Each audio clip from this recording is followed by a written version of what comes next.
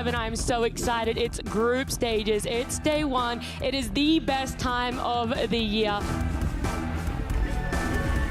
It's Slark, he's in though, he's onto Arteezy. BK beat up his Quid, but he's dying so fast, he's almost dead already, down he goes. The arena not up in time, Static Storm at least might allow him to catch Arteezy here. He's still silenced up, but he's still fighting by, gets the force F off, gets the Sunder now as he continues to eat alive. The rest of Sonics retreating back into their base, but they're gonna throw in the towel. This one's over, Pi.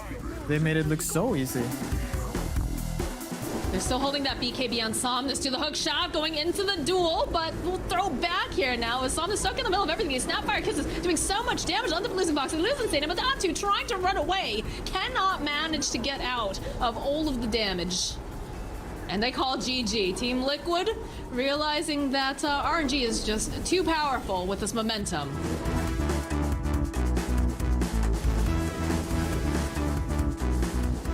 Scardy's going to be pretty huge. Again, though. a toss into a stun.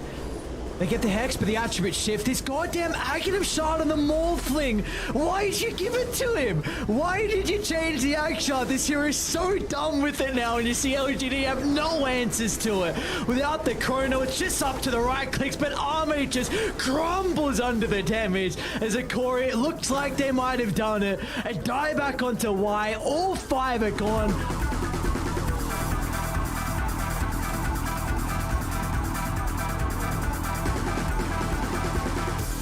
OG could go for the killing blow here if they want to buy back on Invoker. It's you know, a small risk to it, but Boomer forcing this. He's going to need it. Amar's in with a 3-man stun. They've killed off Yopaj.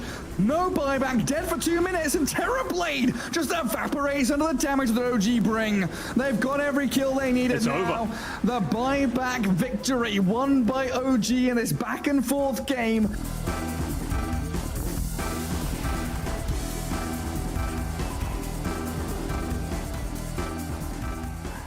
How on earth can they hold from this position?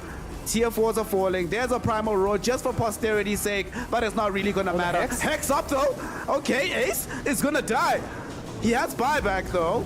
Soneko dies as well. Here comes Diraicho inside of the fountain. Tahak is gonna die. Diraicho, fountain farming them. He gets a triple kill. Doesn't even lose half of his HP in the process. And with all of Bedboom being dead, all their hopes being shattered, they will throw in the towel, call GG, and grant Gaming Gladiators the win in game number 2. But can they even kill him the first time becomes the question with the haster, and he's off and away, and he's going to be able to turn and fight. In fact, Rezo, he's being dismembered. Chrysalis trying to fight through this one. They do drop the Doom here onto Picaz as they get through the Lincoln Sphere. Chrysalis now on the Rickham. I think it catches 4 heroes, all 5 even. The fight's been split. Nisha's starting to tear him apart. Zayt's as well, the 2-man Echo, but they're going to lose Chrysalis. Nisha is all out of remnants here, and that was only the first life for Dark Mago. He's doing what he can from the side, but it's just not enough, and they cancel his TP with the bolt. Picaz now has Blink, has Heart, has Dismember, and it's still a full wipe for as well as that fight looked for Secret Thunder. Will clean up all 5. Doing an excellent job of just dodging. They do have the sentry over here on the side. Oh, a little bit of a click, revealing that they know that Yatro's there. A little bit of a split fight here as Yatro is separated, so the Aegis will go down. DJ, though, next to fall. Exorcism getting popped immediately over here on Jebs. BKB from Raven. Nice arena coming through from Collapse, but it's not going to be enough to keep Yatro alive as he just absolutely melts. Collapse realizing he's got to get out of here. He's got to get out of here fast. He cannot do it. The Dream Coil gets used. He is going to fall.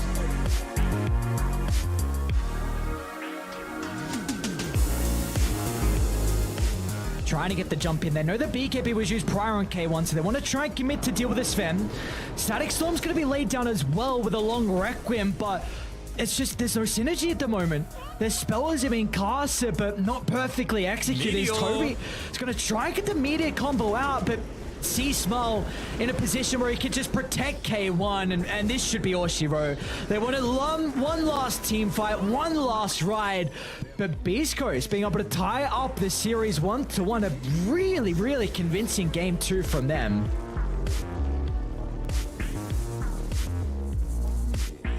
Because I'm guessing they'll just go throne here, right? Yeah. Looks like it. LGD Putting Ooh, the he's going wave in for there. the He's creeps. Two more almost creeps. nuked the wave, and the coil is going to connect Side, though. onto 3. Oh, but he's been caught. And Hex, he has Aegis, though, but no buyback. This is almost truly it for LGD here. 2 seconds to respawn, but Oh, the chrono beautiful. awaits him. Arteezy mercilessly makes the jump, and even though I think there was an Andis active in there, hold on, he's still alive. Can he get out? No. Creeps, though, are about to kick in this back door as Ame makes the jump in. Okay, that might be something onto Arteezy. The Chain Frost but falls in with the BKB, and he's caught Ame with this one. Arteezy back into the fight. Chain Frost bouncing around, but not doing enough. Ame throws his body on the line, trying to stop this game from ending, but EG, it's just a bit too much. Arteezy now with the chrono in the fountain, and that's all 5 dead, and that's GG. Well played.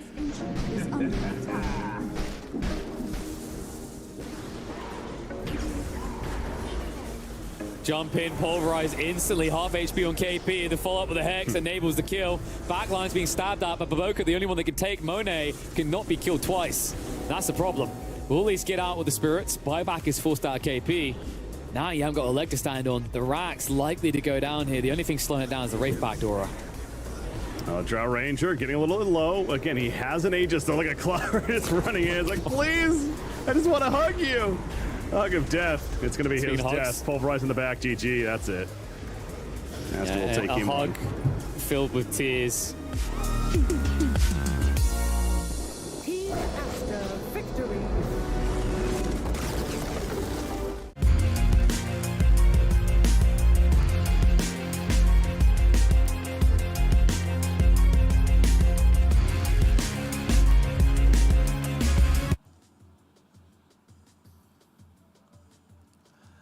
Welcome one and all. We are back here at the International 11. We continue the group stages to try and see who gets the top 4 slots for the upper bracket, the bottom 4 slots for the lower bracket, and the bottom 2 points for elimination. Because it is day 2, we of course are going to be kicking things into high gear with an incredibly exciting series to start the day with Team Aster taking on the side of TSM. TSM sort of like a mid-bracket team. TSM so far ascendant in the group, but that was just day 1. Day 2, we've seen so many times in the history of TI that things just shake up once we get deeper into the tournament run. My name is Snare, and I'm going to be joined yet again by the king, the God King, in fact, of Australian Dota. Fluke, my man, what's happening? How are you feeling this? It's not morning for you anymore. Let's not talk about it. Yeah. But how are you feeling, fam?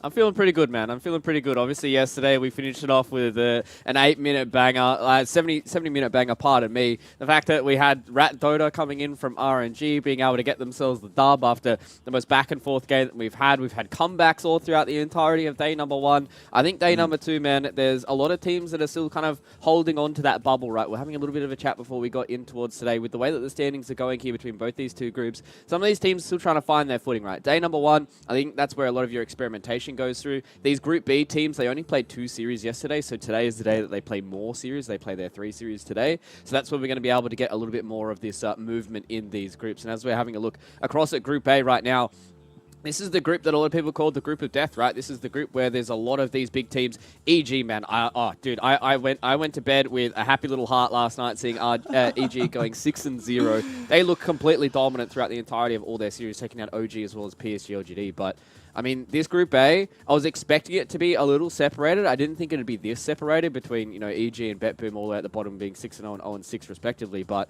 I mean, there's still a lot of Dota to be played now. I think that's the biggest thing for a lot of these teams here in Group A. There's still a lot of Dota to be played. There's a ton of Dota to be played. The only big surprise, I think, at this stage after day 1 is the position of PSG LGD all the way at the bottom in a lower bracket berth, and honestly, not that far off from an elimination situation. But now as we're looking towards Group B, as you were mentioning earlier, this is where things are a lot more closely, tightly packed. Look how beautiful this distribution is. It's just...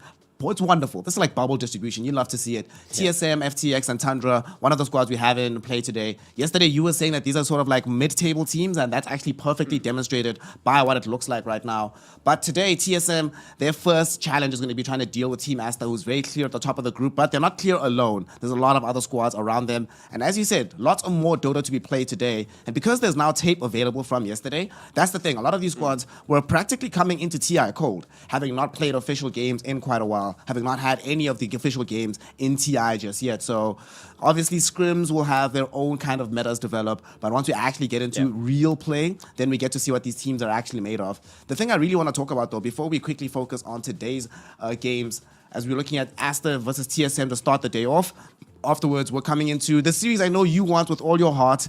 Bleed Blue on EG versus the Blue Horses on Liquid. This is... If Fluke goes mad, if he like dies from excitement, you know exactly what it is. Afterwards, Team Spirit versus Thunder, EG Hokori, and then Secret and Tundra to round out the day. So tell me, why is that matchup so exciting, the EG versus Team Liquid situation that we have coming up tonight?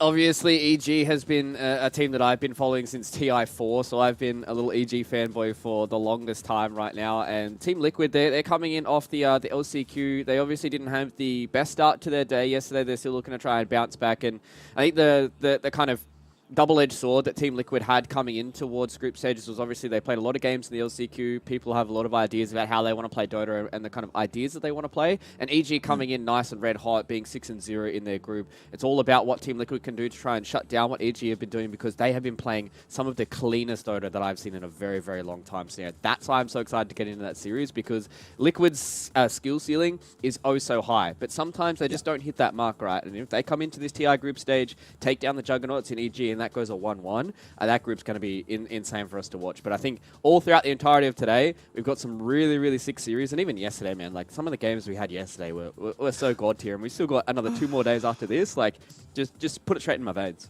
Yep.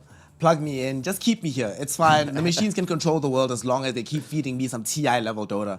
The way we saw it yesterday, of course, we did have also a lot of comebacks. One of the real talking points after yesterday's games was just the lack of ability in terms of closing out games.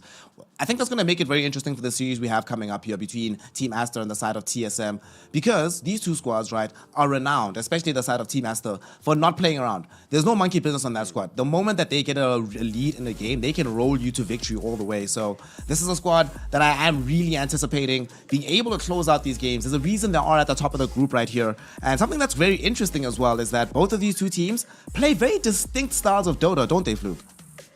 Yeah, they do. I've been having a look back at some of the drafts and some of the games that we've had between both these two teams right now. And Aster, obviously, you look across the entirety of their roster, right? They have some of the biggest names coming out of Chinese Dota as well. We saw how much damage Ori's able to do in towards that mid lane. Baboka has been one of the best position fours for, you know, kind of the entirety of his career. And these guys are doing a lot of good work. They really like to try and have Monet on these hard carries, things like his Morphling, his Drow Ranger that's been floating through. So Team Aster, they've got this very kind of straightforward style that they like to play. Whereas on the other side of things, TSM, they've really got this differing kind of style, right? We've seen that Briar was playing a mid Marcy yesterday. Tomato's been the one that's been, you know, kind of playing some of these off carries when Briar picks up things like the Shadow Fiend. I feel like TSM so far, from what we've seen from their 2 matches yesterday, that they're still trying to experiment a little bit, right? I think Saberlight hasn't played the same hero twice far. He's played a lot of these differing kind of roles, whereas Dubu is starting to lean towards things like these team fighters. He's got his Warlock now that he's picked twice. Fortunately, it's only gone 1-1 so far, but TSM are definitely coming in with a different idea than what we've seen from Team Aster, and I'm excited to see how these two teams do clash, because from what I've seen so far in their drafts, there's only 2 heroes that have actually overlapped between both of them, and it's been the Brewmaster and it's been the Morphling. And those 2 heroes are obviously starting to get a lot more priority in the Brewmaster, whereas Morphling has just been one of those kind of carry heroes that we've seen a whole boatload of. So I think this draft is going to be very, very exciting for us to get into, to see what these teams are coming into day number 2, about what their prioritizations are going to be and what they think the meta is going to start to develop like. The one thing I do think they do share in terms of how they approach the game generally between TSM and the side of Team Aster is usually the sites where they dominate the game does come from the 3-4 position. Saberlight and Moon Meander on the one side, XXX and Baboka on the other. This is a clash for the ages here, Fluke, and let's get into it. We've got a draft on our hands. With these teams, let's just keep it 100, right? You cannot allow either of these teams to ever play Enigma. Anybody at TI, don't allow it. First ban it every single game. I don't care what's in the draft. Leave the Morphling, it's fine. Leave the Shadow Fiend. You can deal with these things. But dealing with the Saberlight Enigma or an XXX Enigma, just a recipe for disaster. So now we are going to be anticipating either the Marcy ban or the Marcy pick from Aster. That's actually smart. So remember yesterday when we were talking about this Leshrac hero and about how these Chinese teams play the Leshrac, generally speaking, with a battery and a save simultaneously, usually the IO. The reason it always has been that way for quite a while is because of Team Aster. Back when Lanem was still playing rather than just simply coaching, he used to pick this up all the time, and it used to look so good. And at the same time, whilst Ori was at Vici Gaming, they would also steal this Leshrac strat and look amazing with it. So that's actually a very keen ban from the side of TSM here to understand exactly what's one of Team Aster's historically, not just at this tournament, strongest heroes. Yeah, and so far Leshrac has been the most picked hero with 20 games being played on the Leshrac, 50% win rate, so it hasn't been overly broken so far, but the way that these Chinese teams do really kind of utilize it. So now the response is going to be the Shadow Fiend and the Clockwork. That's why I kind of like this Leshrac ban. Shadow Fiend can kind of run into some issues towards the mid-game, being able to try and kill the Leshrac. You know, we've seen a lot of these item builds where he builds a lot of armor. The Yule Scepter can be quite annoying for the Shadow Fiend to deal with because you want to try and get a lot of this physical damage burst going in towards the Leshrac. So having this Leshrac being banned now just kind of gives this this Shadow Fiend a little bit of an easier time. I also like the Clockwork as well. We've been seeing a lot of Clockwork throughout the entirety of the group stages. This hero kind of just alleviates a bit of pressure for you because you've always got this constant initiation, always able to win the vision game with it, and it's such a very strong laner as well. Puts a lot of pressure onto some of these position ones, whereas typically what we've seen from these teams that get the first pick, their second or their 8th pick as they come out of this first phase of drafting is generally going to be your carry, and then you try and cover it with a few of these bans, whereas Clockwork kind of saves you some of those bans, right? Because there's going to be a lot of these position 1 carries that really just don't want to deal with the Clockwork. Yeah. The interesting question is going to be here, do they go for the Morphling straight into the AA ban? But no, they go back for this Draw Ranger. You were bringing it up earlier that Team Aster, this is a hero that he'll play often for Monet, the Draw Ranger. 100% win rate so far, as you were saying, so not surprised too much to see this emerge here. Also, they know that if you're going to be playing with a Clockwork in the game, it's probably going to be a very annoying lane to deal with. You certainly do not want to have a melee carry in that lane. Makes sense why you go for the Draw in this situation. Yeah, I like the Drow as a response to the Shadow Fiend as well. Another one of those heroes that is able to outrange the Shadow Fiend. You're able to build in towards the BKB, so you don't have to worry about the Requiem. Natural 4-staff builder as well with the Hurricane Pike, so you don't have to worry about the Clockwork.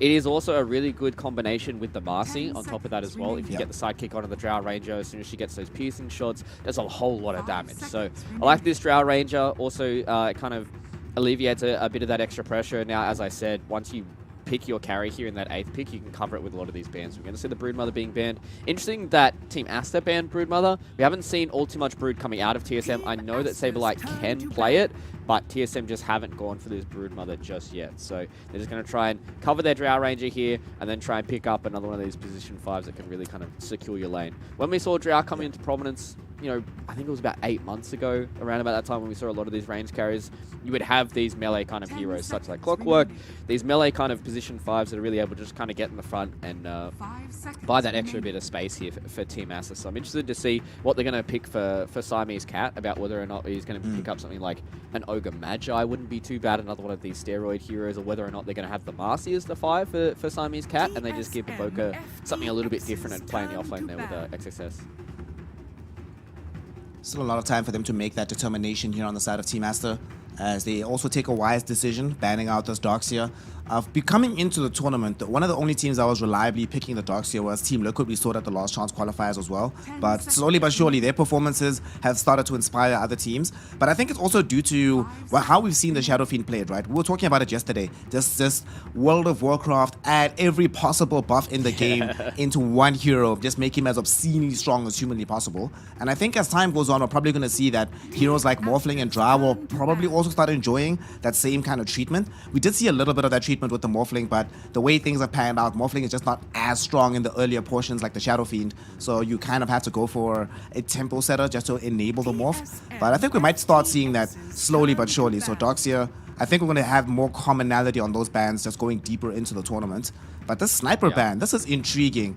Looks like they are afraid of the dual greed of having like Brow Shadow Fiend, Tomato Sniper, or vice versa. Haven't actually seen a drop with Sniper and Shadow Fiend together in quite some time, if I'm honest, so I'm not entirely sure how it would work, especially in terms of farm distribution, but looks like Team Aster just rather not deal with it, and honestly, seeing some of the Sniper games this tournament, I get it. Yeah, I understand it as well. Obviously, Drow's going to have a pretty rough time trying to get on top of the sniper. You don't want to try and put yourself in some of these bad positions. So Team Aster are just kind of covering their bases where, you know, if TSM do just want to pick this Shadow Fiend for Brawl, he can go for more of this kind of magic damage build, and then you can kind of put a lot of your resources in towards the sniper, and he can be your physical kind of damage carry. So that's why I think this Shadow Fiend has been such an issue so far, that he can have these mixed kind of builds, and it is very, very hard for teams to try and play around that because it's more onus on the Shadow Fiend player. So they're going to pick up Moon Meander's Dark Willow here. I like when they pick up these heroes that Moon can not quote-unquote carry on, but do a lot of work on, right? Like we saw his Hoodwink yesterday, where he was able to do a whole boatload of damage. Dark Willow falls in that same kind of category for me. You can kind of link it up with any of these heroes. I'd be looking towards a Mars right now, is what TSM are definitely trying to set themselves up for. Dark Willow Mars, amazing combination. Does really well against the Drow Ranger as well. Put up that Arena of Blood, and if the Drow doesn't get caught in it, hey, she can't shoot in or out of it. So I think Team Aster right now are just trying to figure out how their lane's going to work if they want to try and snipe the Mars for themselves right now. XSS loves playing that Mars. They've played it a couple of times in this tournament so far and denied that pick coming in from TSM, or whether or not this is just going to be 2 picks that are able to set up to try and deal with the Mars, because there's no one dying right now. You've already got a Drow Ranger who's going to do relatively okay in the lane, but you want to try and have another one of these heroes that can deal with it. Last time they played the Drow Ranger, they had Snapfire and Jakiro as their 2 supports, so I wouldn't hate to see a Jakiro coming in here from Team Aster for Siamese Cat, just kind of put that extra bit of pressure on this lane as well, and just have a way of dealing with the Shadow Realm as well. Wouldn't be too bad here for Team Aster. Any kind of AoE control versus both Clockwork and the Dark Willow, very, very important, quite good. And Jakiro, one of the best in the business at that. Landem is taking his time on this one. Really, really thinking about it. So what's going to be the option? Okay, they come back for the XXX Visage. Well, this is the El Clerico, right? Drow Visage. This is a TI special going back. Yeah. Literally back to like TI4 is when we started first seeing this emerging, when Na'Vi and Cloud9 were cheesing everybody with this stuff. So, like seeing it here, I like seeing it as well with the Sven. We've seen the support Sven already. I think this is going to be most likely the Siamese Cat hero. Very unlikely that Monet plays this. So, we've already seen the success of this past 5 Sven in the last couple of days already. Going to be also quite good at beefing up the familiars. Just like a lot of stuff happening at you right now from the side of Team Aster. Just once they get there, hit their timings, it's just go, go, go, go, go, go, go. Pretty much no breaks on this train. So... we only saw the 1 win yesterday from Visage after, what was it? It was 5-1. I think he played like 6 games, and I saw his win rate just before. I think he has like a 14% win rate. He has the worst win rate out of... Yeah, he's 1-6 right now on Visage. Whew. So, I mean, it doesn't look that good. They're going to pick up the Mars here for TSM. Pretty obvious how they wanted to go there. Is also good up against the Visage, just because you're able to kind of deal with it with the birds and the Visage in and of itself. They're going to have some damage issues, though, here for TSM. I really feel like Bryle is going to have to go for this magic damage build, because we've seen what the Sven Aghanim Shard can do. It's a whole boatload of armor, just be able to go in. The Gravekeeper's Cloak is going to be very, very hard for them to deal with, and all the Kaiden that comes in from the Drow. So TSM, I want to see them try and get a very heavy physical damage core that can come in here for Tomato and kind of play that way, and they just put Bryle as these Shadow Fiend that's able to, you know, go things like the Arcane Blink, the BKB, go for the Hex, and go for these kind of like the magic damage build that we've seen a few times come out of these Shadow Fiends. So that's why I like Team Aster banning out something like the Pudge. I think that would have been a really good hero for them, a beefy hero that is hard for Team Aster to deal with, naturally builds into the Blink, BKB, gets on top of the Drow, bites her up. And once that Aghanim Scepter is up as well, it's going to be very, very hard for Aster to deal with that. So last question is what are we going to be banning here for Ori? What's kind of an Ori hero that would work really well for them? It's another hero that kind of gives them a little bit of ball. I wouldn't hate to see a Puck. I think Puck would be relatively okay. So if TSM are able to get rid of the Templar Assassin plus the Puck, that gives them a little bit of extra team fight. They are lacking a little bit of lockdown here. They have the Rebound and the Stormhammer, but that's basically about it for them. So if they pick a hero for TSM that is a little bit more slippery, a little bit harder to deal with, then they might have some issues lacking a bit of lockdown here for Aster. I would also like a hero that can get himself out of the Mars arena as well, so I think Puck is a very decent shout in that regard. Yeah. Maybe they go for like Void Spirit or Ember Spirit. Void Spirit has felt a little bit underwhelming as well. He's like 2-2, 50% win rate, so not super bad, but I would definitely like to see them pick something that has a bit more dynamism. Yesterday we saw the impact that Ember Spirit can have, right, by both your Page as well as Somnus. That hero is 4-4, so also 50%, but Honestly, yeah, something. I think it's one or two things, right? Either a hero like that bounce forward, doesn't get caught by the Mars Arena, can just really help elevate the tempo of the side of Team Aster, or it's another hero that deals out physical damage, a more anchor style of role, and then that's the hero that they push on their timings with. Because right now, I don't think they actually want to utilize any of the primary timings on either Drow or the Visage. So whatever the Ori hero is going to dictate how Team Aster play this game. TSM, what are they going to ban here? 20 seconds remaining. What else has Ori played? He hasn't played his DKs, his DPs just yet, I don't think, this tournament. So he's still actually having fun. Zeus, okay. They ban out the Zeus. Okay. I mean, tons of magic damages are very difficult to deal with. I'm not sure they would have gone for Zeus, to be fair, though. Feels like a dangerous game for Zeus, right? Into Clockwork and Mars.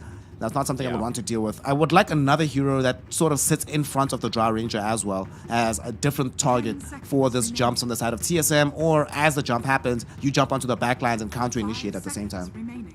Yeah, I definitely feel like the DP is a pretty fair shout. I think that's a pretty good hero to be picked up right now. Saberlight had a pretty strong showing on that yesterday, so they pick something. They're just going to go for the puck here. Okay, so Team Aster, they just wanted that little bit of extra lockdown. They just wanted that little bit of extra team fight ability. That's why, you know, maybe they were leaning further away from things like the Dragonite or the Death Prophet. It's just now they've got the Dream Coil. They've got a pretty straightforward way of trying to kill this Shadow Fiend. It's going to have a pretty good lane as well, and Ori has been one of those standout puck players. Puck, though, is sitting at 4 and 5, so hasn't really had the best performance so far, but we've seen what a late game puck can do, especially with the extra added bonuses coming in from the marksmanship aura. So now TSM, what do they need here for Tomato? They've played Ursa a couple of times. That might feel a little bit awkward into the Drow Ranger. They could try and pick up a Slark for themselves. Spectre! Tiny. Oh, whoa! Tiny. Okay. So mid-Tiny? Or is it mid-Mars here? That's going to end up being the situation. Don't know just yet. I think they're still deciding. All right, Tomato Shadow Fiend. So it's going to be the safe lane SF. And then they're talking about who goes mid. But it should be the Tiny that goes mid. And indeed, Saberlight will snag up his Mars. Tiny is going to go mid for Bryle. We haven't seen as much mid-Tiny here. However, there was a portion in time where we started to see people just straight up picking the Tiny into the puck and being like, sweet. Yeah. Here we go. This is like our counter pick kind of situation. How do we feel about this? Do you like seeing it, this last pick, Bryle Tiny middle? It hasn't enjoyed that much success when it's been played in other roles except for quite some time now, but we still do see it busted out every now and then. We saw it in the last chance qualifiers quite a bit. I think the best game we saw from it was Thompson on T1. That's some game he just went like absolutely ham on this Tiny. Do you like it though here for TSM? Does it draw their draft together in a way that you prefer, or do you prefer this monstrous pace being set by the side of Team Aster?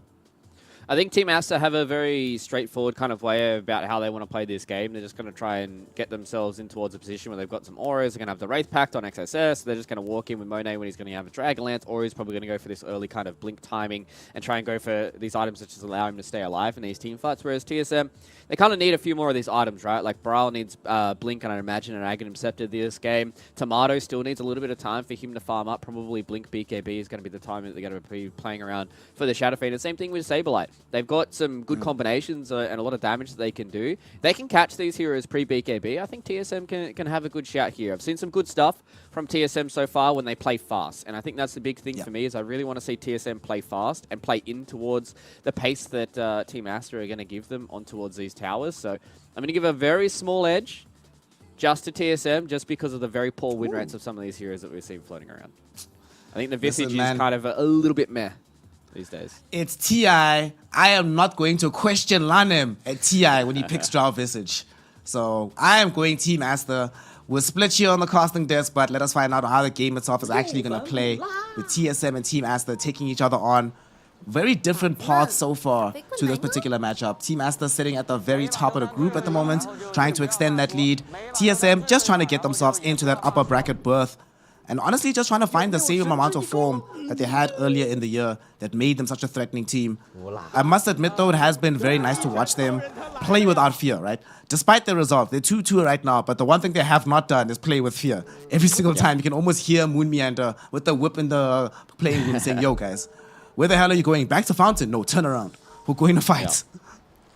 And that's what I like when I see this this TSM roster when they're playing with pace, right? When they're just constantly just running around the map. Saberlight and Moon Meander, when they get together and able to just kind of run at some of the members they've been playing against, so that's when they look the best. So if they get an early Blink Dagger on Saberlight, if they get an early Blink Dagger here on Bryle, they're going to have a lot of kill threat. But that's why Aster are putting themselves in a position now where if they can get a first blood here, if they're able to take down somebody like Tomato or even Saberlight, push them back a little bit in these lanes, they should have a good way of getting it done. I think the laning phase is going to be an interesting one. The Drow into the Mars lane is generally Drow favored, but I think the Dark Willow offsets that a little bit because Bramble Maze has been one of those spells that it's relatively easy to dodge in theory, right? You say, all right, you just don't walk on the circles, but everybody knows that sometimes the pathing in Dota can be a little bit whack. You click on a tree, you click on something else that's a little bit out of the way, and you get caught in a bramble. So TSM have some good ideas here to try and win their lane. Speaking of brambles, they get dropped down in the river here. Saberlight actually in a little bit of danger. Siamese Cat opened up on him with the Storm Hammer. Some additional damage from Ori. They really want this first blood. Is Ori going to be able to get it? Couple more right clicks. Ori, no! 5 HP. Ooh, that was close. That was close. It will bounce Saberlight all the way back home. He will have to TP himself out. Damn, they did so much damage, it DC'd him from the game, but they weren't able to actually kill him. You don't know why he lived? Because he bought a Wraith Band. That 2 extra armor was the reason why he lived there. So, pretty big brain there from the Saber Chad. He has always been one of those players that's done a little bit of interesting stuff, especially on his Mars. I remember watching his stream with the Mars Masterclass, trying to hit the Spear Arena combo. So, I'm interested to see how he looks in this game. So hopefully he's able to get back into it. This Mars versus Puck lane has been one of those lanes, as you said, that has been the response a lot of the time when you see Pucks. So the Tiny's just got the naturally high base damage. Ori on the Puck unfortunately doesn't have that much armor, so if these trees start going in towards his head, you can just see how annoying it is already for Ori. He's got 2 right clicks and he's about half HP, whereas Bryle, he's going to be able to just easily deny and easily do a whole lot of damage in this lane. So should be a relatively okay mid lane here for TSM. Yeah, it'll be fine. They're not going to really experience too many struggles. Down bottom, we see Tomato. This is a lane I would not want my greatest enemy to be playing into. Visage with Marcy. Jeez. Tomato should be able to farm. That's one of the primary strengths of this SF hero, right? One of the reasons we keep seeing him, especially so early in the drafts, is because of how much he can do in the laning phase. Almost had Moon Meander drop in the top lane, but he's fine. I say that, but he shows again. Siamese Cat does have Storm Hammer. Also has enough mana to cast it if he eats his mango.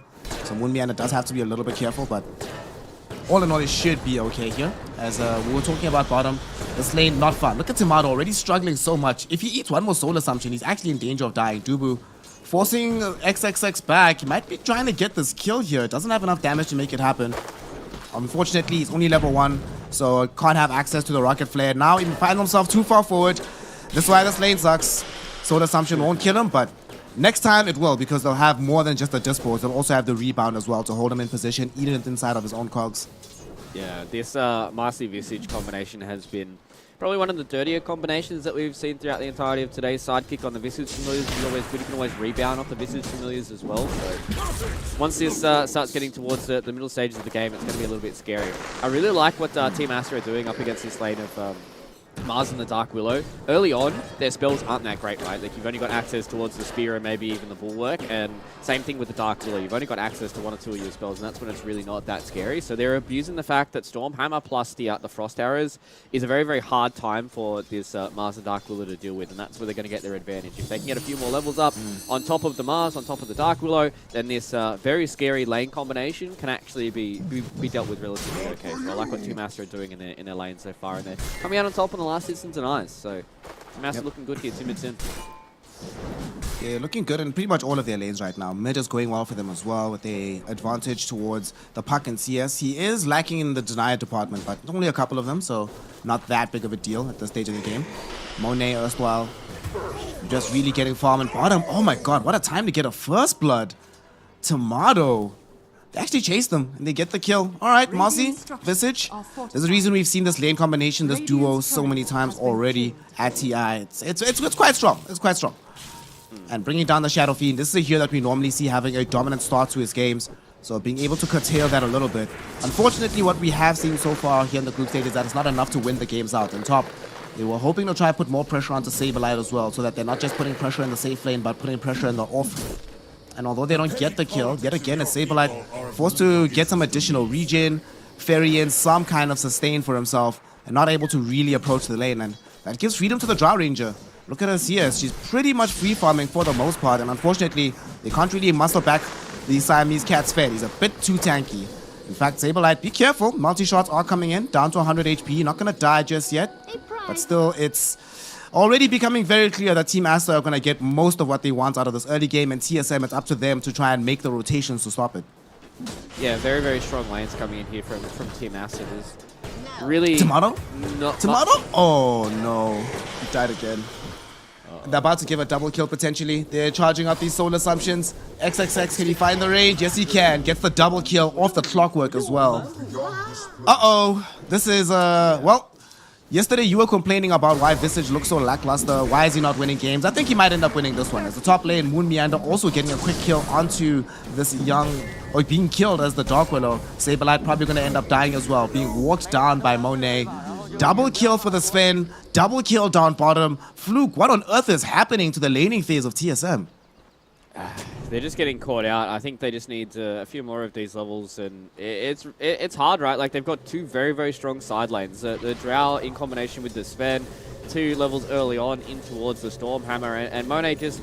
This is the reason why you pick these kind of tanky position 5s when you have a Drow Ranger, right? If the Drow Ranger is completely untouched, doesn't do anything, at least they're maybe going to get something back. Okay, so Tamana's able to at least get one back there onto Baboka, but these lanes are just so strong that come in from Team Aster, and it's very, very hard for TSM without levels to try and contest these lanes, and that's where like TSM's really just hoping they have a good mid game.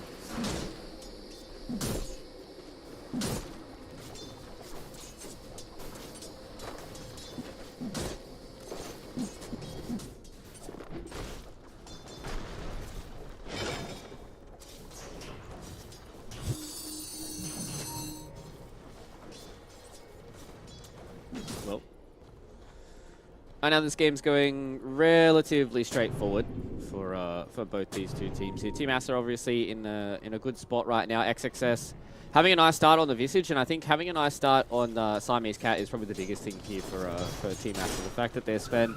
Usually when we see these weird kind of position 5s, it's very hard for us to get them into a good position because they need, you know, a lot of levels to try and be scary, right? Like, you need this Sven to have a lot of levels in that Warcry, to have a lot of levels in that Stormhammer as well. So now that he's gotten to a point where it's 6 minutes in, he's level 4, getting ever closer to that level 5, you're pretty happy if you're Team Aster, just because you're going to be able to transition quite easily towards that mid game. I'm wondering firstly where the puck is going to make his first big rotation. He's about to crack level 7 quite soon, and bottom, we see with the double damage rune, Dubu trying to put aggression onto Baboka. Unfortunately for him, he very quickly is reminded about the lane partner here as he loses most of his HP to XXX. If XXX was 1 level higher and had access to the familiars, it would have been a rough go down in this bottom lane. But he ends up surviving, as on top, they are slowly but surely starting to find a few more levels for Saberlight. He's not exactly where he wants to be just yet, still behind the Drow Ranger by pretty much every metric, but has also gotten to a point where he's not liable to die at all anymore, as boots are being couriered in. That'll allow him to move around the Sven without too much difficulty for himself. Speaking of Sven, throws in the Stormhammer onto the Dank Willow, not able to get the kill because Saberlight threw back the Spear of Mars. And down bottom, what's scary here, Fluke? XXX is about to crack 6. About to get these familiars going. Then at that point, you just jump onto Dubu, and exactly as I say it, it happens. They go onto the clockwork, they bring him down in a hurry. XXX wastes no moment unleashing his strength on this bottom lane, as Ori has now made his first rotation. Dreamcoil committed to the top side of the map with the multi-shot coming in from Monet. And Saberlight is a chunky boy, but nobody's this chunky, as Ori is allowed to take the last hit to vindicate his movements to the top lane. Team Aster just dominant on all parts of the map right now here, Fluke. TSM need to refine a response, and they need to find it fast. Yeah, you can see that's what Brawl and Dubu, they want to get this smoke up. They want to see if they can get some kills here. The action rune's about to spawn as well for 8 minutes. Let's see TSM win the 50-50. Unfortunately, they don't. It's going to go into the hands here of Aureus. It's going to be illusion rune, so it's not the end of the world. But you know, it's something that we haven't really talked about was this Puck versus Tiny Lane. They both kind of traded farm, but the first rotation comes out from Ori, and going towards one of these side lanes that are already winning puts you in a good spot. 3k net worth here at 8 minutes in. It's going to be hard for Team Aster to falter at this point. Bryle. We're gonna go bottom. Dubu's in a lot of danger here. They're trying to go for this rotation. XXX drops down. The familiar drops to stun up the approach of Bryle, so they can't even find a revenge. Actually, Baboka saved that entire fight because he broke the smoke in the river when they were trying to check for the runes, so he knew the clockwork was coming. Could warn XXX in advance, be prepared for this, make sure the familiars are nearby when I go for this engagement. They're not done just yet. Bryle's been scouted now. They don't have any more drops, however, they do have Ori in this bottom lane. Top lane, Saberlight taking a lot of damage. Couple of right clicks, will it be enough to kill? Yes, it will. At the same time, they're also going for Bryle with the Ori Dream Coil initiation. So they found 2 cores. They might be able to find 3 as we go back to the top lane. Tomato tanking right click damage coming in from the Drow Ranger. Chased underneath the tier 1 tower. Siamese Cat will tank the tower hits. Won't even die for his efforts, as all 3 cores die in all 3 lanes. Fluke. This is not in the script. I didn't see this happening today. Team Aster. What did they have for breakfast, man? This is another kind of performance coming in from them. Yeah, it kind of feels like they're just playing a little bit cleaner than what TSM were. In that last kind of engagement towards bottom, you can see when Bryle, pardon me, made the rotation towards bottom, he wanted to kill XXS. Like, you can understand that he didn't want to try and commit everything to try and just kill Marcy there. He wanted to get the Visage, and they walked around the corner. XXS, beautiful positioning of the birds, dropped them down on his head, and they couldn't really do much. And then they just understand that they don't really have to worry about cooldowns. The only real cooldown they have to worry about is the Dream Coil. So if Ori has that in his back pocket, they're going to walk around and they're going to get some kills. And I think at this point, TSM, they have to try and find a good way for them to get one of these team fights going, and this is not the way you want to start it. Especially not with Ori having Dream Coil back online once again. They don't even need to commit it to kill Tomato. In fact, they might use it to kill Bryle, as he's been caught in with this rebound in this mid lane. They let him go. Moon Meander buys space and time with the Dark Willow Bramble Mazes. But nonetheless, Team Aster just keeping the pressure out onto TSM in every measure possible. With this death on Tomato, I'm not sure they can pressure the full tower, but they do have a Sea Dragon Wave, can put some damage onto it. This is starting to get a little bit scary. And I'm looking at these net worths. You know what I see here? I see this Visage, XXX Visage, very far on top. And now these 2 supports trying to chase down Moon Meander, go into the Shadow Realm to survive. And I think you should be able to get close to the tier 2, but the question is, will there be reinforcements because they dispose him back? Ori shows up as well. So it's not just a 2-hero gank squad. Ori's like, well, if I can't kill the tower, I might as well kill a hero. As he goes to that top lane. They're going to steal the stack as well. Yeah. Feels bad. This is just depressing coming in from TSM. It's not the way that you wanted to start your day number 2 here.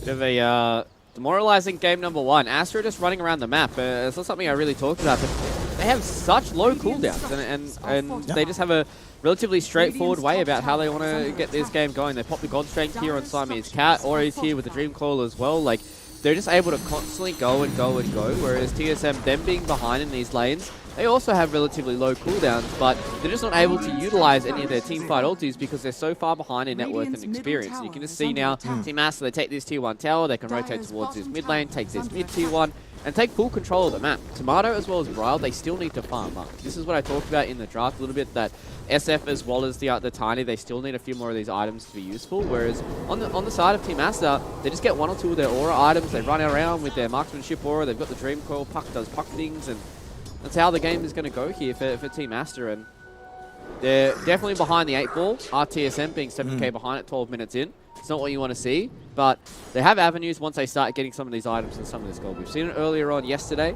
with how Shadow Fiend's able to come back into these games once he gets that BKB, once he starts getting a few more of these items. But Team Aster this time around, they're able to take towers extremely fast and be able to take Roshan as well. So Team Aster, they're not going to take their foot off the pedal just yet. And as to buttress that point, they just smoked up in the jungle already. Ori and Siamese Cat hunting for Tomato. He's right in front of them, farming a camp, but he's a little bit too safe. I'm not sure they want to go on him. Ori goes high ground, and he sees and breaks the smoke on everybody who is low. He will be able to immediately escape to his side of the map, and they really want to chase him down. Saberlight catches him though with the arena. The spear as well was there to connect, and Bryle finds him with the avalanche. That's a pretty huge kill. Moonbeander gets the gold, but Bawoka coming in for some quick revenge to stun him up, and they immediately bring down Saberlight on the other side. Now, who is going to be on the retreat first? TSM, they're caught in behind the tier 1 tower here, but they toss back the Siamese Cat's Fen into the Tomato Requiem. So there's 2 heroes already brought down. Great fear coming in from Moon Meander as well. With the Terrorize, and now trying to put in damage is going to be XXX turning around with his familiars as they brought back with the Sven. As soon as they do, TSM immediately retreat. Moonmeander had access to the 4 Bedlam, but he's like, rather not die in this situation. So a 2-for-2 exchange with a buyback from the side of Team Aster. However, they do get a tier 1 tower out of it. Who wins at the end of this one here, Fluke? Oh, you're definitely feeling a lot better if you're TSM front. Being able to catch that Ori, there was a nice little Arena of Blood there that came in from Saberlight. They got the cute little combination of the toss on the Siamese cat into the Requiem, but now with the Roche starting to open up for Team Aster, this game starts getting a little bit harder. If they were much more even on the net worth, I feel like that teamfight would have been all TSM all day. Massive hook shot that came in from Dubu, caught 2 heroes inside of it, but as soon as the Wraith Pack goes down, you can see that just because they're lacking so much net worth, it's so hard for them to get these kills. It's going back into real life. We have just seen Team Aster claim an Aegis, and now they've killed already Moonmeander. Browse next on the chopping block. He got disposed into the rest of the Team Aster lineup. He wasn't able to get himself away in time. Oh my gosh, that is heartbreaking for TSM. Losing Bryle so soon after losing an Aegis. This is supposed to be the time he's supposed to be finishing the Blink Dagger so that at least once the Aegis expires, you can have some counterplay options. Well, that hurts. Team Aster sort of reasserting themselves after the slight disaster that happened in the previous fight. Yeah, it was a little bit unfortunate there for Bryle. He tumblers toyed forward. I think he was maybe trying to go to the side, maybe trying to help out Moonmeander by tumbler toying in and getting the avalanche, but he got bird stunned instantaneously. So sometimes things like that just don't work out, and sometimes games like this as well, it just feels like everything's going against you, right? Like they are definitely really far behind right now, RTSM. They're doing a good job at trying to find some of these avenues that they can get in. You know, Saberlight always has the Arena of Blood. He's getting closer to his first couple of items. He's going to go for the Wraith Pack here in response to the Wraith Pack coming in from XXS. But, Tomato's able to get towards his BKB. Maybe if Brawl has his Blink Dagger, they're going to have some angles, but Team Aster are playing this perfectly right. They understood.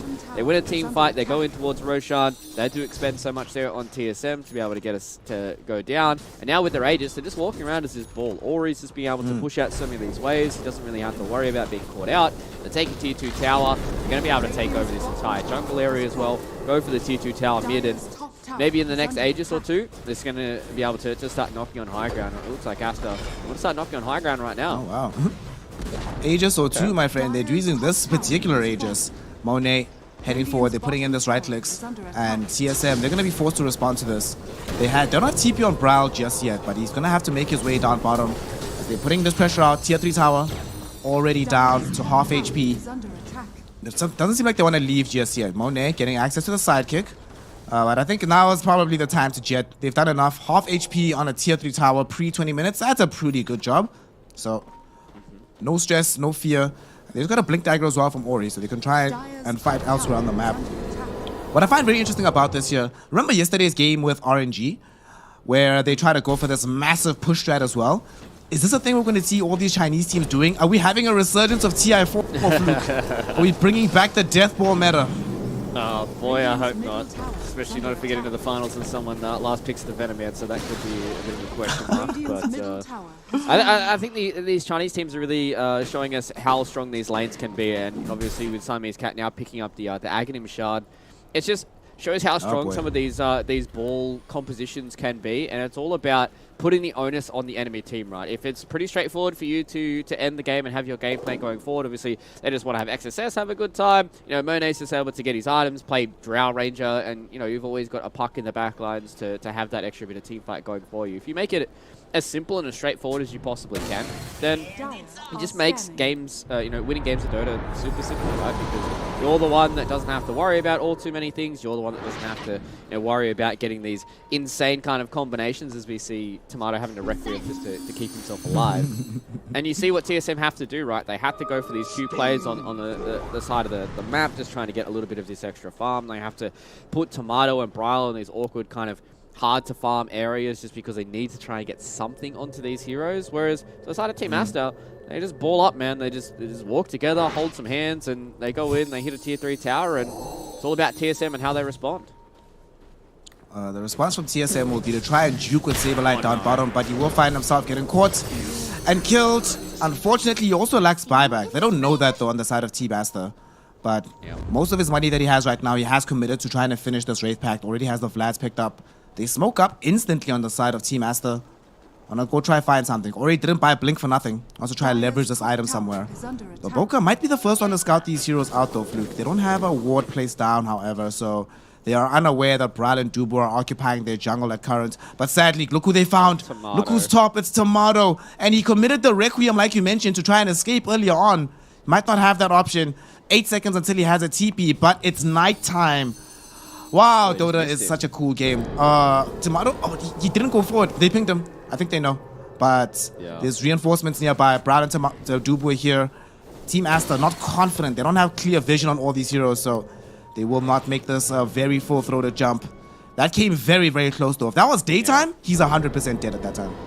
Yeah, you saw Ecosess just tried his best with the Visage Familiars to try and split them up to see if he can find them over the trees. But TSM, they're doing a good job at slowing this game pace down, just really trying to pick apart Team Aster, who are not the most mobile kind of team. You know, they don't have something that is, you know, along the lines of like an Ember Spirit with boots of travel or something along those lines. They kind of have to stick together at this awkward ball and just kind of walk around the map. They are still getting a lot more out of the map than what TSM are, but TSM are doing a good job at just kind of picking them apart, slowing this game down. Tomato's getting close towards that BKB. That might be a timing that they're able to play around with. They can start getting a few more of these levels, a few more of these item timings as well, as long as they don't just lose out on some of these heroes and just give up certain parts of these maps. At the end of the day, as Loda famously said, the game's not over until the Ancient dies, so as long as they can continue to stay in this game, as long as they can continue to accrue a bit of this farm, we've seen what Shadow Fiends can do in the past. And at the end of the day, Aster are the ones that have to go high ground. Going high ground is very, very hard in this current patch. So what we're doing is kind of just waiting and biding our time here for TSM. Just waiting for a few more of these item timers. And I think, you know, Brawl getting this Aghanim Scepter is going to be a big one for them. They've got the BKB now onto Tomato as well. And maybe a few more of these items like the Wraith Pact on Saberlight will be kind of the good way here for TSM to get this fight going. And we saw in the previous couple of fights, they have out-team fought Team Aster at certain parts, so it's surprising it happens again. Oh, Moon. It's time to get some deja vu here, Fluke, because I'm looking at this win probability. Ori just quickly finds Moon Meander. Quick kill. I mean, to be fair, Ori needs a Kaya, man. That stuff doesn't come for free, so shout out to Moon Meander for contributing to the Kaya fund. But yesterday we saw a 96% game being won out by a Shadow Fiend as the game went later and later. We're now at 97% win probability rather, for the side of Team Aster. If yesterday has taught us anything, is that means absolutely nothing. Completely irrelevant. Until the Ancient falls, like you say, this game is still going to continue. And Tomato has reached the BKB point. We've just seen how many times just having BKB on the Shadow Fiend, plus Blink Dagger on the Tiny, plus their newly minted Wraith Pact sitting on this Mars. This game has actually just changed in a very small space of time. So this smoke certainly well subscribed. If they can find an initiation with Brawl, they're looking for the angle. He's the only one not inside of the smoke. But the thing that sucks is that when you're losing a game this hard at this point, your map is so small, you just don't see anything. So it's hard to even know where to go and try and unleash these items, where to try and hit these timings. Because by the time you make your move, it's probably Team Aster that read it entirely.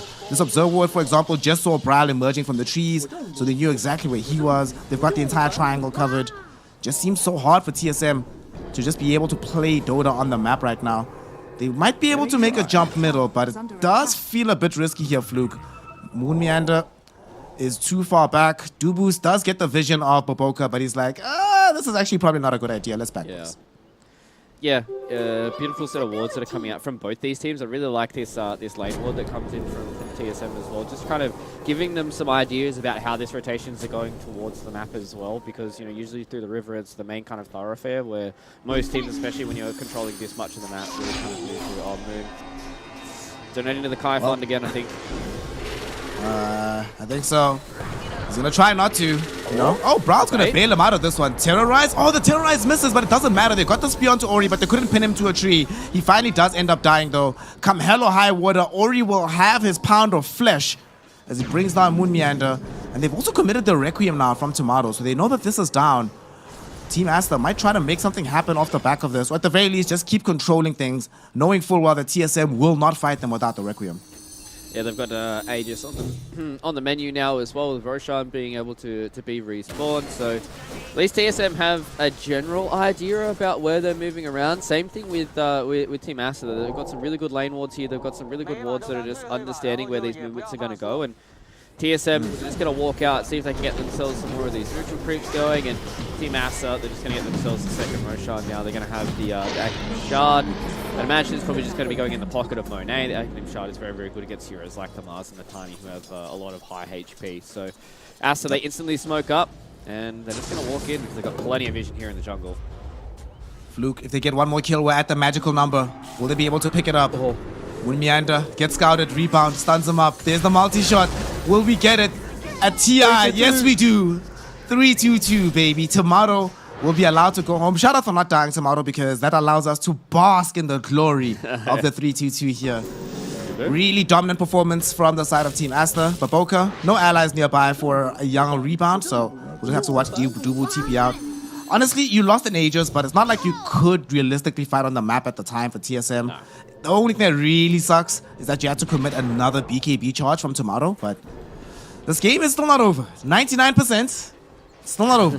That 1% chance means there's still a chance here. The question is, Fluke, what do they need to do to try and achieve that, especially now fighting through the Aegis when we know, like you mentioned earlier, that TSM will have to deal with the push on the high ground once the second Aegis is in Monet's pockets. He has it now.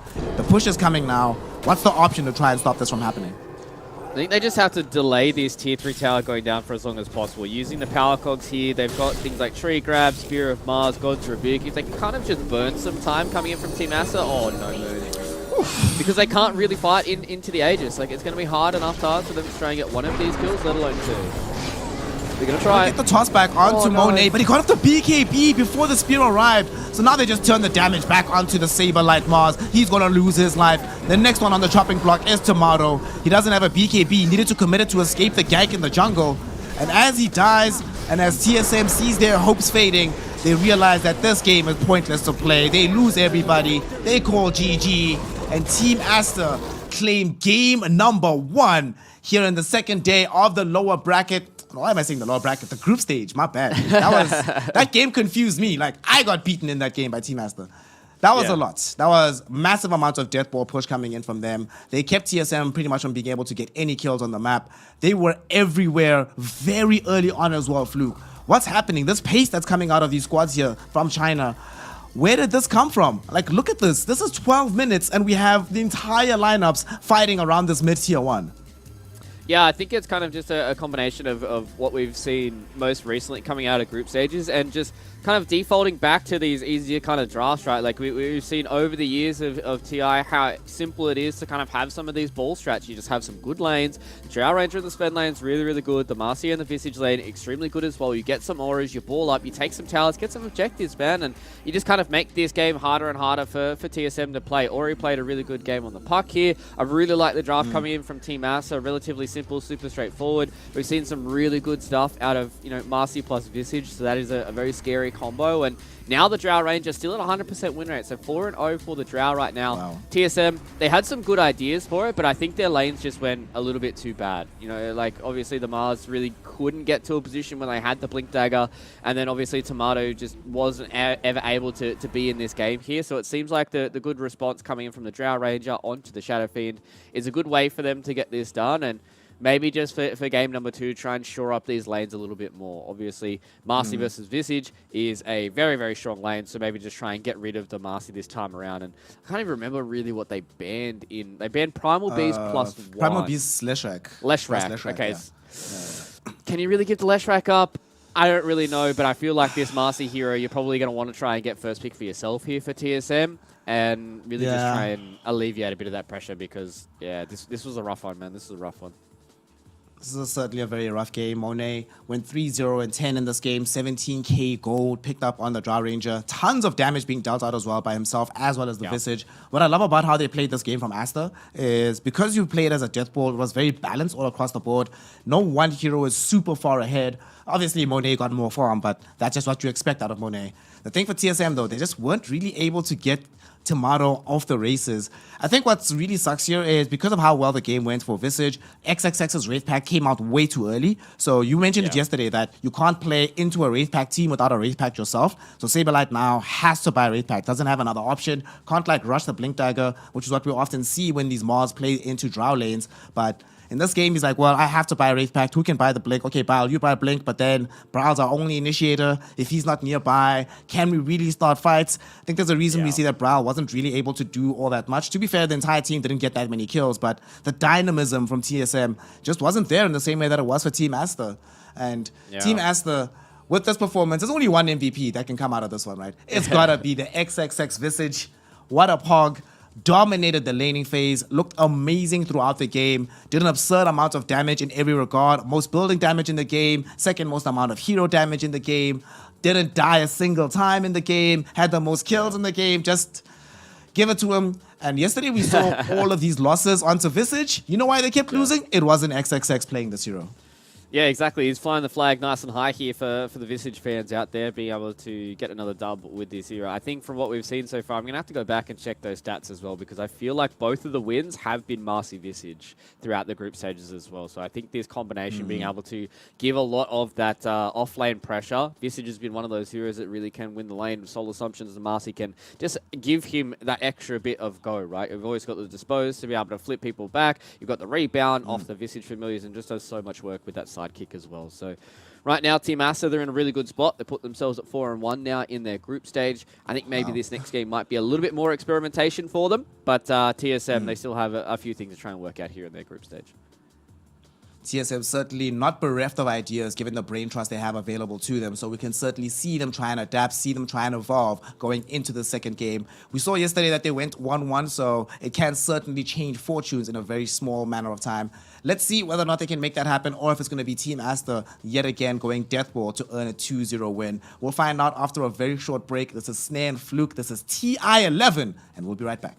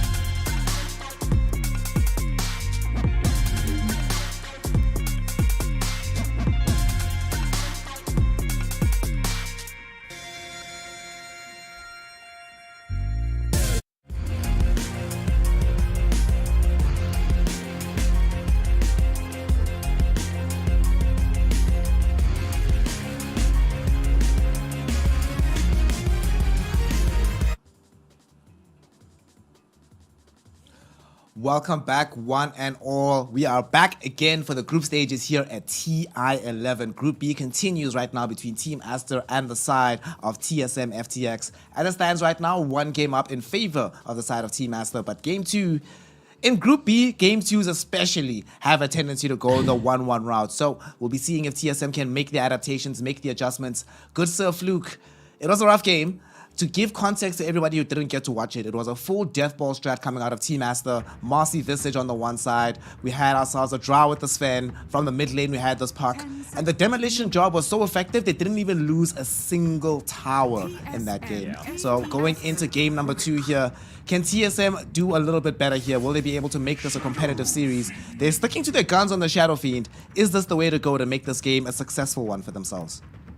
I think they've definitely looked their best when they play their Shadow Fiend as well. Obviously, coming into this, TSM had the priority. This time around, they chose to take Dire away from Team Aster. As something you were telling me here in the break is Team Aster is one of those teams that really just takes control of that Radiant Triangle if we're able to just get that early bit of advantage going, and they just love playing on the Dire side. So TSM understand that. Moon meandered with the big brain, said, all right, let's play Dire this time around. We don't really care about first pick, second pick. You guys can do whatever because we're going to ban Master Primal Beast anyway. So now they have the Shadow Fiend. Now they have the Rubik in response to the Snapfire. The Snapfire Drow Ranger combination has been what they played in their previous series that they played the Drow Ranger for Monet. They had Snapfire and Jakiro in that series as well. I believe that's when they also played XXS on the Broodmother. So you have to be very, very careful about how you play this around here for TSM because your first 2 heroes are very, very spooky. I'd imagine the Visage and the Broodmother are definitely going to be... Oh, they're actually going to ban the Broodmother themselves here for Team Aster. So I was going to say those 2 heroes are definitely going to be in the forefront of your mind here if you're TSM as well as Aster, because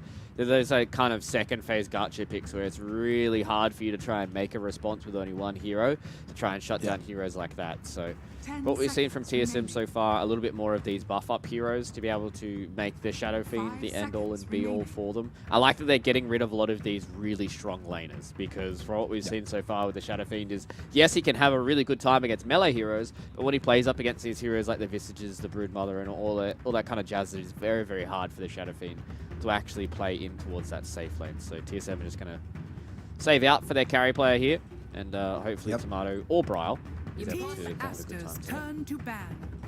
Part of me is also hoping that they actually do put this Shadow Fiend on Bryle. Like, the game that he had the other day was just phenomenal on this hero, so I would like to see a reprisal of that.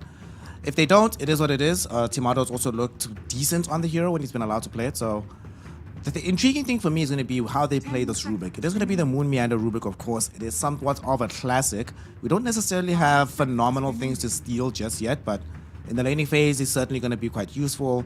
And it's just nice when you're playing up against a lineup that you know is most likely going to push into you with physical damage. Having access to that Fade Bolt does certainly make it a little bit easier to deal with overall. Yeah. And Team Aster, are they going to keep doing this? It seems like whenever they've picked this Drow, they've gone for both the Sniper ban and the Broodmother ban. So every single time, they're just like, we don't want to be outranged by the Sniper, and we don't want to have the ability of this hero to come out of this lane and just like swarm onto the Drow. And honestly, we haven't seen that many heroes coming out of the off lane that have the same obscene amount of catch that Drow Ranger really worries about. We've seen some Marses, didn't really work out in the last game. We saw some Centaurs here and there, but we're not seeing like... We saw like one Spirit Breaker, I think, being played. And I think it was played into similar circumstances, some hero very far back, and you want to be able to reach her. But by and large, Team Aster, I think they've done enough to be able to protect this hero right now with these bans. They definitely have. They put the Drow into a good spot, and that's what we talk about. We're going to talk about for the entirety of the group stages. When you have that first pick, you get your carry hero coming in from that 8th pick, and you're able to just cover it with all of these bans, and that's why you see like the Darkseer as well as the Brood and the Sniper being banned. So TSM, I feel like they just need to ban one of these extra heroes. I wouldn't hate to see them ban the Sven as well. You know, Siamese Cat did a pretty good job on that Sven to be able to be this kind of beefy frontliner. Maybe something along the lines of the Clockwork as well, unless TSM want to play their own clock, because I know Moon Meander is the Rubik player for them. So if they pick Clockwork for themselves here, they're going to be able to have a good initiator up against the Drow Ranger. We saw in that previous game, Dubu was able to do a good job with the hook shots, and also is a little bit of a deny pick for them as well. You're able to find the Snapfire in the background to get the Battery Assault, cancel that Mortimer's Kisses. So what TSM are doing right now, they're figuring out which one of these tanky position 5s they want to try and get rid of. So you get rid of the Enchantress here, and they're going to pick the Beastmaster for themselves. So they're having another one of these aura kind of strats. They've got that extra bit of initiation to be able to catch out the Drow Ranger. And I think this time around, I wouldn't hate to see them pick up the Sven once again. Obviously, the Warcry is very, very good once he gets that Aghanim Scepter. And even the Stormhammer at the start of the game, being able to deal with these boars feels pretty good. You know, Siamese Cat runs in, he throws the Stormhammer out on one of these boars, and what's Saberlight really going to do? It's going to get clicked down by the Drow Ranger as well, and then we've seen what they've been able to do in that lane, so wouldn't hate to see like a Sven +1 here coming in from Team Aster, maybe a Sven plus XSS's hero, a little bit of extra teamfight, a little bit of extra initiation. I wouldn't hate to see that at all. I mean, given that they're probably going to be playing a Wraith Pack buyer for XXX as well anyway, so if you go for the Sven, then you go for even more damage mitigation. So increased armor, damage mitigation from the offlane, yeah, definitely could see it. And he just felt good on the hero, you know, being able to get in front of the Drow Ranger, run interference, knowing full well that even if I die, it's going to take you so much more effort than it would any other 5-position hero. You were mentioning these tanky pass 5s. That's exactly the kind of style you need to be playing, I think. If you can stick with that. What hero did you mention last game? You mentioned the Ogre Magi. I wouldn't be too opposed to seeing that as well in a game like this. So either one of these boys, it's going to be the Sven instead. Sven, Lesh. Okay. I mean, we did see Leshrac banned against them in game number 1. Banned against them for a reason. Ori Leshrac is pretty great. However, this does mean that all the responsibility of starting team fights is going to be coming from XXX. So he will not be playing a hero like Visage, Broodmother, Brewmaster. Well, 2 of those are banned, but what are we thinking? Mars for him, potentially? Just something that has like very low cooldowns, always active on the map. Already combos quite well with both Snapfire and Leshrac, so I think that's probably going to be in the back of their minds right now for Team Aster. Yeah, I definitely feel like I was thinking that maybe Team Aster were going to go Sven plus the Panda, because you talked about these Wraith Pack kind of buys, and then give Ori that kind of initiator kind of role and try and give him some of these heroes, like maybe like a Puck or a Spirit hero for him to play around. But they're going to go for a different route with the Leshrac here. So you're going to go Ancient Apparition for TSM. Morphling hasn't been touched, so... I was thinking the same thing.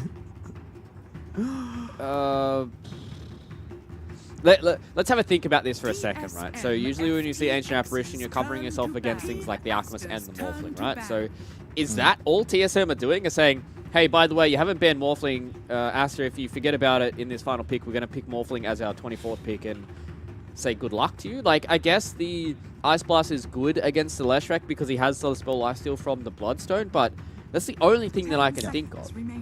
That's literally the only thing I was about to think of as well, that the only source of sustain that they're going to have in that regard is the Leshrac. Drow Ranger last game, she didn't build any lifesteal. Sven's not going to build any lifesteal.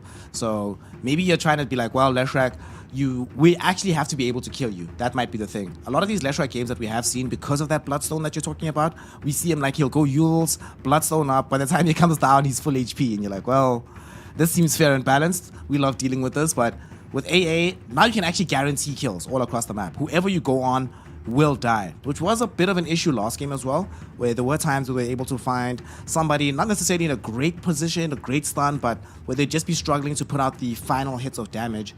AA certainly helps with that.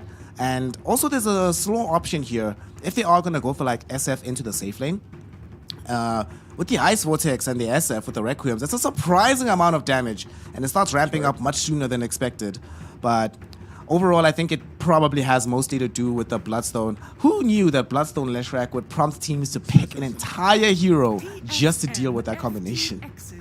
Yeah, it's kind of crazy. Also, the Morphling hasn't been banned here, and I think there still is that kind of audible that we touched on the fact that usually when these Chinese teams do pick the Leshrac, they like to have the battery plus the save, and that's why Wisp is probably still in the back of their mind here for TSM. So this Ancient Apparition not only does it kind of allow them to be able to pick Morphling here towards the end, it also means that if they make this audible where they put XXS on their Snapfire and they just give the Wisp to Baboka, they can play around the fact that they have a Wisp now and don't get kind of, oh my god, there's a Wisp here, what are we supposed to do against this this ball lineup that they've got here for Team Aster? So what are they going to pick here? They need a bit of initiation, they need a good way of starting these team fights, and they need a way of getting on top of some of these heroes who don't just want the Shadow Fiend to go out. Is this going to be the Mars? Okay, they're just going to go for the Panda. Okay. They still go back to the Brewmaster that you were talking about earlier. And it's the Wraith Pack buyer. I think probably the deliberation in the team was, do we want Wraith Pact or do we want quick initiation? And the option is Wraith Pact.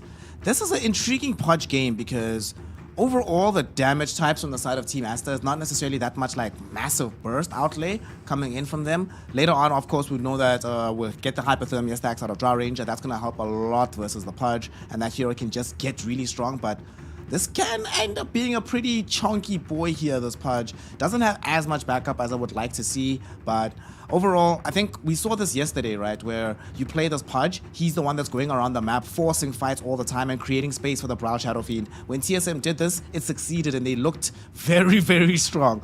Tomato didn't, like he died like what, twice or something that game?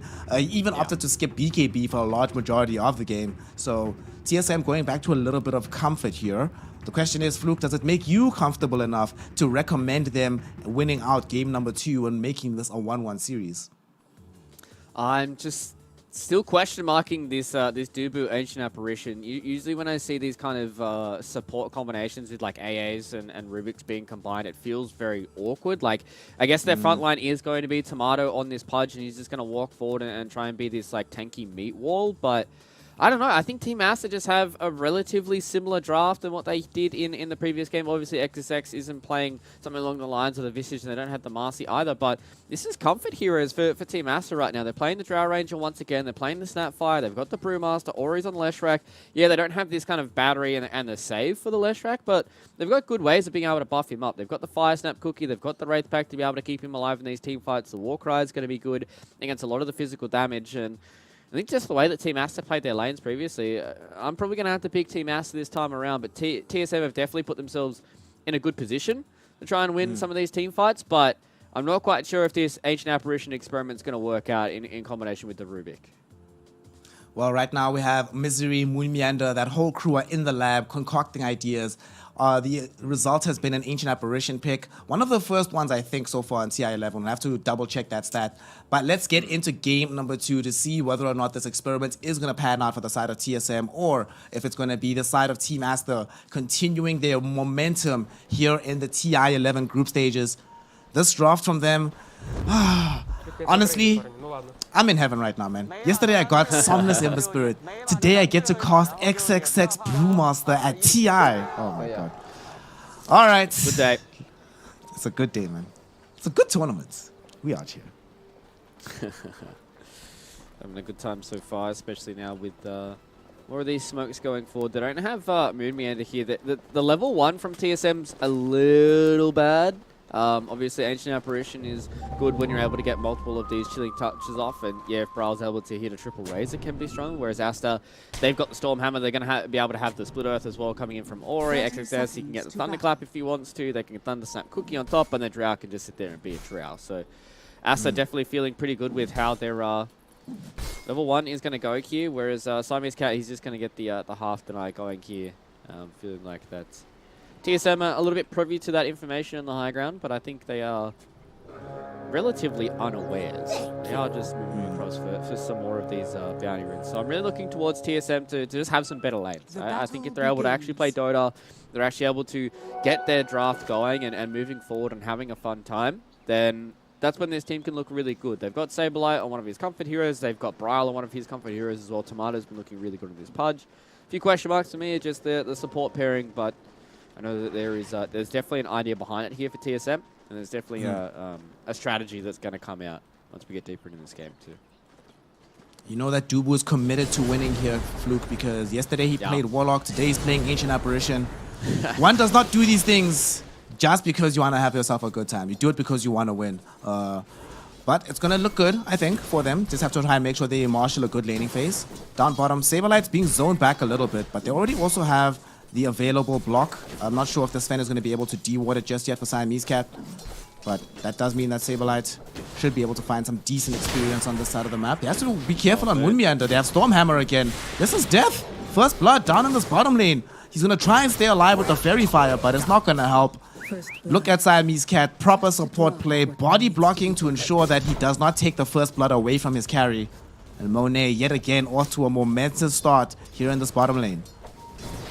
This is kind of what I talked about, right? This Drow Ranger Sven lane is going to be oh so good because the Sven has this low cooldown. Yeah, it's a bit of an expensive mana, but that's why you've got the 3 mangoes here on Siamese Cat. And they're just able to abuse the Beastmaster, right? You can just see so many times throws the Stormhammer out onto the ball, gets it out onto Moonmeander as well. And as long as Monet is anywhere within range for these Frost Arrows and even the multi-shot, it's going to be a very, very hard lane here for TSM. So this could be something we're going to be seeing a little bit more out of Team Aster today. They're already starting a really good day here for day number 2. And they're looking to try and see if they can make it a 2-0 here up against TSM.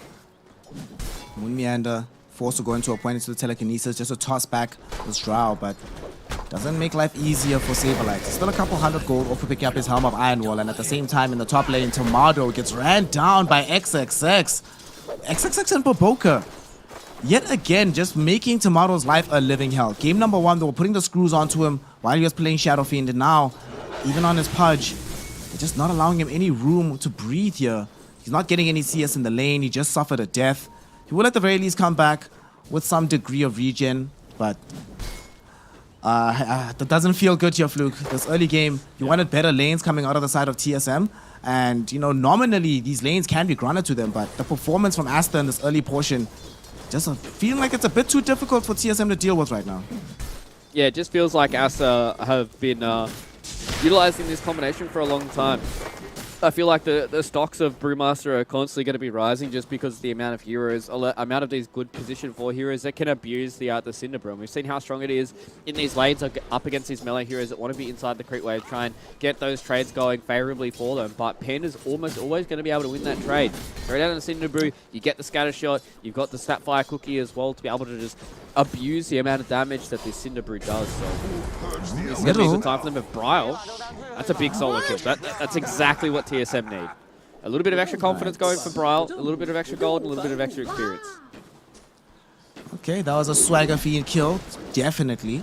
He's out here now. Great way to him start the game top. They might try to make a run onto Dubu here. Slowed down by the Scatter Blast. Tomato finds a hook back onto Baboka. Baboka not gonna die just yet, but will eventually tick out. So that's quite nice. Feels good to be Tomato in that situation. Finally getting a kill back in this lane. And we need him to get as many kills as possible to contribute into that flesh heap.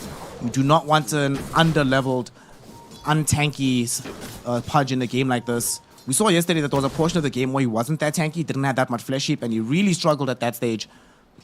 Do not want that fate to yet again happening to him. Middle though is going to start getting interesting because now they are making sure that they're securing both bounty runes, or both water runes rather, and Bryle is going to need a little bit of help here. If he doesn't get the next one, then suddenly he's in a situation where he might have to go home for the regen.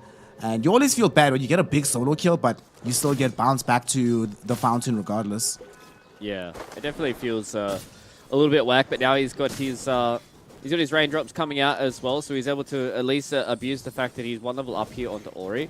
He's going to hit level 6 before even Ori hits level 5 if he plays this lane well. So this is exactly what I wanted coming out of TSM, exactly what I wanted coming out of Bryle. Him playing one of his signature heroes once again on the Shadow Fiend, and a hero that can take over the game as well. So doing a good job, and more fights at top. Baboka will be able to jump back with the Fire Snap Cookie onto Dubu. Dubu not dead just yet. One more right click. Baboka actually outplays him. What a player. The question is, will he be able to dodge the meat hook from Tomato? Tomato's trying to find the angle. He gets him. Will be able to get the kill, but nonetheless, Baboka still ended up styling all over Dubu there. Hashtag worth if you're him. Yeah, feels good to be able to get that little bit extra kill, and you're going to see like how much more aggressive that a lot of these lanes are being, and I think TSM understood that they really couldn't get any counterpunches back in that previous game, and now this time around, relatively similar lanes coming in from Team Aster. They've got very, very aggressive lanes. Middle, the they got the stun. Fire Snap Cookie threw out onto Bryle, but because Dubu is here, they don't really want to jump him, and or he just ran out of mana as well. Couldn't keep the chase going. You were mentioning earlier that Bryle had the level advantage, and it actually came out here because he doesn't have the extra point into 6, so for the Pulse Nova, they didn't have the magic damage, so they're forced to let him go. But they almost threatened him. They brought him down to half HP. That's just a, hey man, just remember, you know, you're styling right now, but things can turn in a hurry. Yes, SF can really be put in some of those bad positions, and TSM are doing a really good job at keeping this game at normalcy, but Team Aster, they've got a lot of good ways at being able to try and get some of these kills. Oh no, Moonmeander. I don't think he should go down. He should be okay here. Focus fast. Yep, he'll be okay.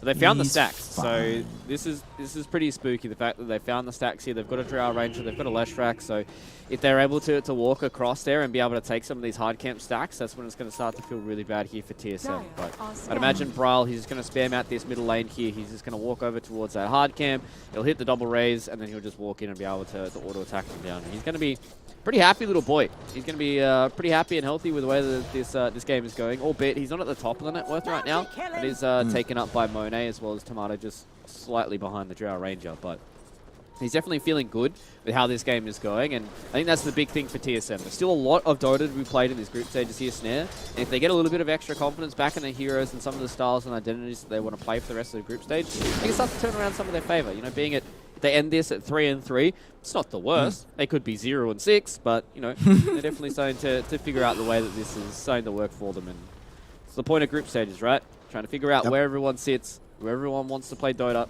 and who has the better ideas. Remembering that Dota is a marathon at TI rather than a sprint.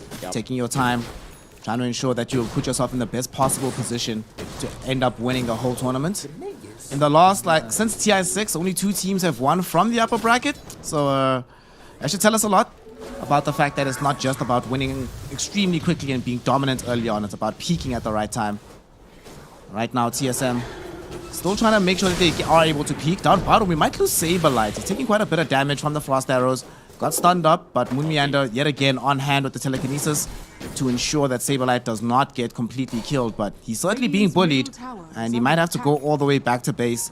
He's really struggling in this game here, Saberlight. Not that much net worth to his name, the lowest of all the cores. Still not that close towards... What? What hook was that? Poker! What? Damn, I'd be very upset if I got hooked like that. All right, Tomato's out here.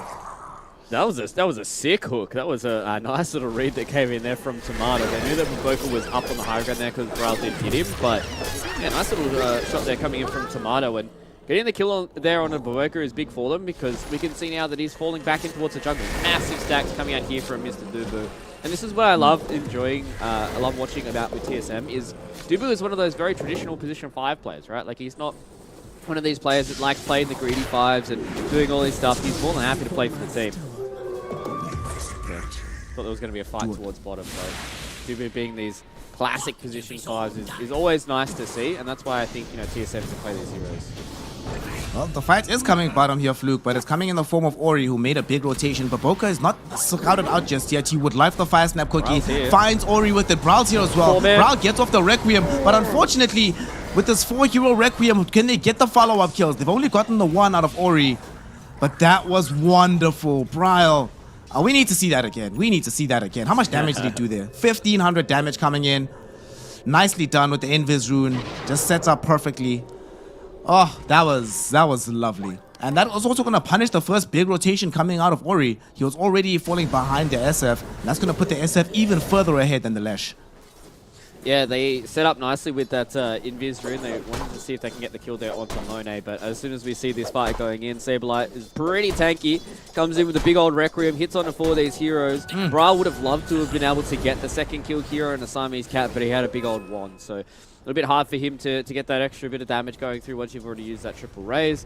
And doing a good job here, TSM. 10 minutes in, relatively even on the net worth as well. They haven't lost all of their tier 1 towers just yet. They're starting to get towards their own item timings.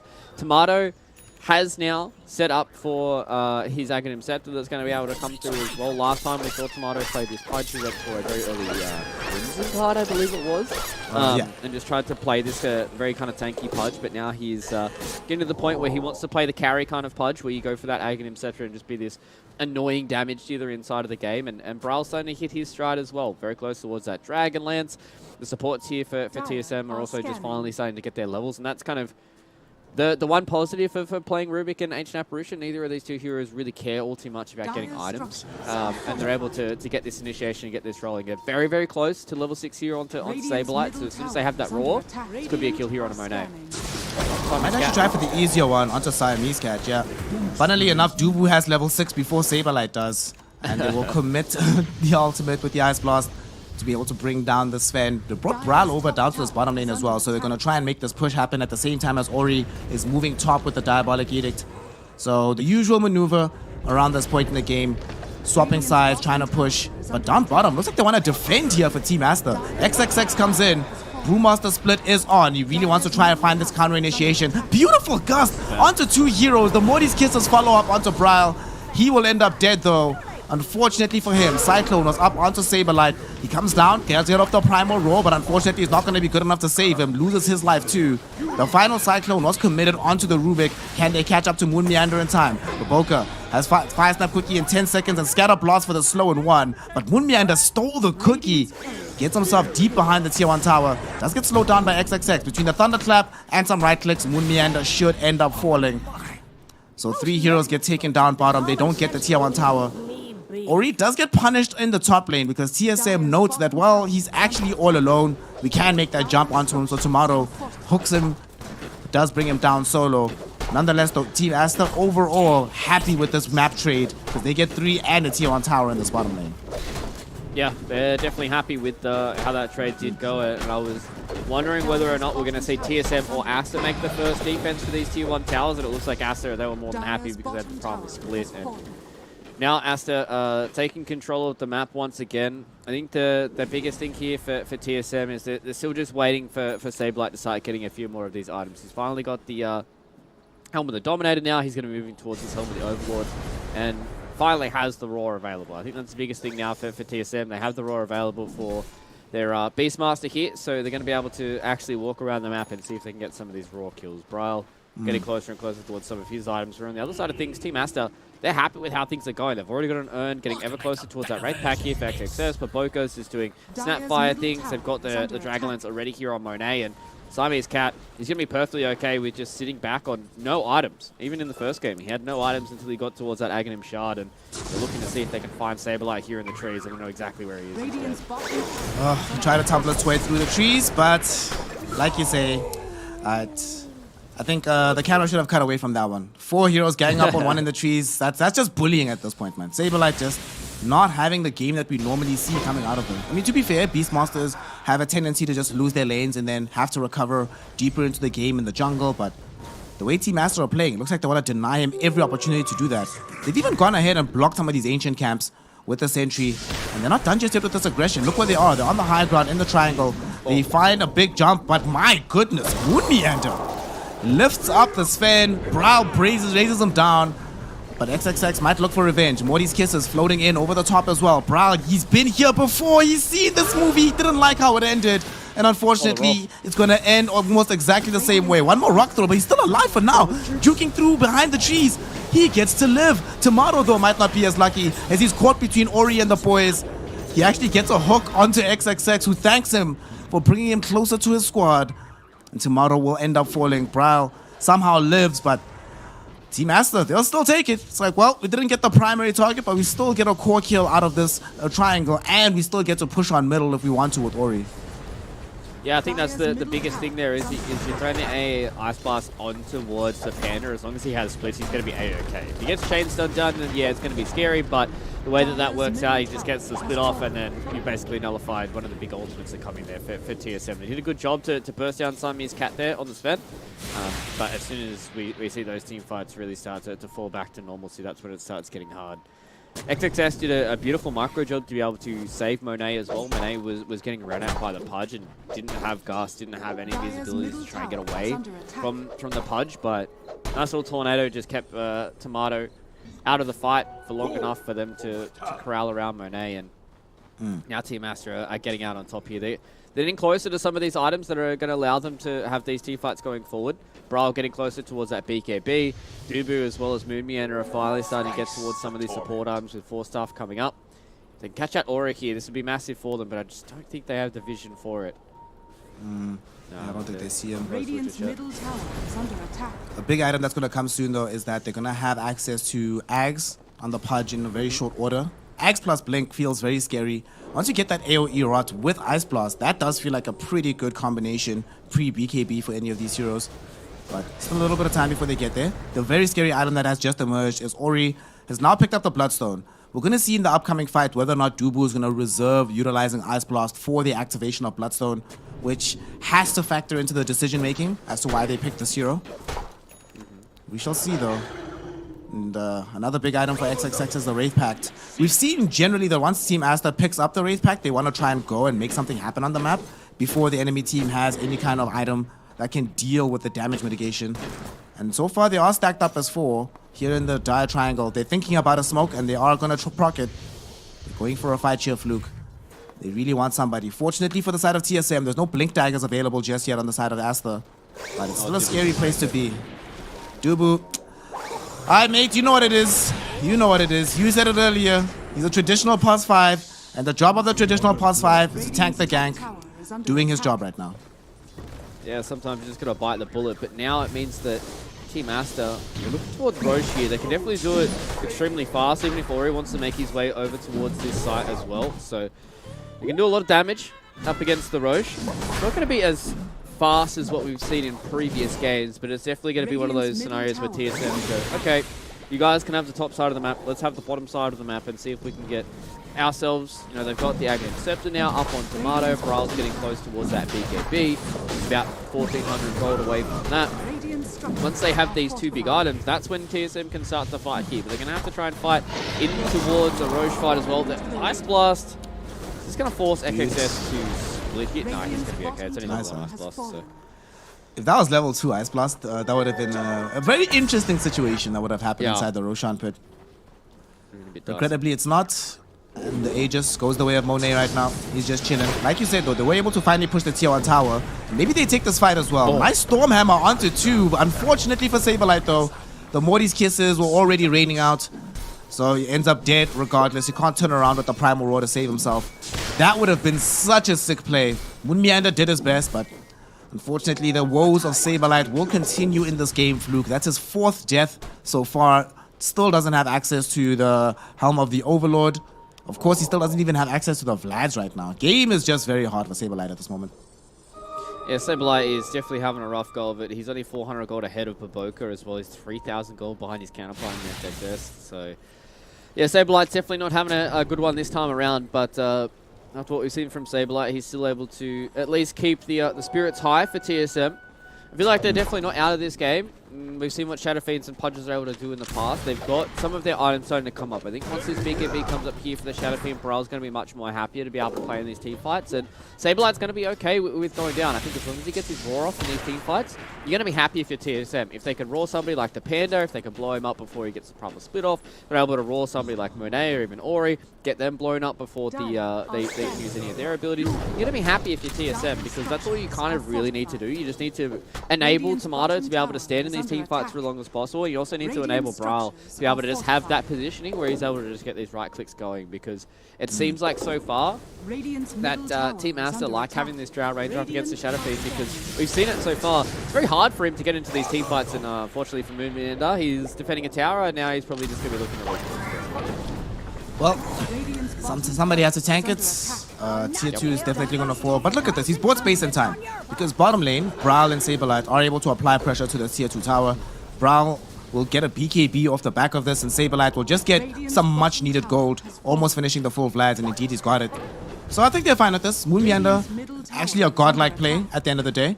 And Team Aster, they're stuck here. They don't want to move away from the side of the map until they get this Tier 2 tower.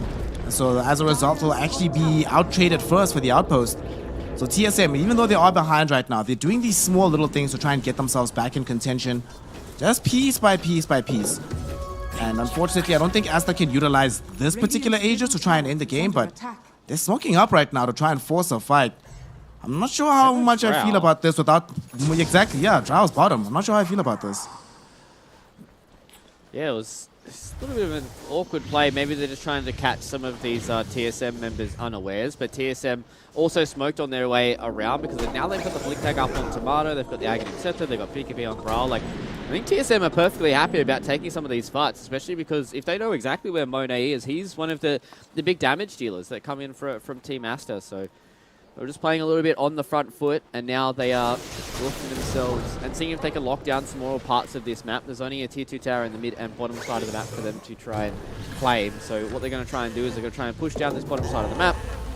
I mean that if they have this bottom lane constantly pushed out, they don't have to worry about it all too much. But Saberlight is starting to sit in the trees here. I thought that maybe TSM might try and set up onto Monet, but think at this point with no blink dagger or anything like that, TSM are just happy to get these creep waves getting cut and just kind of force Aster to spend a little bit extra time here. Cutting these waves. They fortify on the tier 2 tower as well. Top lane, Brawl. Trying to force out the tier 1 tower as they are pushing in the tier 2 bottom. We'll be able to get it. And because they keep this Siege Dragon alive, they'll be able to prevent any kind of backdoor protection and ensure that they can take the tier 2 tower as well.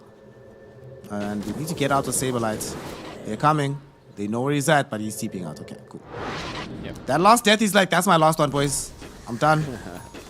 I don't want to be the punching bag anymore. And he's almost got the Helm of the Overlord as well on Saberlight. Erstwhile, Monet about to pick up BKB also. This is interesting though, because you were mentioning earlier that they're really struggling with Brawl to get on top of this Drow Ranger to actually hit her down and do the damage necessary to kill her. Now that they have this BKB being queued up and the blink already finished on Tomato, eventually this Pudge will be able to do that job for you. He BKBs, runs in the fight. His only job is hunt down the Drow Ranger. We can make a plan with this Ori, Leshrac, since we already have Dubu. But Drow needs to absolutely die no matter what. And speaking of Leshrac, Monet. That has Blink Dagger. How was he able to blink away there after the lift? Oh, they didn't get the damage out in time. Yeah, Brawl just missed the Shadow Rays. He hit the Shadow Rays in the right spot, but Ori just didn't get pulled back in time. So being able to blink away there was Ori. But TSM, they're understanding that they're starting to hit some of their power spikes, right? They're only behind by 4,000 gold. They've got the BKB now on their Shadow Fiend. He's getting ever closer towards his own Hurricane Pike. So they're feeling strong. They're feeling pretty good with how they are right now. Helm of the Overlord has come out here for Saberlight as well. So they're starting to hit some of these item timings here, Snare. And this is where it starts getting a little bit nervous because I've seen TSM these last couple of days really be able to out-teamfight some of these other teams. And the way they've been playing around their Shadow Fiends, the way they've been playing around some of these heroes, definitely look like they can be in a good spot. Okay, Bryle. He's going to have to pick it. Does Baboka have a vendetta against Brawl, man? Every single time he sees Brawl stun, he just throws the kisses. It's like, I don't care, bro. Morty's kisses straight up. But Brawl does escape this one. Morty's kiss is not the longest cooldown in the world, so they don't really care on the side of Team Aster in that situation. But like you mentioned, they are starting to get to the point where they're not feeling the most confident in the world. As mentioned, Tomato's farm is also getting high up there. He's almost finished. BKB. Brawl's changed his mind. Or not changed his mind. He's finished the Hurricane Pike and now going for raw damage. Gonna start hurting these fools. And even though this Sven already has access to this Aghanim shot, does feel like the protection offered, yes, it's going to be significant, but we've seen this SF do miracles when it comes to the raw output of this damage. So it's certainly not going to be sufficient to keep you completely protected from him. Yeah, I think this is exactly what they need, right? They just need the Shadow Fiend now that he's gotten his few defensive items in the BKB and the Hurricane Pike that he wants to just start dealing damage. They've got some really good wards for them to play on this bottom side of the map as well, just to be able to kind of have any ideas about if anybody is coming in towards any of these jungle areas. So you can see that's why Saberlight as well as Dubu are just keeping themselves bottom. They're just putting themselves into a position now where they're able to just constantly push out this bottom side of the map, and they're just pulling Team Aster apart. And they understand that if they get towards some more of these item timings, they can start to have these team fights going their way. And that's exactly what you want if you're a TSM fan right now. They just need a little bit of this extra damage, and need a little bit more time, start to even out this net worth a little bit, and see if they can kill Monet, see if they can kill Ori. So we like to see it when it's a much tighter affair between these two teams, and TSM are doing a really good job to try and get themselves into that position. Now with Tomato, is this his BKB coming out? Yeah, he's got a full BKB here on the Pudge. This is definitely go time.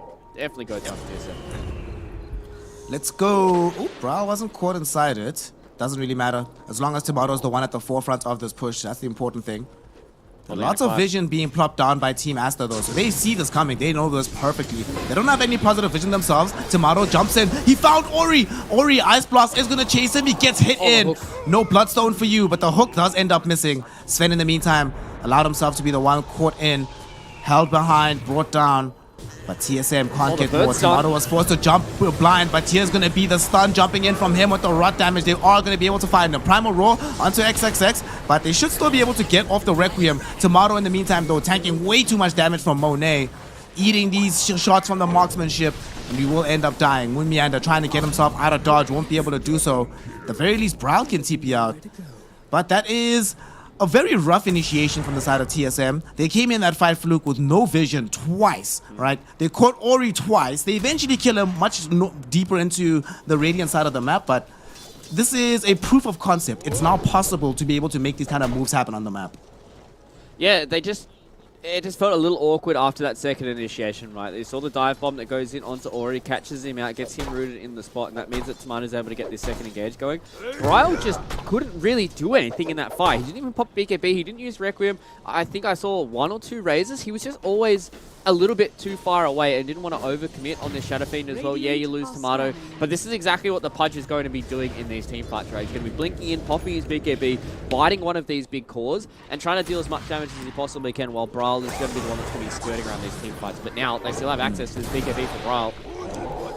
They still have also access to this Brewmaster split from XXX. He just picked up an Aghanim Scepter as well. But they decide that nobody really wants to take this fight just yet. I say that, but TSM, they re-smoke again. Come hell or high water, they are going to take this fight. We spoke about how this team trained the fear out of themselves. And their primary thing is, do not be scared. We can make these fights happen. And also, while all of this action is happening inside of their jungle, look what's happening bottom. Saberlight just been quietly chin-chilling. Throwing in this ancient granite golem. They've got these boars in a siege wagon. Tier 3 tower's gonna take some damage, but in the meantime, they actually kill XXX. They got him. Found by Tomato, who also activates the BKB to jump deeper into the fight to pick up Boboka. Bryle finally allowed to outlay some damage in that fight, but that one is yet again all Tomato. And that prevents the Brewmaster split as well.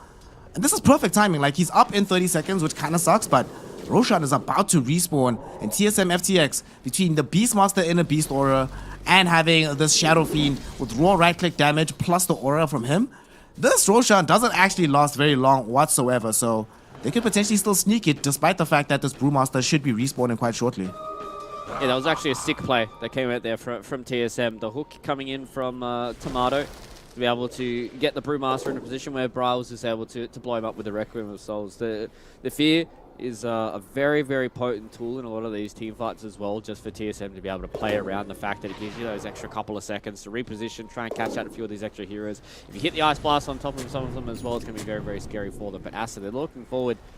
Maybe they want to try and sneak the Roche here. It's very hard for them to try and play around these Hawks, though, because this dive bomb has been able to do so much work for them, and even the amount of vision that it gives here for the Beastmaster. And this is where you look at this draft that comes in from TSM. I'm feeling like they should be able to get this one done because they're always going to be able to win the vision control. They've got good ideas about being able to have these team fights going their way once they've got a few of their items open.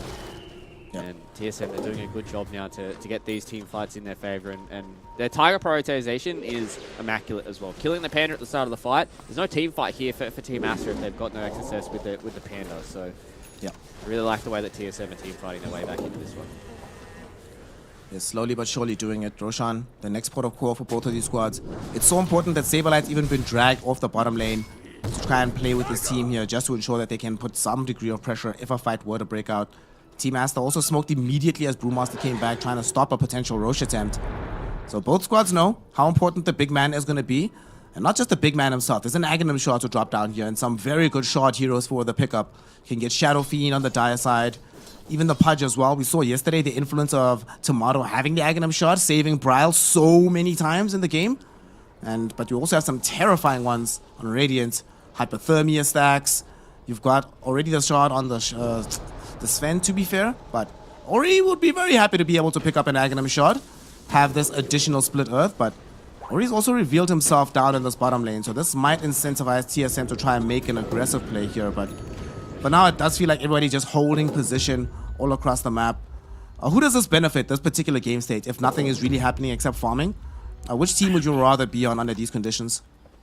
I think I'd probably rather be TSM. It's going to get to the point now where Monet is going to have to be thinking so much about how his positioning is going in these team fights as well. Dota Plus decided to favor Aster a little bit here, but late game Ancient Apparition is nothing to scoff at. The fact that you always have to worry about this Ice Blast. Pudge can get to a point where he hits this critical mass where he's very, very hard to deal with. And same thing with the Shadow Fiend. They're going to have a lot of right-click damage. They're going to have a lot of spells to be able to play around with Moon Meander. He's been playing extremely well on this Ruby to just have his positioning in the right areas, whereas Aster, I think they're going to start to fall off a little bit here. They're going to have some issues with damage a little bit later on. A lot of their heroes really don't do that much damage, whereas TSM We've got a lot of big damage dealers in regards to the Beastmaster as well as the Shadow Fiend and the Punch Shield. Gonna kill the Bruling. They took the outpost. They should be able to kill the Bruling. It got the Cyclone out. Nice split Earth. They really want to save it. But all that really matters for the side of TSM here is probably just this outpost. And it's not really about the outpost. It's more about just vision of this area. This is a scary place to be right now at this point in the game. We know that one Roshan move can turn everything around. Everybody has gotten to the point where, yes, there are big items up, but the win probability keeps falling slightly lower and lower. TSM still really think to themselves that we back our chances to be able to come out ahead in this game, especially since Dubu did eventually find the level 2 Ice Blast. But nobody wants to start this fight. Both sides are so good at counter-initiating, either having XXX jump in with the Brewmaster split randomly after dropping down the Wraith Pact, or suddenly you get hooked out of position by Tomato. Making the first move can sometimes be detrimental in a game that's this close here, Fluke. Yeah, and I think the big positive here for the side of Team Aster is the fact that they have these boots of travel on Ori. So he's able to just spam out a lot of these waves, especially this bottom wave. Spam it out, be able to walk yourself back towards the middle lane, and if it ever starts getting spicy for them, he can always tip you towards, some of these crit waves towards the middle lane.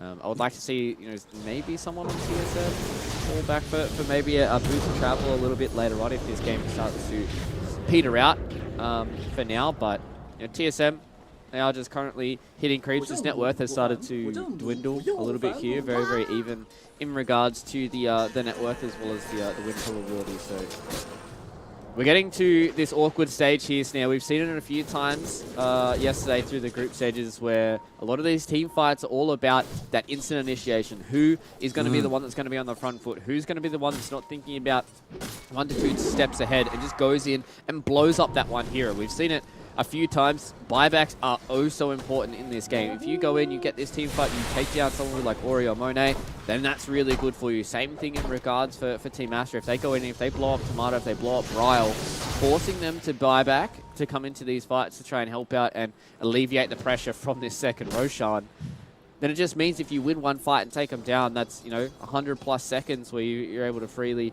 do whatever you want here.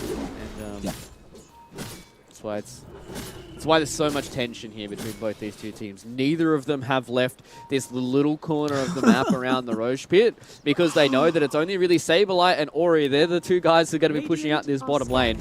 And they're going to have this back and forth between each other. Whereas on the other side of things, everybody else needs to stick in towards this Roshan pit. And finally, Aster, they're the ones that have decided to get this smoke going and walking across the river. They're walking across the river. Ori comes across 2 heroes. They're able to burst out Moon Meander. He buys back. You were talking about the need for buybacks. Oh my god, the Bowmaster doesn't die. Whose 4-staff is this? Is that Moon Meander again? Who has the 4-staff? Let's see. I'm not sure whose 4-staff it is, but it absolutely saves the life of XXX. Unfortunately, 4-staff will not be able to do the same for the Sven. Brewmaster gets off the ultimate. A lot of the Brewlings, though, might not actually survive this fight. Look at this damage outlay. The Fire Brewling is dead. XXX is just dead, heads up. Popoka tried to cover with the Morty's Kisses, but it's just not good enough. The Split Earth will not connect. 4-staff with the Hurricane Pike will keep Ral alive for now. They're trying to chase down onto Saberlight. Buybacks coming in from Team Aster. Both Siamese Cat as well as XXX want to return to the fray. Saberlight just wants to escape. 30 seconds before he has access to a TP though, and he's really being ran down. Blink up in 5. We've already seen Tomato being able to make his way out of this fight right now. Okay, Ori went north. XXX is coming in as well, but they don't even need him. But Boca found him first, so they get the kill. Goes the way of Monet, unstoppable streak. He might have to buy back here, because Team Aster will 100% go into the Roshan pit at the moment. And TSM, if they don't buy back on this Brewmaster, they'll be forced to try and take this fight 4v5. But they need to be careful on that side of Team Aster here. Dubu has access to the Ice Blast again, and they still have access to these razors. No Requiem for now, but jump in. Ori jumps into Tomato as well as Dubu. They get bursted down in a hurry. Moon Meander in danger as well, but at the same time, Brawl is the big one that got caught out. He's stuck on the high ground all alone. He's isolated, and worst yet, he's the one on the team that does not have buyback here, Fluke. And what's worse is the other heroes have. Yep, bought the full AC. His team buys back, but that's just go down the drain because they can't do anything to get this Roshan back. And this is what I touched on, right? The fact that if you're the one that's on the front foot, Ori did that twice in those team fights. They just got the smoke, and he just walks in with his blink. He just goes in with the beacon. He goes in with the bloodstone, and they just obliterate TSM. Ryle gets himself up towards the high ground, and as soon as this kind of formation gets broken for TSM, it is so hard for them to try and reconfigure. This is why I said in so many of these games here, Snare, if you're the one that's getting the initiation, it is so much easier for you to play Dota. So hard to try and get this carding going, try and figure out where everyone needs to be in these team fights to try and keep it in your favor. And Team Aster, Ori, he just hit the go button, man. He just walked in, blinked in, he pressed his pulse over, he pressed his bloodstone, and what are you supposed to do if he hits a massive splitter like he did there on the two heroes? You saw how fast Tomato melted, and now that Team Aster, they have themselves this Aegis, and themselves a tier 3 tower as well. Tomato should be okay to be able to get himself back in towards his base. They've got plenty of 4-stars, but the fact that they're being able to put this back on a TSM, this game was even Steven. It is now an 11k net worth lead for Team Aster. I'd hate to see what the winner probability is like. That is a direct upward trend. It is up to 83% right now in TSM. They need to try and get something back out of this. If they can connect on some of these heroes that are running outside of the base, they might be able to wrangle this one back for now, but I don't think they're going to be able to find anybody. To make matters worse, the only heroes that are left behind here are supports, and Ori's just not going to get caught out here. He's fine. So TSM, this smoke, not really going to achieve what they really wanted. Baboka, he's being chased. Axes come close to him. They're going to throw in the Beastmaster Hawk to try and provide some additional vision, but Baboka not seen. Nighttime, man. Beautiful mechanic. Keeps him alive at the end of the day. And he gets out. TSM, like you mentioned there, probability of winning this game slid down in a very short span of time. That jump from Ori, just... We're starting to see why TSM regarded this as an important enough hero to first to ban it in game number 1. Here in game 2, Ori is allowed to play this Lesh. Have fun, my friend, because other teams are watching, and I'm not sure you'll be allowed to play Lesh again. Dire's middle tower is under I think Aster are really showing some more of these different heroes that are really starting to look strong right now. Obviously, we've got heroes like the Enigma, the Visage, the Marcy, the Primal Beast. All these heroes have been looking really, really strong right now, but I think Aster are putting a pretty big stride forward for these kind of, I don't want to say death ball, but these kind of group up strats with Drow Ranger. I think Drow has really kind of had her stocks rising. He wins this game again, that's going to be 5 games with a 100% win rate so far here in the group stage. And I think that's a pretty fair shout for a carry hero that they have been first phasing. They've been first phasing this Drow Ranger, and I think that's the biggest thing here. They're going to make a jump here on Ori, though. Eats some damage from the Ice Blast, but unfortunately doesn't get locked down by Tomato, and Monet turns the damage right back onto Tomato. We've already now lost out on the Pudge. Ori, the primary target, is the one credited with the kill. And now TSM just trying to do their best to run the hell away.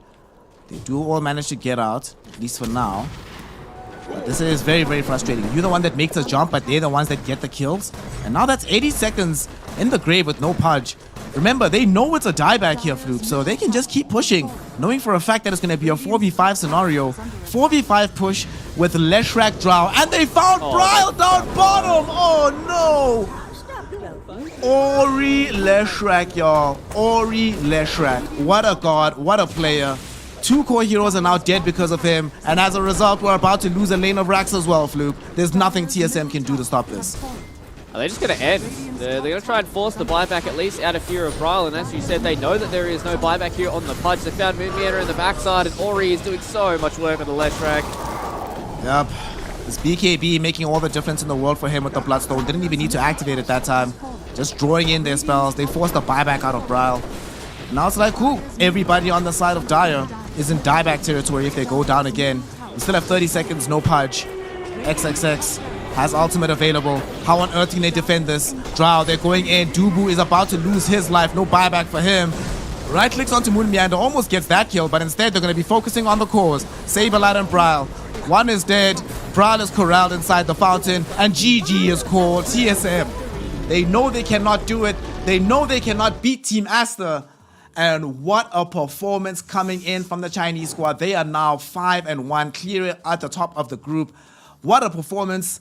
Just, Fluke, how are we supposed to stop this? That's two different games with the Drow Ranger, right? The first game, massive death ball strategy coming in. They're intending to end the game in 25 minutes. The second one, much more considered. They're prepared to fight with the Drow Ranger, but nonetheless, they still come out ahead.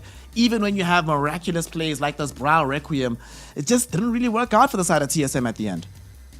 Yeah, it really didn't. They did a good job, did Team Aster, to be able to cover for their Drow Ranger. I think the biggest thing for me is just having this Sven. This Sven and this Drow Ranger lane is so potent. You're just able to run around with the Stormhammer and you be able to utilize the Warcry to be able to give this Drow a little bit of that extra survivability. TSM did a really good job at understanding that they needed to get these extra few items to try and take down Monet, but I don't think he actually died throughout the entirety of that game. I think there was multiple opportunities where they were able to jump onto Ori and potentially try and burst him down, but they just didn't have the damage, man. And I think Team Aster have really put themselves in a good position here for their group stages to have something that these teams really need to start to think about. This is a strategy that they've used multiple times right now. Drow is 5-0 in wins in the group stages. EG have been playing it before as well, but Team Aster now, I believe this is what? They played it twice in a row here, and they played it once in a series up against Team Liquid as well. So, yeah. I mean, these guys are looking really, really strong with their Drow Ranger pick. I think Monet is definitely going to be one of those carry players that is going to be utilizing this Drow Ranger a lot more, because it enables them to play so many of these different strategies. And I think Team Aster, they're starting to become one of those teams that is really starting to set their own meta here. A lot of these other teams are trying to play a whole lot of this different stuff, things like Morphling, all that kind of jazz. Morphling wasn't even touched in the entirety of that draft, by the way. Morphling was not touched by either one of those two teams. So I think Team Aster have really put this idea of the Drow Ranger in the forefront of the minds of a lot of these other teams. And I mean, they look good doing it, man. Like Team Aster, they're definitely going to come out on top of this group, I think. The way that they're looking right now, if they can maintain this kind of form, I do not see any of the other teams we've seen compete so far being able to deal with them. Like you mentioned, not just the cleanliness of their play, but the ideas in their drafting, several different strategies, some of them involving the Drow Ranger, some of them involving Brewmaster strats, some of them having Visage Marcies, all of them so far being largely successful here in the group stages at TI-11. I do want to say one thing that is a bit unfortunate about TSM in this game. You were mentioning a little bit of the... what's the word here? The lack of synergy between the Rubik and the Ancient Apparition as a support duo. We never really got to see the two of them combining together to make cool things happen, right? In the same way, for example, that we'd see Team Aster throwing Fire Snap Cookie onto Siamese Cat so he can get closer for a Stormhammer. Those kind of plays not really possible with these two heroes. They sort of occupy a similar role. So unfortunately, it's not going to really work out for TSM FTX. You mentioned that there might still be some experimentation. This one, not necessarily working out for them.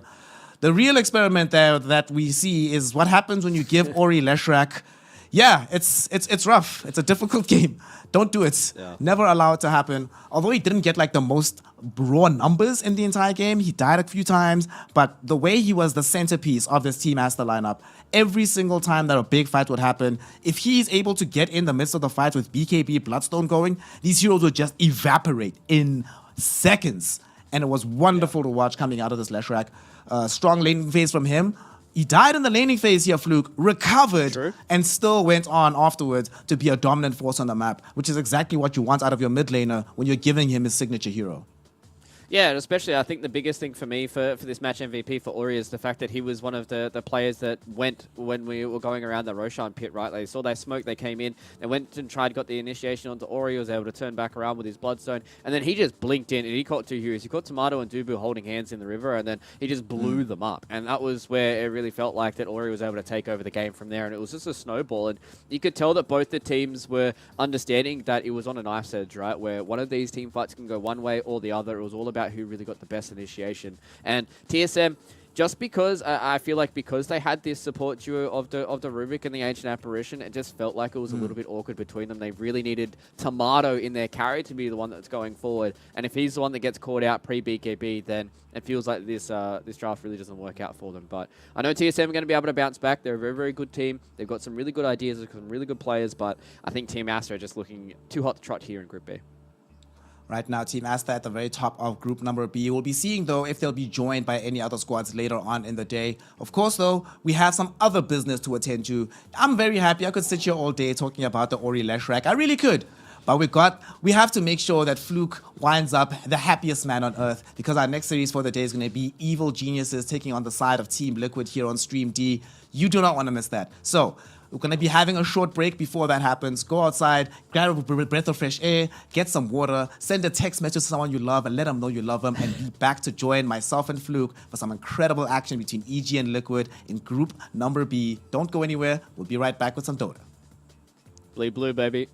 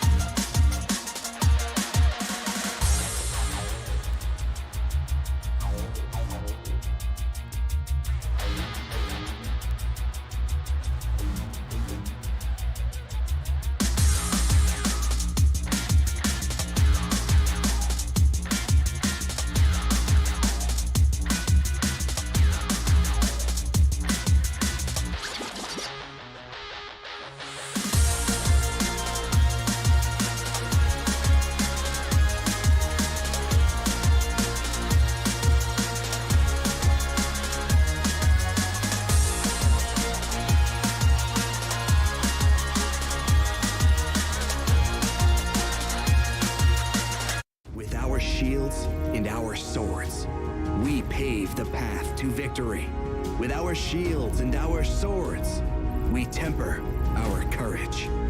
With our shields and our swords, we're making history.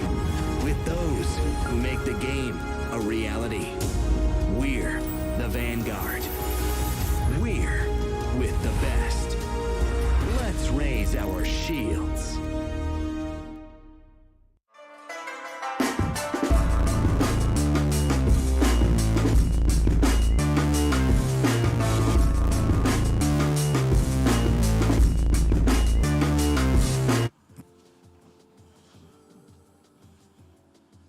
Welcome one and all. We are back here yet again. Group number A for TI11 is going to be commencing right now. And we have a cracker of a matchup. A match that after this, I'm sorry, Fluke is not going to be with us anymore because his spirit was literally going to be taken into heaven. Evil Geniuses versus Team Liquid. No matter how blue your blood is, you're going to be bleeding it here today. This year is going to be an important game here, Fluke, because it's not just a cool matchup to watch, right? EG currently at the top of the table in group number A, looking by far the best team in the group and arguably one of the best teams in the tournament. Team Liquid, they got through the last chance qualifiers. Squads that get that momentum boost from qualifying under difficult conditions often go all the way in TI. So here's where they kind of have to show what they're really about, right? They've already had some difficult series, a 1-1 draw against RNG, but here is a real test. If you can go toe-to-toe with EG and look good against EG, that's a massive boost to their confidence going deeper into the tournament as well. Yeah, exactly. I think that's going to be the tale of this series is EG have been looking immaculate. They were able to dominate everybody. That was so hard for them to be able to come into these first games of Group A, but they did it in style. 6-0, 2-0 against OG, 2-0 against PSG LGD, and then obviously had their opener with the NA Derby up against Sonic. And I mean, these guys coming in TI ready is a big thing for me because when we first saw that we were getting this EG versus Liquid matchup, I thought I had to stock up on some copium, bro. Like, I was not going to lie to you.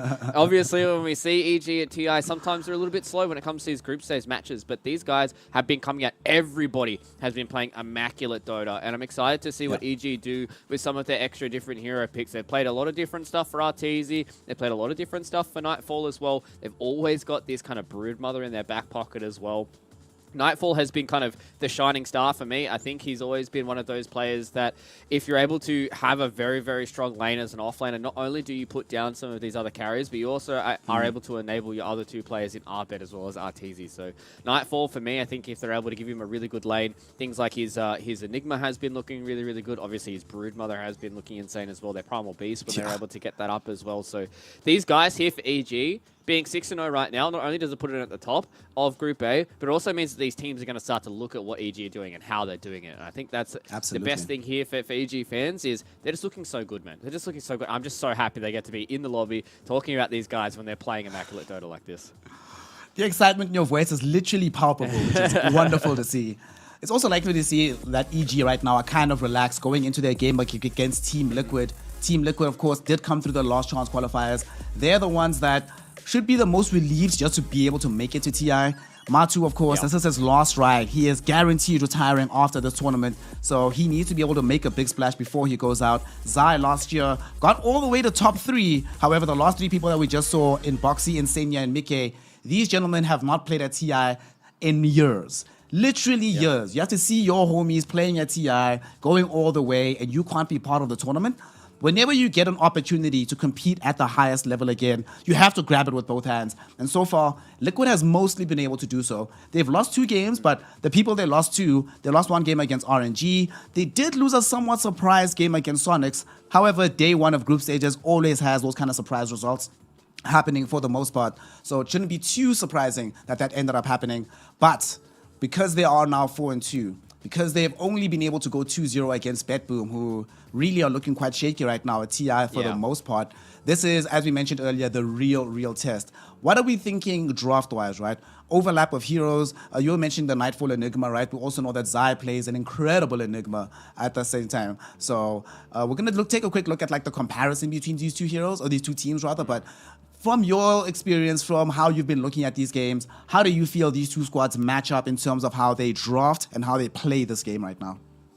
I think they both have a multiple avenues that they can win games as well. Like we've seen what EG have been able to do when they're able to put Nightfall on things like the Broodmother. He's able to be a bit more of that facilitator when we see, you know, Arteezy pick up the Shadow Fiend, or when you have Arbed on these kind of carries from the mid lane, his Lestrax, his Pucks, his Storm Spirits, all that kind of jazz. Same thing with Team Liquid. They've been able to do it a little bit more by being able to put Mike on some of these heroes where he's able to play things like the Shadow Fiend, and when they want to fall back on things like the Martu Lone Druid, that's when they can really get things going forward. So I think comparison-wise, their stats are relatively even when it comes to the first couple of days, but I feel like stylistically they're relatively similar. Both these two teams like to try and play through their mid and their safe lane carry player. They have some very niche picks for a lot of those core players as well that can kind of crack open some of these games. I think the biggest thing for me is EG not allowing Liquid to get kind of a free Lone Druid win, because I think Team Liquid are always going to have that in their back pocket, is always going to have Martu playing that Lone Druid. He's been playing a little bit more of these Slarks and what have you and all that kind of stuff. So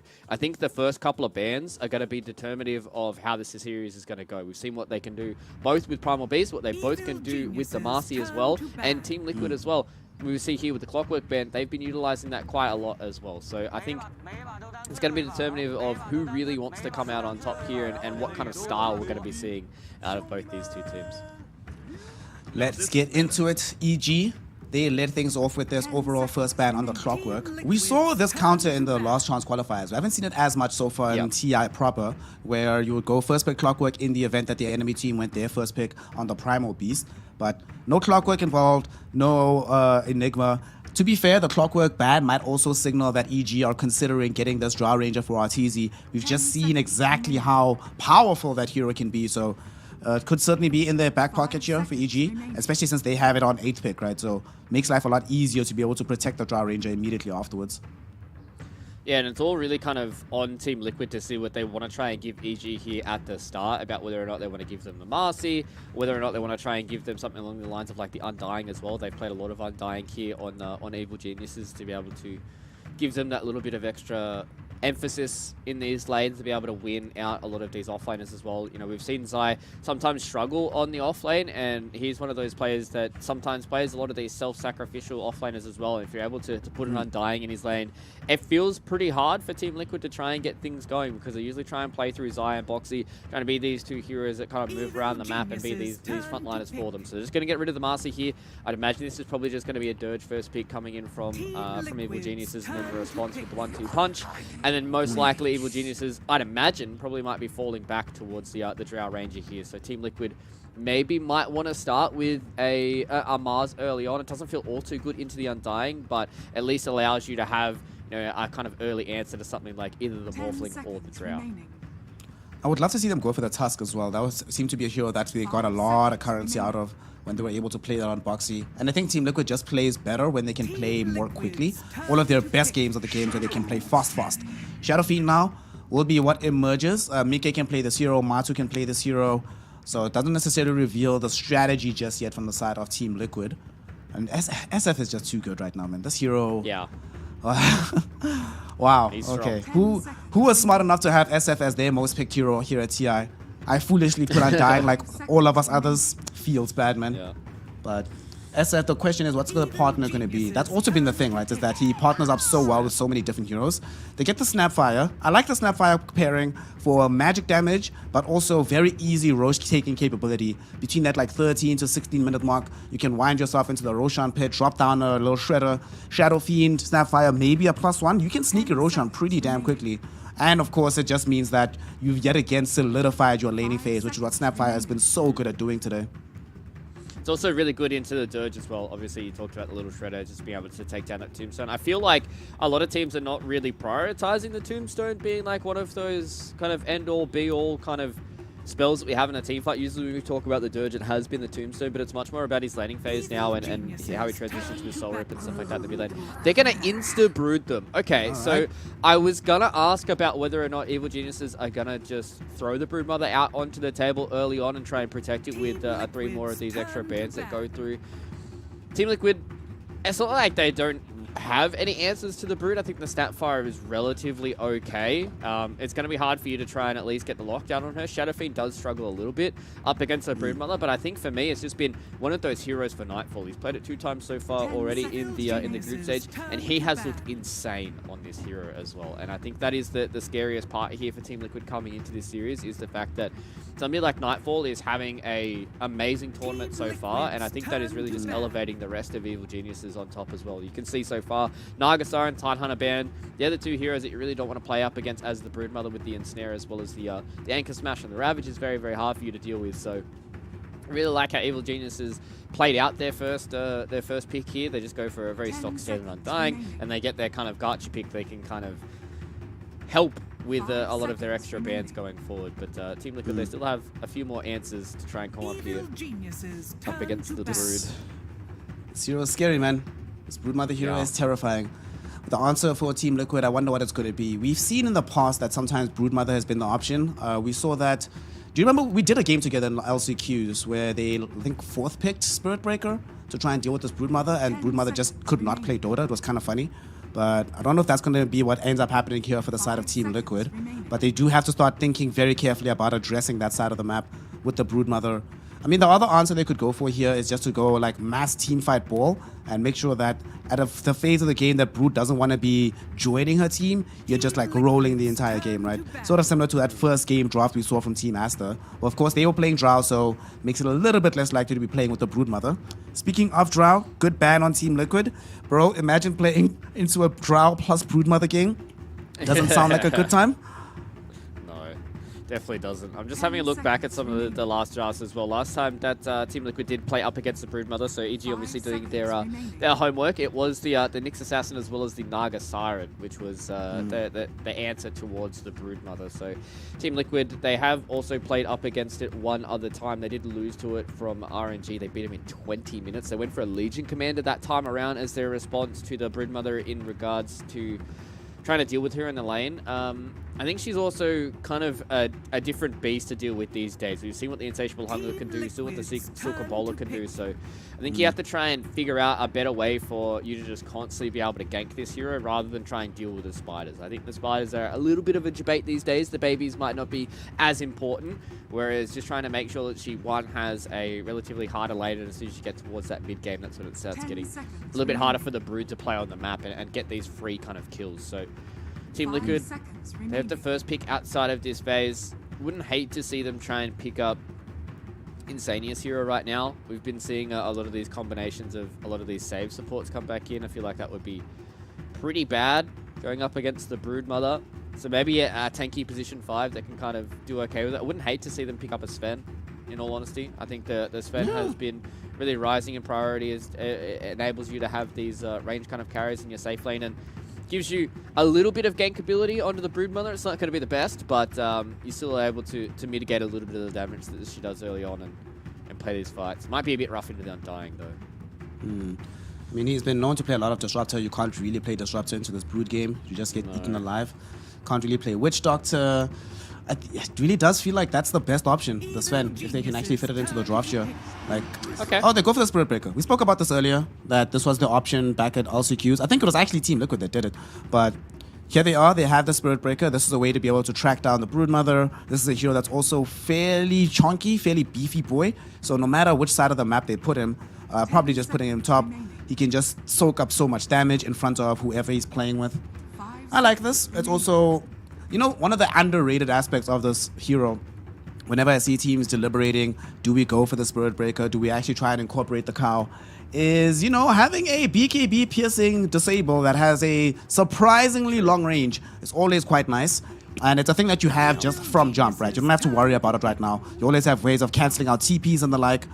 And just having constant vision across the map. Even a hero like Queen of Pain doesn't necessarily enjoy playing into the Spirit Breaker, because you can just come out of helling nowhere, hit her up in the mid lane, and whoever is playing mid should have enough burst damage to kill her in a very short span of time. But at the same time, I do like the idea of having a hero like the Queen of Pain to create more tempo and aggression on the map here for EG. You just like overwhelm them, force them to be constantly dealing with stuff. Co-op, Hoodwink, Broodmother, Undying. This is actually a really aggressive draft on the side of EG. I would hate to be playing against this if I'm a Liquid support right now. Yeah, it definitely feels a bit rough to be able to be going in this, but another one of the issues that I'm seeing a little bit here with EG's drafts is it's very hard for them to be playing on the back foot. You kind of constantly want to be the ones that are aggressing, the ones that are being on the other side of the map and forcing Liquid to try and respond to you. That's why I like this response here from Team Liquid. They're able to put the Pudge in whichever lane they want to. I think that's the beautiful thing about that we've seen with Shadow Fiends and Pudges. You can have this transition. You know, Mike is able to play that in towards the mid lane. We've seen it multiple times. Martu's also able to play it in that safe lane, and they can just kind of change hands between the Shadow Fiend and the Pudge, whichever lane they feel like is going to be better. I do like this this hoodwink in towards the Spirit Breaker. You want to have a hero that has this long range kind of catch to be able to at least deal with the Spirit Breaker. The Acorn shot is also deceptively good up against the charge with the amount of move speed slow that it does. So it's also really funny to be able to see a Spirit Breaker charge through, and then you just see you get hit by an Acorn shot and he almost stops in his tracks and then goes off again. And it's always the most underrated part, I think, about Hoodwink, as well as how powerful the sharpshooter can be. Massive slow, massive stun, and it also does a very good break. So the fact that Evil Geniuses now have this Hoodwink, I would like to see them pick a carry for Arteezy that allows them to kind of be on the front line. They're going to have some issues dealing with the Pudge. That's why I like this Ursa ban coming out from Team Liquid, and the Venomancer ban makes sense as well, because we've seen what Team Liquid are able to do when they have that Veno in their back pocket, and it just makes this very hard ball for EG to try and get into and try and crack open. So I'd imagine another ban that is a nice little aura builder, probably even the Panda, I think, at this point. I believe that the Wind Panda does extra damage to summons, or is it just illusions? Maybe it's the... I think it's just dispel, illusions. So. Yeah, it's just a dispel, so it should just be illusions. So maybe the Panda might not be that good up against the Broodmother. I feel like they just need this hero that just goes into the ball for Team Liquid that allows them to kind of follow up when the Spirit Breaker goes in. A couple of options still remaining for Zai in terms of his wheelhouse in that regard. There's still his Mars, I suppose. You've seen him play Centaur at this tournament. There's a Timbersaw ban coming in from them. EG, one thing I really like about EG, you were talking about this Hoodwink hero, right? This hero's been so underrated this tournament so far. She just actually looked so good every time we've seen her emerge. Yeah. But it's also, this game, she is the only disable, though, for their lineup here on the side of EG. Outside of the Bushwhack, what else do they have? Nothing else, really. So whatever hero they pick up for Arteezy, I think needs to be capable of either buying Basher or should come with some degree of lockdown. We saw his Faceless Void yesterday. Not the easiest game in the world for Faceless Void. You are playing this into Pudge, you can hook you out, Snapfire can throw in damage in the bubble, but nonetheless you have damage yourself. It's actually going to be the carry Sven. This is a classic. EG Sven, unless it's going to be Undying safe lane, but come on, man. Give us Sven, Arteezy. Take us back in time, fam. This is TI. I want Arteezy Sven or an EG Sven, whether it be Arteezy, Fear, whoever it is. Just going to be a classic here. Could they make the transition with Broodmother being in the safe lane, and then they have this support Sven, and then they just play like Nightfall playing the Undying? Fluke, two ideas that could be floated around. We are on a nostalgia trip. We are not trying to hear this.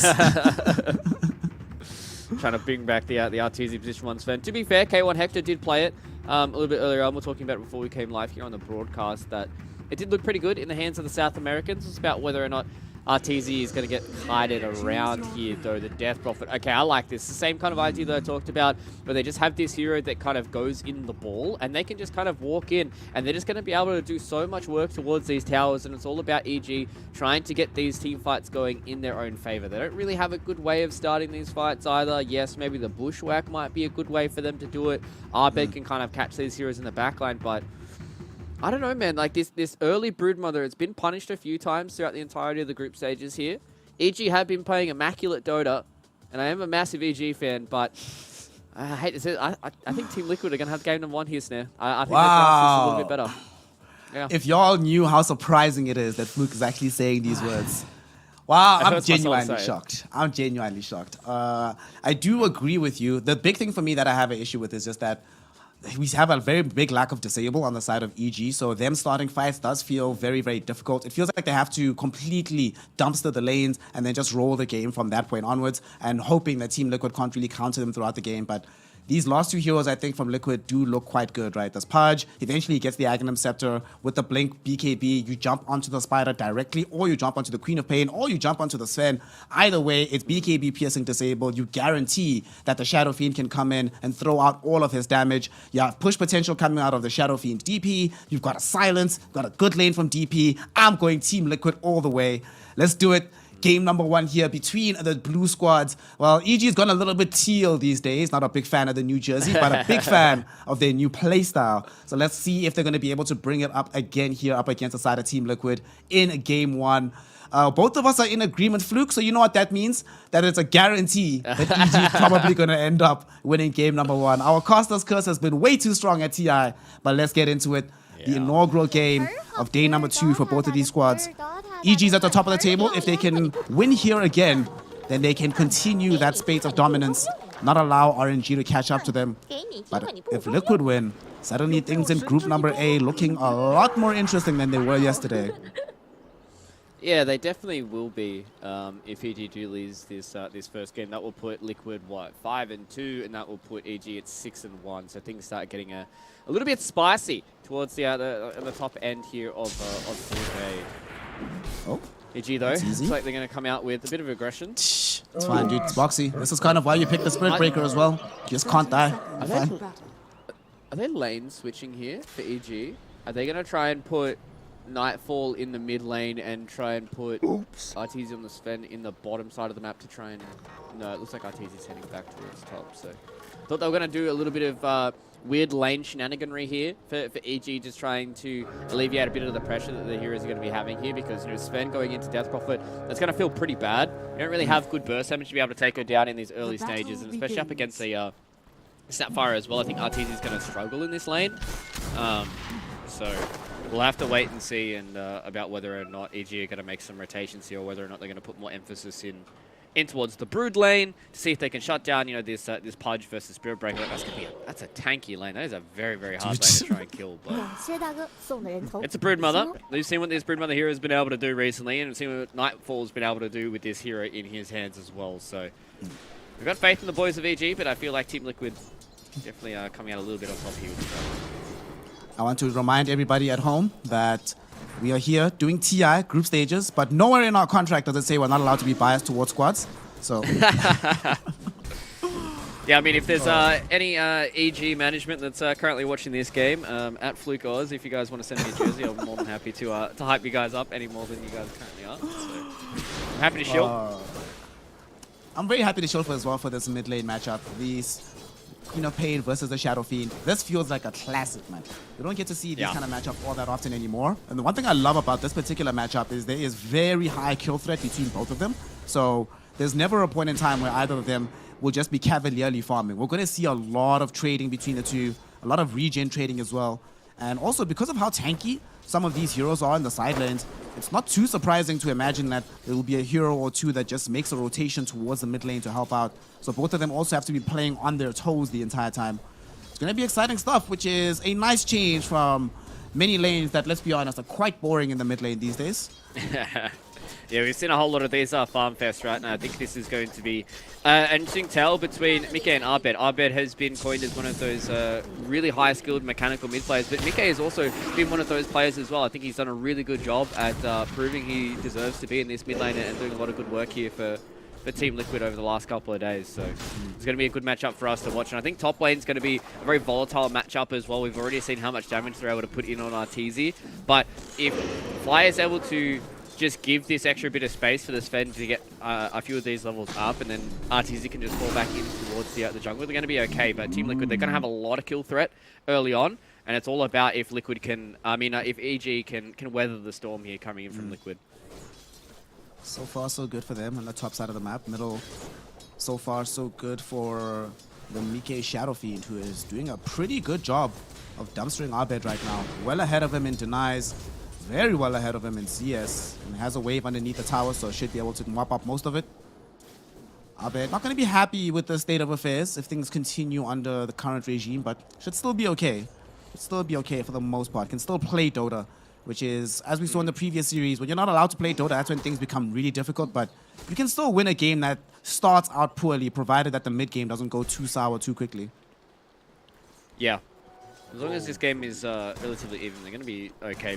But Team Liquid are definitely feeling happy with how these lanes are going. Matu versus Nightfall is an interesting one for me. Crit playing onto this this Hoodwink. It is one of those position 4 heroes that I think we're going to be seeing rise in prominence a little bit more, just because of how strong it can be and how much kill threat it actually can pose simply by itself. So a lot of these offlaners don't really need to have that much kill threat by themselves. They just need to be able to input a little bit of that extra damage when you do see things like the bushwhack come out for crit. So I'm interested to see if they're able to get some early kills here to get Nightfall off to a good start, or whether or not, you know, once Matu gets his Vanguard up, it's going to be very hard to push him out of the lane. So if they're able to put the pressure back onto this this Pudge and able to at least get this Broodmother off to a good start, then EG can feel happy with it. But I think Liquid are doing a good job so far to mitigate that damage that can come in from an early Brood pick. Looking at this mid hero, our Queen of Pain, she's getting charged into right now. But the Spirit Car was scouted out. They know what's happening. They're trying to muscle her off the bottom side of the map. I'm very much looking forward to the interplay between the Queen of Pain and the Hoodwink when the Hoodwink does eventually get level 6. The Sharpshooter with Sonic Wave, it's a shocking amount of damage, especially early on. And we were talking about it yesterday. It always feels like Sharpshooter does too much damage. Like, no matter how many times you die to that spot, you're just like, oh my god, dude, really? Seriously? That's way too much. Yeah. So this is going to be a very fun game to watch as well, Flute, because, you know, something that you keep mentioning, when you look at these cooldowns, not that many of them are quite high on either lineup here, so we don't have to necessarily worry. We'll talk about it in a second as Insania gets himself away from RTZ. There's going to be a Spirit Siphon as well going back towards the Sven. Zai doesn't have enough mana to keep going all the way here. Actually, he does. Gonna keep chasing underneath the tower. Nice block, but it's not going to work out for RTZ with the tree. Zai pops the magic wand, able to keep the chase going. Also kills the courier for Fly at the same time. That's a phenomenal way to start the game here. Depressing RTZ, elevating yourself, and making Fly sad in the process. Yeah, it's always a good start when you have these kind of last pick heroes like the Death Prophet to be able to get that advantage in their lane, right? Like, and that's why I really like this draft coming in from Team Liquid. I think they've got some really good lanes to be able to play this game out, and once they start getting to that point where they've got their level 6s. Okay, so they do take down Matu. This is what I talked about, right? Like, if they're able to kill Matu before he gets that Vanguard up, it's very, very hard for them to push him out of the lane once the Vanguard is up. But they do so much damage early on with the Bushwhack as well as the Silken Bowler that it is very, very hard for Matu to stay in this lane unless he gets, like, you know, a clutch little flesh heap off before the Silken Bowler comes in, blocks a little bit of that damage, blocks a little bit of the right clicks from the Insatiable Hunger. Then he can survive, but he needs to wait until he gets his Vanguard, and that's when he can be very, very hard to deal with. You see in the top lane, they were trying to play aggressively into Zai. Unfortunately, Spirit Siphon, no matter how many tweaks this spell receives, it still remains a broken spell in middle. Abed getting charged into, took a lot of damage from the Shadow Fiend, but because Boxy is only a slowly support this game, level 3, 2 points into Greater Bash, 0 points into Bulldoze, so no chance to be able to get this quick kill onto Abed. That does still create some space for the Shadow Fiend, have some uninterrupted waves where he doesn't have to worry about anyone or anything, just pure free farm in this mid lane. He has access to a haste rune though, Fluke. Will he try and make use of this somewhere? He's about to crack level 7 soon after the second wave emerges in this mid lane. Do we maybe see him pop this haste, go somewhere, try to force a Requiem play on the map? I think he feels pretty happy with how it's going. Like, he is currently dumpstering Abed. He's 38 and 15 up against a 23 and 4. So he is more than happy with how this mid lane is going. So he's happy to just sit here, throw the right clicks out. If he gets a double raise on Abed, Abed might have to just fall back into base. I think the emphasis is really now on this Queen of Pain. Once he hits this level 6, I think he has to make a rotation, preferably towards the bottom side of the map. Try and take down Matu before he gets his Vanguard up. Try and blow up the Pudge. Give Nightfall that nice little start to the game that you really hoped for, because the Broodmother can be one of those heroes that can try and take over where the Shadow Fiend wants to play. And, oh, Mike almost solo killed Abed once again. And I think this is where the pressure starts to build here for Abed. He's the one that needs to make these rotations, because Mike is just going to sit here and farm. Life is a little bit complicated right now for this Queen of Pain. Top lane, they're also putting a lot of pressure out onto this RTZ Sven. Playing in behind the tower, and Fly can't really do too much about this. Mid lane, Crit was thinking about trying to render some assistance. Abed is about to crack level 6, just picked it up, but he sees the haste rune on Crit and he's like, yeah, this isn't happening, is it? Decides to just go back to his side of the map. Although on the bright side, down bottom, Nightfall did become too oppressively powerful pre the arrival of the Vanguard. So Matu has been bounced out of the lane in its entirety. Mid lane though, Abed almost died. The Sonic Wave will push back Mike. The charge is incoming. Boxy, can he finish him off? Of course he can. And now they're looking towards Fly as well. The Fire Snap Cookie helped out. Crit, at the very least, get some quick revenge with the Bushwhack. But it's a 2-for-1 exchange in this mid lane. Liquid coming out on top of it. And that's also the Sonic Wave committed here, Fluke. So when he respawns, Abed can't go and assist elsewhere on the map because his big spell is now on cooldown and he still lost his life first. Yeah, Liquid are playing really, really good right now. They understand that Mike is their kind of shining star right now. He's the one that's having a good time. Oh, Matu. Dude, if Crit's not here, then that is a dead Nightfall. But Crit with the Bushwhack just looking really, really good. This hero continues to impress on this Hoodwink, enabling him to get a kill middle on the Shadow Fiend, saving the life of Nightfall down bottom, and making sure that Nightfall's dominance continues into this game here. Yeah, I think that's the one thing here for EG is they've at least got one hero that's doing a good job right now. Broodmother was able to come out on top. Arteezy now is just back on jungle duty. I think the biggest thing for me is the fact that Mike is such a dominant force right now. He's going to get an early Dragon Lance. Boxy, though, is going to go down inside of the jungle, and this is where it's going to become hard for EG. I talked about the fact that it's difficult for them to play this this kind of draft on the back foot, and if they've got Mike as well as Zai just kind of rocking up to your towers, like, how are you going to kick them out? You don't really have a good way of initiating. You don't really have a good way for getting your Sven injected into these fights unless you get something along the lines of, like, a Shadow Blade, but I think if EG are trying to defend their towers, it's going to be very, very rough for them to try and get some of this space back. So Team Liquid are definitely in a good spot here to be able to have an early bit of momentum going into the rest of this game. Down bottom, we see the difference that this Vanguard can make, because as soon as it gets picked up, Matsu much harder to kill. But fortunately for him, Crit got Sharpshooter, and we saw exactly how much damage was going to emerge from him. Killing spree right now for Nightfall. 3 heroes have been brought down. Almost 700 damage dished out by the Hoodwink with one spell. Seems fair and balanced to me. And with them being able to kill Matu yet again down bottom, they'll surely claim this tier 1 tower. So they need to start making something happening elsewhere on the map. Zai has access to the Ghosts. Do you think they should try and force a push maybe into this mid lane with Ghosts, having Shadow Fiend available with Requiem, just try ball up, force EG into an awkward position where they have to decide if we're going to try and hold this tower or not? Yeah, it's kind of scary though, because if you leave Nightfall to his own devices, he's already going to be able to take down this tier 1 tower. I think you need to make it a very convincing fight for them. And Matu's walked in. They don't really have much else that they can do here up against the Pudge. I would like to see them ball in and try and take down this tier 1 tower in the middle lane, but EG, they're going to send a lot of their resources there as well. They understand that they can just leave RT to do his own devices in the jungle. Nightfall's the scariest hero on the map right now, so they don't want to go anywhere near towards his lane, and as long as Arbed as well as Crit and Fly are holding hands towards this mid lane, it's going to be very, very hard for Team Liquid to try and get this fight without overcommitting a little bit too much. Literally 50-50 betting odds, so extremely close between these two squads. Even the win probability at the moment is pretty much 50-50. Boxy will probably contribute towards EG being higher probability if he loses his life down bottom. They missed out on the Bushwhack and on the Sharpshooter. Boxy, got your J's on, I see today. All right. And he's just several seconds away from getting the charge once more. Matu, can he find the hook? The angle, not going to be good enough. Too many creeps blocking the path.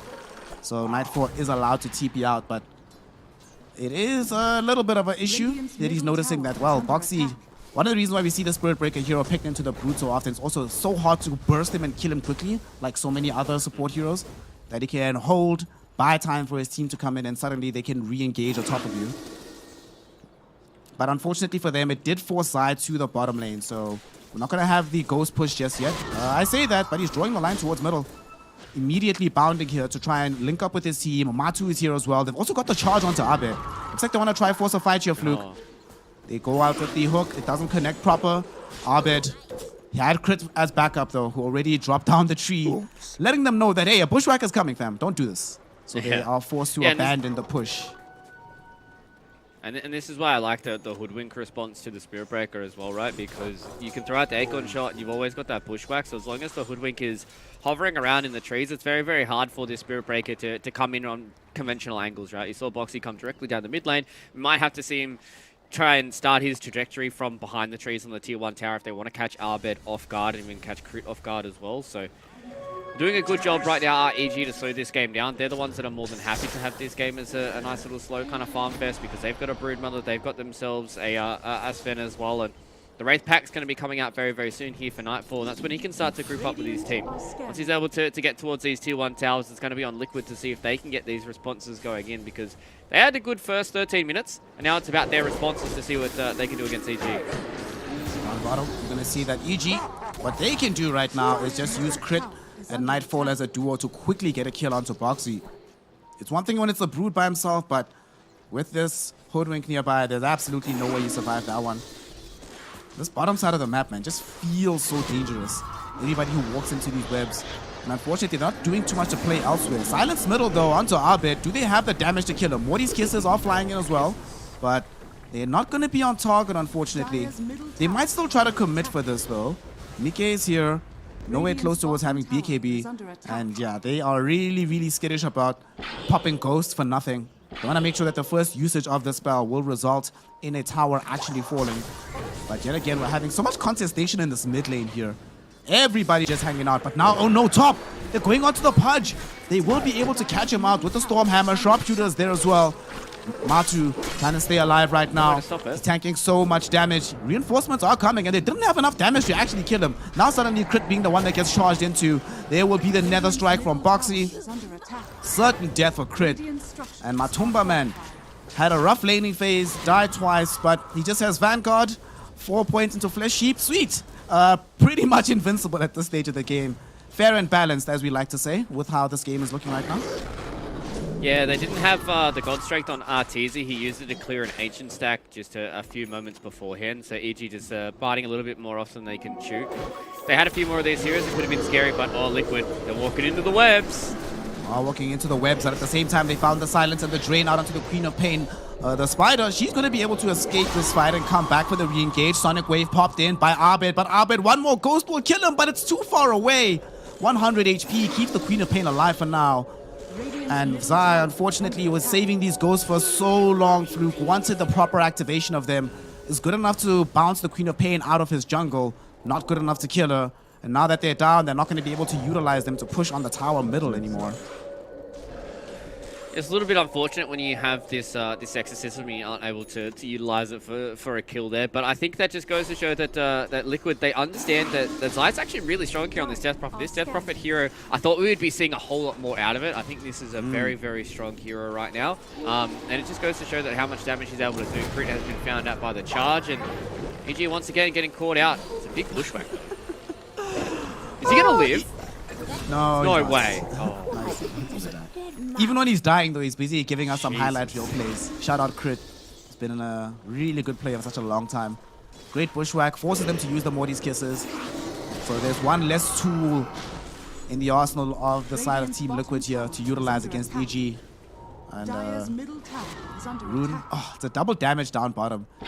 Dude, no cap, if this was a DD for the Shadow Fiend, the way they were posturing, I thought they might actually try to force a Roshan. You see a charge going on to Nightfall with the Nether Strike as well. He's stunned up by the Fire Snap Cookie. Nightfall is in danger. Drops the Wraith Pack Totem though, mitigating this damage. Arteezy coming in, looking for revenge. He finds the stun onto Insania as his team cleans up Boxy. And with these 2 kills on the supports, the path to the Tier 1 tower is wide open. And EG will take it. Free Rosh. They're the ones now thinking about the Roshan because they still have the DD going on Abed.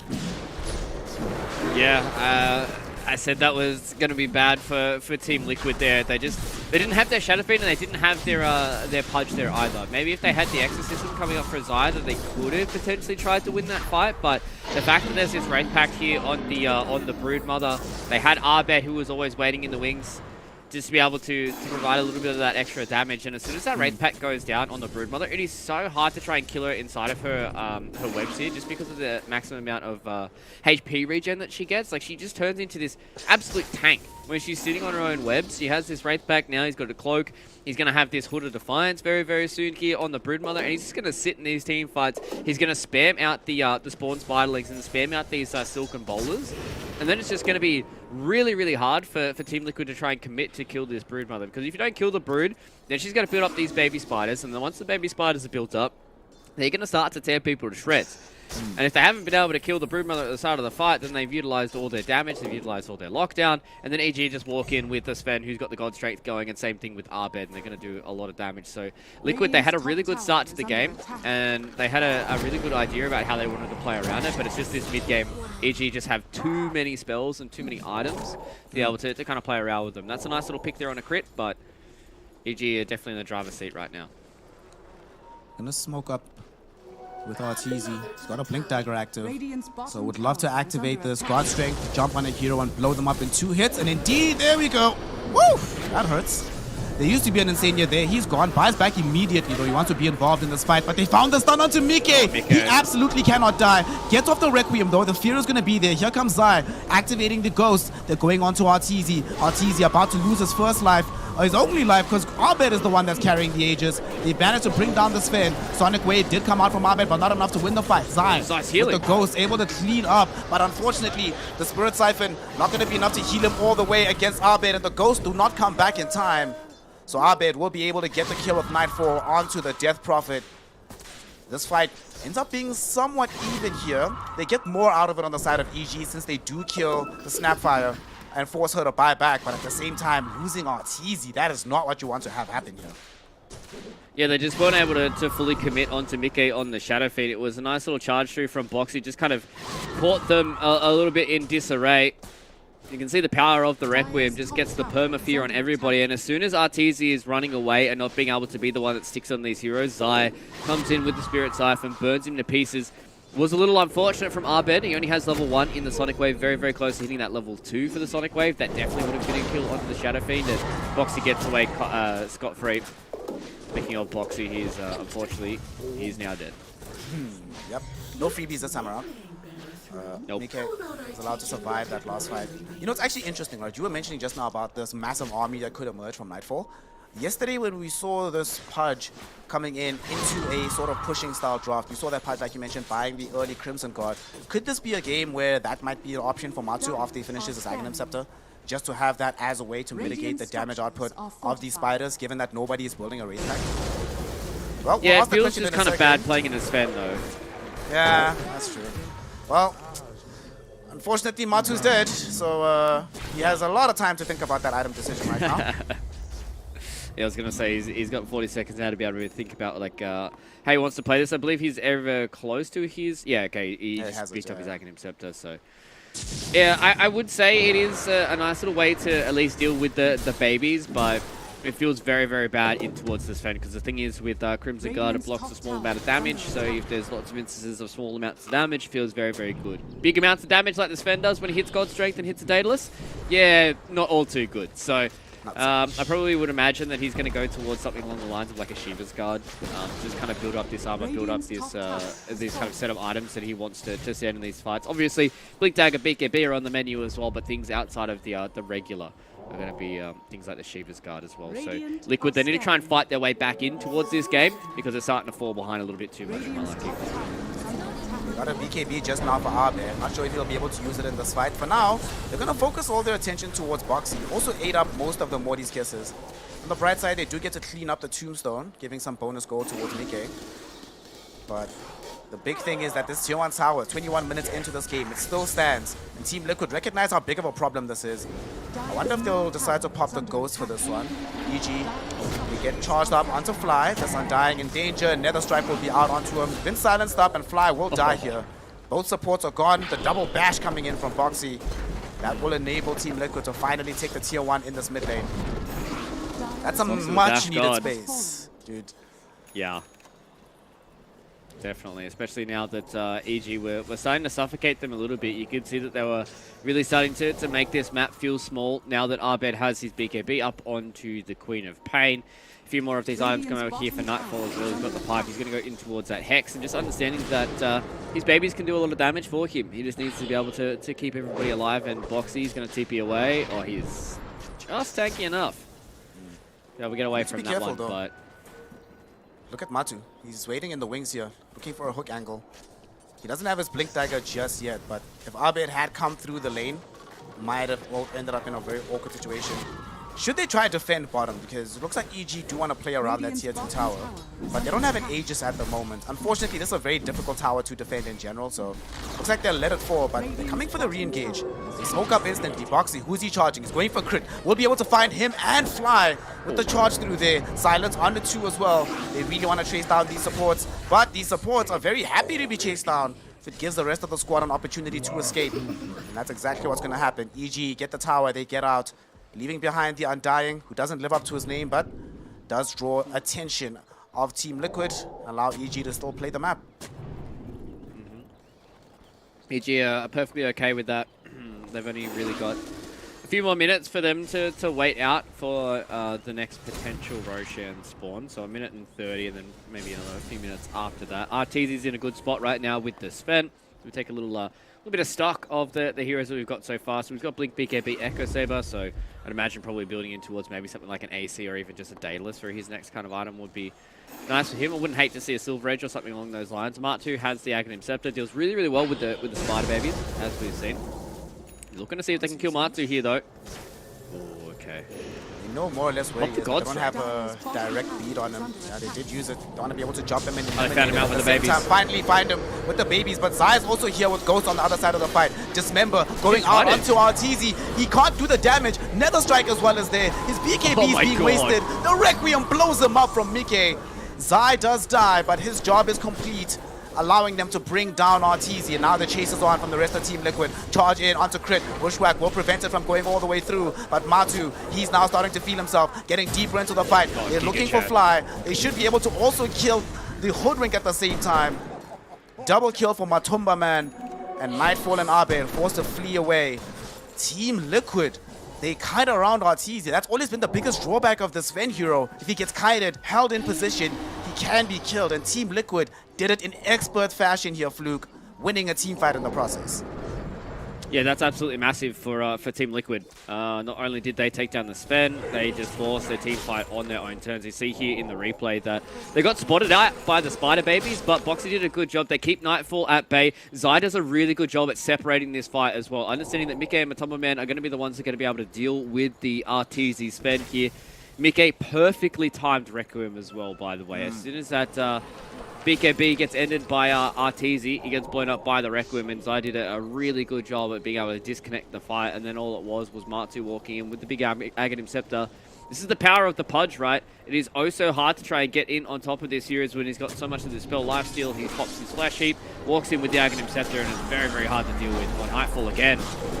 Trouble. Again, getting cocked out. He got himself dismembered. The charge coming through as well from Boxy, and Nightfall certainly gonna die. RTZ coming in though, looking for revenge. Oh, no. He gets used up because he didn't get off his BKB. So Zai and the crew not really in danger of the RTZ Sven just yet. That's God Strength also committed there from the A-God. Well, Nightfall hasn't died in a while. That's his first death this entire game. Team Liquid starting to reverse the odds here. Starting to look a lot stronger in these engagements. And Matu starting to get tankier and tankier and tankier. Each time they get one of these pickoffs, that's an additional Flesh Heap stack. And we've seen what can happen when these start to go up through the roof. Eventually, even the Sven with his massive outlay of damage will really struggle to deal with Matu as this game scales like this.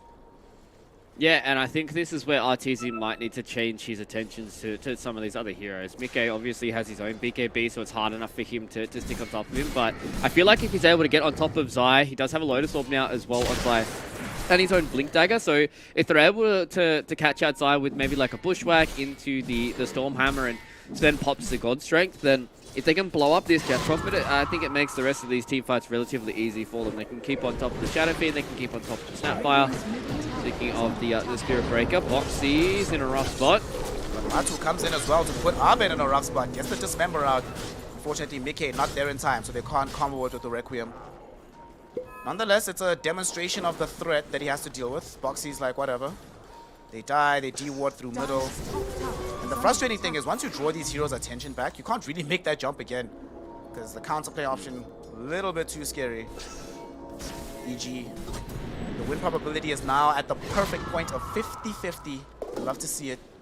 Gold lead, pretty much nothing in between it. Experience, pretty much nothing in between it. A game that's balanced perfectly on a knife's edge right now. All depends on the team plays that come out. And it's easy. Oh, they find Matu. In these team plays, they go for Matu. They'll be able to find them. They revealed this Chrysalis. God Strength, Chrysalis, Abed there, and a Sharpshooter. They spare no expense in killing the Matu Pudge. And with his death, guess what's opened up here? Fluke. Big man Roshan wants to say hello. Yeah, and I was talking on the fact that maybe RTZ might need to change his target prioritization, but when you catch out Matu literally by himself, shows how much damage they can do. Now with the Matu buyback, are they going to get scared here? EG, they're staying in the pit. Staying in the pit, Morty's kisses were raining in. Abed and RTZ both pop BKBs to try and ensure that they can escape from this one. But RTZ, stopped by Boxy's Nether Strike. He will still be able to blink himself out as they do bring down this Hoodwink on the far edge of the engagement. You'll stop. There's no more BKB for the A-God. He is going to be brought down. Matu saying, well, it's nice, right? In the meantime, speaking of Matu, he caught Abed in the mid lane. We go back to RTZ now as he gets Requiem feared into. Zai will be there with the bonus damage from the Ghosts. And not only that, Fluke, they immediately bound onto this tier 2 tower in the top lane. Mickey is here. They have the whole crew with them. And Matu is pushing solo through this mid lane. And with 3 heroes dead all across the map, they might be able to put damage on 2 sides at the same time here. Yeah, big team fight coming in there from Team Liquid. Zai is such a thorn in the side of Evil Geniuses. It's so hard for them to be able to walk in towards a lot of these team fights when Zai is just on the front lines. He's getting multiple Spirit Siphons off. He's dropping Lotus Orb on his head. It's very hard for them to stick onto him. And you saw what happened there. They had to commit for the Roshan. As soon as that God Strength was down, RTZ had to pop the BKB so he didn't get killed by the Mortimer's Kisses. And yeah, he do have the Aegis, but he just blinks away. And that's all that really happens. You try to get the TP out, but Boxy with the extra bit of game sense was able to get the bash going through it and got that stun there on RTZ. And now you can see RTZ pinging out the punch in the Spirit Breaker. It's going to be very hard for them to continue this game going the way that it is, because they realize on Team Liquid that EG, they really don't have that much damage. Nightfall has gone for this kind of raid-packed pipe build on the Broodmother, where the only real issue for them is playing around the spiders and playing around these silken bowlers. But at this point, the only real damage is going to be the Sven, and they're always going to have the kite ability with the bite that goes through BKB. They've got Boxy that goes through BKB with the ultimate and the Nether Strike. So, I mean, Liquid, they're in a really good spot here. They've been team fighting really well. I still feel like this game can be relatively even, though. We've seen what Svens can do if they just catch out one of those team fights, right? If he bursts down 1 or 2 of these heroes on Team Liquid, they're not going to have a good response for him. But if they're the ones that are on the front foot, if they're the ones that are aggressing in towards EG, we saw how many issues they have by playing off the back foot and how hard it is for them to get into these team fights and get some kills. Yeah. Nightfall on the bright side did just finish off a Hex, so that makes it a little bit easier on the control department to give our CZ time to just beat in onto these heroes. But the A-God is actually being charged into right now. Do they have vision of the fact that Boxy is doing this? Boxy will give up the Ghost. Dire Scan. Good game sense. Look where Crit was going as well, in front of where the charge would be coming to intercept it. Crit's game sense sometimes is ridiculous. Feels like he's got map hacks. It's just too good. Feels like some of the guys that we're going to be seeing throughout the entirety of TI, they just have that spidey sense, right? It's the reason why these guys are sitting here playing TI group stage. It's the reason why I'm sitting in my bedroom. So there's a reason why they get to play for millions of dollars and I'm just losing MMR.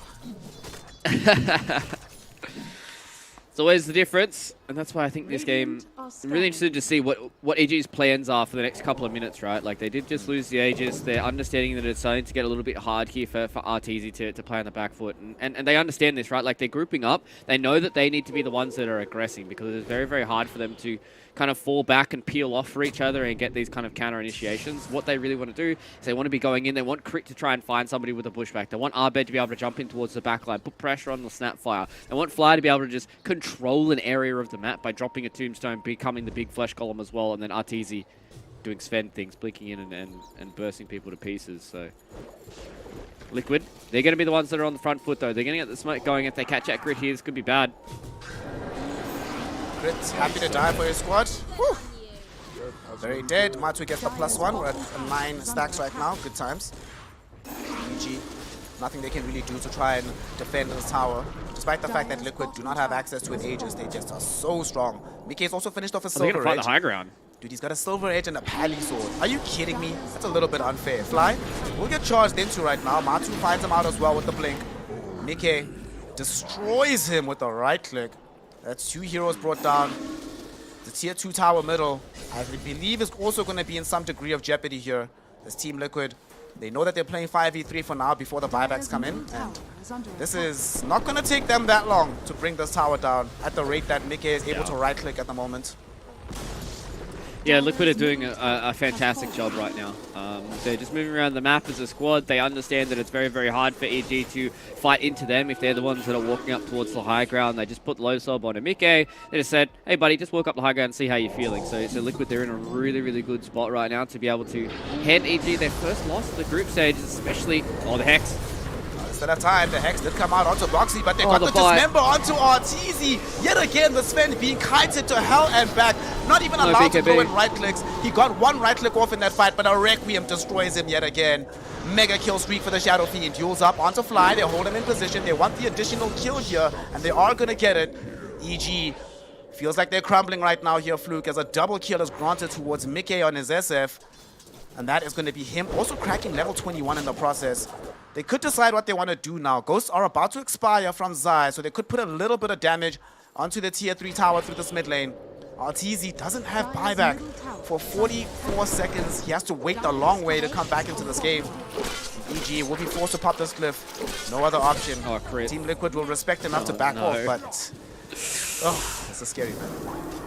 Yeah, Matu found crit in towards the bottom side of the map. Nightfall's at least going to try and push them away from this tier 3 tower, but Liquid, the way they're team fighting is insane. The way that they're just like thinking about how these team fights are going to go. To be fair, it is pretty straightforward now that the game has gotten towards this point. Just make sure that the Svenja and the BKB can't do anything. They don't have a way of stopping Matu biting. I think that's the biggest thing, is they actually have no way of BKB bite stopping the Sven from walking around in these team fights. They've got the Lincolns now. They don't have to worry about this Hex coming out from Nightfall. Arteezy, he has to build a Lincoln Sphere, but he is so far away from that Lincolns that I think this game could just blow out by the time he even gets close towards any of these components. And Liquid are just in the spot right now where they can constantly just take control of this triangle. They can continue to just chip away at these tier 3 towers, and it's going to get to a point where EG have to try and make a move. But who are they really going to go on? It's so hard to try and kill Zai here. He's got BKB loads, or Bleak and a Yules. Like, how are you ever going to Stormhammer that guy? Matu has almost 3.5k HP, his own BKB getting close towards the Shivas. And Mickey's got a Lincoln and a BKB and a Silver Age. It's like, these cores are going to be so hard for them to kill, and maybe they can get the kill on a Boxy. Well, Boxy's starting to get the kill onto Crit, initiating with the Nether Strike charge. And Crit's still alive for now, but he has to be careful. Matu is closing in. Matu just wants one hook. Give me that flesh heap stack. Not going to get it though. Zai steals the kill away from him, but the most important thing is that Crit is indeed dead. Might have a buyback forced out of him. We've already seen the cliff force. They pop the Lincoln Sphere. They're jumping in with Arteezy, but we already have the force stop. Here's the Blink Dismember. They're going back onto Matumba Man. The Sonic Wave not really going to help out from Arbit, but unfortunately the right-click damage not enough just yet. We find a very nice bushwhack coming in onto Insania with a huge hit from the Sharpshooter. Arbit is able to get a double kill by bringing down the Pudge, but now it's scary because Zai activates the Ghost with the BKB. He's going in. Charge coming in from Boxy. They find Arteezy. They want the damage on the Sven. On the backlines, Mike is busy cleaning up house all by himself on the SF, and Arteezy is finally about to fall. Zai gets a killing spree. I'm gonna get a double off the back of Fly's death as well. And that is Team Liquid, despite losing the Matumba Man Pudge, still being able to demolish the team fight. EG is just out of damage, Fluke. They have no way to bring down everybody. They can bring down a solitary target, but the entire squad feels just beyond them right now. It's kind of crazy that not many people talk about skill expression with a hero like Spirit Breaker, but Boxy, I don't know, man. He must see some angles at different times than a lot of other people do see, because he has been putting himself in the perfect position to get multiple heroes with these charges. He's constantly charging through these fights, understanding that as long as they can continue to kite out Arteezy, that's when these team fights start getting easy for them. There was a few times there in that last team fight where I thought maybe Arteezy was able to stick onto a few of these members, but Team Liquid, they just, kited back. Boxy and Zai did a beautiful job of just keeping on top of the Sven, getting to a point where he can't just stand there and throw out a few more of these right clicks. And Liquid, they're just out team fighting EG right now. EG are doing a really good job being at this deficit to at least get some of these kills, especially a kill onto Matumba Man. But the way that Team Liquid has drafted this time around, I think they've put themselves in a really, really good spot to be able to hand EG their first loss of the group stages and move forward in the rest of this group and make this group spicy. I think that's the biggest thing for me here, Snare, is Liquid getting this dub against EG, obviously the game's not over just yet, but if Liquid get the dub here up against EG, this makes this group stage a whole lot funkier here for Group A. Yep. Whew. That fight also was a demonstration of just how strong the Shadow Fiend has become for BK. If he's not being stuck onto by RTZ, he's actually immortal in these fights. He's so strong.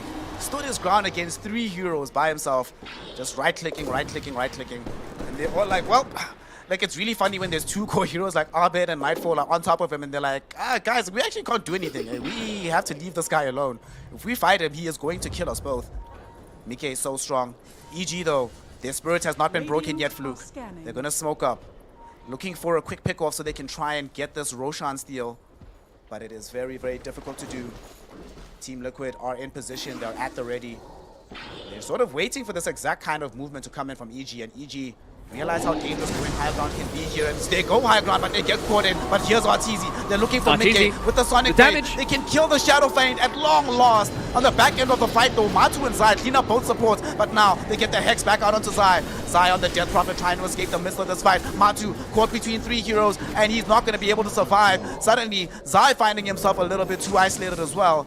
And these heroes have fallen low, but not low enough as Abed keeps the chase going onto Boxy as meantime Zai drawing away both Artesia and Nightfall closer to the Roshan pit. He's been Yules up, he's been caught out, he has been killed off, and Abed finishes off Insania. And a DD? That's a full freaking team wipe and a DD rune, and now they're gonna get the Aegis, Cheese, and Refresher shot. Oh wow, EG, man. EG! A bit too premature to call the game just yet here, Fluke. We are still in contention for a clean sweep in the Group A from EG. Oh, that team fight was perfect from EG. I didn't really get to talk on it, but they have a Lincoln Sphere now on Arbed, and they have the Lotus Orb onto Nightfall. All they did is they BKB'd on the Sven, and they dropped the Lincolns, they dropped the Lotus on his head and said, off you go, RTZ, let's see how many people you can hit. And he was able to freely hit in these team fights, and that's kind of the reason why that these teams are starting to pick up this position 1 Sven, that if he doesn't get kited around and is able to actually stick on some of these heroes, he does so much damage in these fights. He's able to put pressure back on towards the Shadow Fiend. He's able to make it so that Matu has to be playing in these awkward kind of peripheries of the fights, and RTZ and EG did such a beautiful job to be able to walk up towards that high ground there and pressure Liquid into taking that fight with them. And they knew that with that Lincolns as well as the Lotus Orb, there's no way for them to stop this Sven. And they have to BKB, they have to walk back, they have to kite back, and then EG just did a really good job at constantly pushing forward. And this is what I touched on the entirety of this game, right? EG, their draft is all about being on the front foot. Their draft is about them running forward with this Sven, enabling him in these team fights, making sure that Crick can get these multiple bushwhacks off, get the sharpshooter down. Arbed blinks into the background, gets a lot of this chaos going. And the same thing with Liquid. They want to be on the front foot. They want to be able to catch out the Sven here. So now the table is turned once again here, Snare. It's about how can they outplay these Lincolns and how can they outplay these Lotuses for the side of Team Liquid. Do they need to start getting some more hexes? Do they need to start getting things along the lines of, you know, some of these extra bits of initiation, like, you know, the Spirit Breaker charging in, trying to get that Nether Strike going forward?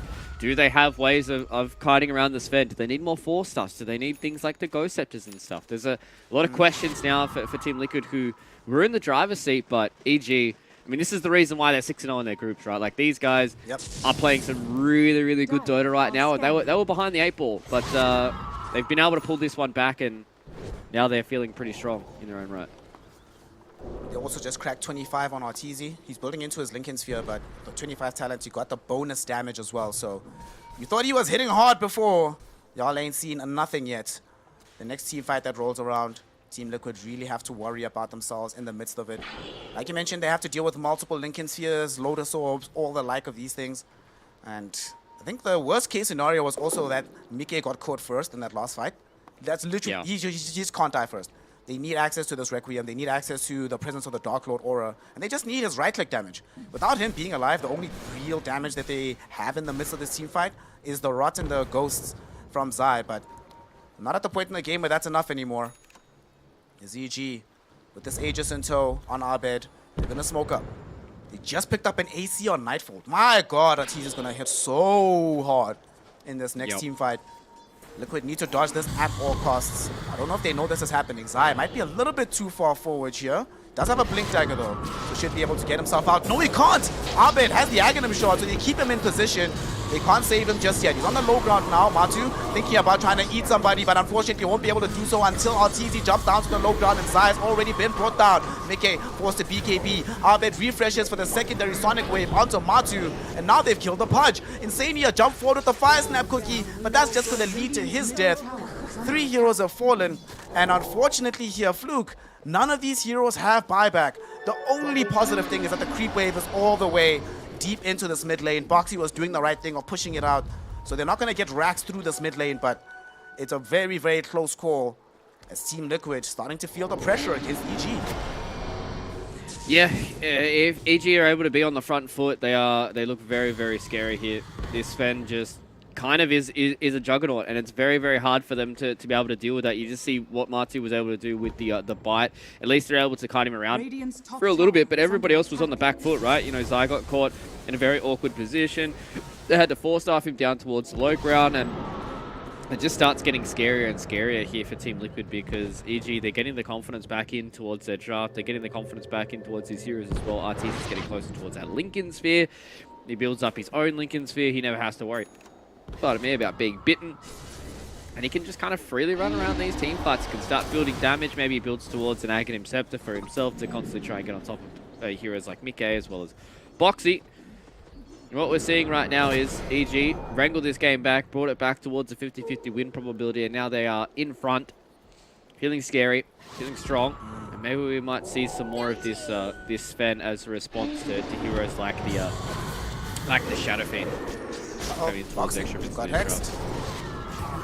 They do not have access to a Lincoln or a Lotus or anything on the Spirit Breaker, so he just dies heads up. That's a gem given up as well.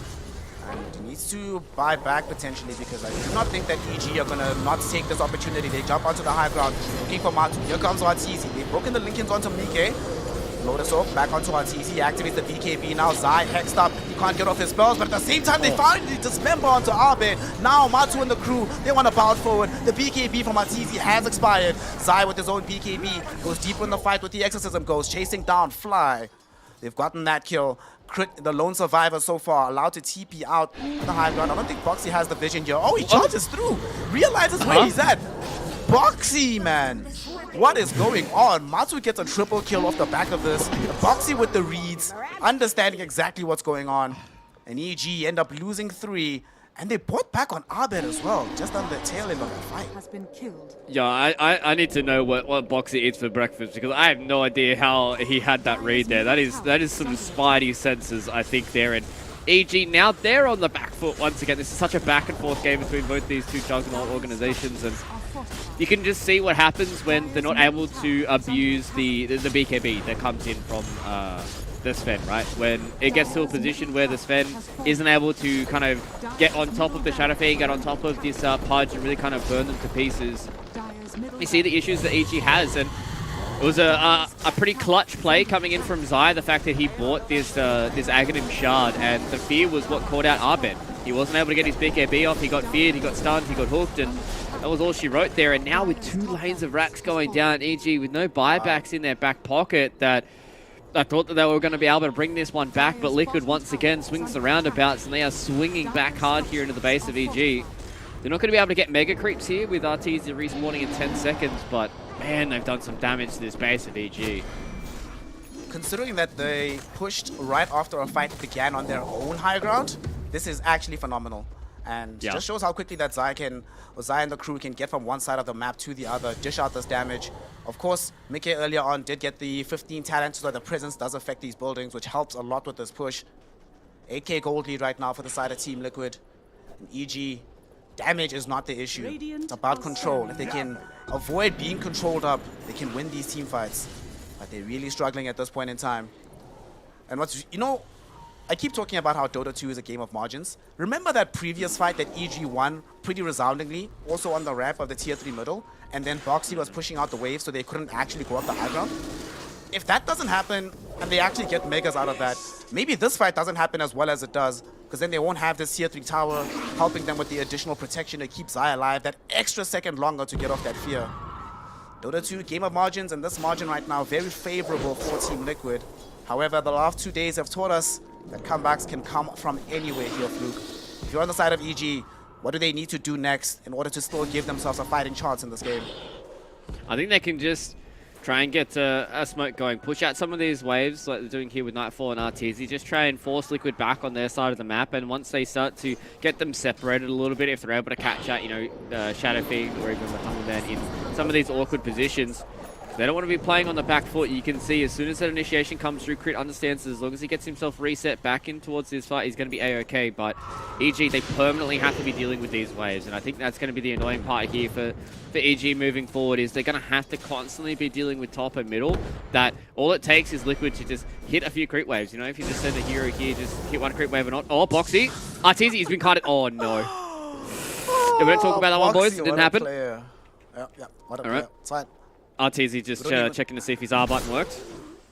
Still works. You gotta do these checks sometimes. You know, Dota 2 still in beta. You're not sure if it might not work sometimes. And now they know though. Boxy scouted it out. Look what he's telling his team. He's like, guys, RTZ's on the other side of the map. Let's go force a fight. Let's get in. Matu looking for somebody to jump onto with the dismember. He goes onto the high ground. Only comes across Crit first. Crit gets stunned by Boxy, who charges through to try and find Fly. Nether Strike will be there as well. As Crit gets taken out. 65 seconds in the grave, no buyback. And also Nightfall gets caught out on the high ground through middle. He's dead too. He does have buyback, but now they have these ghosts from Zai flying everywhere. 4 versus 5. How on earth do they defend this? They cannot play against these megas. But they're about to have to deal with them regardless. God Strength is down, exactly. That's why they went for this move. That one moment where Boxy able to avoid RTZ might actually be the death knell for the side of EG, as they now have to play against these mega creeps. Team Liquid can now back off. Roshan respawns in 25 seconds. EG.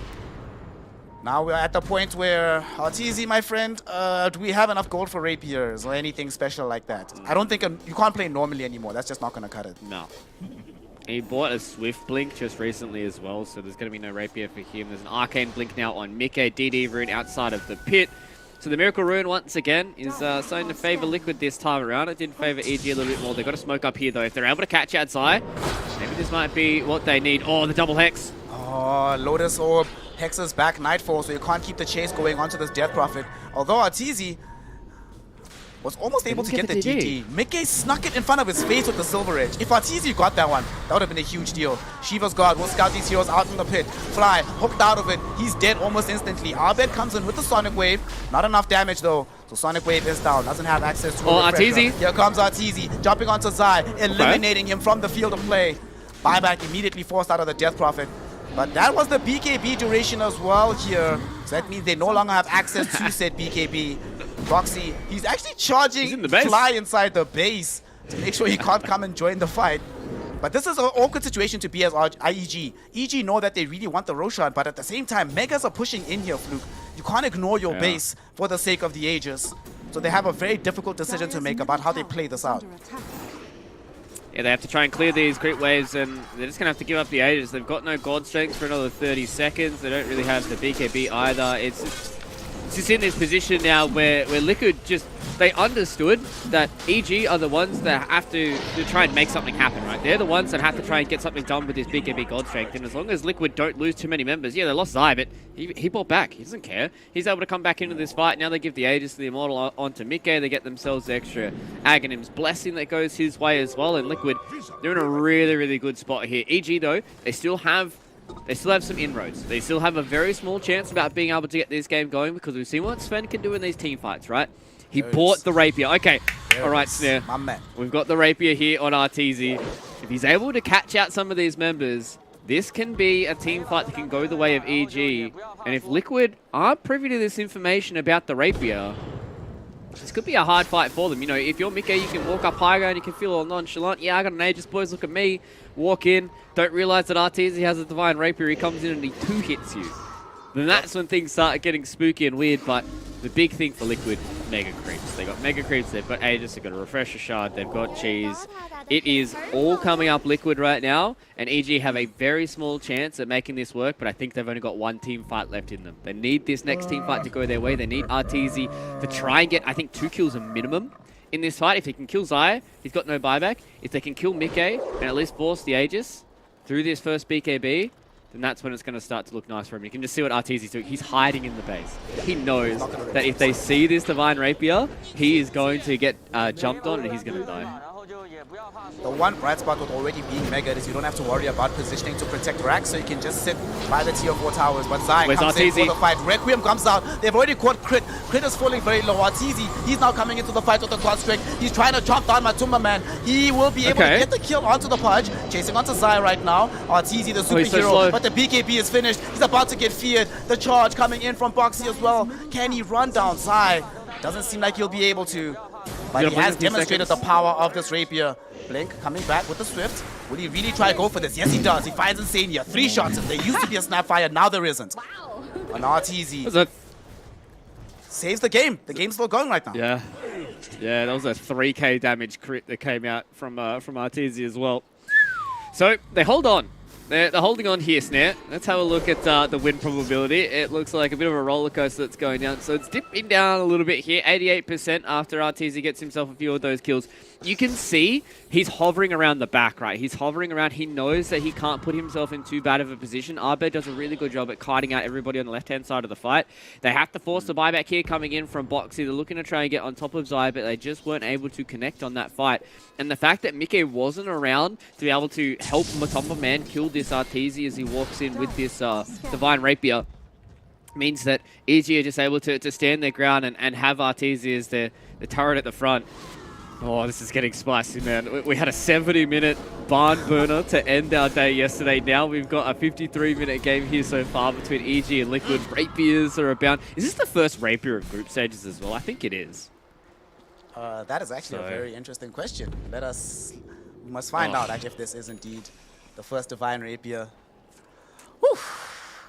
This is spicy. So I'm just trying to think here, Snare, right? About thinking about the avenues that are going to start to arise, right? Obviously, we've got Arteezy with this Divine Rapier, so he's going to be the big centerpiece for EG. On the other side of things, though, that Team Liquid is starting to get towards these latter stages where they have their own kind of items going around. Matumba Man went for this Refresher Orb, so I like that he has his BKB and the Shiva's Guard.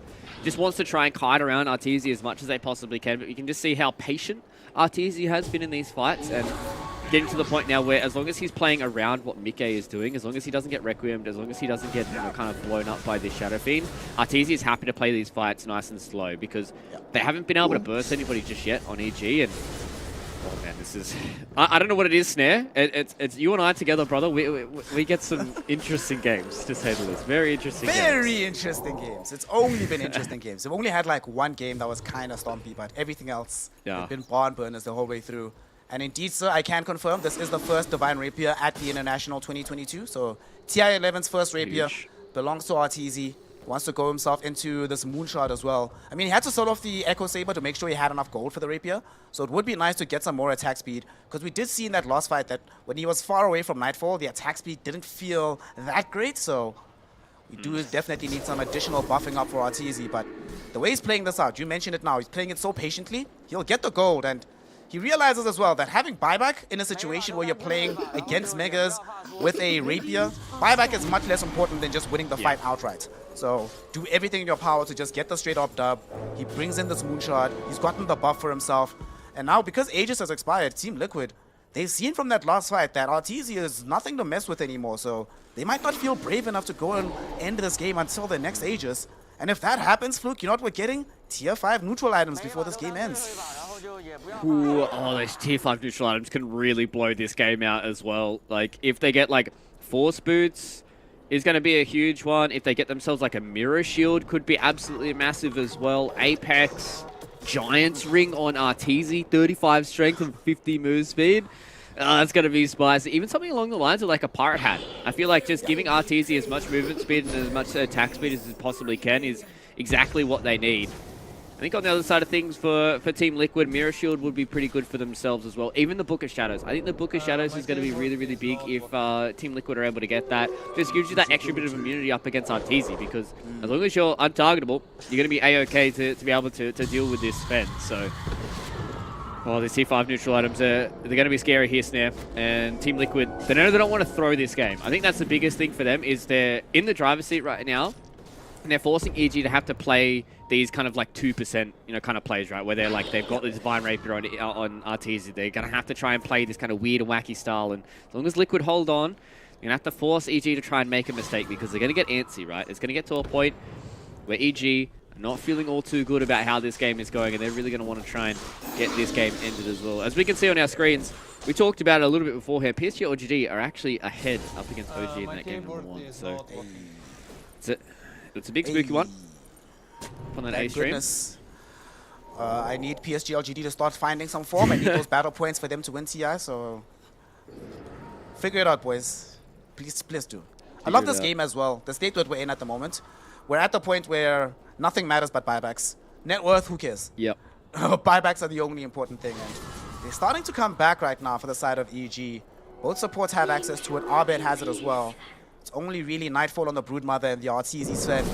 They need to pick this up at the very end. It is very, very close right now.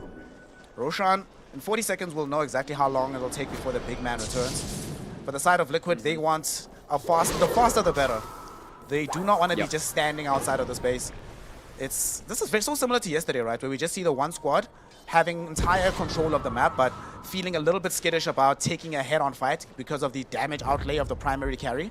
And EG, they smoke up. Oh. They're going for the jugular. They're being proactive about this. Maybe they're trying to catch out Team Liquid. About Roche. They want to catch them out before the Roche starts. But who can they go on here? Crit has vision. He's been scouted out. Boxy comes in with the charge, forced to cancel it. And Insania already committed the Morty's kisses here. But EG, just get back. They know that the jig is up. They've been scouted. And, of course, the jig is up in the base as well. Creeps are always going to reveal the fact that they're no longer nearby, given that the Megas are always pushing in. Yep, and that's the big thing here for Team Liquid, is they're always going to have these Mega Creeps pushing in towards the base, and it's always about how EG handle that. You know, can they find a small little window where they can push out some of these creep waves? The bonus thing for them as well is they've got heroes that can really actually deal with these waves relatively well. Nightfall's able to deal with it pretty well on the Broodmother, and we've already seen what Arteezy can do with the Great Cleave. So it's getting to points now in this game where Liquid are just trying to set up their waves where they don't have to worry about EG smoking out of them, and EG are trying to set up their waves so they can do moves like this. They're looking to see if they can catch out Team Liquid lacking.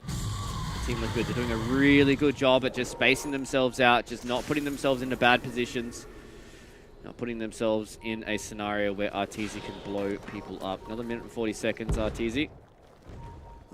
Creeps are in the base though, here's Snap. Yep.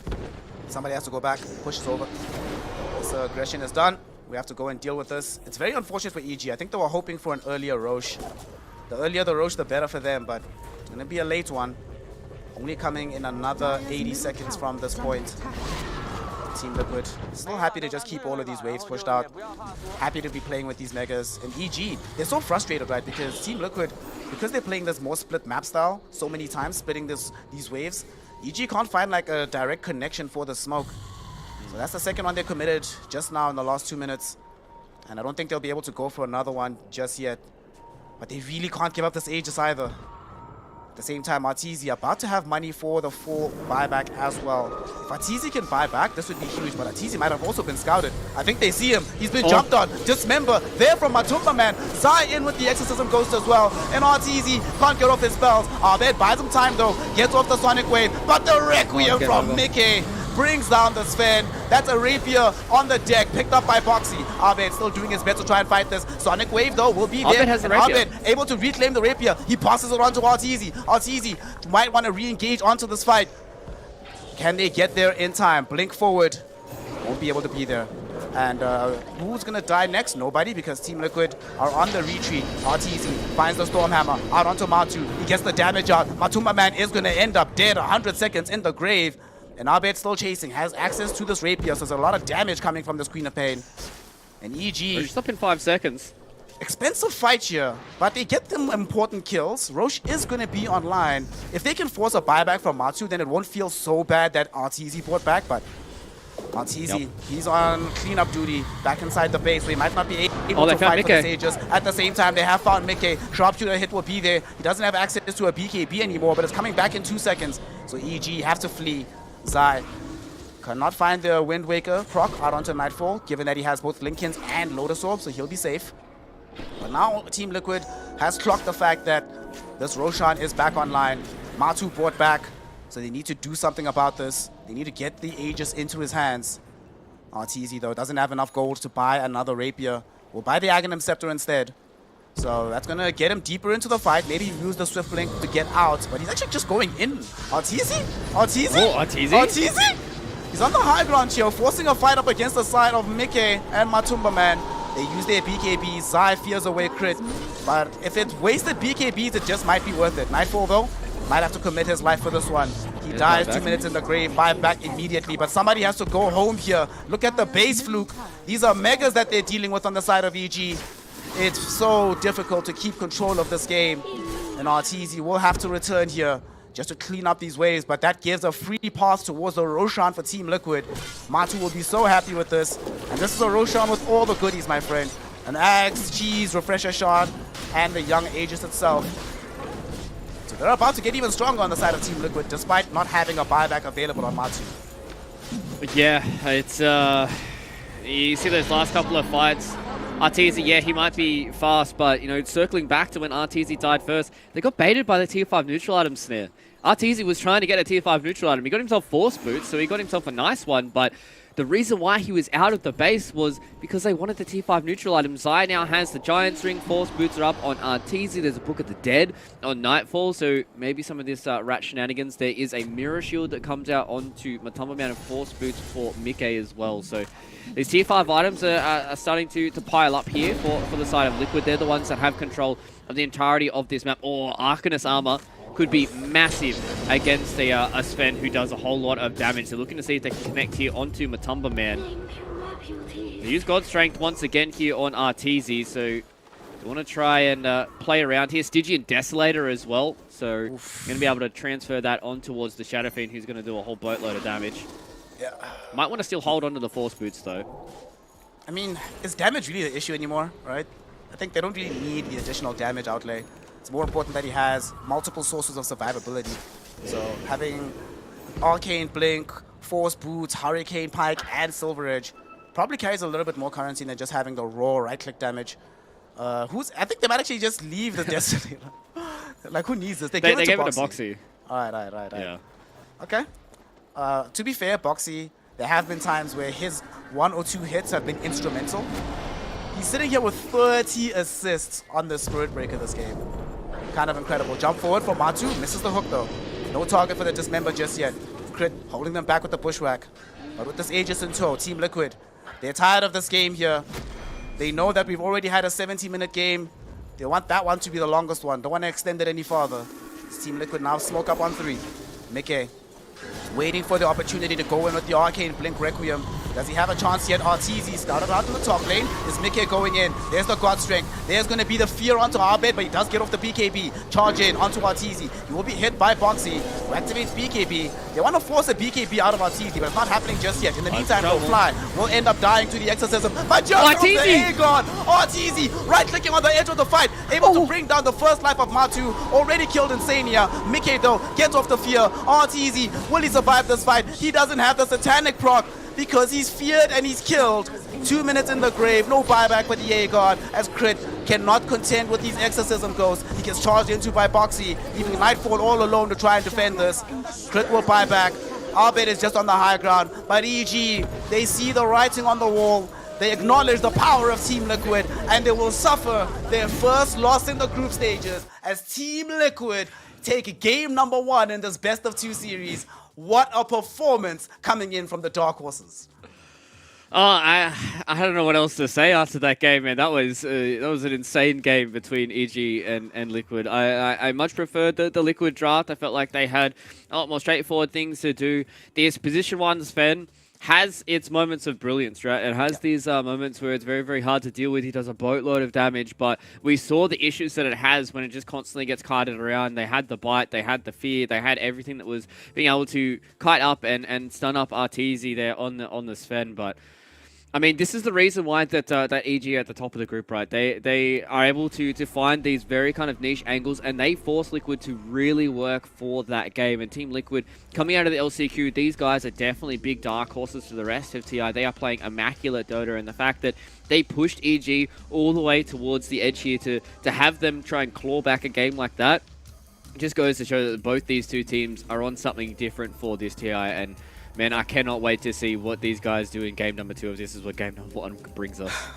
I'm actually really sad it's only a best of 2. I feel like this deserves a 3-game series.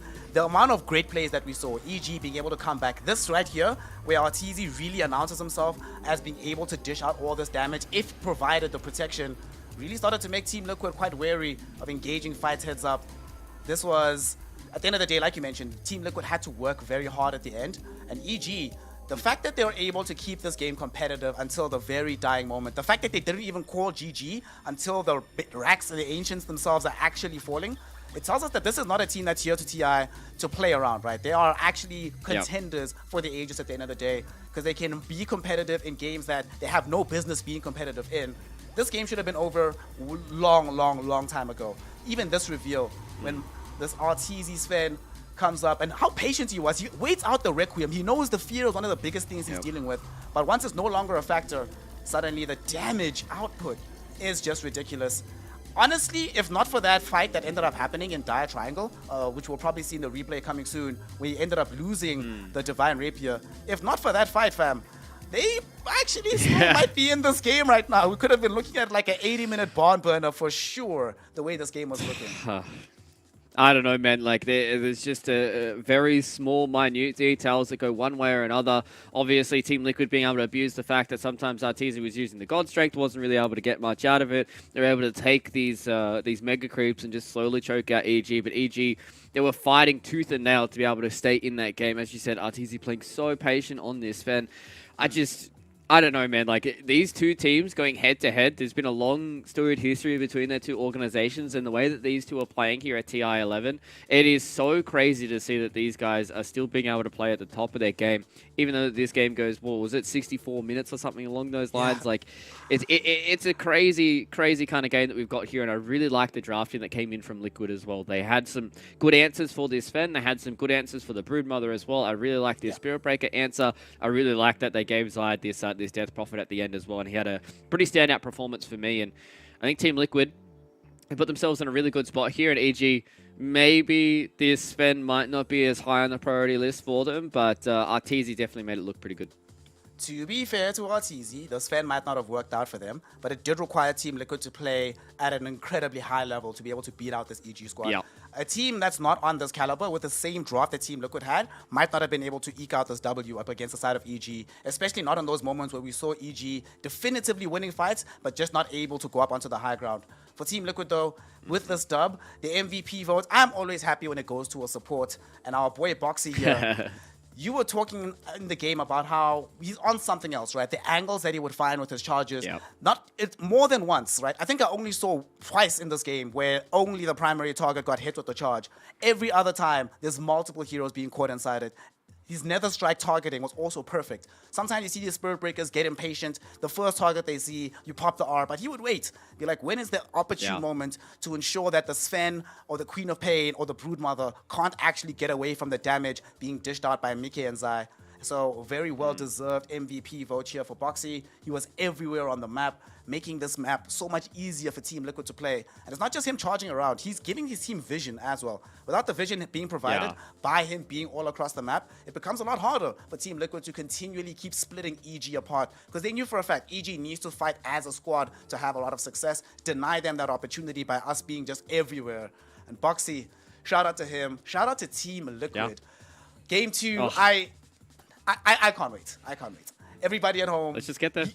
You saw what we saw, right? We'll see you in a couple of minutes for Game 2, because this is going to be an electric series and you don't want to miss it.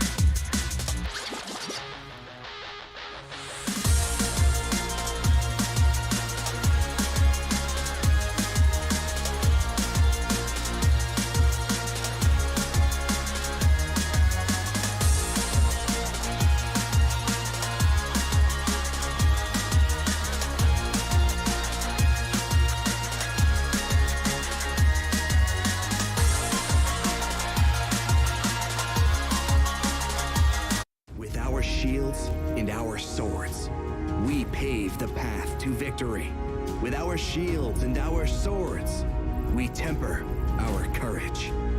With our shields and our swords, we're making history. With those who make the game a reality, we're the Vanguard. We're with the best. Let's raise our shields.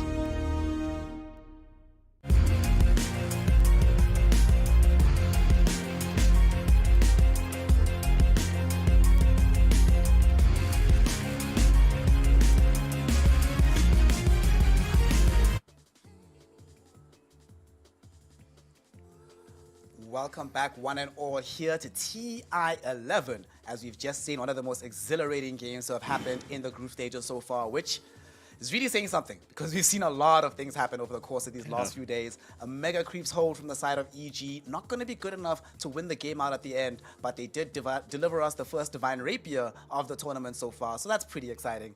Here for Game 2, though, we are hoping that EG is going to be able to get this 1-1.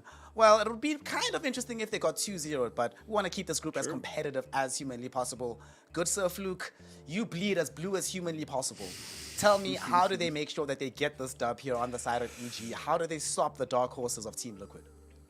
I think I don't want to put too much emphasis on the spin. I felt like that it did do pretty well in the game in and of itself, but you could just see some of the glaring issues that it had towards the mid-game. They played extremely well around the fact that they had to make sure this Sven was able to free hit here, but they gave Team Liquid some really good answers. They gave Team Liquid the Pudge, gave Team Liquid the SF, which is probably one of the heroes that they looked the best on right now, and now the fact that we're going into game number 2, Evil Geniuses have decided for second pick here, and Team Liquid have gone for Dire. So that leads me to believe that EG want to have this 1-2 punch to open up their draft. Last time they had the first pick, they went for the Dirge. This time around, they're going to look to see if they can probably try and get the Shadow Fiend for themselves. So they're really looking towards to see what their first couple of bans are going to be. Okay, so Team Liquid are just going to ban the SF straight away. So I was going to say, like, the game of chicken between these first couple of bans about, like, you know, Team Liquid, are they just going to ban, like, and Marcy, or I mean, like, maybe something like Undying Primal Beast, and then try and get the Marcy for themselves and give up Shadow Fiend +1. It's going to be an interesting tale for them, especially because, you know, you've got the big brains in Blitz and Bulba. The two coaches going head-to-head here in this draft is always nice to see, and then obviously you've got Fly as well as Matumba Man, who are the ones that are actually clicking the buttons. So these first couple of bans are going to be oh so important, and I think this is going to be the tale for the remainder of TI. Is once you get into this second game, these first bans are so important for you, because you need to make sure that you win the mental chicken between both these two teams about giving something that you don't care all too much about while getting something much better in return. 10 seconds remaining. Right now, I think EG need to be thinking about this Enigma. But there's Enigma, there's Marcy. These are the heroes we've seen banned out often, but Enigma has just looked so good when Team Liquid get it. So Marcy gets banned out. Now it's going to be on Liquid. Are we going for the first pick Enigma? If we don't pick Enigma, Nightfall plays it as well, then there's the option of them picking up Enigma plus like one big hard carry. So don't take the risk. Pick Enigma. Shout out Team Liquid. So now for EG, what's going to be the counterplay option here? We've seen Silencer on the rise here as a response to the first pick Enigma, but they go Enchantress. That's particularly interesting here. Okay, I mean, the one thing you mentioned yesterday in the TSM series versus Tundra, you said that in game number 2, you want to just see TSM go full comfort, and this is comfort for EG. Enchantress for Fly, Faceless Void for RTZ. After the performance he had yesterday on this hero, he's definitely feeling very confident about being able to make this hero work. So not too surprising that they go for this opening duo, but it does feel like they're just saying, you know what, Liquid, pick what you want, we're just going to pick what we want, and let's play Dota. Oh, ho, ho, ho. Opening up with the Lone Druid here for Team Liquid, and you touched on the fact that, you know, I like when I see these teams coming into game number 2, that's also important for them. 2-0 here for Team Liquid would be massive for them. Puts them on even footing with EG, puts them in a position where they're starting to get towards the top of the group at EG. They want to try and get this extra game on top of them so they can go 7-1 at the start of today. They've still got a few more games they have to play throughout the entirety of today, so EG want to make sure that they don't falter here, but this is a massive start for Team Liquid. The Lone Druid and the Enigma, they've given themselves 2 comfort heroes that are able to kind of just work around, and it's pretty easy to make a draft around these heroes, and this is why first pick to me has been, I feel like, kind of moving up in a bit of priority. Yeah, you've got a lot of these gacha picks in the second and third phase for second pick, but just being able to cover your carry in these bans just feels so good, especially if you're able to get a carry like the Lone Druid here in this opening phase. It feels really good for them. They're going to get rid of the Clockwork, which has been another hero they've been playing quite a lot in towards this Lone Druid. I would like to see them try and ban out a few more of these Insania heroes. We've been seeing the resurgence of things like Dazzle and the Oracle. Playing that in regards to keeping this Lone Druid alive inside of the Chronosphere is always really nice. You're able to mitigate a little bit of the extra damage that comes through as well. Can't really do all too much against the Enchantress though, so it feels kind of bad. So I'd imagine EG just going to get rid of the remaining boxy heroes that he's been playing when Matsu does pick up this Lone Druid. It's a whole lot of these high tempo kind of carries. Lone Druid. I am terrified about seeing the Lone Druid also because of how quickly the game could end. We've seen whenever they do have this hero, woof, yeah, Liquid tend to want to push the pace. And of course, it is already an Enigma hero, which is also well regarded for being able to play very, very quickly. EG, right now they still lack a bit of damage into the bubble. Yesterday it did turn out that Arteezy didn't need it. He could just work with it alone, but it's always nice to be able to have that additional dimension of damage into it. I think it's also always interesting as well about the Void into Enigma matchup. If Enigma doesn't catch the Faceless Void inside Black Hole, so you get Chronoed. But it's also then vice versa. If you get the Chrono out, Enigma can Black Hole the rest of your team. It's a very ultimate dependent matchup. You use this one, we use that one. We might even see EG like try to double down on this particular way of playing. I would like to see them play heroes that have a lot of pace as well. Like for Nightfall, I don't necessarily want to see the Broodmother. I would like to see heroes like the Marses of this world that just make things happen very quickly on the map. Because Team Liquid will be coming at you. I don't think you'll have the luxury of being able to park on one side of the map, keep it pushed out, and just apply pressure in that fashion. You're going to have to apply pressure through team fighting. And we saw in game number 1 how important team fighting is actually going to be when these two teams clash against each other. They're going to ban the Leshrac here for EG. It's been something that they've seen a little bit more. So they're just going to get rid of Mikkei's Pangolier. He's been playing a little bit of that much recently as well. I think that's kind of just a good way for them to play around this Lone Druid. You talked about the fact that it can be a relatively fast game, and I think Mikkei has been doing a good job on that diffuser played Pangolier right now. I want to see what EG go for their other support here. They have to pick a 1-2 punch. They have to pick the first here, and then they get the response at the end. Tusk, yeah. I feel like Tusk has been one of those heroes that has been making a little bit of an extra resurgence. Gives them that little bit of extra catch. Crit has been one of those players that has really been extremely strong on the Tuskar here. Gives them a way of killing the bear as well. Maybe Hoodwink, how do you feel about that? So they have some additional damage into the bubble without having to rely on a core hero. Yeah, I could see that. I think they might end up being in a scenario where they maybe don't really have their supports that can kind of run up and deal with some of these heroes. Obviously, you know, we've seen Enchantress be one of those kind of run in front of your team, break smokes kind of hero, and Crit can play in the back with the Hoodwink. He has played extremely well so far, and you're able to enable someone like Arbed as well. Like you just catch like a random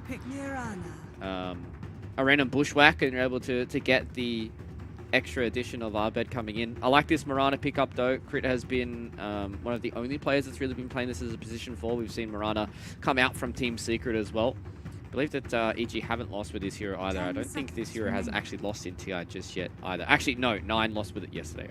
I remember that we oh yeah, from the mid lane. Yeah.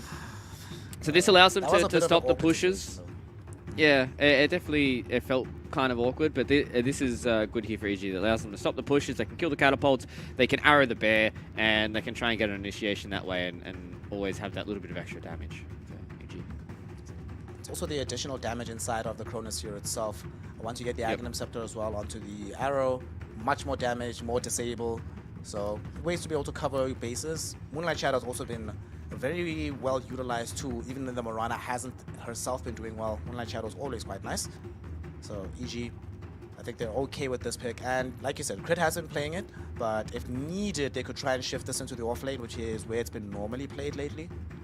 See, it depends on what the laning phase is going to look like. They know that they're going to be dealing with Lone Druid in the lane. It's nice to be able to not have to contend with being in front of the face of the bear itself. Liquid though, they have to start with their own supports. We haven't actually seen them pick any supports thus far. And ooh, they'll start things off with the Boxy Tiny. El Classic, this one is. Oh my god, the tiny Enigma lane. Yay! Very fun. Enjoyable times. Yeah. Arteezy's not going to have fun in that top side of the map at all.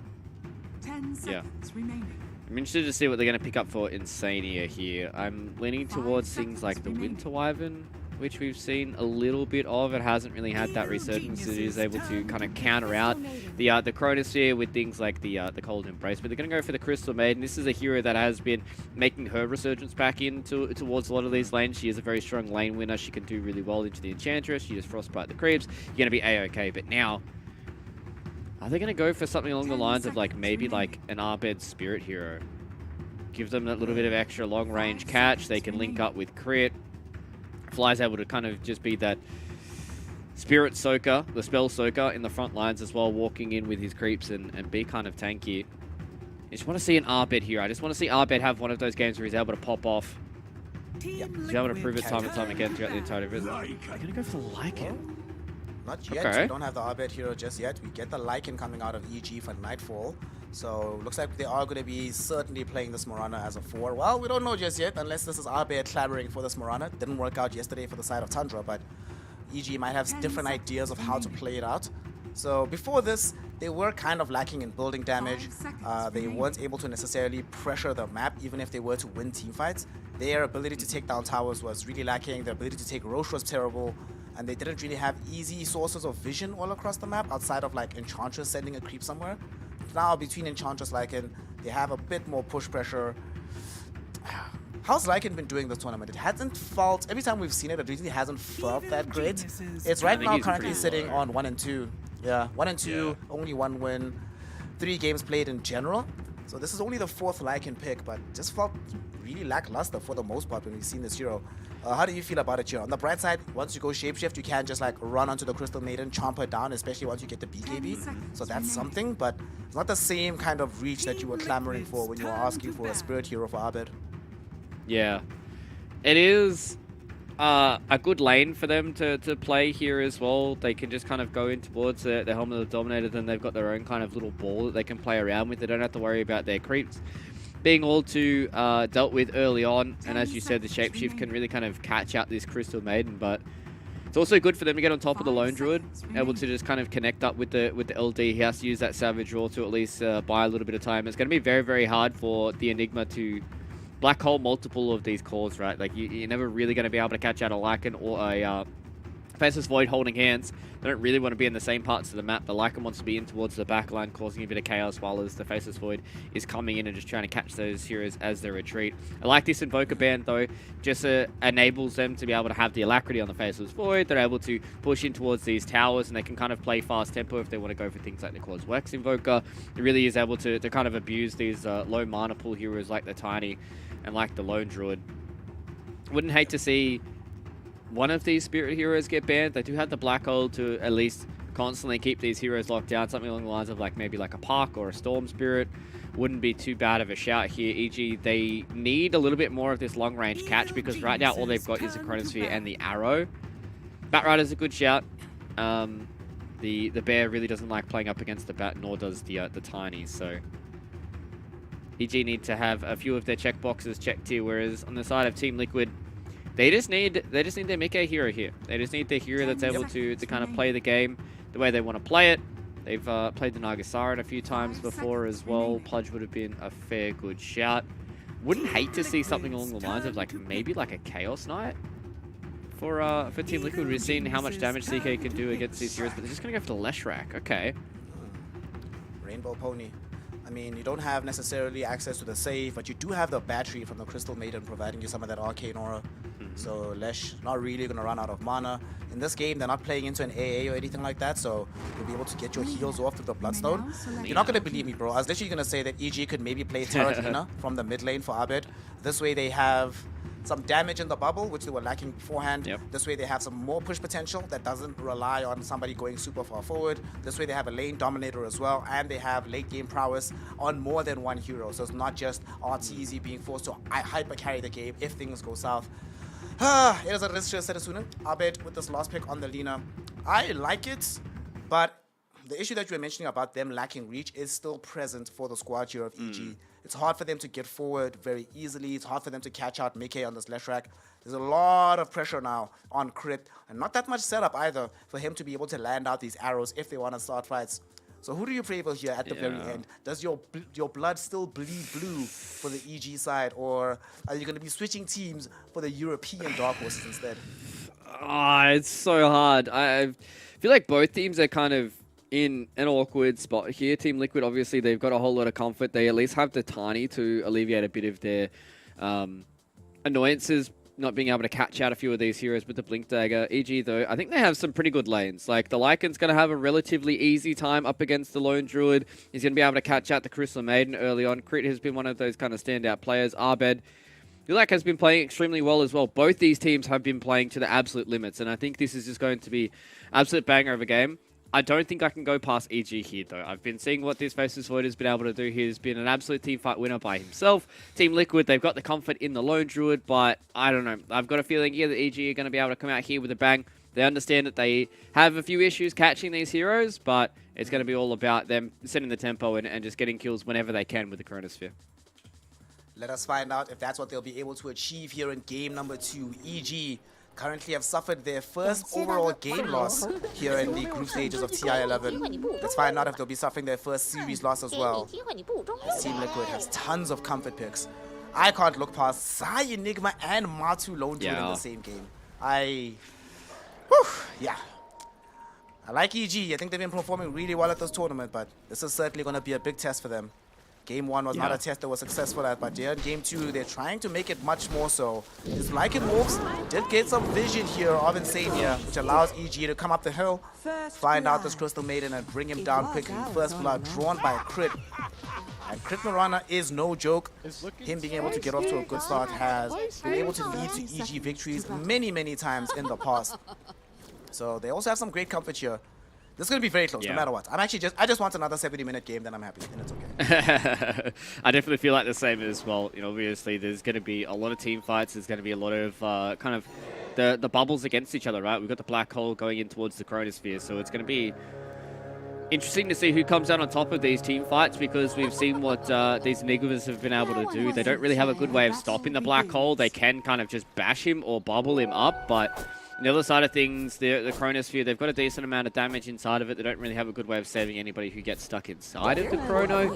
So that's going to be the tale for me, is about like how these team fights pan out between EG and Liquid, about who gets off to an early start with these laning phases. Is Arteezy going to have a relatively easy time on this Faceless Void and become a monster?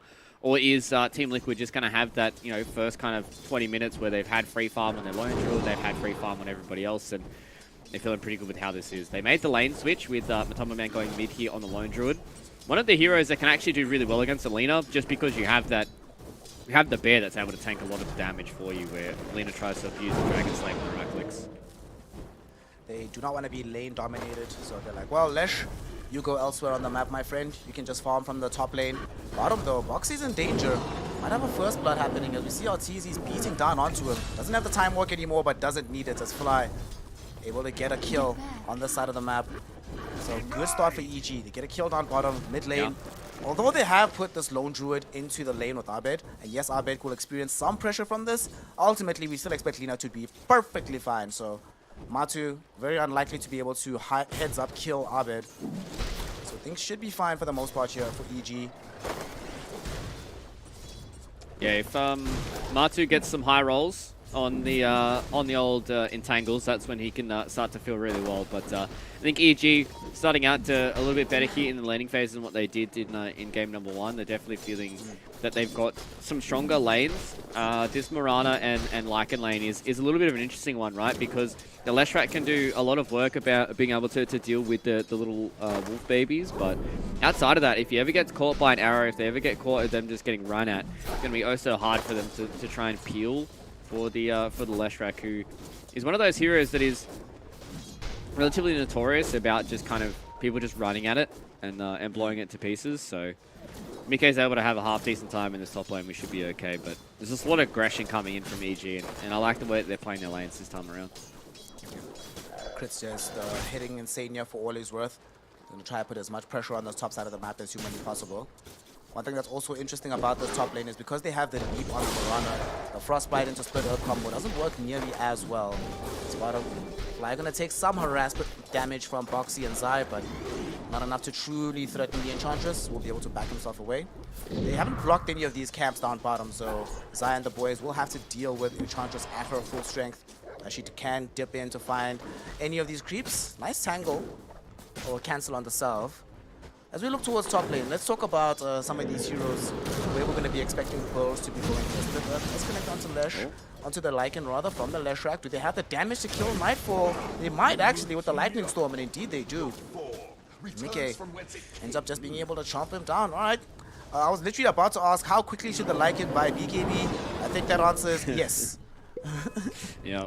It definitely feels like he needs something in this game, but just over-aggressing a little bit. You know, obviously Team Liquid have understood that they can't really make the go onto crit because usually they have the frostbite in towards the split earth, so they've got a really good kill lane that's coming out here. So if Nightfall ever over-aggresses, much like he did just then, he can get kind of caught in an awkward spot. So EG just limit testing a little bit here in the top lane, and they have tested limits and found them a little bit too close for their own liking. So there's going to be a bit of back and forth, and if Mickey is able to at least come out on top in this lane, he's going to be the one hero that's going to be able to deal with this kind of Lycan ball, right? They've got Fly, who's going to be able to have these Enchantress creeps that float around. They're going to have Nightfall, who's probably going to go Helm of the Overlord, and a whole lot of these extra little summons. And if Mickey is able to just kind of get that little bit of extra armor, maybe a Shiva's Guard early on, he can kind of run around and just deal with these wolves and deal with these extra summons coming in from the Lycan.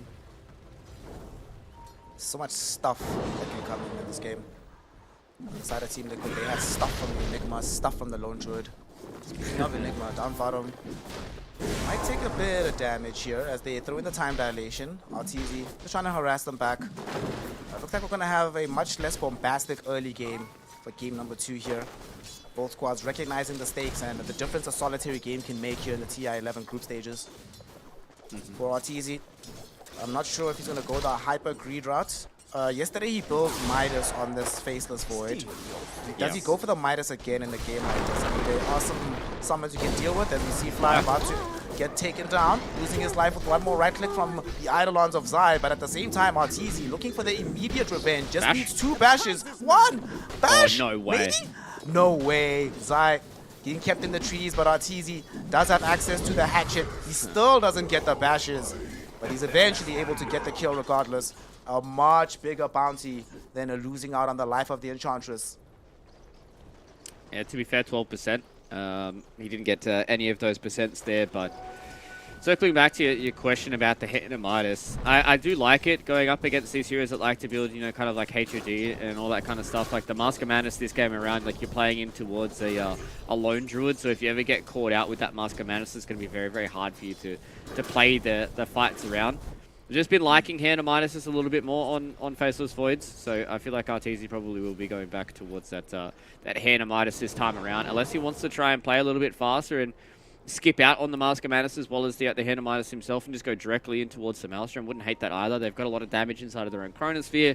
They've got a good ball that they can kind of get going with that Helm of the Overlord. They can play behind Fly, who's going to be on this Enchantress, so they definitely got ideas to be able to play something a little bit different. Oh, Arrow of the Gods. Crit, man. Crit. Alright. Well. What's up? That was a long-range arrow with no setup. Only had was the enchant slow from Fly, but nonetheless he's able to get that kill. This'll come in handy. And like you mentioned, we know that they are going to be some of these big items coming in from Team Liquid, so having a Hand of Midas would help a lot. Scaling potential is always quite nice. Now that they have started to roam a little bit with Crit, they might actually just choose to stick him around in this bottom lane, but at the same time we have a smoke from Boxy and Insania. They're like, well, supports are moving, we want to be able to do the same, but unfortunately Abed has already dipped back into the jungle. One thing that is interesting about this game for me is that I look at all of these cores. All the core heroes in this game are not mobile. They're like, sit in my lane, farm forever, for as long as humanly possible. It takes me quite a while before I feel comfortable moving off this. So it is going to be the supports all the time that are forced to make these movements on their behalf. Otherwise, the map is just not really going to change. They're still sticking around. Abed. Boxy comes back in, had the patience to wait for Abed. There will be a LSA with an arrow that connected onto Matu. Matu dies first. They do eventually get the kill onto Abed, but Hashtag worth for the side of EG, because they might be able to pick up more off the back of this. Crit will have arrow again in 2 seconds. Insania, you are dead to rights, my friend. Boxy is doing his best to try and block the angle of the arrow, but not going to be allowed to do so. And now because of this, he might be the one that gets arrowed himself. Crit leaps away. Boxy misses the tree throw. Now he's in danger. Do you have your boxing shoes on, your dancing shoes on? He had them yesterday, or earlier on today rather, in game number 1, and yesterday as well, frankly. He was juking everything.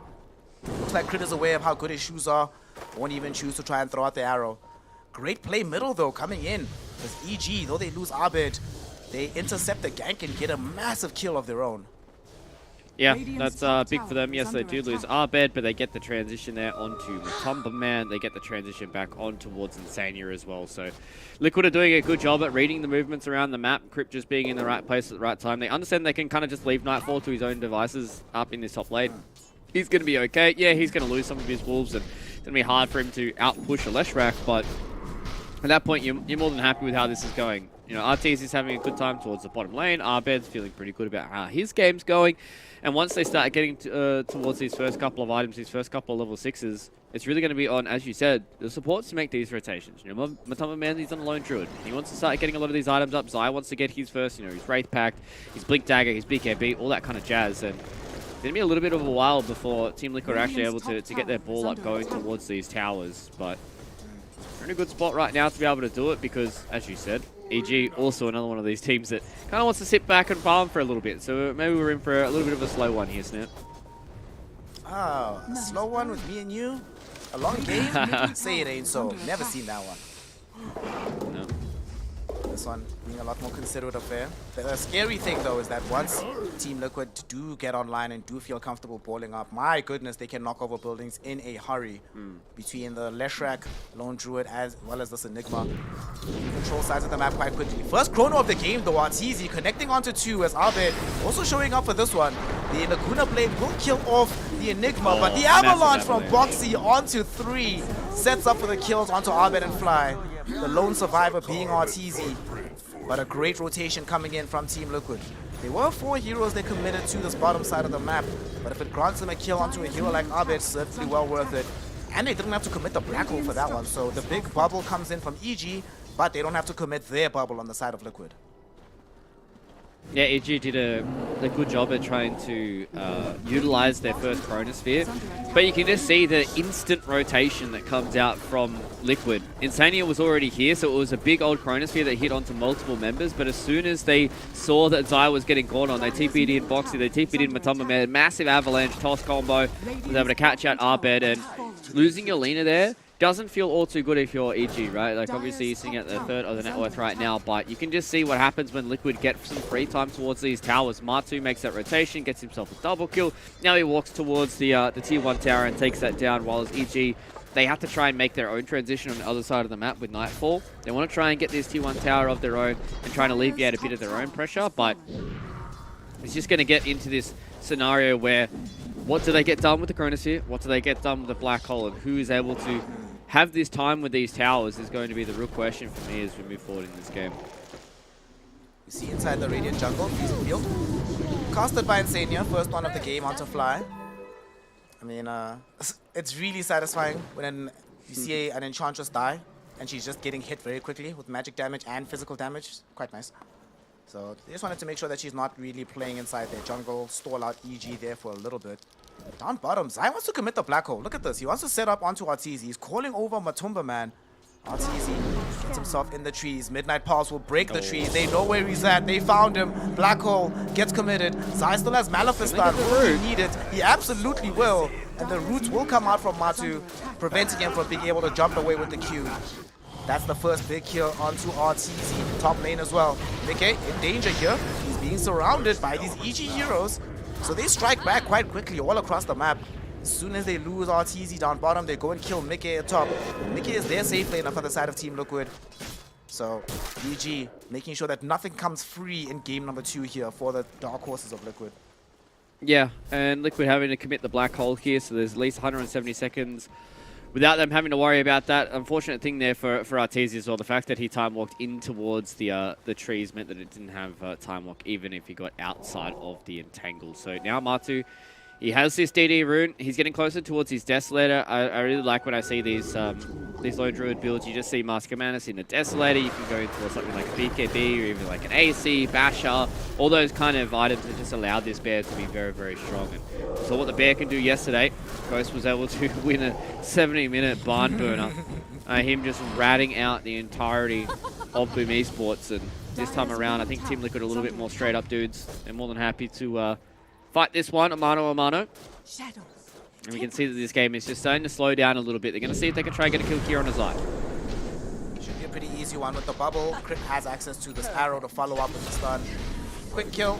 Also an Urn charge, or a Spirit Vessel charge. Fully completed for Crit on his Mirana. To be able to pick that one up now as well. I mean, this Spirit Vessel is also, this might be one of the reasons why it's also quite nice to have Mirana in this game. You have Spirit Vessel for when the Bloodstone does come out from Mickey. So that certainly will help to kill the Leshrac at some point pre-BKB for hit.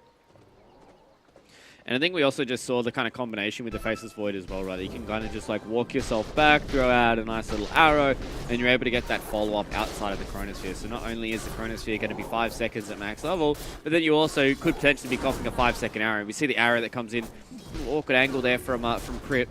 They're able to catch out Matumba Man here. This could be massive. They just picked up the hand of minus about 30 seconds ago on Arteezy.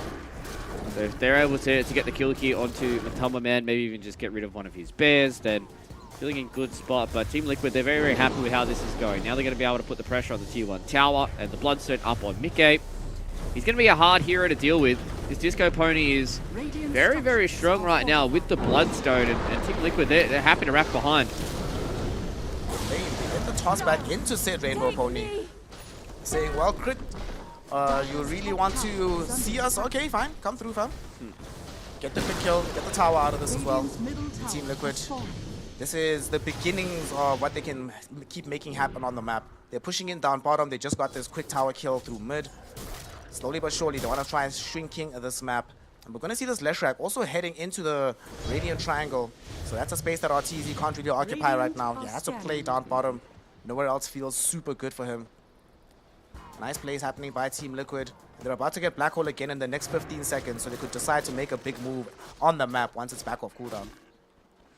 Yeah, they can start to put the squeeze on EG because they're definitely not ready to fight, right? Like, they still need Arteezy to start moving towards his first set of items. He wants that Maelstrom up, he wants the BKB. Arbed now has his boots of travel, getting closer and closer to his own BKB, so he's getting close to being able to fight. But with Helm of the Overlord just on the periphery here, we're looking to see how EG weather the storm from here on out.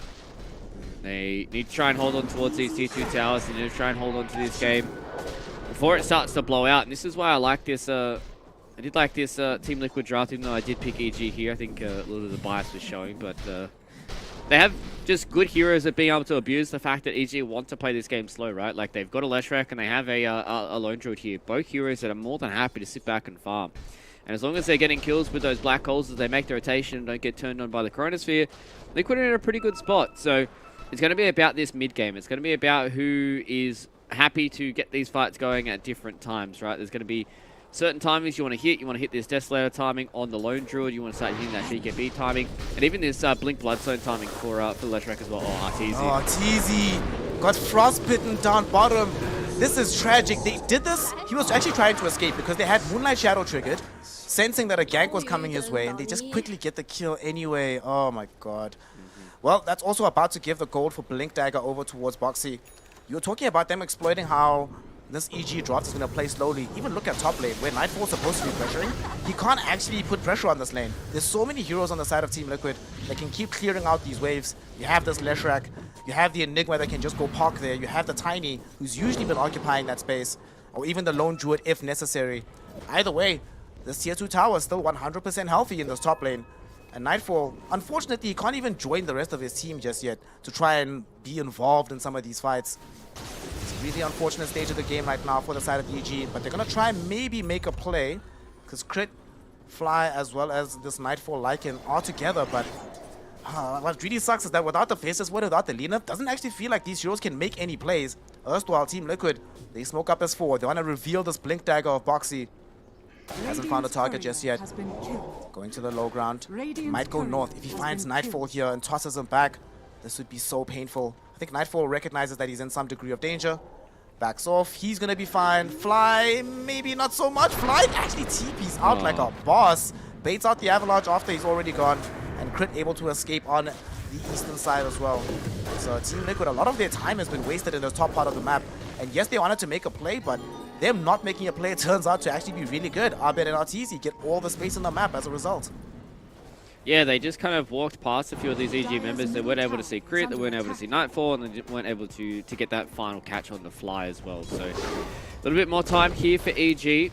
Liquid are in a really good position right now. It's going to be very, very hard for EG to try and get a stranglehold back on this game. They have the BKB up here now for Abed. They also have the Home of the Overlord on Nightfall, so they at least have something. They've still got this team fight to always fall back on as well. You can never count out a Faceless Void Chronosphere. You can never count out Alina in these fights. You can't even count out a random arrow connecting onto you for a 4-5 second stun. They're for something now. They've smoked up. Haven't been able to find an angle of approach just yet. Unfortunately, their relative lack of map control makes it much more difficult to make these jumps. In mid lane, Boxy jumps onto RTZ. He gets feared. He gets right-clicked down. And the Faceless Void is gone. Freezing Field coming in from Insania. Abed though goes BKB with the LSA to cancel it. But here comes Mickey. Bloodstone is a-going. The damage is a-coming. And they're going to lose 2 because of it. A double kill for this Leshrac. They might not be done just yet. Boxy does come across Nightfall, but not able to get a correct beat onto him. However, with these 3 heroes being dead, and especially with RTZ having fallen to the wayside, this opens up the path for the Roshan pit. Are going to be getting an Aegis into the hands of, I imagine, this Leshrac, but Matsu could take it as well.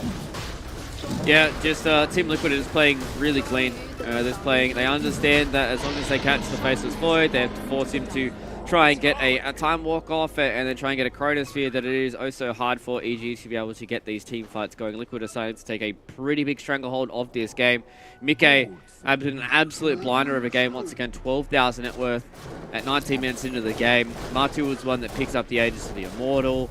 Liquid, they've got everything in front of them. All they need to do is start taking down a few more of these towers. They can start pressuring the tier 2s. EG are definitely not ready to fight. RTZ is not in a position right now that he wants to try and fight. He needs to have that BKB so he can try and survive some of this burst that comes out. Same thing with the rest of some of these other heroes. You know, Nightfall we saw in that previous fight. Yeah, you click the Lycan ulti and you run towards the Crystal Maiden. But as soon as she hits the freezing field, she's got so much armor and she does so much damage to you that it is also hard to try and come out. Oh, once again, Boxy's been found. Found RTZ as well. Gets caught out. There's a chrono though coming in from RTZ. He kills Crystal Maiden first. Boxy's inside of this bubble as well. And between Abed and RTZ, they are able to get that kill. The reinforcements from Team Liquid not able to respond in time because they are busy sieging a tier 2 in the top lane here. So this is going to be a small degree of exploitation from EG, allowing themselves to get up onto the map. It does come at a cost though. Tier 2 tower in exchange for 2 supports and a tier 1. I mean, you're happy as EG you're getting something, but you also know that you're starting to lose more and more map control the more these fights go this way. And that's the scary thing, right, is that the map's starting to get smaller, this map's starting to get darker as well. Zai has the BKB, he's going to walk in. Oh my god. Abed! The usage of the LSA with the BKB actually cancels Zai's Black Hole. He doesn't have a BKB of his own. This is a great time for EG to try and re-engage. They know they don't have to worry about a bubble, and they also know that there's at least 2 of the core heroes down bottom.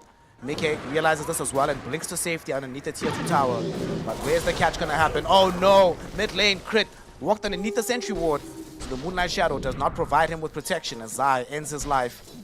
Still, EG down bottom. They still want to try and force a fight somewhere. They're going onto RTZ. RTZ! He was baiting so they could turn with the chrono, but he gets blown up. He's not survivable enough to survive the burst coming in from Boxy and the Leshrac. And while this is happening, look middle. This push has been on from Matu and Zai. Dude, what am I seeing, Fluke? They're able to win fights on bottom, take towers on top and middle at the same time without even needing the full lineup. And they baited out the death of RTZ. Tier 3 tower is now going to fall. Very quick jump. Mickey going into the base already, looking for the kill onto Fly. But Fly will be able to stay alive. Abed finds the LSA onto Mickey. Still not enough damage to reliably threaten the Leshrac just yet. They know RTZ is coming back, but they also know he doesn't have a bubble as Crit gets thrown back by Boxy. Boxy's on a mega kill streak. This Tiny has been on one today. Just Boxy in general has been on one. Rax almost Team Liquid on one, I think. Yep.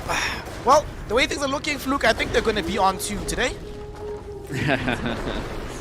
You know, to get the 2-0 here against CG would be big for them, and this is what we always talk about when we talk about this Team Liquid squad. You have to be so careful about how you draft against them, and this is why I talked about this Game 2 being oh so important for these teams to really kind of figure out who's winning the mental kind of warfare, who's winning the band chicken, who has the better kind of ideas about way these drafts do work out. I really like this Team Liquid draft, where they just open up with the Lone Druid. And I think this might start leading teams a little bit more towards first pick. Just being able to protect a carry like Lone Druid just opens you up to so much more in these fights. You go in, you pick this Lone Druid, you've already realized that it's going to be an Enchantress plus a Faceless Void. You feel good about how it's going, and Team Liquid, they play so well around the Lone Druid. They play so well around hitting these perfect timings and kind of trying to close the game out. And they're doing such a good job right now, and everybody on Team Liquid is playing fantastic. Look at this wrap though from EG. They want to try and break this up. They've smoked up all the way behind.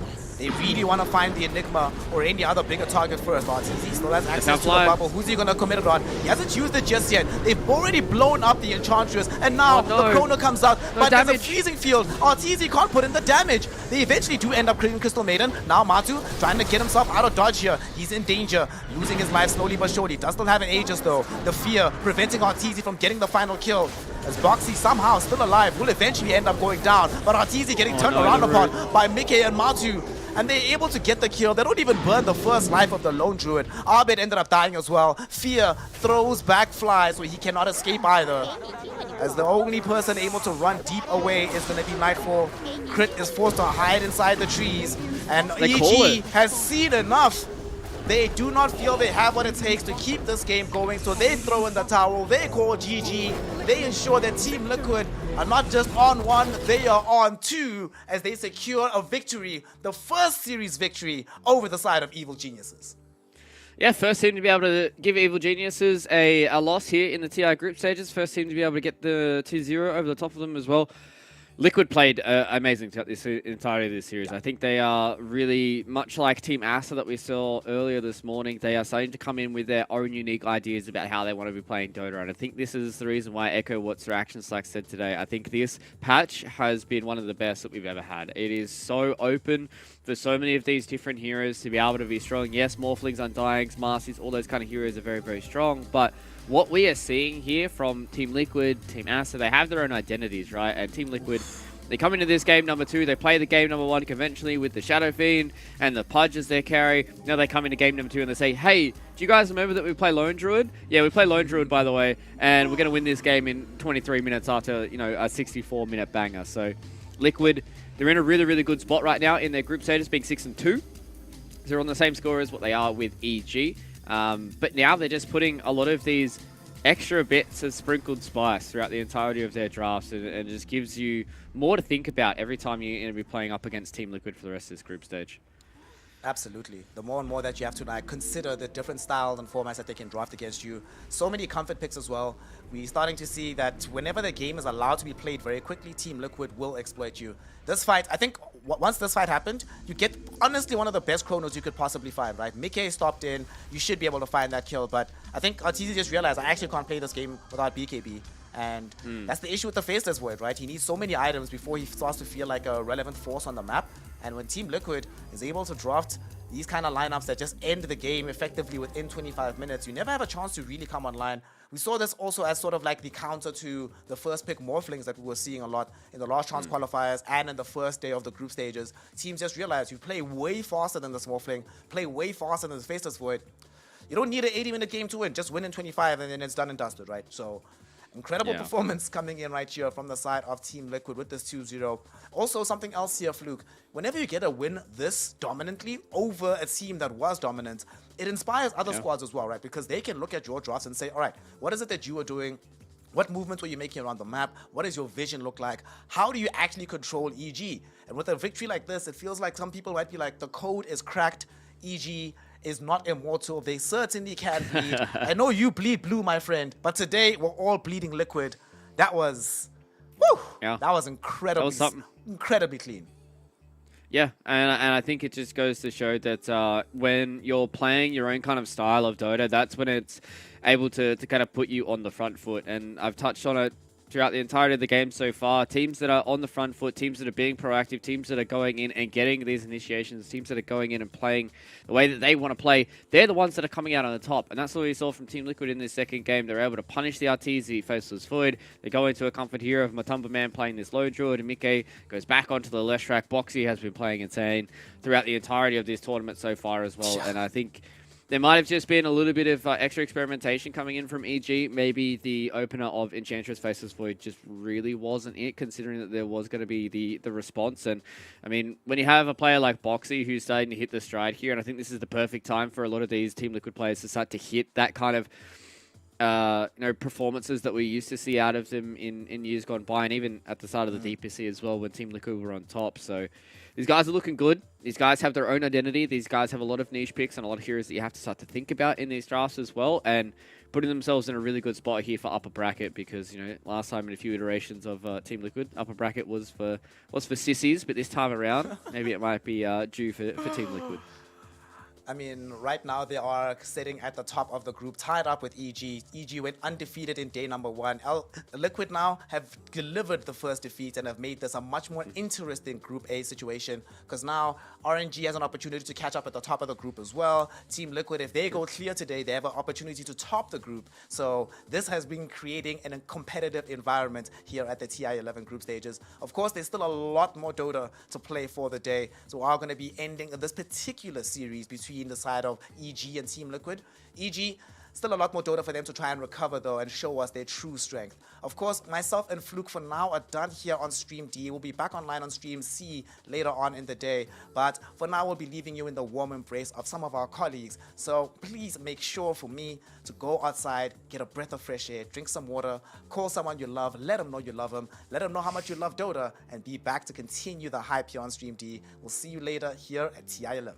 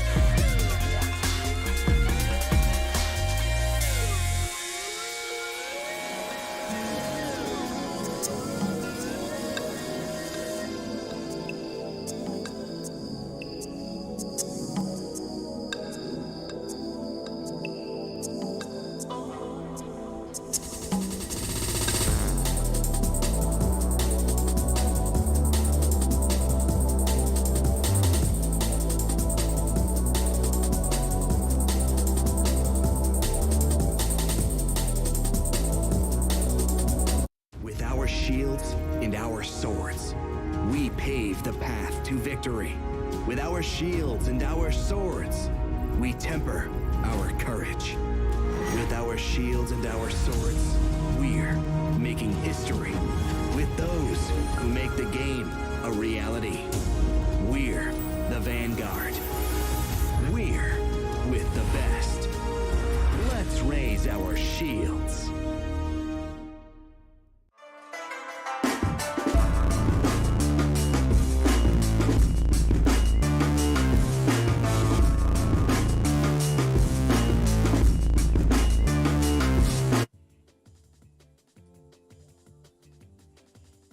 Ladies and gentlemen, welcome back. We've got our third series of the day ready to rock and roll. It's going to be Team Spirit taking on Thunder Awakened. Deno, you had an earlier series as well. You started off the day, so it's been a big day for you overall, but are you excited with these two teams that we have? Of course, I'm always excited for more Dota. Don't worry, I had a little bit of break. I had some banana bread, so I'm ready to go. 3 series in a row for you and me on the D stream, and I mean, I'm ready to see some Dota. That's what the D stands for, and I mean, going into this, Thunder, they had a great day 1. Spirit had a pretty good one as well. I believe both of them finished up day 1 3-1, but Thunder not too good of a start to today.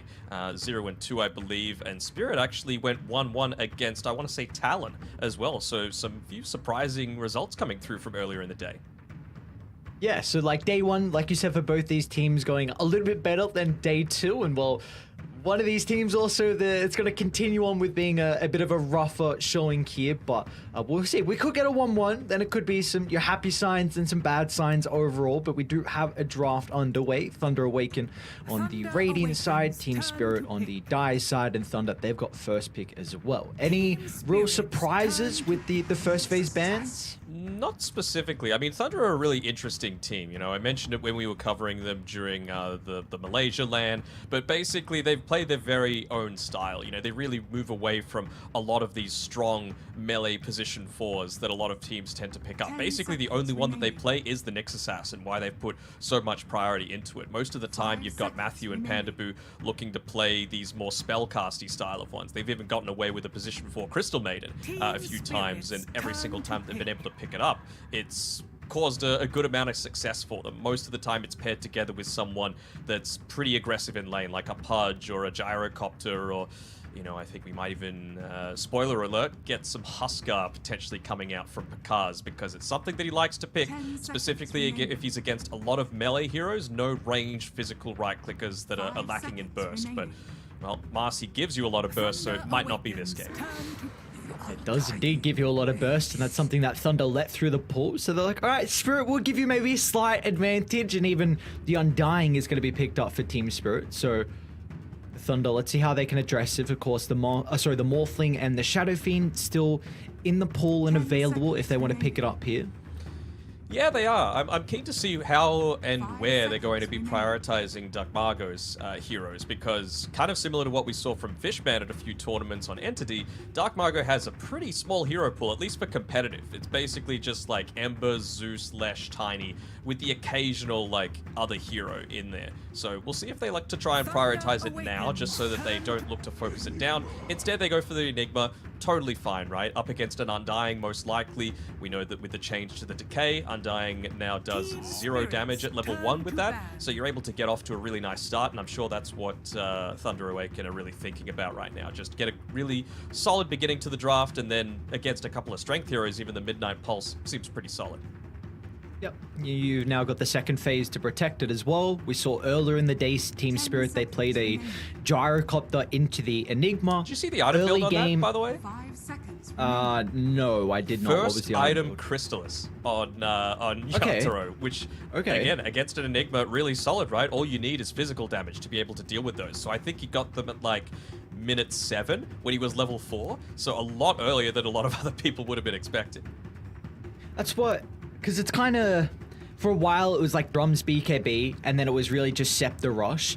And then there was that stage where people were going for the crit stick for a little bit of time, but, you know, Gyro's really not kind of too popular anymore. The only time we're really seeing it is like with an eye or maybe to address the Enigma. So interesting that Thunder, of course, you know, seeing a previous series, and obviously Spirit feel like this is maybe one of the better matchups to play into the Enigma and something they're more comfortable on. Yeah, I mean, it was a perfect Gyro pick that game, but that was that game, and it's gone now, and you just look at how much they're prioritizing protecting Sacred and his Enigma on this game. Kunkka, one of the other good responses to it, but again, you can't really ban out specifically for Yatoro and his comfort heroes. You've just got to ban out, like, I think it extends across all of Secret, to be honest. Just ban for what's good for your draft and what's going to enable that. Don't target any specific heroes for Spirit, because they can play them all. There's the big thing about boys over on Spirit. They have a very, very diverse hero pool. Not easy to ban out at all. See what the third one's going to be in the second phase, though. So far, kind of the trend, just looking to protect the Enigma as much as you can. See what this hero is able to do. At the moment, both supports more than likely picked up. Of course, the Marcy can be flexed, but at the moment, they don't have a way to address the Enigma with a BKB piercing kind of spell, so late game Enigma is going to be a bit of an issue. And, I was going to call that. Sorry. I was going to, Sorry, as soon as I saw the Rubik ban, I was like, they're going to Pango. They're going to Pango right now. I mean, realistically, there's nothing that a Nyx Assassin can do against it, right? Sure, you might get lucky with once you get the Blink Dagger into the Spike Carapace, but it was really just Invoker or Pango that I was looking for Toronto Tokyo. He's looking to prioritize those quite heavily, but I think this game, as soon as you see a Rubik, yeah, some of it's respect, but Pango is just so incredibly strong. So you don't have the Bloodseeker now to be able to address the Pangolier. Are there some other counters that you feel like are able to match what the Bloodseeker can do against this hero? Anyone that's just able to stand and right-click, I mean, could they potentially get away with a Shadow Fiend here?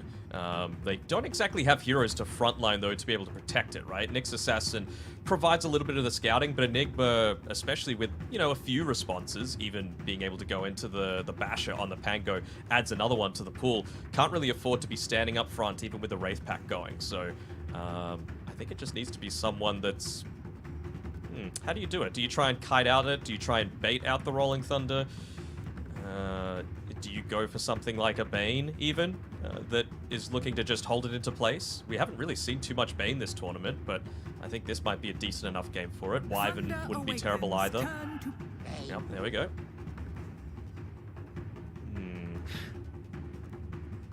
What can you look to pair together with this? I mean, I'm just thinking for something that's going to give you a good enough laning stage. Like, Bane's a strong laner, but Marcy's pretty damn strong as well, so how are you going to be able to contend against this? I mean, a Bloodseeker would have been fantastic, right? Both for the Pango ban plus pairing together with the Bane, but obviously not going to be the case. So what else is going to be able to set up effectively? And more importantly, what is going to be that Pakar's hero? They still kind of are in a little bit of Huskar danger territory, aren't they? I mean, 3 melee-ish heroes. Not so much the Pango, I guess, but I don't want to see it, you know? I'm trying to find an avenue for them to be able to pick it. I'm a little bit concerned at the moment for Thunder with the heroes they have. They could get Visaged at the 18th with like a Marcy Visage pairing. Of course, again, Mira very capable to play the Marcy. I think that's probably the better pairing because you don't have the Enigma now to combine with as well. So I think this could be a route that Team Spirit want to go down because you often like to mention with a Nyx and a Bane in particular, these are supports that do nothing against push. I would be totally on board with that, but for all the heroes that Collapse does play, probably Enigma and Visage are the two that he just doesn't quite as much. You know, he has his potential for pushing. You know, he's played the Beastmaster, he's played the Lycan at times, but Visage and Enigma as well on top of that. But yeah, Visage really not one of those ones that he likes to pick up quite as much. That is a really good point. Yeah, it's just not really something that we've seen so often from them for Team Spirit. So I wonder if they're going to look to reveal where the Marcy is going at the moment, because we feel pretty confident that this is going to be a Toronto Tokyo Pangolier. So maybe they look to go for Yotori's here at the 18th to continue with the Marcy flex. I think they might be considering, if they ban Beastmaster, I think they could be considering that, just to be able to find out where exactly the Storm is, where the Enigma is, allow you to be able to be the ones to get the jump, provide a bit of that push. And even just for the laning stage, I know 2 melee doesn't feel that great, but they might be going for some sort of Nightmare setup, and you can just use the board to be able to cancel that one out. So I think it wouldn't be the worst. I think 2 melee is okay as well with the Marcy. Yeah. Just because like that's kind of one of the few heroes that is fine in kind of that style. And all right, we'll get the Drow Ranger. So this is a hero that is really starting to rise in popularity, and I think a big reason because of it is the meta heroes that are really strong at the moment. We don't actually have any in the draft, but like Morphling, Shadow Fiend, Lestrak, Drow does very well versus these heroes. So at the moment, we see this is a great safe lane, an incredible safe lane. Undying with the Drow Ranger, a lot of kill threat here. You've got a person just to put in front of the Drow, act as that body, and really secure the lane here for Yotoro. Yeah.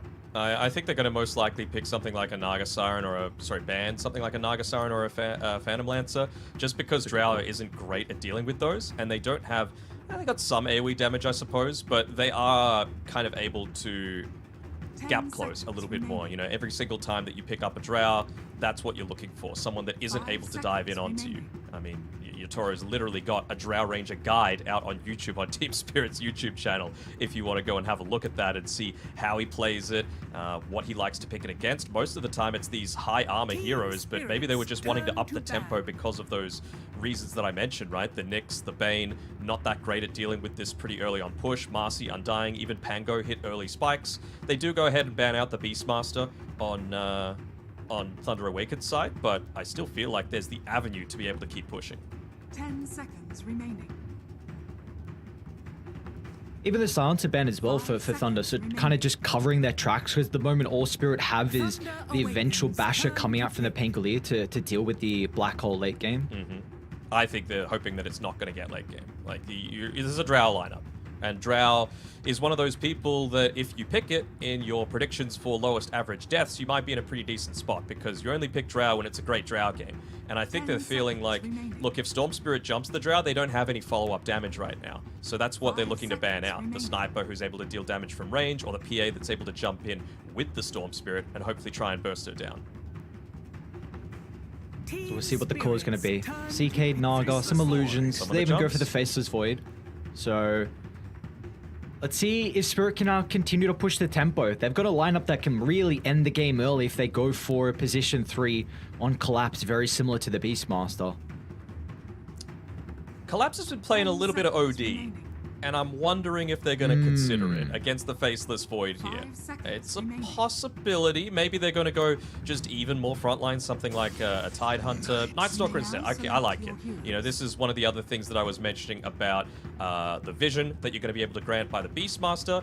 Doesn't give you quite as much of the pushing aspect, for sure, but it really does give you a way to be able to find the backlines, to be able to get the jump. It means that the Storm Spirit's forced to go into an early BKB. Same sort of thing with the Faceless Void. Otherwise, they're just going to get run down. The hero that you've been asking for a lot, Denog. We haven't really gotten many Nightstalker games. I know you and I are a very big fan of the hero. Fortunately, it doesn't feel as strong at the moment unless it's a really specific game. And do you feel like this game 1 here against Thunder is a good enough game for the Nightstalker to have a lot of value? I think it's good enough. You know, they're going to be playing Collapse together with Toronto Tokyo a fair amount, just specifically in that early game as Yatoro is still looking to farm up into his first couple of items. Just because they have no super strong defense if you're just able to get in on top of the right heroes. I'm sure Collapse, his main priority is going to be finding Pandamu on the Bane, right? Because if he's silenced, then there's nothing to stop that Rolling Thunder from coming through and just dismantling the team. Outside of the Chrono, I suppose, but then again, you're going to have an Undying there to save with the Soul Rip. You're going to have, you know, lots of other setups, and I just think if it gets late-ish, Thunder Awaken can look to deal with this. I think Team Spirit's draft is just a little bit too fast, and they have too few ways of being able to deal with constant lanes being pushed into them. Yeah, I 100% agree. So I think late game, I'd be very comfortable with Thunder's lineup, but I'm just concerned it's not going to get to that stage where you've got a Drow Ranger that can help group up early on, the Nightstalker that's going to prove to be a really big issue for the supports and even the Storm Spirit's positioning. They don't really have a way to address the Pangolier, which is really going to prove to be an issue. I guess the Bane Fiend script, but the Nightstalker kind of nullifies that counter, whereas because Collapse is just going to go straight towards the Bane in the team fight. So I think Thunder, if they can somehow find a way to get towards the later stages, I'm happy with their draft, but I don't think Spirit are going to let them get to there. Yeah, I remember when I was talking with Seb when we were at that Riyadh event, and Team Spirit were picking this Marcy Viper combo a lot, and he was like, man, why can't they just pick Collapse like this styling hero where he's able to just outplay people? And Nightstalker is one of them. You know, you could play around the tree lines. You could use your ultimate, you know, dip in and out of team fights and make the big plays happen. I think he's a fantastic player on this hero. He was MVP almost every single time that they picked it in the games that I've seen. So I've got faith in him to be able to get a pretty good amount out of this game. So if Thunder are going to get to the late game, what has to go right for them? And I suppose in particular, what lane really has to be a winning lane for Thunder to try and, you know, be able to get to that later stages where we feel like this draft might be enabled more? I think it's not. I don't think you need to get kills. I think you just need to try and enable as much experience as possible. So keeping your towers up. I think that's going to be the bigger issue. Just making sure that you've got plenty of room to play with, plenty of map to be able to farm, so that Pakaz is able to scale, so that Sacred's able to scale. It's going to require Dark Margot to play a little bit more of the sacrificial style for sure to enable that and create some of the chaos alongside Matthew and his Nyx Assassin. No, I feel like a lot of that's going to be set up then off the back of the support rotations. Really has to start with the first 4 minutes though. If Thunder can get their lanes in a position where then the supports can start to rotate, and be able to secure some of the power runes to enable the Storm Spirit. Amateur. So, we'll hold that thought real quick. We got Panda and Poshka. Just you're trading some spells, some right clicks, just trying to be a nuisance. Looks like Panda's going to make the trip all the way back to base, so... Don't worry, Maposhka's got the whole fruit market with him. 6 mangoes that he's holding on to right now. Just very happily able to waddle back to lane. All of that passive regen, nearly 7 health regen. And he's going to be just fine. Also, Decay's about to wear off as well, so you're just going to see what makes Undying so busted right now. Oh, just free HP. He's about to get another free, like, 60 HP as well.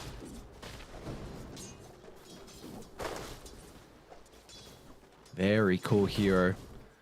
Very, very cool hero indeed is the Undying. Why do we feel like they have kind of swapped up the lanes, where you've got Mira playing up top with the Drow Ranger and then the Undying being down bottom? I don't know, honestly. I think it's just, it would have been pretty similar regardless. Well, Matthew, actually, maybe it just enables a little bit more kill potential like this. Drow wants that stun setup to be able to go for those early kills. Mira. Oh, he might be in trouble though. Yutoro, they still get first blood, but Sacred just finds the level 2 at the same time. So with the use of the Malefice, he will be able to catch up. Unfortunately, Sacred just a little bit too late to find the bonus gold from first blood, but at least they do kill off Yutoro.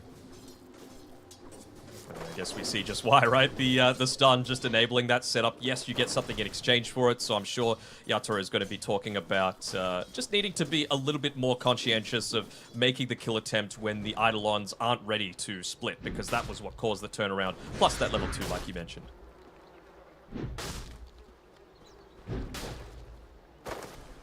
Maposhka. Funny stuff. Maybe this is another thing as well. Like, potentially a Marcy Nightstalker lane. Like, doesn't seem like you can really look to protect the Nightstalker, because he's relatively weak in the lane. But the Undying, on the other hand, is incredibly strong. Yeah. So you buff up the Nightstalker a little bit. You still put the Marcy in a lane where there's going to be offering some kill threat. So I kind of like the setup that we're seeing out of Spirit. And this is scary, because again, we said, like, this is a team, if they get off to a good start as top lane. Another kill picked up for Thunder. We were saying that if Spirit get off to a good start, then this is a lineup that can get a lot of map control early. Yes, indeed. So the fact that Thunder are getting a decent time out of this top lane, Sacred, with one of his favorite heroes as well on the Enigma, really showing why you look to emphasize it in that first phase, picking it up, that 8th pick. But yeah, like, it's a tale of as old as time, right? The Nightstalker just on the bottom side. You know you're weak in the first 5 or so minutes. Collapse even just holding on to multiple skill points just in case, but he wants to be able to put multiple into that Hunter in the night so that he's effective as quickly as possible. You can just see he's even going into a little bit more of that damage build. He wants to be able to burst down these targets when he gets on top of them with the Crippling Fear once we get into the stage where ultimates are available. Bottom lane, Tombstone's going to be laid down. Thunder do a really good job to be able to switch their priority to try and deal with the building structure instead. So free gold for them to be picked up. A really good job, in fact. You know, they're getting much more out of this laning stage than I thought they would, especially considering how well Maposhka's been playing to be able to keep Pandamu out of the lane. You were mentioning as well that Dark Margot is going to be a really vital component here for Thunder if they are going to have that success, and it looks like he's having a really good lane matchup versus Toronto Tokyo. 26-4 compared to the 17-1. So off to a good start, it's going to be the Storm Spirit. Yeah, but it's going to be around securing those power runes for him, right? Enigma's gotten to the stage where he's ridiculously farmed. You just need to make sure you're influencing the lane so that he's in a safe place to farm when the Nyx Assassin needs to make that rotation, secure the 6-minute rune for himself, because he doesn't quite have that ball lightning just yet. As soon as he does, that's when you're going to try and enable him to make that rotation up onto the Drow Ranger. Potentially going to come down to just who maybe gets a little bit more denies in this lane to find that level 6 first. Top lane, we've got some trading going back and forth. Yatoro, a very early point up in the Gus, going to be able to protect him for the moment, so they'll turn it back onto Matthew. The slows are starting to stack up, and the Nyx Assassin forces run into the tree line. There'll be no escaping down to the south. Lands a nice stun, but the arrow already came out beforehand, so another kill for Spirit in this top side of the map. Yeah, Mira not being greedy as well, going for the right clicks, realizing that all he needs to do is give Yatoro the vision and not allow that pesky little Nyx Assassin to get away. He nearly did, but it was just that one extra right click that they needed. We got the nighttime now. Collapse. A lot of damage onto the Faceless Void, but the 1 health should be enough for Bakaz to get the time walk off very, very close. But we see just instantly what happens. As soon as it hits the nighttime, they start to get aggressive and put the pressure onto the Void. Realizing as well that, you know, you can have those couple of points in the Hunter in the night, immediately go for the pressure. Mid lane. Tokyo. Got the level 6 on Dark Margot. Yeah, he's gonna go for it. Zip under the tower. Why not try and secure the kill? And Mira will be too late with his TP rotation. Still gonna try and jump on forward. They don't have enough mana on Dark Margot to even get the Marcy kill as well. The tower, though. Matthew making sure that Dark Margot wasn't the one being hit there. Oh, it would be poetic justice if the rune spawns bottom and it's a regen rune as well. So, a little bit too late with the rotation, but just in time to make sure that the Storm Spirit doesn't necessarily cause a big issue for this top side of the map. So this is some beautiful plays coming out. A Tombstone was dropped from Maposhka down bottom to try and help with the tower siege and to protect the catapult, but Pandamu just dragged the wave. So Spirit, what would have been a lot of damage onto the tower, is completely nullified thanks to just that slight play from Pandamu. I wonder if Dark Margot is going to go back to the mid lane, deal with the siege creep, or if they feel like they're in a position to want to get a kill onto Yatoro up top here. It's all the way back in base. Still in 2 minds. Oh, it's at the ready. Yeah. They've actually gone bottom instead.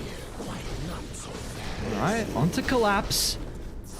A lot of damage coming out early on with the Night Stalker. Plenty of mana as well for Dark Margot to continue the chase throughout the lane. And Maposhka just has to stand off to the side and watch as his core dies. And now he too, we put 6 feet under as Thunder makes some great movements. They get 2 down bottom and they also find the kill onto Mira up top. Now it does come at the cost of the Black Hole. So Sacred, first use of the ultimate for the game. And a good amount of mana as well on Dark Margot. Of course, not playing with that power rune means that he's not instantly able to get back to the mid lane as quickly as he would have liked. You've also got... Toro might be in trouble top. Sacred's got some Eidolons to play with. Matthew with the follow-up stun as well. Is going to try and get in front of the Drow Ranger if they need the body blocks. And now mid lane, Dark Margot. Oh, they toss him out of the Rolling Thunder. And Ring he just around the dances Rosie. around the ball. Maposhka's going to try and move over, but they're too late. They might be able to secure the tower at least, but a kill goes begging. I mean, he hasn't been in this lane for 3 waves now, so this Siege Creeper survived for quite a long time. Really good individual movement from Toronto Tokyo to make sure that the aggro has been drawn onto him and the creeps instead. But yeah, it would have been great to be able to secure that kill on top of things. At least you open up the map a little bit now, and you're probably going to secure the power rune. Oh, never mind, Pandamu just stealing it away right in front of Maposhka's face. Yoink. That one is now mine, my good sir. Alright, well, we do have some ultimates soon to play with, because with the Chronosphere, do we want to see the Faceless Void leave this lane and try and get use of the Chrono before Team Spirit come bottom? Because it does seem like this is the next part of the map that Spirit want to be in. I still feel like Collapse doesn't necessarily quite do enough damage. Like, he's got the ultimate ready to level up. He's even holding on to another point. No, never mind, he's not. But I feel like they might be able to TP people down and hold a lot of TPs on Thunder to make sure that you can look to protect. Top lane. So dive under the tower, long zip in from Dark Margot, but the rotations are going to be too quick. Look at the response. And Toronto Tokyo lines up the Rolling Thunder, can bounce back off the wall as well. They can keep Yatoro alive. This is going to be huge for Team Spirit as he's just almost able to limp away. They'll finally get the finishing blow, but it is such a grave cost for Thunder as multiple casualties come out from Radiant. Too deep of a dive for them.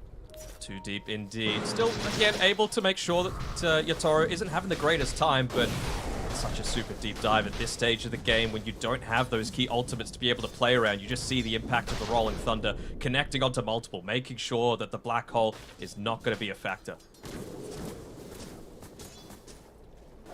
So pesky Eidolons, that finishing blow. see bottom lane. Collapse is going to be a bit cautious because the chrono. he's got Matthew nearby. Let's see if they're going to have the damage though. It's a really beefy Night Stalker. He's got some one charges to play with as well. Mira's going to try and provide some assistance. Collapse is actually going to look to man fight. No way they come out on top as Collapse the toggles eats the entire chronosphere thanks to the toggles and now Thunder. A big ultimate on cooldown. They don't even get anything out of it. You know what I said about outplaying? That's what I'm talking about right there. That is one. Radiant's middle tower is under attack. Oh no. I mean, that is a big ultimate where you can potentially get a kill and slow down the Night Stalker. All of a sudden this lane, very vulnerable for them. Poor Toronto Tokyo just tried to roll a couple of times. Gets caught with the black hole. Yeah, and multiple Eidolons hitting into him as well. Nicely done by Sacred. Having a fantastic game so far. Even getting the double 1v2 turnaround. Bottom as well. Collapse gets another kill as well. Dark Ascension used. So it looks like they will be able to secure this tower. Very nicely done. Some kills across the map. 10-7, 11 minutes in. A back and forth game we have. And they know there's not any rotations coming down towards this bottom side. They don't quite have vision of the Storm Spirit. He's making sure to play right on the range of that Night Stalker. Now that it turns to daytime, maybe now is when they look to make that move, and Matthew's TPing in to make it happen. That's first stun. Mira's going to be nearby to try and provide some assistance. Collapse just going to go for the straight TP out, and they won't have the damage. Pandamu just a little bit too late with the smoke to be able to provide that stun to cancel the TP. They will try and wrap around and see if they can get something out of this though. Maybe a ward's going to be placed at the triangle to set up for a pickoff in the future. Instead, I'll go for Mira under the tower. TPs are coming through from Yatoro. Probably not going to be able to deal with the Storm Spirit. They'll go for the easier targeting Matthew instead. Pandamu is coming behind them. Yatoro might be in trouble, especially with Sacred TPing in. Going to have to deal with the tree so they can scout his position, but it has given enough time for Team Spirit to react as well. It's Toronto Tokyo. He's ready with the Rolling Thunder. Pandamu's in a position where he can counter this though. Fiend's Grip out to the left side. Do they have the damage to be able to get the Pain Clear's life inside the ultimate? They're going to turn to deal with the Undying instead. As now they can turn and deal with Toronto Tokyo. Dominating streak for Sacred. Pandamu, great position with the use of the ultimate to stop the Rolling Thunder and its trap. And that was a 4v5 as well. Pakar's just sitting up here on the top-hand side, farming away very, very happily, realizing that he needs that little bit of extra damage now if he's looking to try and take out people like the Night Stalker inside of the Chrono. This, an aggressive zip into the triangle as well. The ward that they placed prior they're gonna go for one should more. allow them to catch up to Mira. Now Pandamu with the wraparound also gets the Nightmare to hold Yatoro into place, and Thunder. What is a very even game a couple of minutes ago, but the net worth lead is starting to balloon up. I'm going to attempt to protect this bottom side. Collapse is going to be the one that gets caught out here. Chronosphere at the ready. Will he look to go for it solo? Oh, he's going to be able to get away in time. Good amount of vision, and they can see that he's looking to try and wrap onto the rest of the team, but just a little bit of free experience coming through there for Collapse. And you said it before though, look at Sacred's game. 8-1-3 on the Enigma. Holy hell, this guy's so far. Oh yeah. What? Yeah, he's pretty crazy, right? It's just one of those things that you need to be able to protect from, and some TIs, some people's favorite heroes just seem to come into the meta. I mean, you've seen me gush about Sacred's Pangolier, so even just to have that aspect to be able to give it to both mid. Yatoro might be in trouble. But Poshka on the higher ground, Tombstone laid down, and Thunder aren't going to continue to push up. So nice body guarding coming through from Poshka.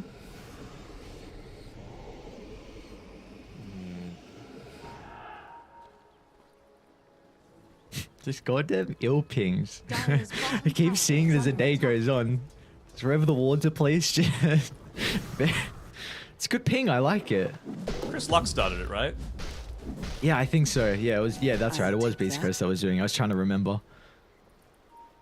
I know Yatra is a big fan of buying the Aghanim Shard on the Drow Ranger, and I wonder if he's going to do it this time around, just with the old hypothermia, bit of regen reduction against, you know, the Bane, even the Faceless Void to a lesser extent, helps pop the Eidolons a little bit too.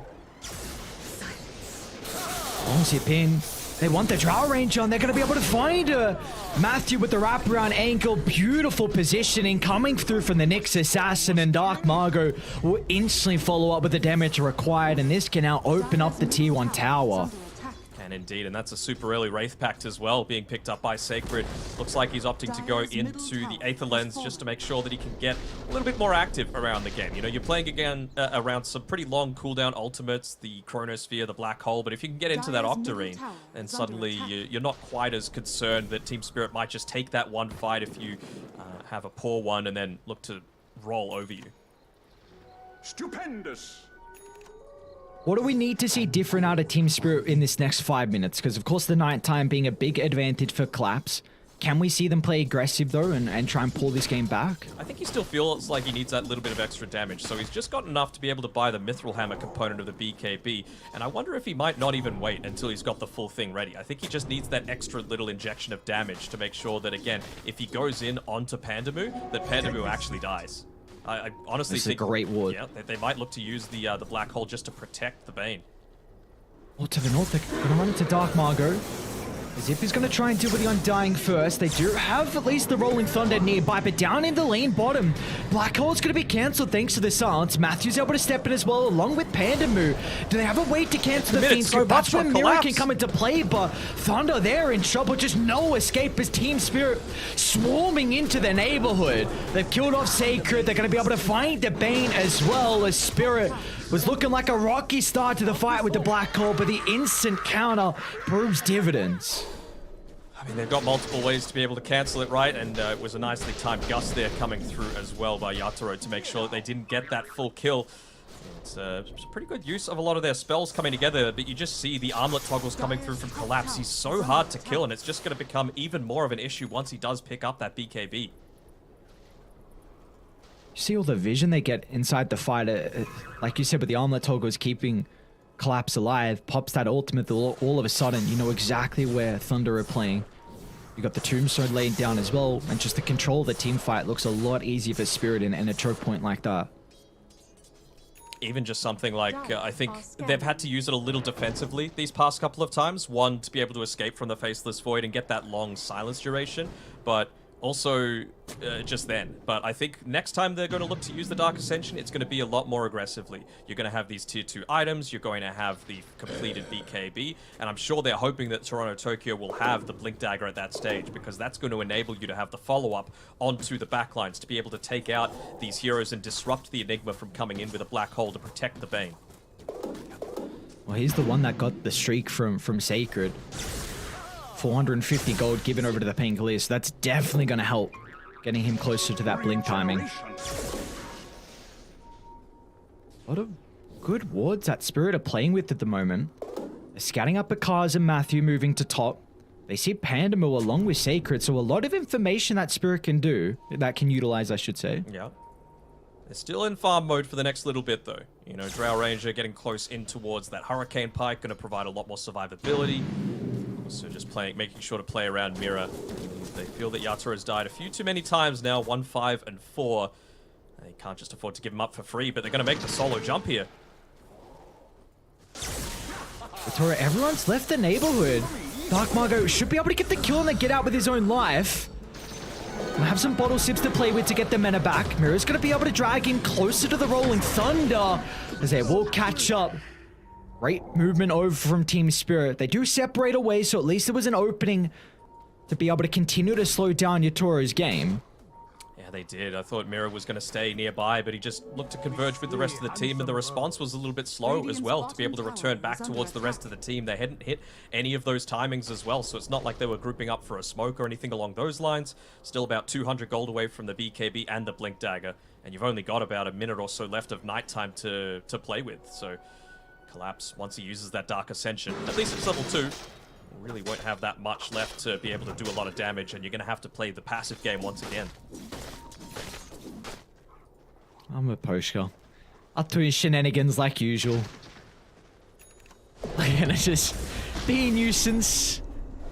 There's also another long zip in the lane as well. Once again, Dark Margot, where we saw prior of him trying to get the kill onto the Jar Ranger. Looks like also Mira's gonna go down in the similar neighborhood as well. So a couple of killers being fed over to Thunder. Up at the top jungle now. They're onto Bakaz, get some distance away thanks to the Force Staff. Do they want to stick around though? Kronos are the ready, but Bakaz a little bit worried that he doesn't have some more reinforcements maybe to pump some damage inside the ultimate. So At least they're just happy with keeping alive. Because again, this is a member. Once you get to the later stages, you've got some very good matchups here for Picards and Thunder, giving a lot of space to the Faceless Void. I mean, that was actually huge, the fact that they had the Dark Ascension popped, but they weren't able to claim anything out of it.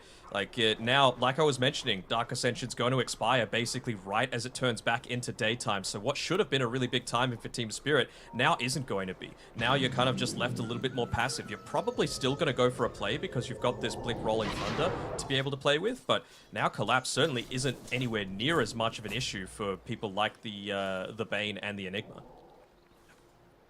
So that means the Bane can now look to address with the Pangolier throughout the team fights. And that was something we were mentioning, that the Night Stalker kind of nullifies that counter in a way. So this will really open it up for Thunder.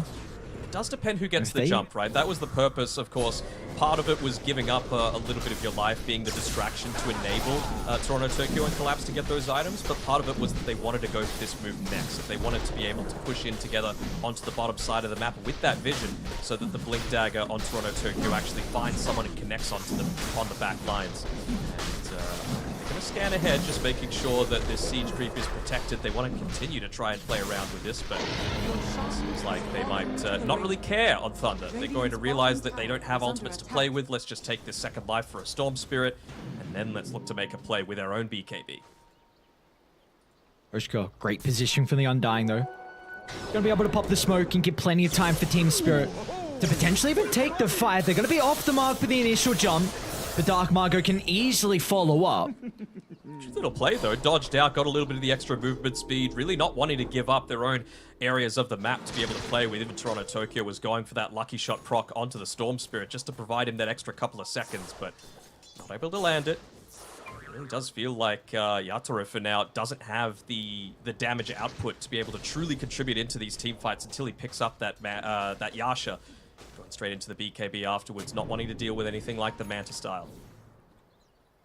Seems like he needs the items, and along with some of the other members as well. Collapse begging for this Blink Dagger just to help with that initial jump. Meanwhile, though, again, it's going to be the Nyx Assassin that runs into another member of Team Spirit.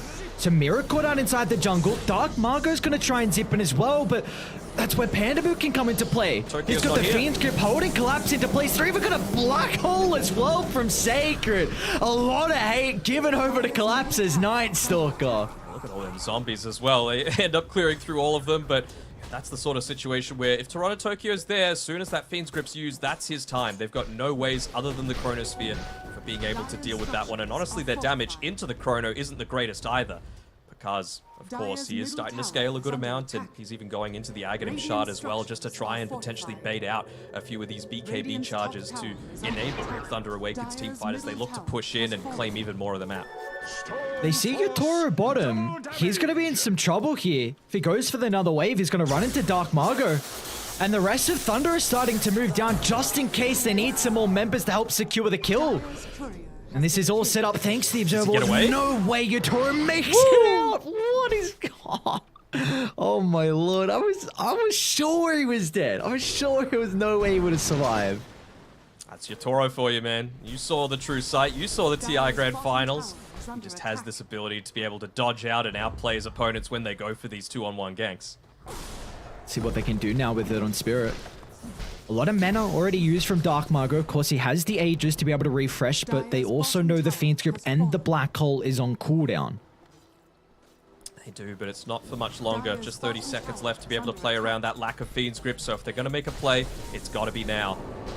The double dust being popped, and he doesn't actually get hit by either of them, and yeah, you can see the instant chat wheel coming in response for it as well. Kind of gives them away completely. Yatoro might be in trouble. Do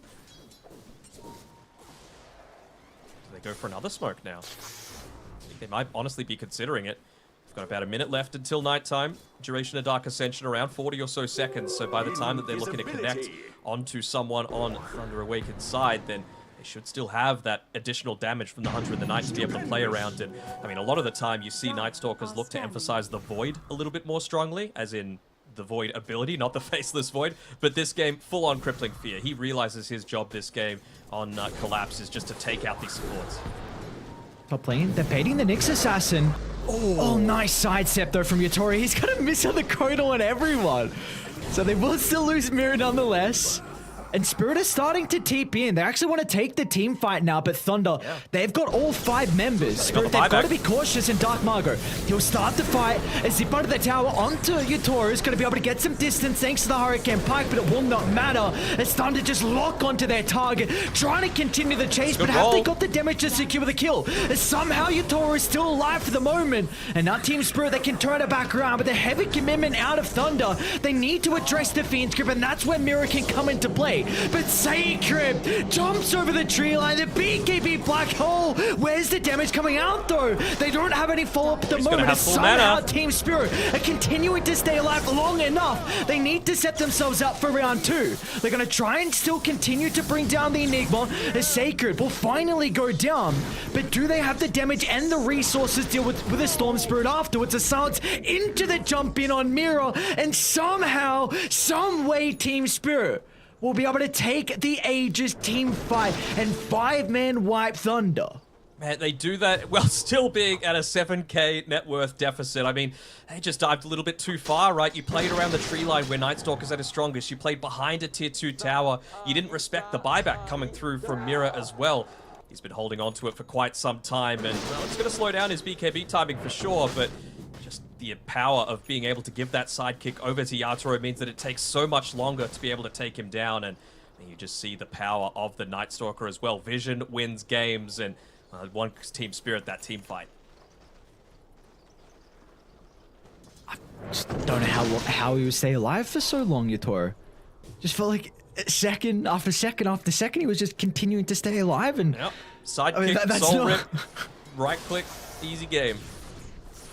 Game, Pike out to the right, bonus movement speed from the jump in with a rebound, and all of a sudden net worth lead dropped down to 7,000. I mean, you mentioned how important the vision was in that team fight, but also just Thunder, I mean, taking a 5-on-5 under a tier 2 tower for a good minute is probably not going to be the easiest way to succeed. Maybe this jump in though into the pain clear though.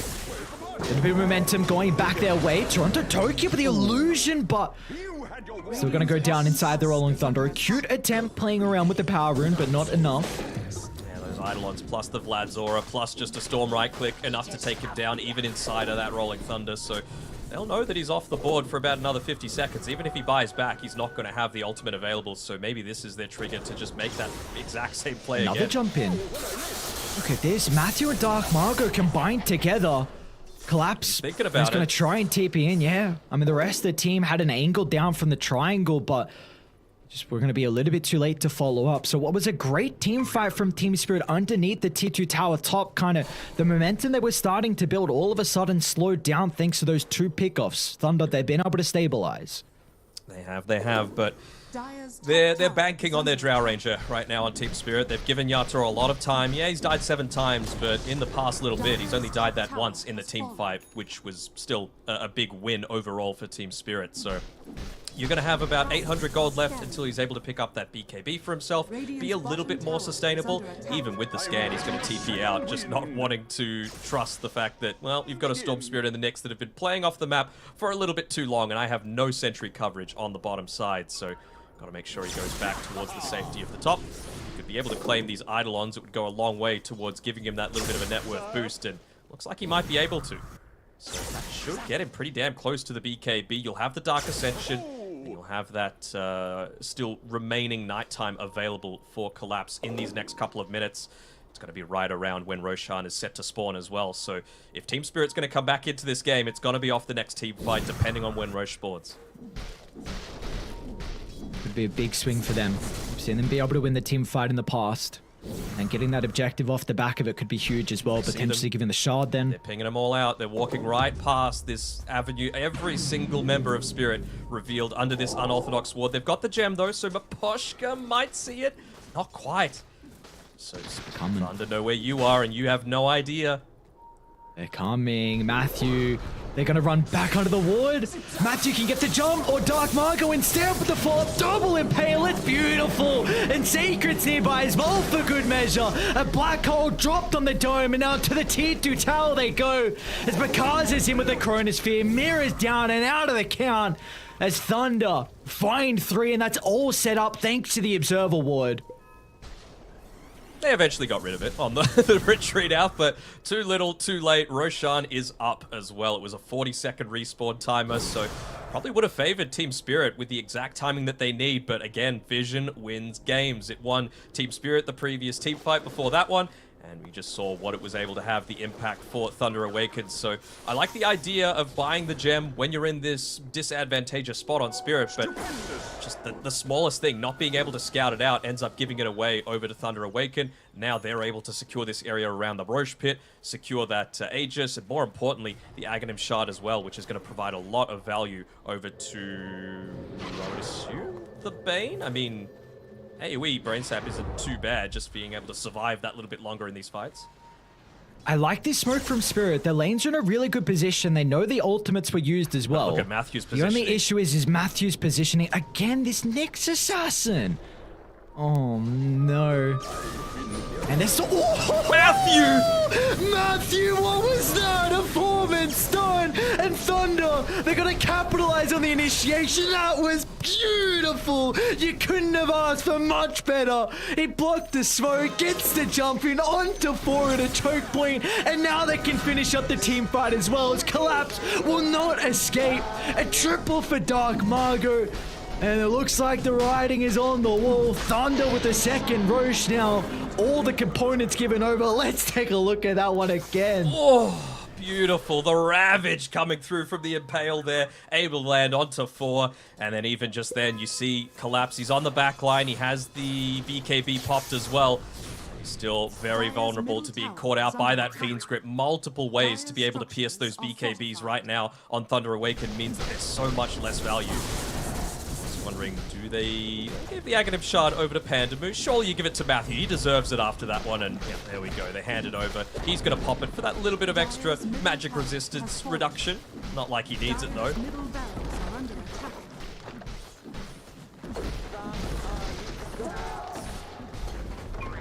What do you do now? You tried to make a team fight work, knowing that Thunder had all their ultimates on cooldown, and well, now you all the team without the ultimates.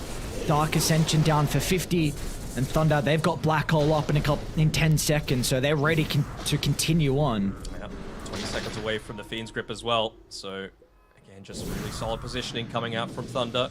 They've been able to bottle up a double damage as well for Dark Margot into the level 20 talent, extra electric vortex duration. So if he's able to find someone, if you're able to get the jump, I feel like Thunder Awaken, they're the style of team that want to go first.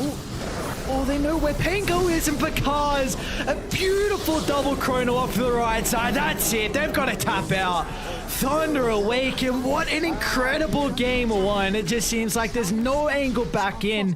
Spirit will still try and hold this game, but oh, Thunder have just looked so clean. They have. You give people their comfort, and this is what they're going to be able to deliver. You know, the Picard's Faceless Void, absolute top tier. Everyone, essentially, being able to play at their absolute pinnacle, and Collapse, he's going to need to get back to the base. They're hitting onto tier 4s. He's got his level 16, but not sure if it's going to be enough. The Basher still not ready to be purchased up. Poshka gets the Tombstone down, but they'll instantly jump on top of him. Toronto Tokyo with a follow-up as well, but the buildings are starting to fall. The zombies are doing a lot of damage towards the Enigma. They'll kill off Sacred, but is that the only person they're going to be able to kill as they put themselves too far forward of the net worth deficit? They will not be able to get themselves back inside the base. They're too squishy as Thunder just blow them up one by one, and the throne, it'll eventually blow up. Collapse, he'll make the attempt. You've got your Toro back up in a couple of seconds, but the respawn will take too long as Thunder. A very, very convincing game one victory from them. Yeah, starting out the day 0-2, but Thunder Awaken, they've woken up, and they have done it in fantastic style. I mean, it was just an absolute bloodbath as well. 2 kills a minute across the board. It really felt like Team Spirit wanted to take it to them, but they played right into Thunder Awaken's hands. This is the style of gameplay that they go for. They don't care about the meta. They just care about what they're good at. And, well, sometimes those two things just happen to coincide very, very nicely. I mentioned before that Bane, he's pretty much been a forgotten hero for a lot of this tournament, but it was the perfect hero for this draft, for what they were coming up against. Yeah, I felt like all the Bane really needed, the impact-wise, was just kind of the early game and some of those fights that we saw early on. And then he did his job. The team had such a drastic net worth where that's where the cores could kind of start to pull their weight. Yeah, I mean, his goal was very clear, right? We're going to protect you, just Fiends grip the Pango, see if you can wait for a couple of ultimates, and then once the BKBs come out, that's your new target. The Pango won't be as much of an issue anymore. We're happy to drop the Black Hole for it. We're happy to drop the Chronosphere just to be able to interrupt it, and we're going to have our own BKBs, which they have no response to. And this was almost the turning point here for Team Spirit, where the Drow goes down, Marcy goes down, but buys back. They end up taking the Aegis team fight, and it felt like maybe there was an avenue back in for Spirit, but just Thunder after that were able to get a couple of pickoffs, again stabilize the game and really stop the momentum that was starting to be picked up from Dire. Yeah, I mean, there were a few times where Team Spirit, you were very clear that they wanted to make their move happen, but I mean, Thunder Awaken, they just had the map presence, right, to be able to say, okay, well, they're going to go for this plate, let's set up effectively for it. Let's make sure the lanes are in a decent spot, and if they're not, let's protect it with something, like we saw with Matthew there before, the amazing Impale coming through. He was just able to land use the Vendetta to be able to scout out that smoke entirely, so just really good play from top to bottom, coming through from Thunder Awaken, well-deserved victory. Yeah, that it was indeed. And I think a lot of it was set up again by the position 4. You're continuing to say this is kind of the TI for 4s. And well, that team fight is a big reason why. And not just because the stun, but also because Matthew, he was in an incredible position to scout out that Spirit were smoking. You know, he knew exactly where they were, just putting himself in the front line to give them that information. And I think Matthew did an incredible job. Not only that team fight, but there were other occasions as well with his position to kind of be able to scout out and sniff out any attempts to kill off his cause. How are you meant to give an MVP that game? That's what I want to know. Like, every single person carried their weight. Sacred dominated the laning stage. Dark Margot, best rotations early on. Matthew, need I say more, right? And Pandamu and Pakaz, they just fulfilled their roles. They got out of the laning stage in a decent enough time. They used their abilities on the right heroes. They interrupted these big teamfight ultimates that Team Spirit is supposed to be playing around. But if they're not able to do those, then maybe it's a different story. So let's give it a group MVP, you know, sunshine and rainbows and holding hands, and that's exactly what we want to see, because that's what Dota is. It's a team game. It is a team game indeed, a group MVP. I'm happy with that as well. But I mean, you do take a look at some of the KDAs in particular from the cores. Dark Margot 16-3 and 15. I think Sacred at one stage was 9-1 and something as well. So I wonder what you consider about doing for Spirit in the next game, because you were mentioning that, you know, Collapse doesn't particularly play some of the ranged offlaners, in particular the Enigma along with the Visage, and we saw what Sacred was just able to do. So you got to ban I wonder if Spirit. I was just like, I was just gonna ask the question, man. Like, do you reckon this Enigma has to be banned out? And you're like, yo, dude, get rid of the Enigma. We do not want to see it in the next game, because Sacred just bodied them. Not in the lane, the early game, the mid game, didn't even get to the late game. Sacred was incredible. If I'm them, going into this series, I was saying ban Enigma Visage as my first 2 priority, just because it's something that Spirit do not play, and it's something that can look to push you, because Spirit tend to be generally a little bit more late game oriented, right? This game wouldn't have made sense if they got to the late game, but it wouldn't have made sense because they were up against an Enigma, right? So I feel like you can manipulate the draft so that you can actually play to the style that you want. So probably it depends if they're worried about the Visage quite so much, but I think taking away one of Matthew's, I don't want to say his only like melee 4 style hero, because he does play the Tiny, he plays a little bit of the Dawnbreaker as well, but in terms of what the Nyx Assassin is able to provide in terms of vision and just roaming around the map, I would say Enigma and Nyx Assassin would be my 1 and 2. So I wonder what we get out of them in a different game. Is it Sacred will easy game, carried the entire team, did it on his own. Screw this group harmony. It was all Sacred, and look at him, he's an absolute beast.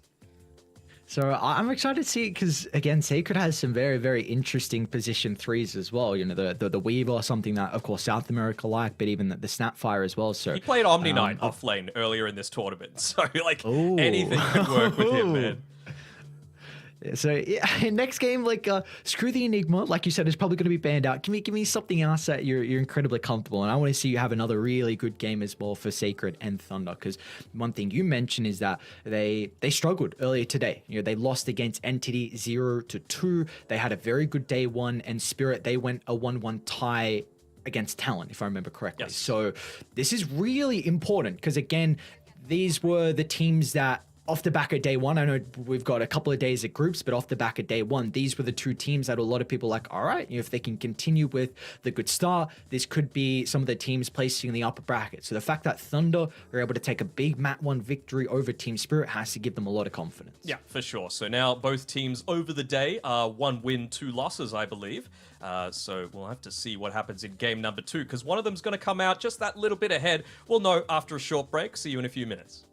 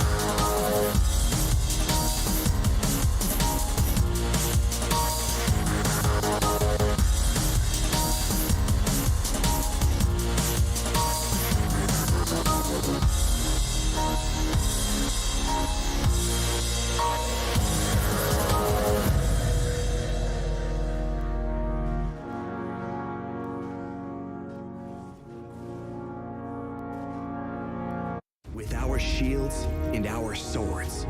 We pave the path to victory. With our shields and our swords, we temper our courage.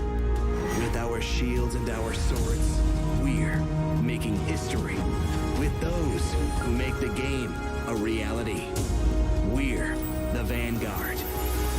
We're with the best. Let's raise our shields.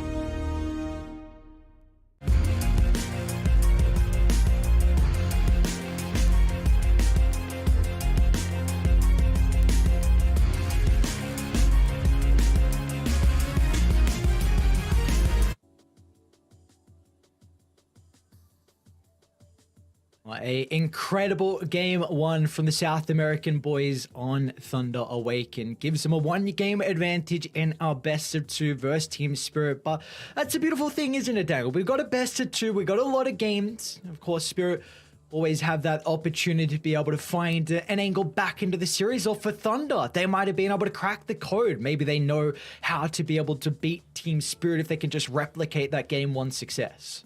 Nah, they're just in comms going, gah, right now, basically. The entire time. It's just a big party. But no, it was a fantastic performance coming through.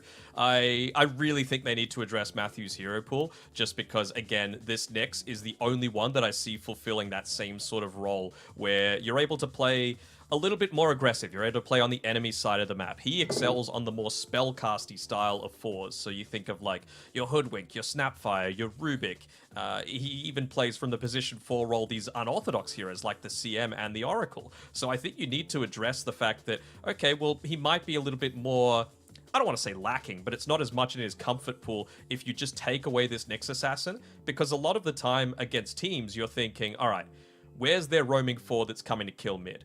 And you typically don't need to think that against Thunder Awaken unless you're playing something like the Nyx Assassin, or like, where's the Nyx Assassin that's roaming around the map to just kill me in general. So it changes up to be a little bit more of like, all right, well, I don't need to worry about the 4 quite so much, so now I just need to think, how are the cores behaving, how are they reacting, what are they doing to influence the map, and what does that tell me about their next little bit of gameplay. So yeah, I think you need to address Matthew and Sacred, just Enigma Nyx, 1-2 ban, easy clap. Do you think roaming 4s are important at the moment as well, considering the change that we saw to mid lane with how no small camp there anymore? It's a little bit more difficult to catch up, and if you can secure the water runes and the power runes, then it really enables your mid laner. Oh, absolutely. I mean, that goes such a long way. We saw that Dark Margo was able to pop off, and he didn't even get that regen rune that we were talking about at 6 minutes that was being rotated to be able to secure. So yeah, it's incredibly important. Previously, if you just lost the lane, you stack the small camp a couple of times, you farm it, and you're generally okay. Or you turn like a... it became much more of a farming battle in mid as opposed to a lane dominator, and I prefer this. It brings a little bit more skill back to it. We see a lot more of those solo kills potentially happening because teams know that if you want to get that little bit of a net worth lead, you're not going to get it off creeps anymore, specifically neutral creeps. It's got to be off heroes.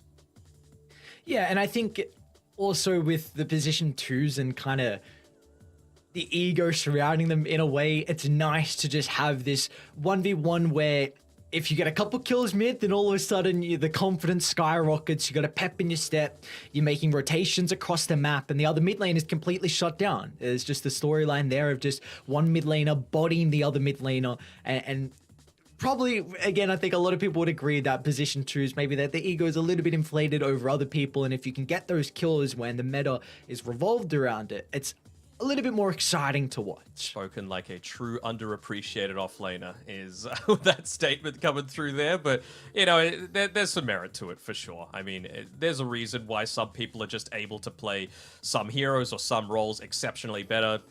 Everyone's got a different personality type, and you know, for some people mid lane and wanting it all to be about them, all the glory, it does seem to make a really nice fit. But we're into the draft. This time around, Team Spirit actually had the first priority, and they chose first pick. They didn't want to leave this Enigma as an available option. Let's see if Thunder actually look to ban out the Enigma themselves, because again, it's really not something that Collapse looks to prioritize. Both teams really don't like playing against the Visage as well, so it's a pretty commonly used ban for both of them. But, well, we'll see if Thunder has done their homework in that regard, or if they're just going to look to focus perhaps on the mid lane or one of the side lanes instead. Interesting. Okay. I thought Spirit were going to go like Undying +1, but they actually even banned it out themselves. So we'll see if Marcy is going to be available. I mean, Thunder just beat the Marcy, so maybe they're not too worried about Spirit playing it for themselves. I think this will be a draft that we see, you know, potentially Shadow Fiend / Morphling in the first phase. They were both unaddressed in the last game, which was I was kind of surprised about. I was surprised about it, and maybe it was a little bit all in by Team Spirit as well, because they picked a Drow into a Storm Spirit. You know, most of the time you're worried about that gap close to be able to take away the impact of the marksmanship, right? So maybe it was a little bit of cockiness coming through from them. Who knows, right? Because they're just such a skilled team that you don't want to accuse them of anything, and you know, some would even say that they have the right to feel a little bit confident towards a team like Thunder Awaken, who on the international stage, I'm not talking just international lands, but the international, they haven't exactly had a huge amount of success just yet. The organization or the players? Because the organization without a doubt hasn't. I mean, keep in mind, this is an organization that at TI10, they won no maps at all for Thunder, kind of blown out of the water. So this just for them and the people behind the scenes has to be really nice to see that the team is performing. Of course, there's a lot of group stage days left, but just the fact that you see that Thunder are doing very, very well to start TI has to be really, really nice for them. They really wanted that Nyx Assassin with the first pick on Team Spirit. That's why they didn't go ahead and ban it out, and then Thunder were like, okay, we don't need to be able to play it. We're just going to go ahead and you know, let you have one of these other heroes. We trust Matthew. He's the main shot caller as well once you get into the main game. So I feel like a roaming hero like the Nyx just suits their playstyle so much in that regard, right? You're going to need to be worrying about him being the one to make a lot of these initiations, him to be able to be the one that says, all right, we're looking to play around this area, or they're farming here. I just know I've been looking on the map while you've been hitting creeps. So if you could take that away from him, even if it's just causing the team itself to ban the Nyx Assassin, I don't want to call it a mini win, because Team Spirit used a lot of their reserve time just to be able to think, all right, well, they've banned the Nyx now, what does that mean? But they're just going to go ahead and pick the Tiny, something that they've played across multiple roles, both mid and position 4. And there's some flexibility to it. Of course, it still is one of those super strong heroes of this TI. I think it's something like, at least at the start of the first series today, it was 10-2. So looking like being another Tiny TI. So I wonder what the response is going to be for Thunder. I think Enigma +1, whether it's the Marcy or Tusk, and well, there's the answer. I think Enigma. Oh, okay. And again, very interesting. This isn't guaranteed to be a position 5 CM. Matthew plays 4 CM a lot as well. So I'm keen to see what they're going to be able to break out here. Is it going to be a 4 CM paired together with a 3 Marcy, for example, just to kind of throw teams off a little bit? Because I feel like that almost, I don't want to say it certainly is the combo, but you've got the flexibility to make that a combo because it's such a strong laning matchup. And I think the big thing for Thunder is that these are two heroes that are very, very good laners. Like, you need to kind of see him as known as a bot as the game goes on and on, but your lane is something that is very scary to play into. And for Thunder, they have the 18th pick and the 24th pick as well, which is known to be something where you can set your lanes up perfectly to be able to counter the enemy team. So Spirit now need to keep this in the back of the mind where they need to try and draft some strong lanes. Otherwise, this game could get out of hand very easily. Ooh, there's something else that we haven't mentioned yet. Thunder Awaken, they're going for the anime draft right now. They've already got the Marcy, they've got the Crystal Maiden. Could we see the Dragon Knight or the Terrorblade set to come out? You never know. Invoker, perhaps? Anime 5-man, Poggy. Let's go. Is that good? No, no. You'll never hear me say that in my life, so no. I mean, that wasn't. Don't worry, they just need to pick Mars or Zeus, and then they'll have the power of God and anime on their side. Oh, all right. Oh, see, Spirit, they're like, all right, yeah, we'll do the same that you did. Let's get the Enigma at the 8th. I mean, let's protect it Enigma, as well. Right? It's such a strong lane. So even though it's not necessarily a collapse style of hero, the Enigma, you can't deny what is just staring you in the face. And we've talked about over and over again how he's able to make those outplays happen. It's honestly pretty easy with the tiny Enigma. So I wonder what they're going to look to set up here with the position 1 coming through from Thunder Awaken. This is something that they like to pair themselves together, the Crystal Maiden and the Gyrocopter, to be able to deal with the Enigma. So wisely enough, they're going to go ahead and ban it out themselves on Team Spirit. Spirit in the last game was the Gyro, Conquer, and the Rubik that was banned out. So Pudge is going to substitute one of those at the moment. Probably don't have to be too worried about the Rubik, I imagine, from Spirit. They are lossless, I believe, on the Crystal Maiden so far for Thunder Awaken. Ooh. And 2 of the times it was 3, but 2 of them it was paired together with the Pudge as well. So that's a big reason as to why Team Spirit have gone ahead and banned that one out. Good scouting being done by Silent or whoever's doing their analysis. They brought a new member in that I do not know his name. I can't. It's you? Okay. Mm-hmm. He's a Chen spammer from what he said, it was in the ESL boot camp video that they put out, and yeah, he's a Chen spammer. It's not that guy that made the 72-page Chen document, was it? Because that would be epic. I'm not quite sure. It didn't say in the video if like he didn't bring that up or not. If he was the 72 kind of document page written guy going that through literally Chen, every but single creep and saying this is why it's good, this is why it's bad. You need to abuse these aspects, the piercing damage, blah blah blah blah blah. But yeah, I mean it's always good to, especially around TI, be able to pick up that extra voice as well, even if it's just someone for the coach to talk to and bounce ideas off of. Yeah, because that's really what was the big thing he mentioned. Like, there's so many games going on that you just want to have another extra pair of eyes in case you miss something. And his role is really data analysis, he said, observing other teams and seeing how the meta is developing, and also just trying to pinpoint on random mechanics that they might not particularly know about as well. So that was kind of what he said in the video was his role in the team. Mechanics that they don't know about. I mean, I know that was one of for Sonic's clairvoyance, and his big selling point is that he was like, hey, there's a lot of things that still aren't discovered in Dota. Hire me and we'll be able to make something happen. And well, they're doing okay so far for NA, but well, back to the draft. We've got a Kunkka, one of my favorite responses towards the Enigma. I wonder if they think that this is going to be put into the safe lane now. I mean, it's kind of a good response into the tiny mid as well, right? Assuming it is. So you can't really change the lane up too much, and they could still look to go into something like an Alchemist if they really wanted to on Thunder Awaken, if they felt that the Kunkka was a good person to be able to lane mid, because you keep the unstable concoction down. You might have a CM to be able to switch to being a position 5 instead of a position 4 that we were thinking about. Just with the Frostbite, you hold people in the lane. So they've got a lot of flexibility here on Thunder Awaken and the last pick of this and the next phases. There's a lot of team fight though on Spirit though, isn't it?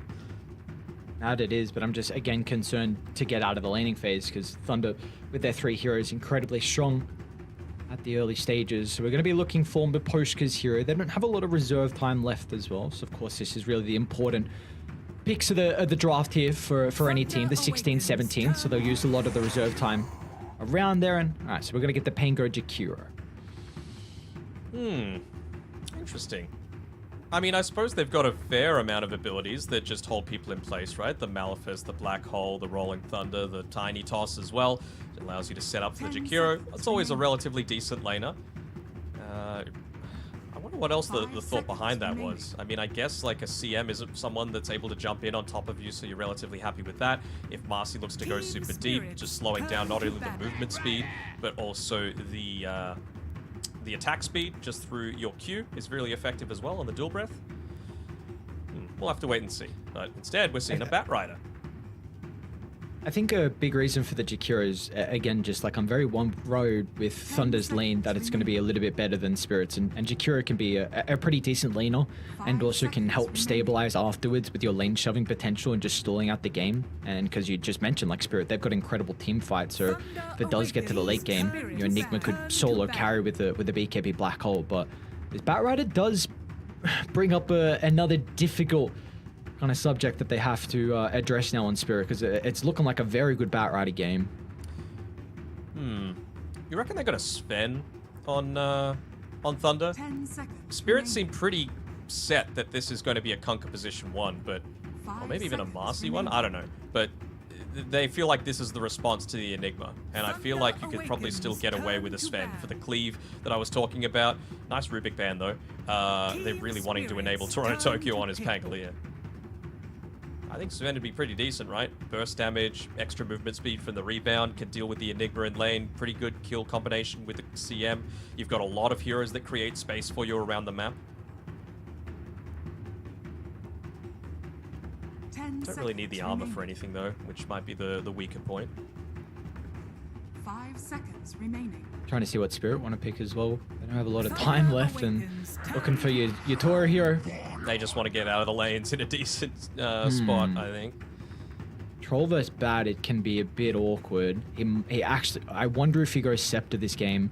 I really thought that Batrider is a very good matchup versus Troll, so I wonder if he's going to have to itemize differently. 10 seconds remaining.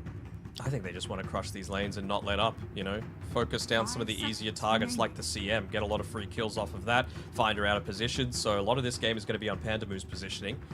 What else can they look to go here? I mean, the Bloodseeker's still in the pool. Wouldn't be a terrible Bloodseeker game against the Troll Warlord, just kiting him out against the Pangolier. Decent in lane if you wanted to put it against the Enigma. You can also... Can they Razor? I feel like it's not a terrible Razor game. You can still link up the Pango and you've got the movement speed to be able to just chase him down and kill him. Yeah, it feels like they have some nice heroes to be able to combine with the Razor in particular. What was the first one you suggested as well? Bloodseeker. I like that too. I didn't hate it. Yeah. I think they've got great heroes in the matchups against them as well. I think it's just a question of like Thunder, if you want to, like, where are you going to play this? It seems like you're pretty happy with Conquer being the safe lane, Batrider versus the Pango, but if you want to kind of switch it up, they have the capability to play these heroes in multiple roles. That's the beautiful thing about Thunder's team. Choose your hero. Okay, so I think what they're wanting to do here is they just want to make sure that the Tidehunter... What do they want with a Tidehunter, actually? I was thinking maybe they would put that into the Enigma's lane. It's something that we've seen Virtus Pro do. When DM was playing it, they always did a pretty damn good job of it whenever they got the option to, but it is kind of like we were expecting, just the Conquer laning up into it as well. Probably an even better response just because you're not able to micro effectively enough to be able to deal with it, and it's still a decent amount of kill threat as well with the Crystal Maiden to be able to, set up for the Frostbite and a bunch of slows too. What is the big reason why they've gone the Tide? I think that, like, I do think Spirit had a pretty big advantage in regards to team fighting.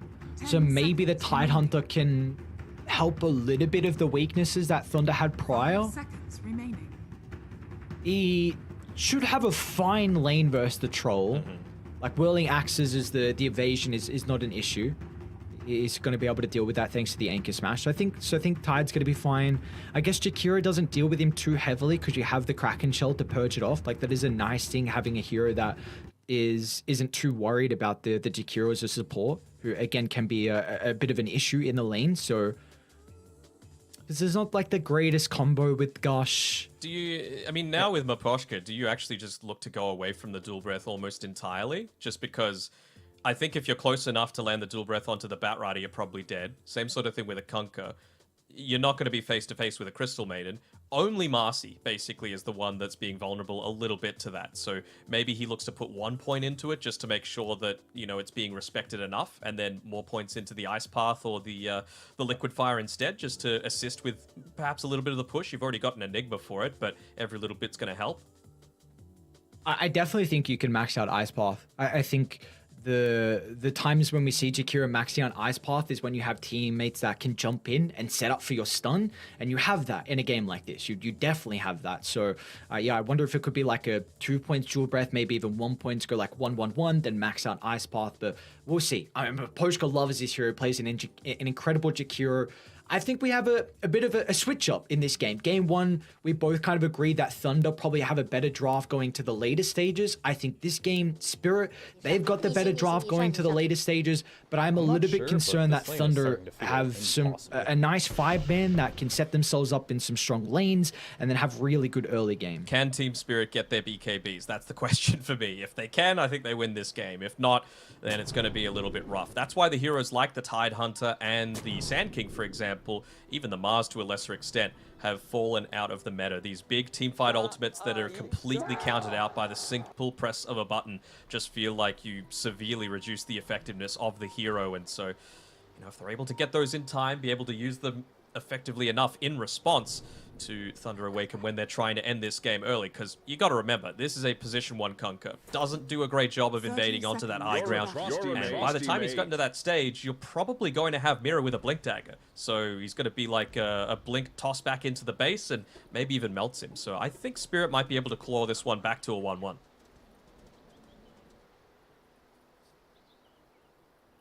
So you're in agreement still, at least, that even though you think Spirit are going to win, you're in agreement that you feel like this lineup is going to have some difficulties at the early game? Maybe. It depends how the lanes are set up as well, as they're actually looking to go onto the Maposhka. Yeah, great jump in with the Gush to be able to help out. A lot of damage early on, and Dark Margot will find first blood in game 2. Did you see what Maposhka has leveled up as well? I'm not sure. Liquid fire. Nothing in the dual breath. I saw you, Observer. I thought I saw you pan towards that dual breath just out of habit, but no, not this time around. Not into the Tidehunter. Big shout out to our Observer, by the way. Doing a very good job today. Lovely observers, the hard workers behind the scenes. But we do have the Kunkka into this matchup instantly. Look at that. The Eidolons just melt from a single use of the rebound and then the Tidebringer. So it's going to be very important that Collapse... I thought Team Spirit might look to go for a little bit of a lane switch up here. I know it doesn't feel great into the Tidehunter either, but I feel like this is just such a Kunkka-favored lane, especially if it's your position 1, that Pakaz could get that key net worth that he needs super early on into the game to be able to close it out before your supports get their timings like the Blink Dagger and before the BKBs are a factor as well for Team Spirit. So do we feel like a lot of the early game has to come out of Toronto Tokyo then? Because you're mentioning that Kunkka's going to have a very good time versus the Enigma down bottom. Does Toronto Tokyo need to kind of make some plays once he gets that level 6? I guess, but again, like, what is he going to do? You might get a kill, but they don't really have the heroes super early on that are going to be able to lead into towers unless you move to the Enigma lane. Like, that is going to need to be the necessity coming through here.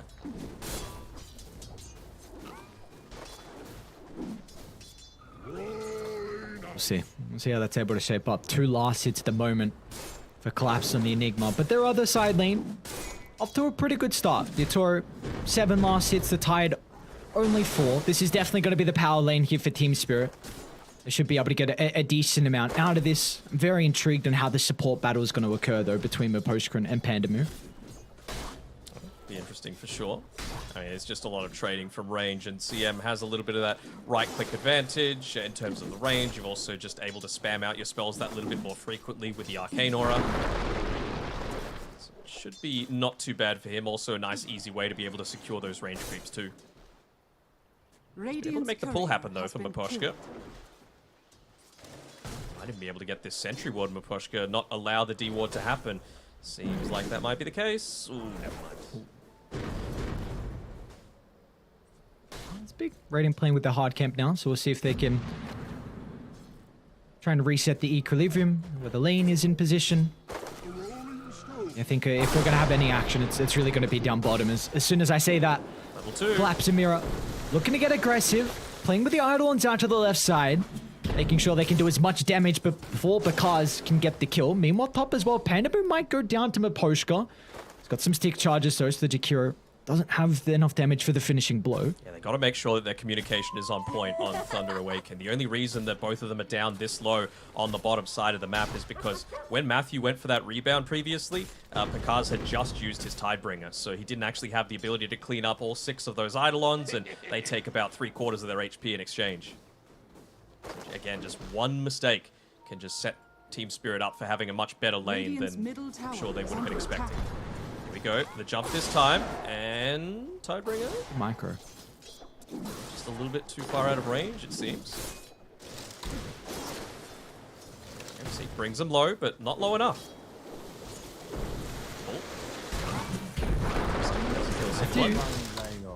Dispose back onto the tower, but Mirror's still well and truly healthy to continue fighting. They'll lose a lot of the damage they needed out of the Eidolon, so just some posturing back and forth. A lot of damage being traded between these two teams. Because you're losing the range creep every single wave, or every second wave rather, it's not going to seem quite so bad once we look over at the net worth, but in terms of last hits, it's very clearly going to be favored towards Pakaz here. You can just see every single time he cleaves that entire wave. Top lane, Sacred might be able to break down Miposhka with the second round of the Gush. So has some stick charges to play with those. The Jakiro is going to be okay. Again, all the lanes, just a lot of back and forth, a lot of spamming. We're looking for these rotations to come out eventually for the position 2s. Dark Margo and Toronto Tokyo both having a good time at the moment, so if they can start to influence maybe either top or bottom, this is where we might get some more kills in this game too. Dark Margo, a couple of times now he's had a really good laning stage and used that to lead into even more. Pandamu just able to get away on about 10 HP. He's going to walk all the way back to base, but Well-worthy recipient of the boots that he's got coming through, and he's needing to replenish his mana and HP anyway, so might even look to go for a TP into this mid lane if he's able to get back there and TP in before Toronto Tokyo hits level 6, but I think it might just be a little bit too late.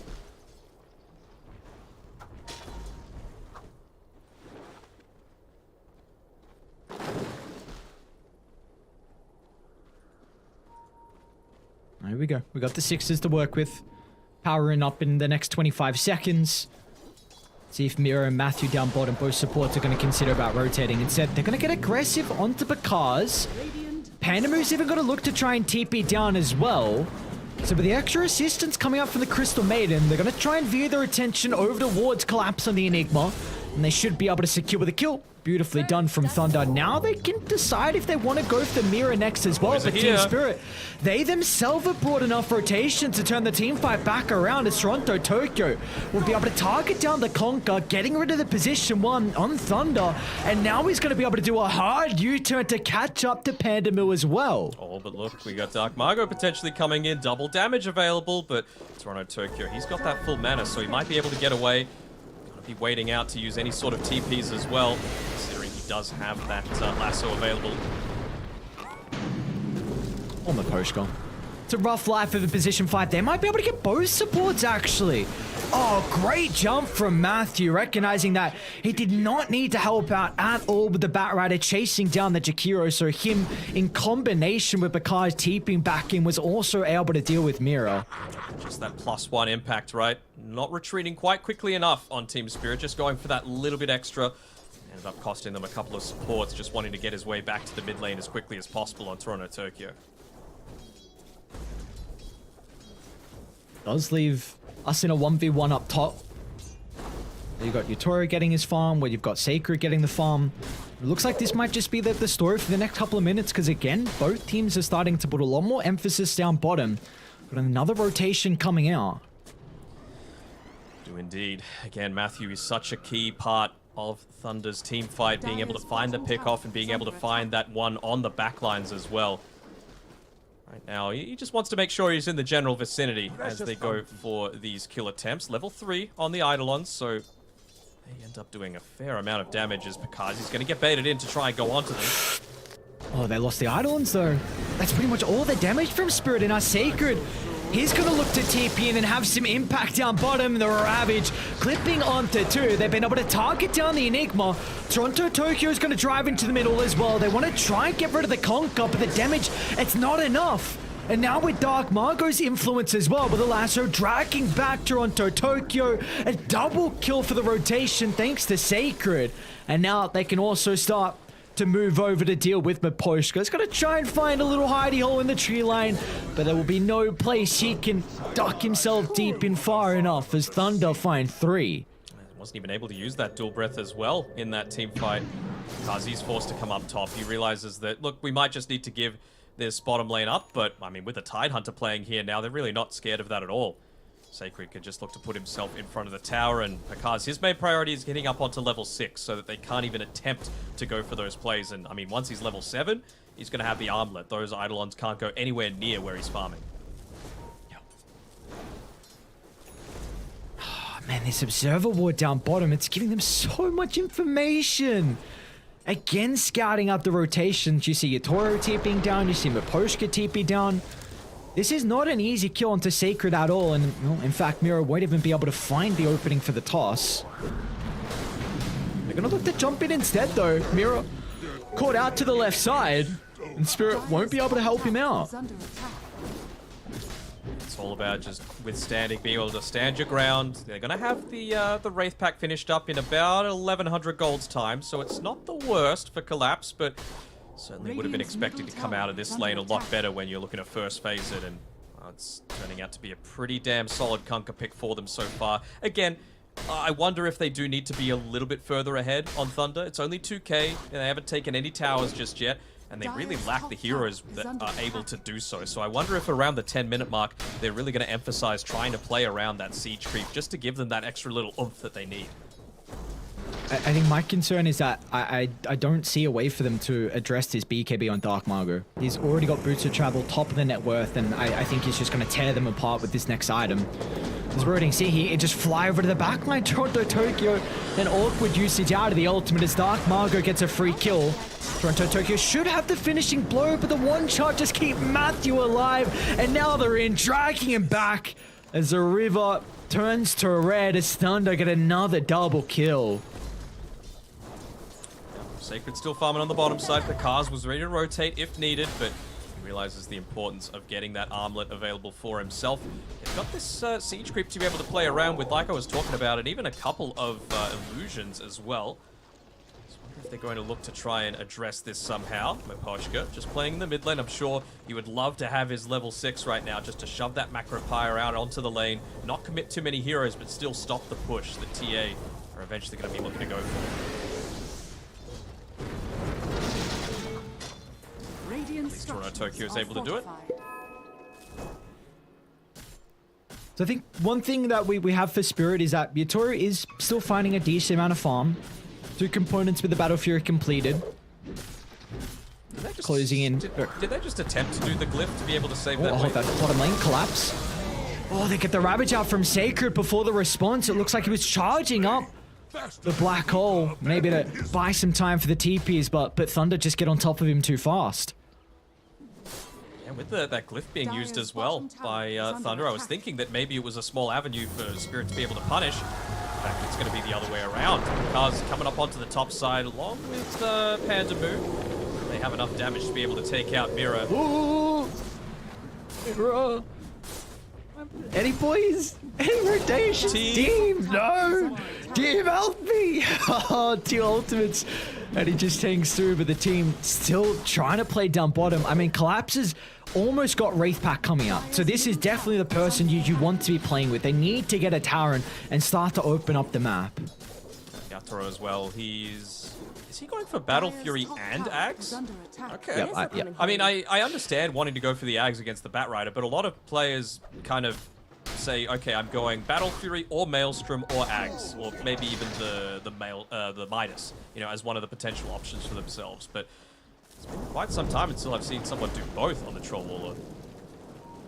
Yeah, I wonder if he just feels like Battle Fury is going to get him towards that next item. I suppose. I'll hold that. Dark Margo. This important smoke. They need to capitalize on it. It's too fast. If they can't convert, if Dark Margo gets out, oh no.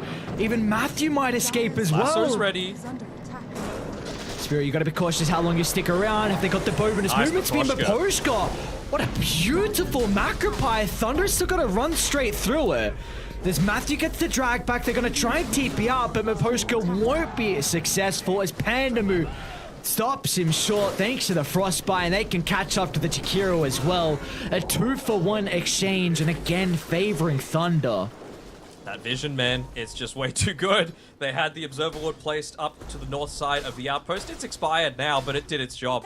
They're even able to get the D Ward as well onto Team Spirit. So every little movement that they're making to try and open up the map to enable this Troll Warlord to farm the extra camps with his Battle Fury, it's just not working. Thunder are reading everything. I think really shortly we're going to see soon that the cores will continue to fall behind in farm. Because you have the advantage with Thunder. Bakaz is not really left top, so he's got a hard camp, a small camp, and potentially one more wave to farm. Whereas Dire, you've got 3 cores only in your jungle that are trying to equal out the farm between each other. And that's why this lead is continuing to grow. The kills help. I mean, they've got a 12 kill advantage, but the fact that you can just split up the map so easy as well. Nothing kills. Nothing kills. Wow. We do have a Diffusal Blade now for Team Spirit, so Toronto Tokyo can certainly look to do a little bit more damage, especially against these heroes like the Marcy, the Tide Hunter, the Kunkka. Not the highest mana pools to be able to play with, so he's able to land a couple of those effective ones both at the start of the team fight as well as after the Rolling Thunder. And it'll go a long way towards giving Team Spirit the extra firepower that they need, because it feels like with the item builds that they're going for, particularly on Picard's going straight into that heart, it's just about trying to outlast Team Spirit, right? Like they're going to run out of Battle Trance, they're going to run out of the Rolling Thunder, and they just not have the ability to be able to fight. And a move. then drop into a scary high ground. Team Spirit finally able to find a kill. They've had some attempts throughout the past couple of minutes or so, but haven't been able to... They weren't rewarded with any kills, but you know, this time they will be. Some golden experience.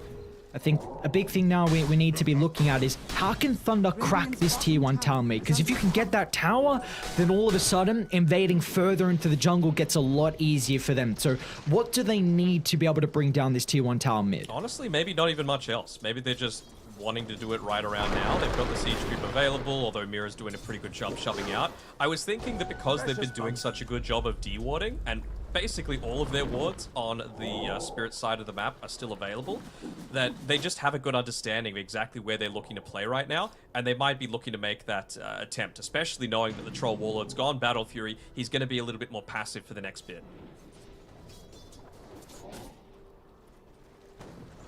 This could definitely be the time.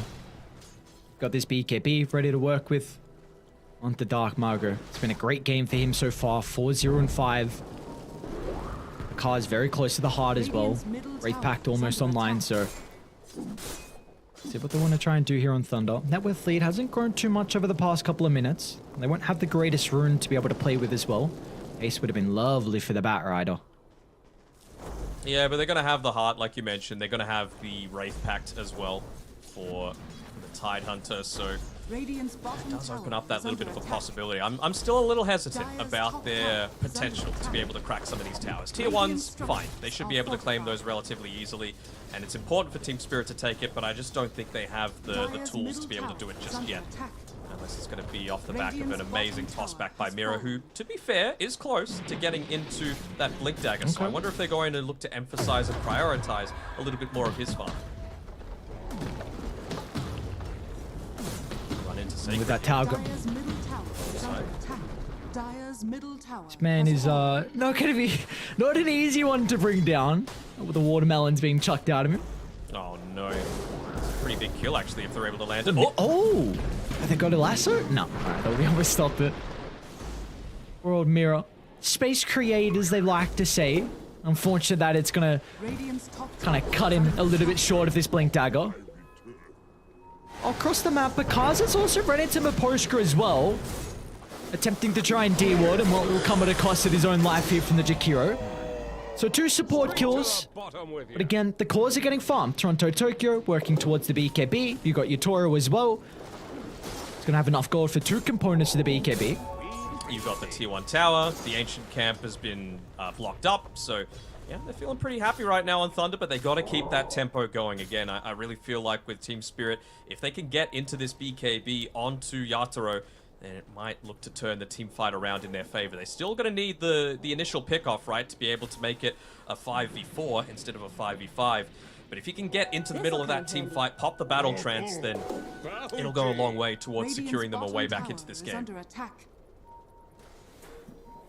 Now, do you feel like Thunder, because I don't think they have the greatest Roche lineup, but I think they really want to force engagements as Yatoro's in trouble here. Miposhka. The Ice Path is at least going to force Dark Margo to go down to the south. He will be able to catch up the lasso.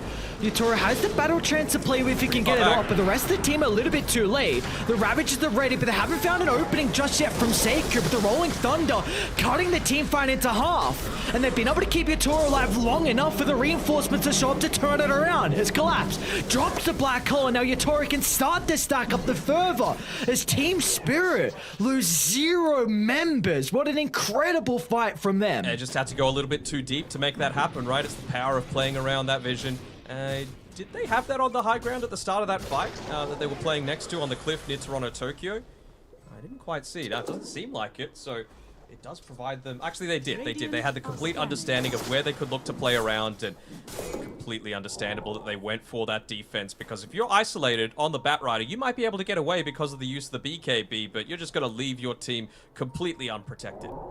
And we, just some incredible spell casting from Spirit there wasn't in that fight.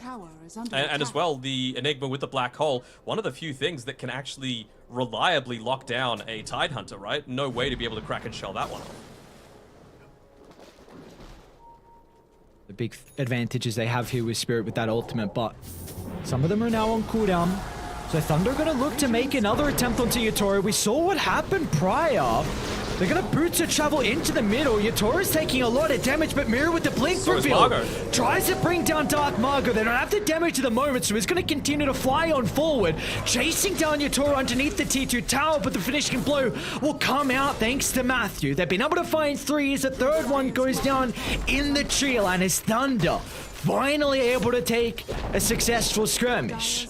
At least they're able to get that trade out, right? I think they're generally okay with giving up a core for a core, and in this case, a core and 2 supports, but you got to make sure that you're not scaling in the meantime. And with these heroes in the deck, no black hole available, they just feel comfortable to take multiple towers as well. So a nice little bonus coming through there from Thunder, opening up this map, and even the fact that this ancient camp has been unblocked, they're just going to go ahead and look to claim it up. So it's not like you're even allowing Team Spirit to come back into this game.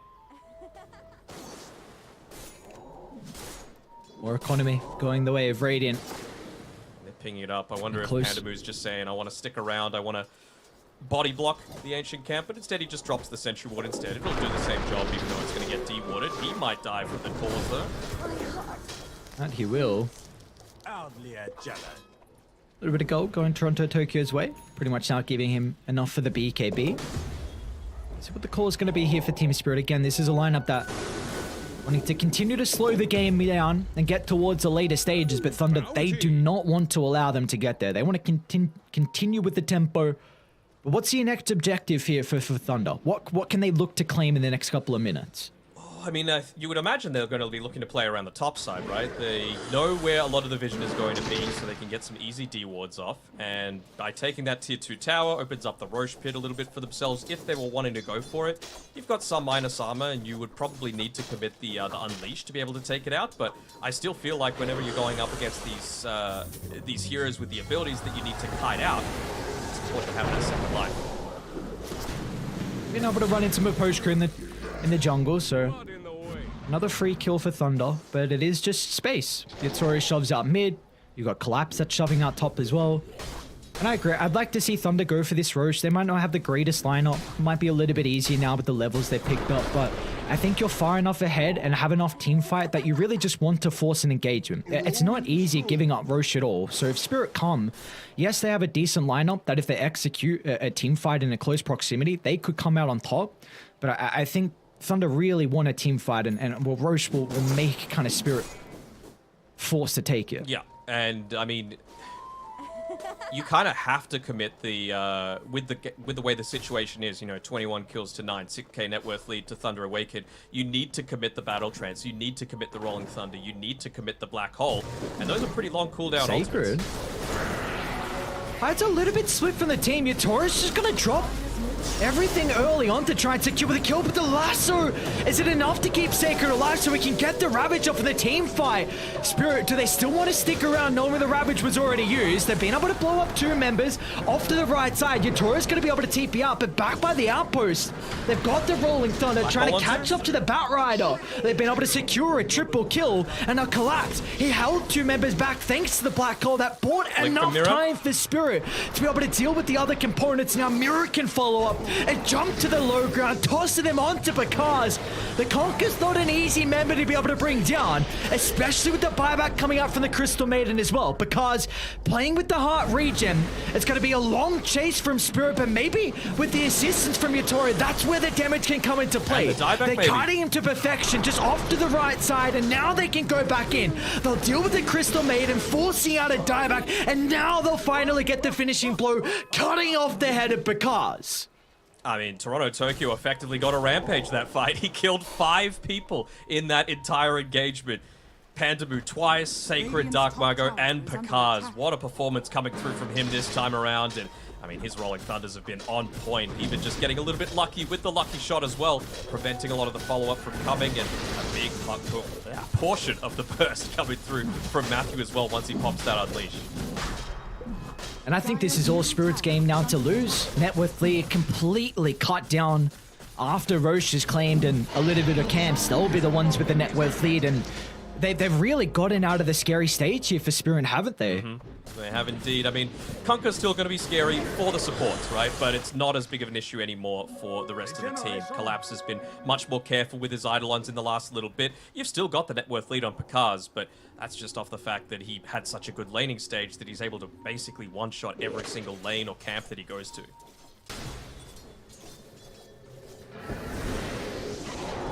Look at that. They were actually looking to go into the Blink Dagger on Sacred just for that extra layer of initiation, but they don't really need it. You know, they've got the rebound, they've got the Blink Dagger on the Batrider. Instead, just wanting to not get 100 to 0'd by that Troll Warlord, force them to commit some stuns on top of it as well, means the Ghost Scepter is going to provide Sacred a pretty good amount of value. Might even force in, how close are we? Oh, only 400 or so gold away from Yatoro having the Aghanim Scepter for himself as well. Bottom lane might be in some trouble. Oh, two ships passing in the night. How the hell did he drift like that? I don't know. I don't know. Toronto, Tokyo drift? Oh, they do things differently at the pro level. Holy. They're gonna go for Sacred. I think they need the Black Hole to get this kill.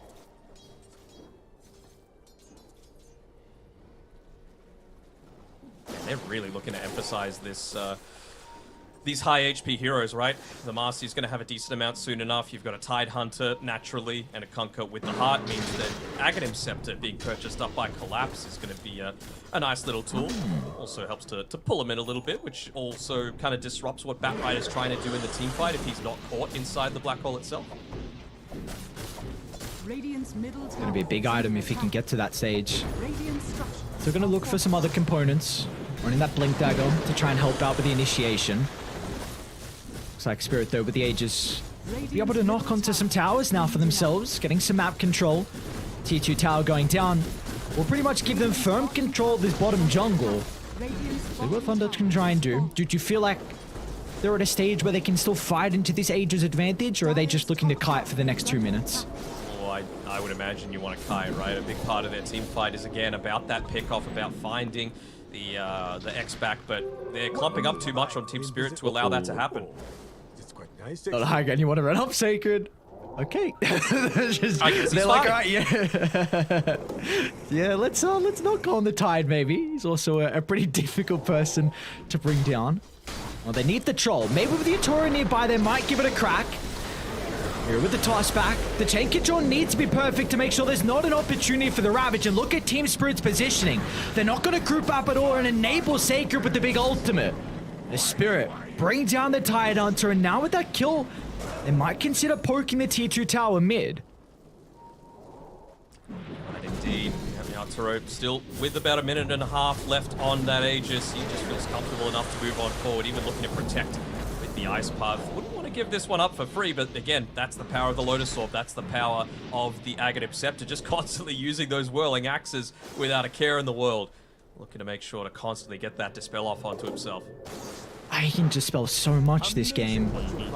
So much. Frostbite, CM slow, all the Batriders' abilities, Sticky and Flamebreak, really the important ones. Torrent slow, Gush, Rebound slow. Yeah, there's a lot. Like, it's such a good Aghanim Scepter game. Not Rebound slow, Dispo slow. They changed Marcy around too much.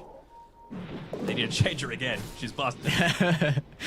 Yeah, no, I was literally going to say the same words. Yeah, you change around, she's still busted. She's still a very, very fun hero. I mean, I'm wondering if, like, Thunder Awakened, even part of their success is going to come off the back of this Marcy, right? Like, if she's got the BKB, if she can get into the Basher, maybe you find that single target pickoff that, you know, you don't actually need anyone else's help to be able to obtain.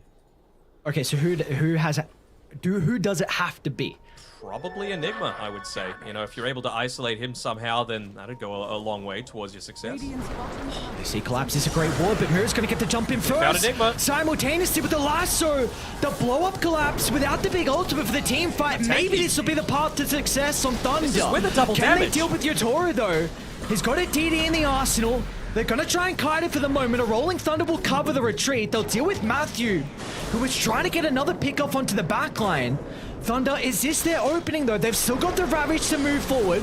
An Ice Path again from Aposhka along with the Macropire, making it difficult for Thunder to continue to charge into the middle.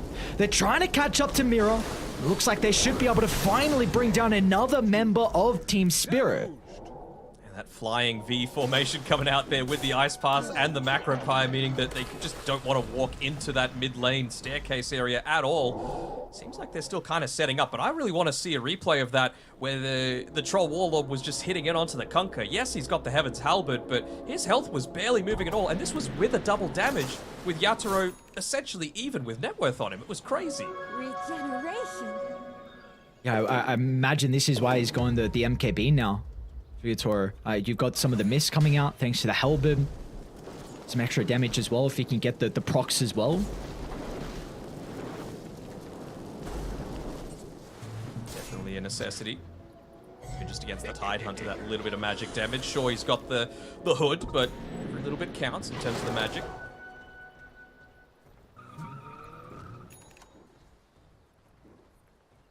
Been able to withstand this Aegis advantage that Spirit we're playing with. Again, we both felt like Spirit's lineup is going to be favored towards the later stages. Thunder need to try and find a teamfight success and look to get some map control off the back of it. This could be the team fight for them to start. The Sacred grouped up for the moment. Mira's going to be able to find an opening. Toss back out of a postcard. Jakira gets sent packing. The greatest start for Spirit. They're going to be able to retreat. Drops a ward as well, so they've got full control this area. They know exactly if Thunder will continue on. Oh, I like this a lot by Toronto Tokyo. You know I'm a big fan of this talent on the Pangolier, and he's done it. You just want to be constantly spamming that shield crash and ball. They have no way to be able to stop him from doing it outside of the lasso, and I really don't feel like you're in a situation where you're needing to commit the lasso onto the Pango. So you're probably going to have a team fight where you're just wiping out every single person's mana pool on Thunder Awaken and giving them an opportunity to be able to just kill the entire team because they've got no tools to stop you. I still think that they need Yatoro to be able to finish up this MKB for himself first, just because, I mean, he is your main damage source right now, so you got to enable that as much as possible. Because like you mentioned in that previous fight with the DD, like we just saw that he didn't really have right enough at the moment. Look at this. This might be a kill. He has the Blink Dagger coming out to him right now on Collapse. Can he get lucky with the roots? BKB is expended between the two. He's going to be able to find the lasso and Dark Margot. Moving back towards the tower, so the potential of the rotations will scare away Spirit. Yeah, I mean, you have to imagine that if it was a few months ago when the battle trance was a little bit different and the route doesn't go through the BKB, you're not forced to pop that lasso. But I think expending the battle trance, pretty similar cooldown to the lasso. It's a neutral situation for both teams. So it feels like now we're just waiting for that next Roche to spawn. It's going to be up in 40 seconds. Basically right when those ultis come back up. Perfect timing then for a big team fight. Could be the pivotal moment of this game too. A really important game as well from either side. They had a good start to day one. But the first series of the day for both of them. 1-1 for Spirit and for Thunder. Well, they got 2-0 from Entity, so it'd be nice to get some confidence back and some map wins under their belt. And this next team fight will definitely help out with that. Going for the smoke immediately after they finished up the basher on Matthew. He really wants to be able to try and isolate someone, find them out, take them out of the team fight. Even someone like Maposhka, to be honest. Like, he is providing a good amount of control. Matthew, could he get, again, the 4-man stun? We saw it last game. And you don't want to be on the low ground. Smoke's gonna pop. They're all grouped up. Mira gets a jump with the follow-up. Toronto Tokyo.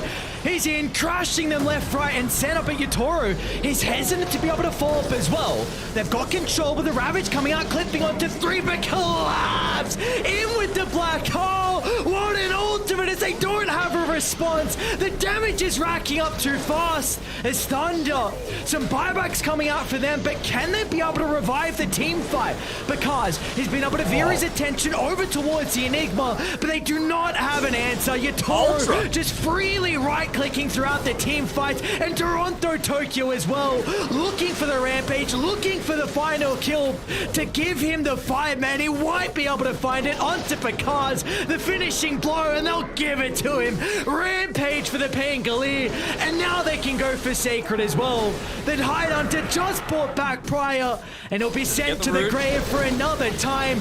Nothing will stop them. No tier 3 tower will hold them back as Toronto Tokyo gets a double Rampage. Oh, this is why I love this Aghanim Scepter, man. You're just able to have so much impact in the team fight, not just in damage done, not just in kills secured, but what you deny away from the enemy team. You know, the Basher going off multiple times in the team fight means that the BKBs feel kind of worthless. Same sort of thing with the Mana Burn. They were playing on such little mana for the biggest portion of that team fight just because of what Toronto Tokyo was able to do. Look at that picturesque start as well. The Avalanche into the double ice path, then the Rolling Thunder, and then Collapse. You couldn't have asked for a better black hole. Perfect ice pass as well by Baposhka, landing onto 2 there. I think the one following, he landed onto 3. Like, he is just... this is Team Spirit at their peak, right? Complete cohesion coming through. Yep, there we go. The double one there.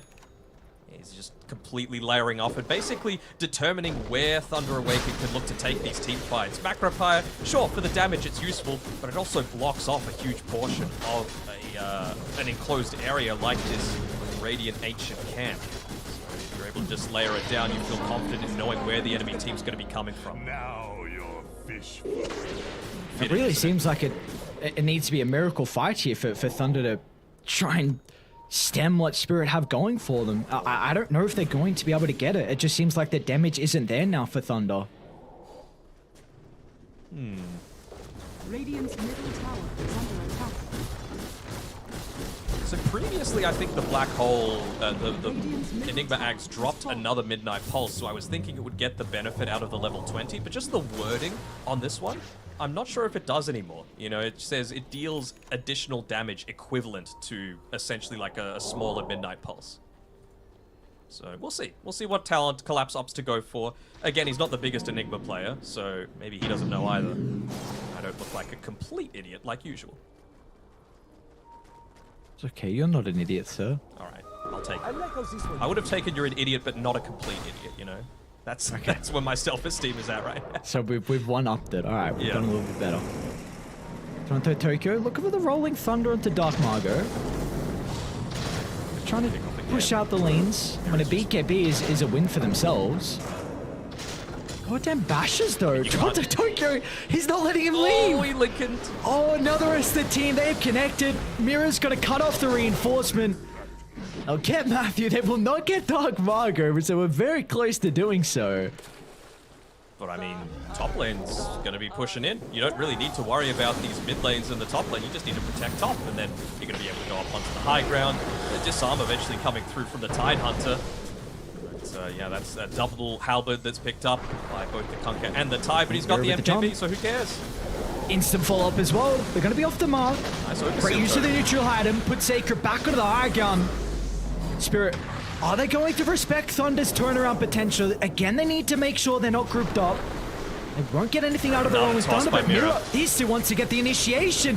Toss back, Yatora's health is just skyrocketing because he's just losing all his hit points. A Rapier will come through, but another black hole from Collapse. 2 times in a row, his ultimate to be on point. And Spirit can now look to go for the finishing blow. 3 down, 2 without a buyback, and they might have this one in the books. They're going to wait for them to go on to tier 4s, I think, and you just finish up the refresher on Batrider. Can he look to drag someone back into the base? It can't be Yatoro. He's still got the Aegis for another 2 minutes. Might even look to, in the inventories, just see, has he picked up anything? So they're going to go for the single pullback. They need to give him the bonus movement speed. Oh, no, they didn't. They didn't rebound him? No, didn't rebound him. So there's the first lasso. They got the first life. Dark Marco's going to jump behind him. Mira's been pretty important too. Addy has indeed with the initiation, so Dark Marco's going to look to try and take the Tiny out of the equation. Meanwhile, Toronto Tokyo inside the base, causing chaos, but still with the Batrider outside, surrounded by 3. And this will be it. There's no response from Thunder. Nothing they can do without the members of Team Spirit. They went to the storm early on, and then have been able to come back with the lineup they have. Some incredible team fight execution from them is going to be able to secure a Game 2 victory. this is the downside of picking this position 1 Kunkka, right? It's great for the lane, but you gotta have some kind of contingency plan if every single movement isn't an absolute winner. A lot of the times we see, in the mid lane, they pick up something like a Lina or a Leshrac that's able to use a lot of these kills, a lot of this early net worth to actually take objectives. But Batrider, Tidehunter, doesn't really accomplish the same sort of thing. And, we saw that Thunder Awakened, they were in a pretty good spot. 6k net worth lead at the start of this fight, but this is where it all started to come undone. Just diving that little bit too deep, feeling like they were perhaps a bit stronger than they actually were. And then we mentioned the power of that black hole to actually lock down the Tidehunter and be the effective tool that you need to keep him in place and allow the Troll Warlord to go to work. Yeah, I think a big thing, Spirit, with the way they were able to kite a lot of these team fights was just perfect. Like wasting the BKB durations and being able to reset, wasting the ultimates as well. You see they're just playing off to the left side, waiting for Claps to jump in, and then again just finding some big ultimates out of the Enigma. Pretty devastating, and unfortunately for them, I mean, I'm a big fan of the Tidehunter, the new Ags, the Axe Shard rather, the Tendi, the Tentacle. But even if they wanted to go into that extra little bit of tower push, they couldn't do it, right? Like maybe in past years gone by, you would have been able to have that option just to try and up the tempo, speed the game up a little bit, but you didn't. And you got one good usage out of your halberd, it seems. But once you pick up that MKB, there's really only so much that you could do. More Pangos go on the Shield Crash and Ball talent, please, because I think it is just incredibly strong. Yeah, I mean, Toronto Tokyo just tore them apart, and this was really the team fight for it. We saw them, the Yutoro Troll just kind of turn his attention away from the finishing blow, giving him the rampage. He got the double rampage in the end as well. They had an incredible game from Spirit. Oh, yeah. To be fair, all they needed to do was last out, right? There were some big team fights that made it look real good, but you knew that this Thunder Awakened draft was going to wear off, and I'm sure when things were looking a little bit grim in the earlier stages, that's all that Miposhka was going to be saying to the team. Don't worry about it, guys. Just another 10 minutes, and we got this, and wouldn't you know it, exactly what happened. And this is kind of one of the issues right now at the Dota that we have at the moment, with the meta kind of shaping towards some late game where, like you said, if you don't have that contingency plan, if you don't have a win condition for the late game, if you make a couple of mistakes, and really this game was just one mistake, one team fight lost next to the tier 2 tower up top for Dire. That was the fight. It was like 19-4 kill count, something like that. And then we saw after that team fight, it was just they couldn't get the angle back in. They couldn't get a foothold. And this is kind of the issue when you have these drafts. If you do not have this late game win condition, you make one mistake and all of a sudden you're playing from so far behind. And how many times did Mira pick someone off as well with the blink in, with the toss back? Like, they were just playing amazing Dota right now. This is the team secret that people came to see, and I'm glad that they're performing, because they were getting memed on a little bit. Fluke TI, I think I saw coming out a little bit, but you don't fluke a TI playing like that. It's just jealousy. Tall poppy syndrome, we call it here in Australia, trying to cut down those that have achieved something fantastic. And so did Toronto Tokyo that game. Double rampage coming through, very worthy recipient of the MVP. Without a doubt. Without a doubt. Back-to-back games as well on the Pangolier. So nice for him to be able to get a little bit of revenge from what we saw out of Thunder in game 1. But in the end, we've got another tie here. 1-1 between these two teams. It was a very interesting series, and they will get a bit of a break as well. I'm trying to see if they, in these two teams in particular, have any more games today. Spirit have to verse TSM, which is the last series of the day.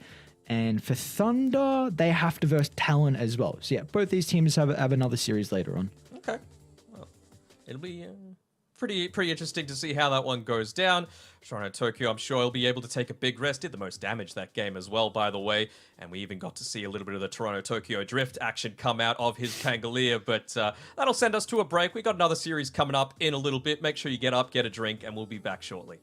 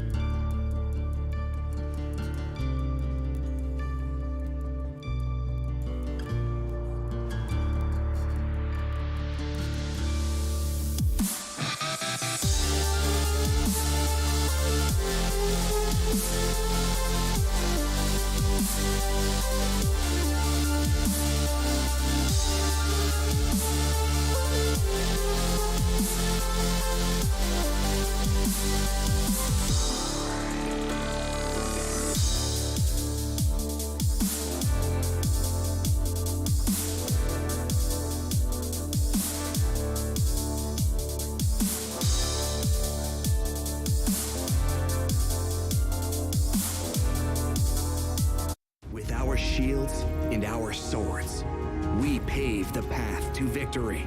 With our shields and our swords, we temper our courage. With our shields and our swords, we're making history. With those who make the game a reality, we're the vanguard. We're with the best. Let's raise our shields.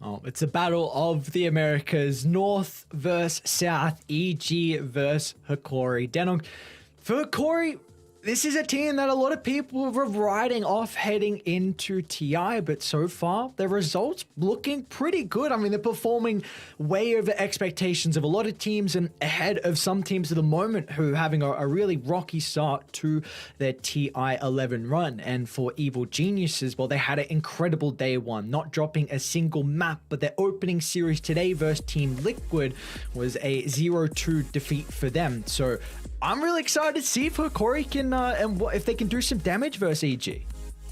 I've never seen Arteezy look that happy, I gotta say, on the old background that we see, the player introductions coming through. This is very, very equivalent for Fly. But yeah, I'm excited to see as well for what Hikori is going to be able to bring, because you say there's been a lot of doubters. Nunca dude, I said yesterday, never in doubt. I believed in them all the way from the regional qualifiers until now, but for me, EG have massively overperformed a lot of people's expectations. You know, had their experience at the majors hasn't been incredibly solid. It's really just been isolated towards the North American region, right? Coming out with a pretty decent spot out of each of the leagues, gave them enough points that even the smallest of wins, once they did get to that international stage, enabled them to qualify in, I want to say, 11th. So they barely scraped through on DPC points, but they're certainly showing up today. That they are indeed. And for Hikori, they are 4-4. They've tied every single series. PSG LGD, Boom, Gaming Gladiators, along with Bet Boom, they have versed so far. And well, being able to tie every single series, I mean, this could lead us into a 1-1. We could just, sign it up, send it away, series done. We're just going to see the outcome of who takes game one and who takes game two then. Yeah, I wonder how many teams would actually say yes if you went to them and said, hey, before this series, are you going to take a 1-1? And would they just say yes? I would say a lot of them just want to play more Dota, to be honest, on the main stage, right? Just to be able to get more opportunities to showcase what they could do. We saw in that previous series, Matthew make some absolutely game-changing plays, and we saw the exact same thing coming out from Toronto, Tokyo, and Collapse in particular for Team Spirit. But we're into a new series now. Hikori, Evil Geniuses, Bans are out, and Broodmother is out, something that Nightfall has been playing a lot throughout these group stages so far.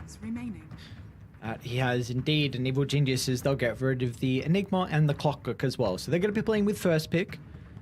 See if they want to go down into the Undying route. Primal Beast is still there as well. They want to try and look to pick that up. That is an early Shadow Fiend pick as well. I mean, Abed is capable of playing it, but it's been mostly Arteezy picking it up so far. Really assisted by heroes like the Clockwork, to be honest, as that little bit of a frontliner for him. So not going to have that tool, I suppose, at his disposal. The other hero that they'd like to pair together with it is the Sven. So I wonder if that's going to be what they pick up with this last pick of the first phase. Fly played it in that one time, and they were incredibly successful. I think both him and Arteezy only died a single time throughout that entire game that they picked it up. And then you still have the flex of throwing this Shadow Fiend into a mid lane. You still have the flex of putting the Sven as the actual one. Who knows what they're going to do? They're just going to say, all right, you pick up some cheese. We're going to do the exact same thing and actually block you by picking AA ourselves. Okay. We haven't really seen too much of the AA slip through, have we? That we haven't. Not on this stream, and I should say not on the games that we've casted. I've seen some other teams picking up the Ancient Apparition, and I wonder if we're going to see that this hero played a little bit more often, even not into some counter matchups. I think the Aghanim Shard was a big change to this hero, and especially getting pushed to the 15-minute mark. I know that's been for this way for quite some time now, but one of the big weaknesses to the AA is just your not being able to push outside lanes. So I think you can now get that next set of items. Yep, push. Morphling and AA really do not deal with it. So if I'm EG, I'm thinking more towards the Lycan or something along those lines. I'd be picking up Nightfall's hero immediately. Yes, Hikori have the flexibility just to be able to throw the Morphling onto the mid lane, but Lumiere plays it, in my opinion, far better than Analog does. I just want to be emphasizing the speed. Beastmaster's fine enough as well, right? You have more versatility with what you're able to pick up in terms of both your item and skill build, whereas Lycan is very much locked into that, you know, Helm of the Overlord style, and you might get Night Stalkers, you might get even an Enchantress being able, or a Chen being able to counter you somewhat. Yep. This Beastmaster now has some nice synergy with the Shadow Fiend, being able to buff him up. Of course, vision is a very important thing as well. So I like your suggestion of either. I didn't really have a favorite between them. I think, you know, Lycan also provides you with a Howl and some of the passives coming through from like the Helm of the Overlord. So yeah, I think both these routes are really nice for EG. I think they've got a bit of an advantage coming through, and I think probably for them, you're looking to try and address some heroes that need to initiate from a Hikori, because you want this stun setup for the AA. Like, this hero really relies on blowing one hero up and then having that numbers advantage to be able to kind of outnumber them in a big team fight then afterwards. Yeah, and I wonder what Crit's going to go here as well. I think they might be going into something like... There's a reason why they're banning the Tide Hunter. It's because it's going to stop this faster pace that they're going for, because they realize they've got a timer of about 30, maybe 35 minutes to be able to try and end this game. But also Tide Hunter has that Kraken Shell, right, which is able to shrug off a lot of these chain stuns. And so Crit, he's the style, kind of like what we saw with Matthew in the previous series, where he plays a lot more of the spell casting types. So his Rubik, his Mirana, his Hoodwink.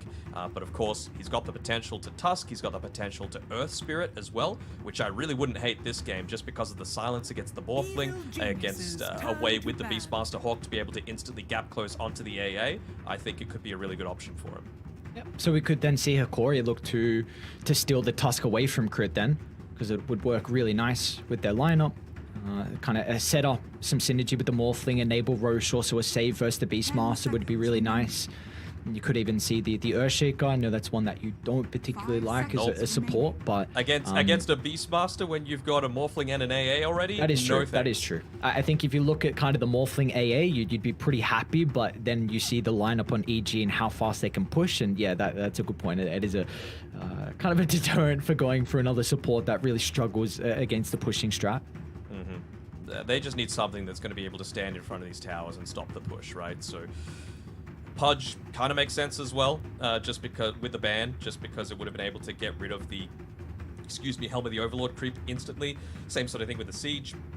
So what do they now look to go into? There's no Enigma to be able to get that deny off. Could we see our first Sand King of the tournament? Like, even the Conquer feels like it makes a lot of sense, right? Clears out the creep waves, clears out the boars as well, which you do need to focus on for the laning stage too. I really feel like a Sand King's a potential option here.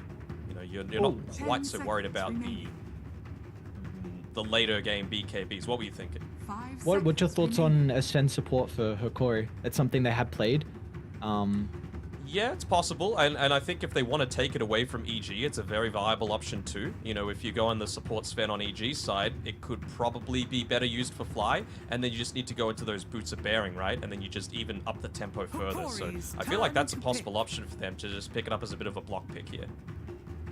Because it is going to be really nice against that Prince of the Dark Lord aura coming through. And if you're able to get into the Aghanim Shard, even better. So I think for Hikori, pretty much what we're asking for is just like a kind of initiating, stunning support that also has some potential to be able to wave clear. Not being a bot early on and just having some difficulties with the push that will definitely come out from EG. Hey, nice one. Listen out for it. When the announcer says Hikori, I really like the way she says it. Hikori's turn to pick. Love it. Hikori's turn. You don't like how she says EG? She says evil geniuses, actually. Actually. But they just need something now that's going to provide a little bit more of that instant burst, right? And that's why I was really wanting something that's able to get it onto the backlines, not allow the true benefits of the Warcry and the movement speed to be able to come out. I'm leaning more towards the Earth Spirit, to be totally honest, just because you also do provide a little bit of that that isolation aspect, you know, you can kick people back towards the rest of your team, quickly burst them down, and then continue the push on forward. It's not until you get the Aghanim Scepter on the Tusk that you get that same benefit, and I feel like if the game's going late enough that the Aghanim Scepter Tusk is coming into effect, then maybe this Morphling's gotten out of control. Don't hate this either. They've taken out the Sven, right? So Ogre feels like a very useful pick. Ooh. Okay. More silence. Really? That was part of the reason why I liked the Earth Spirit against the Morphling. So Primal Roar into the silence, into the Ancient Seal, into the Mystic Flare. Going to be a nice little damage tool. And it now kind of spreads your damage, doesn't it? Because at the moment, when you saw the Shadow Fiend Beastmaster in the first phase, you're like, all right, there's going to be a lot of physical damage. And that's where the answer for the Sven comes through with the Warcry. So EG, they kind of counter that. You've got Ignite and you've got Mystic Flare, like you said. So they're kind of just, you're making sure they have both the damage sources covered. Don't hate this. I mean, it's going to be going up against a Beastmaster, which, of course, the Roar, going to be very effective, and a Shadow Fiend once he's got the BKB.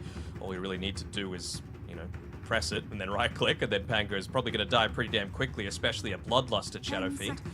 I really want to make sure, if it does get that late as well for Fly, if you're having to contend up against this Morphling when he gets the Aghanim Scepter, that you buy the Aghanim Shard for yourself as well. I feel like, especially if you're able to get a lucky multi-cast off, it's going to provide you with just that little bit of extra time to be able to position yourself effectively in these team fights, where Morphling doesn't just burst down either yourself or the Skywrath Mage.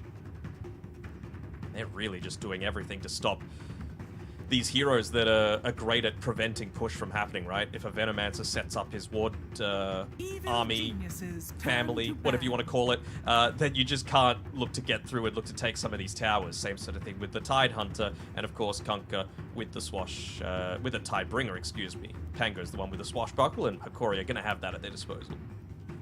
I wonder if EG can be considering about going for an Invoker here for Abed. I think having a way to dispel the Warcry could be really nice. Alacrity as well to be able to buff up the Shadow Fiend. My only concern about Invoker is that they could gap close him very easily with the Pangoli Rolling Thunder, and that's probably where Nightfall needs to come into play to protect him. But I think there is a lot of value with that hero if they want to go down the route. Let's see. I mean, the most played hero for Abed so far in this group stage has been the Primal Beast. So I understand that one's going away. Could they be thinking of a Leshrac as well for Evil Geniuses? Again, more of that split damage, still damage that's going to go through the Rolling Thunder. It's going to be some towers to be able to pick it up. You've even got the Bloodlust if you're looking to put it onto him too, just for that little bit of extra movement speed. I wouldn't hate it, although the AA is kind of a little bit of a counter to it with the Bloodstone, being able to have that regen coming through, and I guess the Pango if he goes into the Diffusal Blade as well, but I think it does certainly help with upping the tempo, picking up the pace.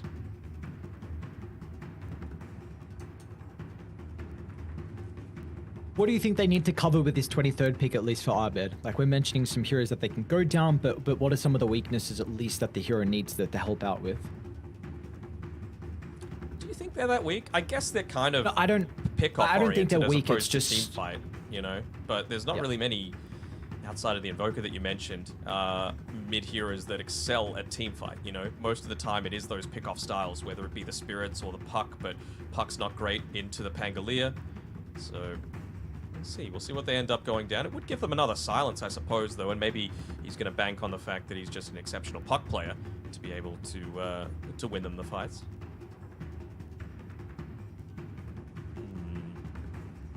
Just thinking for Hakori as well, what's in their mind right now? What else do they look to need? Is this going to be a mid-Pang, or is Vitali going to actually play the Pangolier instead? Anything else? I'm just thinking, something about this, I like the Sand King. And maybe I'm just talking out my ass right now, but I just think it's solid enough in this game that it's going to be able to slow the game down enough. Like, you're not picking a game winner here. You're just picking a game staller. And I'm just trying to think of what other better heroes are there outside of maybe the Underlord to be able to do that job. Yeah, I'm happy with the Sand King so for Corey, because what I think they're going to do is play the Morphling Sven lane and put the AA in the off lane. So you kind of want a melee hero, you want another initiator, and I think the big issue for EG is you do not have... Look at Abed, he was just chuckling a little bit as soon as that Storm Spirit pick came out. He's like, oh, I know what everyone's going to be saying to me right now. He's already given over his phone to the admins, but as soon as he comes back, it's just going to be blown up with, oh, Storm Spirit!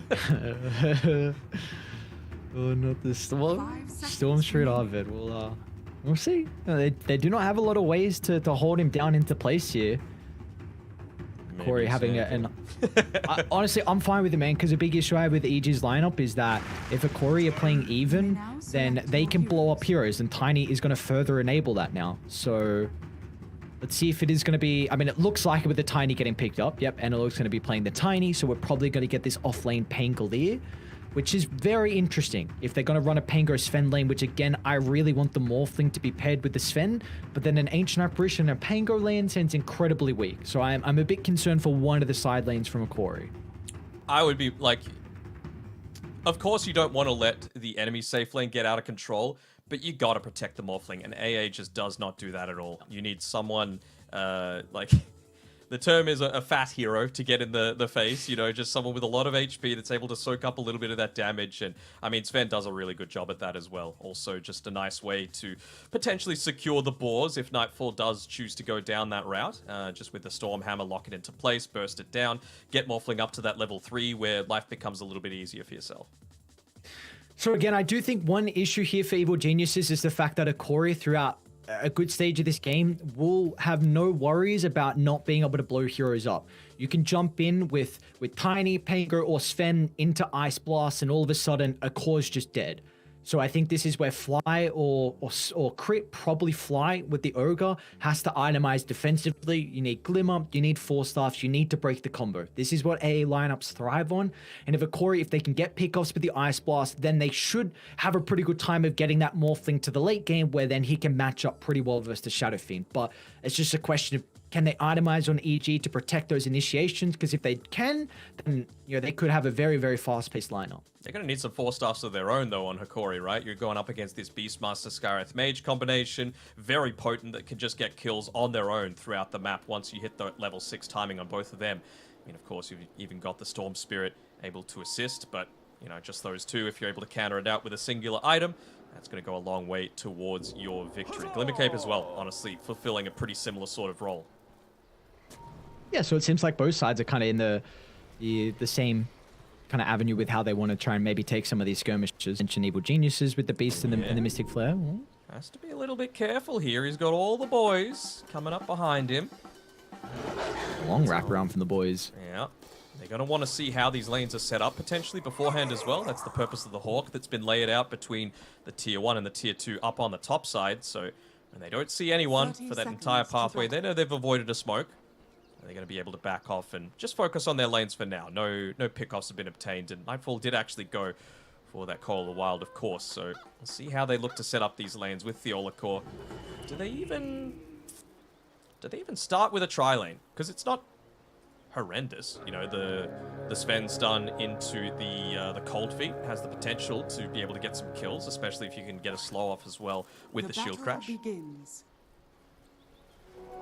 Something we saw Liquid do a lot through the last chance qualifiers, where they just aggro, even just before the kind of creeps map, doing a lot of damage early on, and then all of a sudden you just TP up fellow support to have that natural 2-1-2 lane. Yep, but you see they're using the Hawk very effectively. Gardeck and Vitali walking underneath it, so they are setting up the lanes like we were wanting to on the top side, and Arteezy was just hanging around that mid lane, only making his movement up towards this side of the map once that was revealed. I wonder if now they're going to look at and see his inventory, the fact that he doesn't have the TP available though.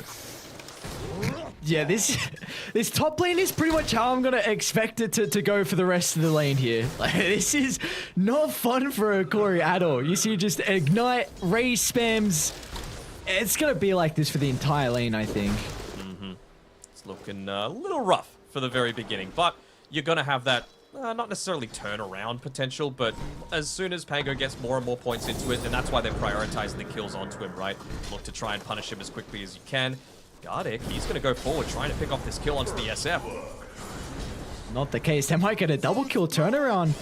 Mango giving over to Arteezy, but he will miss the short raise. Vitali being able to duck into the tree line. Juked. Pango is going to be okay. At least the lane is now getting shoved out, and they don't have the small camp to kind of play around with the equilibrium. even looking to dive on in with the shield crash just to secure that that creep there, also getting a little bit of the damage reduction coming through. But yeah, they've used a lot of mana. Sure, they were able to secure the first blood, but wasn't onto the hero that they wanted it to. They would have loved to get that kill onto Vitaly so it wasn't getting all of this free XP. Let's take a look at how the safe lane's shaping up for Rokori at the moment, because their off lane struggling a little bit. But Lumiere, 6 last hits early on, having a pretty good time. That's what we were asking for the lane, to just put the Sven into the Morphling, being able to protect him. But do we feel like this is going to get difficult as the levels go on here for Rokori's safe lane? Potentially, but I mean, they've also got some kill threat as well for crit. I know you need to emphasize the attribute shift for the Morphling, but level 4, I feel like they could potentially look to make something happen. This is just more harass coming through, but with no mana left, I don't know if they're going to have the easiest time dealing with these boars for Nightfall.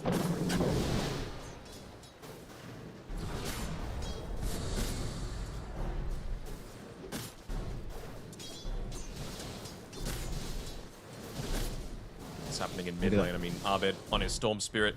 Lane's pushing back into him. Just wanting to make sure he's securing a lot of that early experience. That's the important timing for a Storm Spirit relative to a Tiny, right? His is more the level 8 Storm Spirit, level 6, where you can really start to make a lot of those early movements happen around the power runes. But Analog's been doing a great job of just making sure to toss Abed up, make sure he gets the stuns off to deny a lot of these last hits off, and means that you're not going to be accelerating quite as quickly as you would have liked.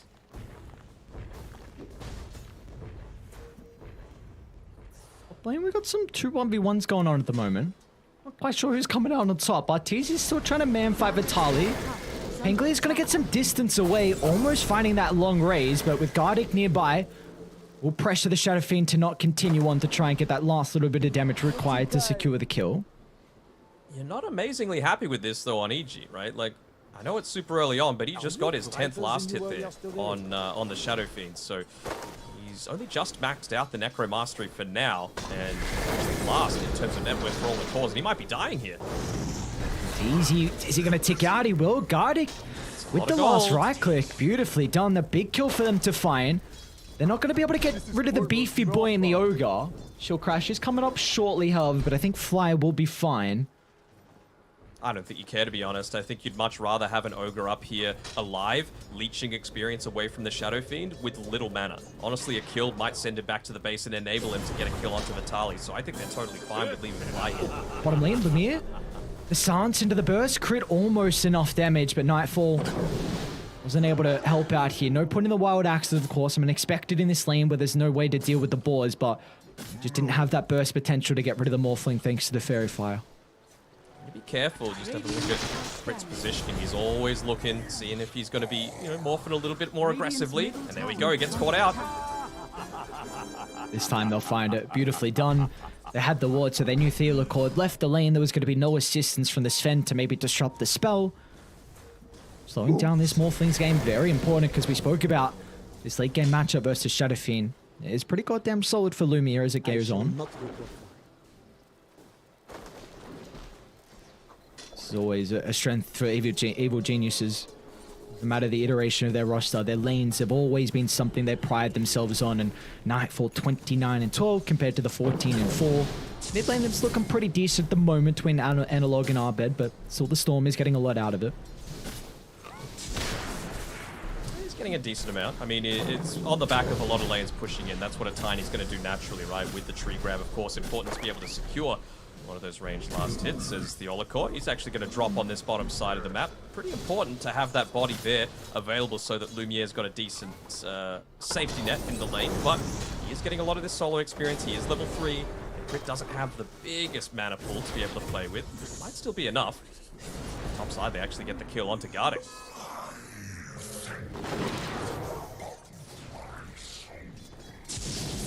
See if they're going to try onto Arbed. Just picking up the level 6. Power Rune spawning shortly as well. He's going to have Fly nearby to try and secure with the rune, but the burst might catch him off guard. Double stun. Beautiful use of the chain control for Makori. Get a big kill. You need Analog to have a really important early game here to make the space. And these rotations going to pay massive for his farming speed. They're going to be able to chase down Fly, adding another kill through the tally. It's just a question of who gets the finishing blow. And it will be the Ancient Apparition. On the way back, Analog, he's going to be able to walk on through past the bounty rune, be able to pick that one up, and maybe even go for a little bit of a backstep here onto the Storm Spirit, but Abed, he's playing around a full mana pool once again, having come back from the base. They're actually going to scan out Analog. Oh, will he dodge the scan, actually? Oh, just clips on it. Expired. Did it clip? I thought it expired. Did it go red for you? Clip. I think it. Well, I'm red-green colorblind, so don't take my word for it. Oh no, I didn't. No, I didn't. So I don't think he got clipped. It doesn't matter. They're not going for the lane anyway. So maybe chilling, backing off. That's a lot of time out of the lane for the Tiny, but I guess you've got Theolocor that's soaking up, I should say, some experience. Pretty important for a Sven, you know, against the Shadow Fiend, who's going to have a lot of his levels prioritized. Just having more points in the war cry really effective. But not if Lumiere is going to be dying down on this bottom side, though. He waveformed into the lane. Got some one charges. Let's see if the bonus health is going to be enough, and he doesn't even use the charges. So another death onto Lumiere. Meanwhile, Hikori, they are shoving Arteezy out of the top lane, so at least they're getting something else across the map. They're getting something. But you got a mid lane also being shoved in, right? Like, Theolocor, he was starting to make his path back towards the, what's he doing here? Abed's just looking to cheat the waves a little bit here and look to deny away a lot of this gold from Hikori. Oh? No way. Oh, that was so close. That would have been a big kill for Lumiere to find. Already his tower's gone down, so he can't continue to play around bottom. It's going to be an incredible Helm timing for Nightfall, which he already has. And he can now consider about wrapping on mid if he wants to shortly. Yeah, I think he can just continuously slow push the creep wave out. I think you're fine to continue farming down here. You know, it's kind of the vengeful spirit situation. Vitali. Crit's going to end up walking through the tree line with the Ancient Seal. Extra magic. It's going to be able to help Arteezy to blow him up. Slowing down the Painkiller. First death of the game for him. But of course, that ultimate's going to be really important for Corey to potentially get kills up top and open up the map. Theolocor even looking to go for the big wraparound. Try and find Arteezy on the back lines with the respawn coming through. He's pinging out, hey, this is where I'm looking to play, but Arteezy senses something's up. Doesn't want to commit too deep into the lane, and he's going to back off entirely. Do they have a smoke available? They do. But it would be one of the shortest smokes I've ever seen. They end up committing it. Tiny's in some trouble at the moment. Abed's got plenty of mana to be able to utilize. Just a question if the damage is going to be there fast enough. It will be the case, but the cold feet proc onto Abed is still going to die out of the tower. So Corey, final 1-for-1 trade, but I mean, again, this Tiny needs to be someone that's kind of snowballing the game. Does indeed.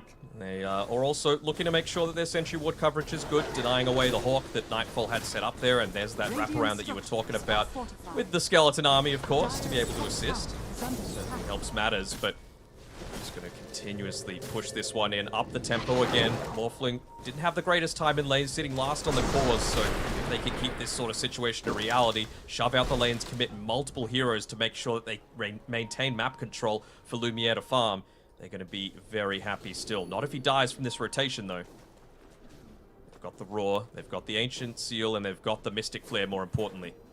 I think the Ward of the Jungle was able to scout them out, though. I didn't see the pathing from EG. He's going to be able to read that to TP out. So I think for Corey, even though it's a 1,000 deficit, they're starting to pick up their ultimates. Vitali with the Rolling Thunder, you've got the Ice Blast as well. You need to try and get some pickoffs to be able to open up the map. Teasy inside the jungle. They're tossing out the Ice Blast. Yeah, they're going to see him surely. They got confirmation. Are they going to be fast enough? They will not. Arteezy just surviving, but it looks like without EG around top, this will be a free tower from Macquarie. They might be able to trade mid, though.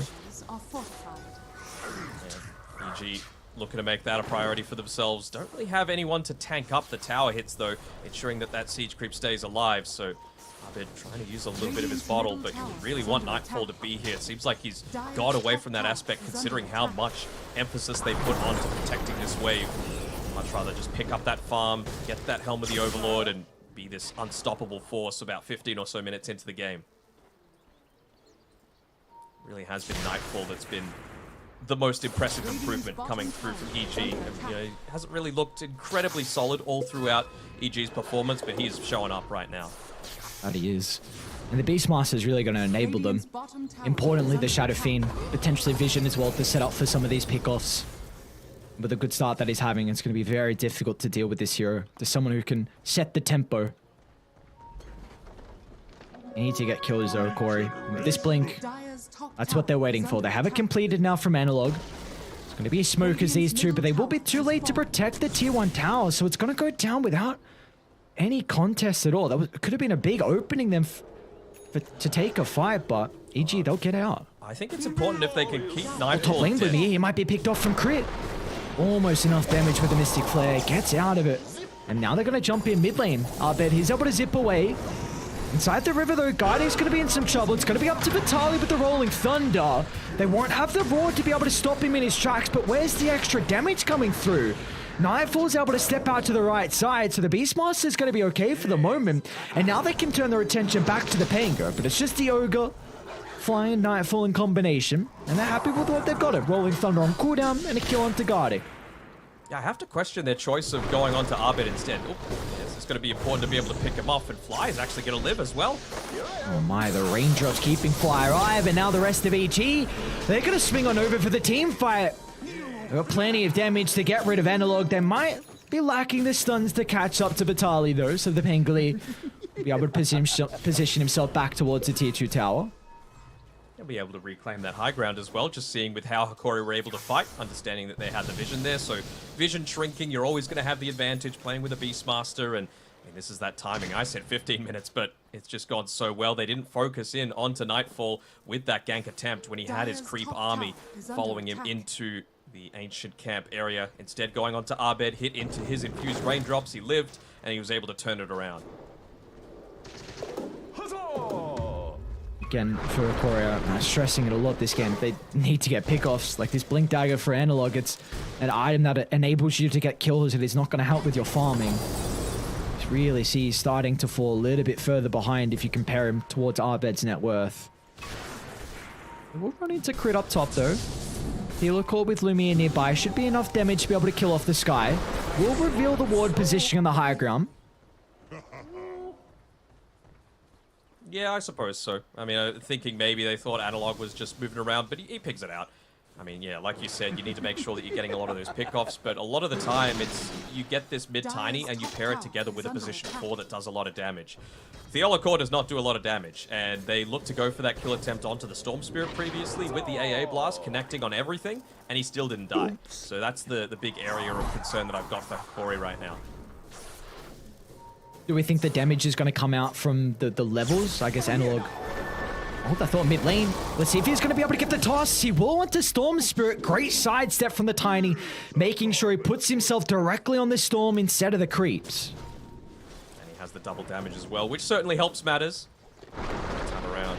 A lot more burst damage coming through onto Abed, and yeah, just that extra little bit of levels coming in handy. Ended up doing 200 damage with the tree throw, which was enough to get to the grave. Dealer playing in front of Lumiere, so he's going to be able to pop the smoke. And we'll get the prize target of the Morphling. And Radiant is starting to show up to try and take the skirmish if it does continue on.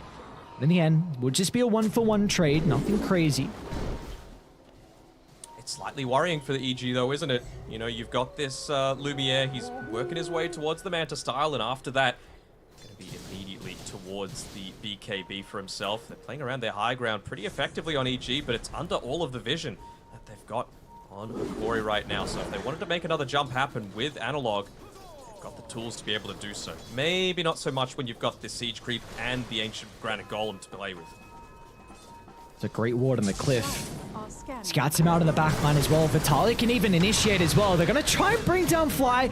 I mean, he was just waiting for them to jump, begging Akori to try and have the follow-up.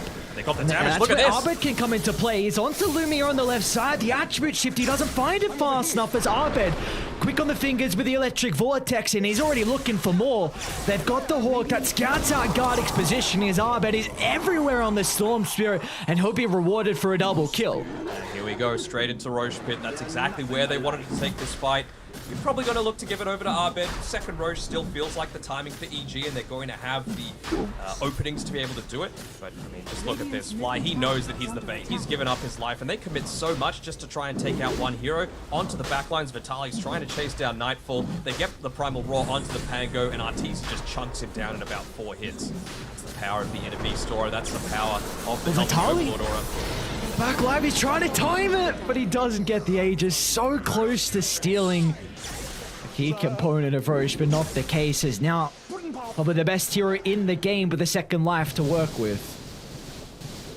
Indeed, I mean, that would have done a little bit of the job towards slowing down the game a bit.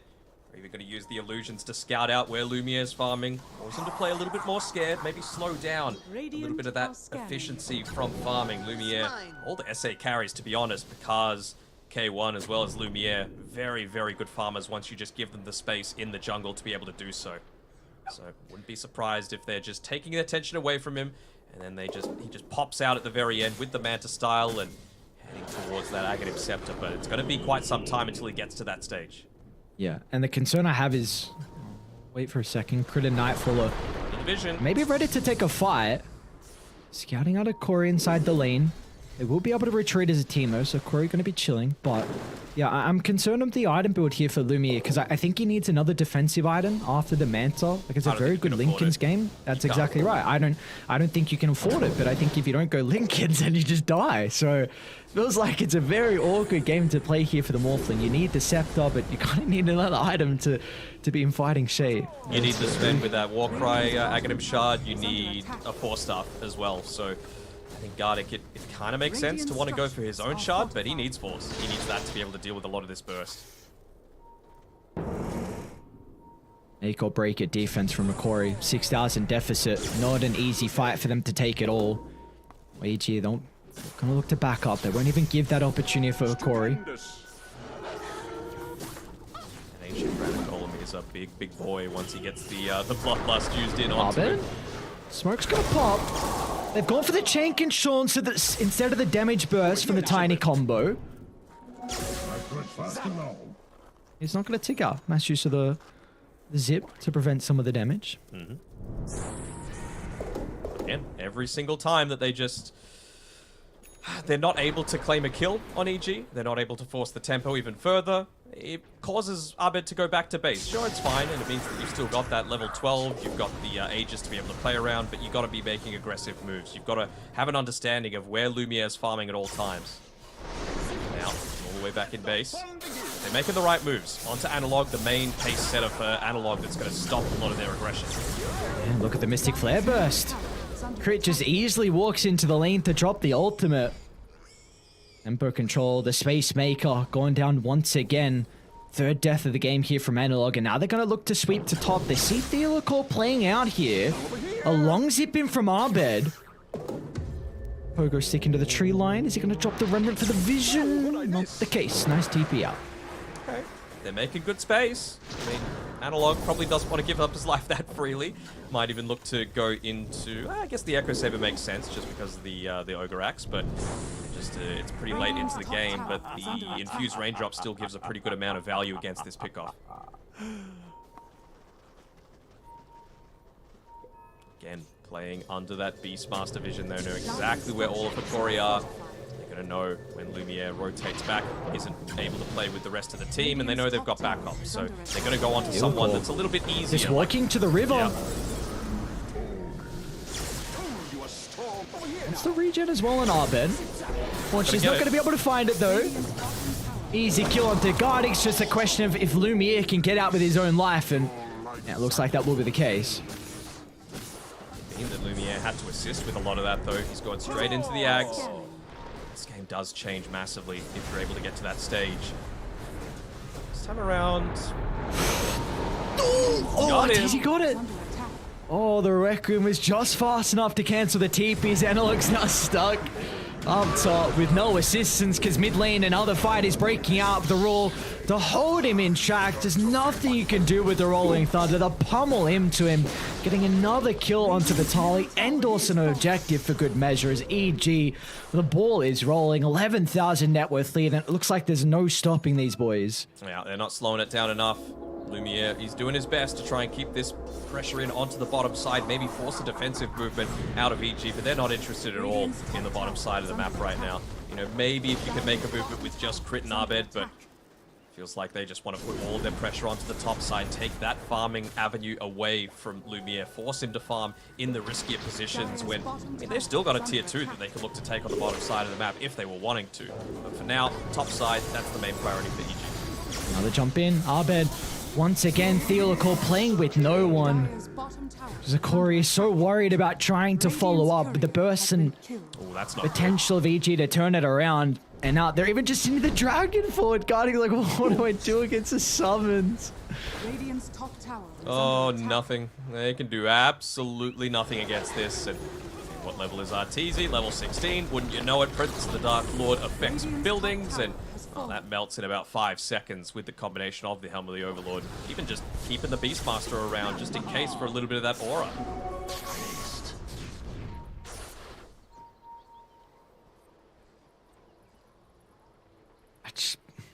It feels like they're gonna have such a crazy hill to climb even once Lumiere gets towards his scepter. That's really the last hope. I think they're gonna take one more fight with his scepter. If it doesn't pay off, then they'll probably call it. But it's just going to, like, it could be such a high net worth lead that even once he gets the scepter, they're gonna be too far behind where they won't have a way back in. TC's actually TP'd down here to the bottom side of the map. They'll see it. They might be... Oh, Nightfall is just going to jump over the Sven. Instant use of the BKB. He'll clean up the Ancient Apparition, and meanwhile to the northern side as well as Abed. He himself is all that is required to get rid of the Sven. An attempt from Makori going begging. Instantly they have to back off with Analog, who's going to duck into the trees. I wonder if he's going to, like, Avatoss and then blink off and use the TP scroll. Maybe a little bit of PTSD coming out from that previous Requiem used. Might look to get the next wave instead. But Arteezy understands that he's got to hedge his bets a little bit here. You know, he's already gotten into the single Hyperstone. He wants to go into the Moon Shard so that even if the Morphling is able to get that Aghanim Shard and have it for a couple of fights, sure, you might lose 70 attack speed and 20% of your agility, which, you know, sucks. But you're still going to have decent enough attack speed with the Inner Beast Aura to still be a significant threat.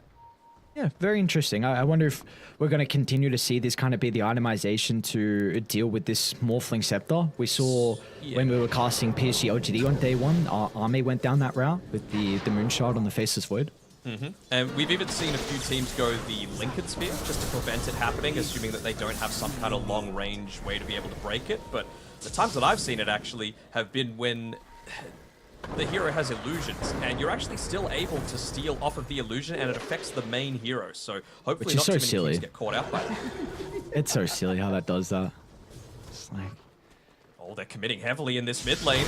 Blink in by Nightfall onto the tier 3 high ground, and bottom lane as well. They're just cleaning up everyone. Yeah, EG just playing the 2-1-2. Arteezy and Fly down bottom. You had Crit and Nightfall that were getting kills across the map along with Abed with them, and they're going to look to end up on the high ground and probably end this game as well now. They even need the Roche to potentially spawning. In fact, it will be spawning in 20 seconds, but EG don't give a damn about that. Up they go without a care in the world. A little bit early. Yeah, they were a little bit early on that glyph. You've got the Mask of Madness, you've got the Bloodlust, you've got the Moon Shard on Arteezy. He just demolishes these buildings right now, and you can't afford to buy back on the Morphling. This is what you've been waiting all of this time for, to be able to protect this, to be able to get the Aghanim Scepter timing. I said it was about 30 or so minutes that you need to be playing around, and it really feels like Akori only have, well, they have no more mistakes that they can make, to be honest. You've got to give everything over to Lumiere, give him his level 18, and hope he can carry the game for you. Thing is, though, EG will be able to play around that Roshan if they scout it out, pick it up, then maybe that Morphling won't be as much of a threat. I mean, I wouldn't even put it past them to continuously play on these front lines again and just want to get a pick off, because they probably know that Roshan's the next attempt, and if Lumiere's just stuck in the base with the not too great gold bounty that you get from killing the super creeps, then it does mean that his timing is still slowed down, and even just the experience front, he's leeching it with the rest of his teammates, or rather it's being shared. So might hit the Aghanim Scepter, but not going to have that level 18 that you need, so it's basically 100% uptime.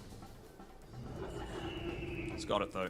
Hopefully he doesn't reveal himself with the creeps as having it picked up for about 1 second. I want to see if there were any pings on the map. It doesn't seem like it. going to be able to clear out the Hawk as well. Instantly looking to go for a smoke, I would imagine, but that even makes it kind of obvious what you're looking to do. Dire are scanning. Scan connects. Getting behind Lumiere. Acting as the bait is going to be the Morphling. Do the wraparound, or do they continue to follow the wave? They need to get some wards down if they're going to be able to take this team fight. The Dragon will scout at the positioning, and EG are going to look for a smoke themselves. So much information to fly. Analog. Be a bit careful here. Jump in. Again, we saw what Fly was able to do prior, though. Like, this is a hero here. He's just asking for them to jump. He's wanting spells just to be wasted on him. And EG, they don't even care. They're just going to go bottom. They're like, all right, we'll This is come so back. silly. Come defend him. And look at Arvid. He sees multiple hits taken into the tree line. Oh, what a beautiful play from the Storm Spirit. Just going exactly to where you would expect a Corey to TP back. Oh man, they're just doing everything right, and even with this Fly, I asked for him to get the Aghanim Shard at the very start of the game when you consider this is probably going to be coming at an equivalent time to the Morphling getting the Aghanim Scepter, and he's got enough gold to be able to buy it if he wants. Roshan really seems like going to be the next priority for EG. I would imagine that they're going to give the Aghanim Shard over to Arteezy this time. Just getting a little bit of that extra damage. He's already got crit sources, but extra little bit can never hurt. Full wraparound Actually, though. last team fight. Smoke's gonna pop, and look, gets the jump at Arteezy, quick on the fingers with the BKB and the Requiem charge up, and now they've got firm control of the area. Nothing they can do on a Corey. They're just too far behind with a net worth lead insurmountable, as Evil Geniuses will be able to secure the Game 1 victory 28 minutes in. Yeah, this is kind of what happens when you go the not great responses to the fast draft in the first phase, right? The Ancient Apparition, the Morphling picked up super early on, but if you don't have those bans immediately after the Morphling to protect it, when you reveal the strat this early on, this is what can happen. EG just changing up their draft. Well, I don't want to say changing up their draft, but they pick the Shadow Fiend first. They have flexibility with that, and then they just say, we're just going to go. Go, go, go. What's going to provide us to that vision?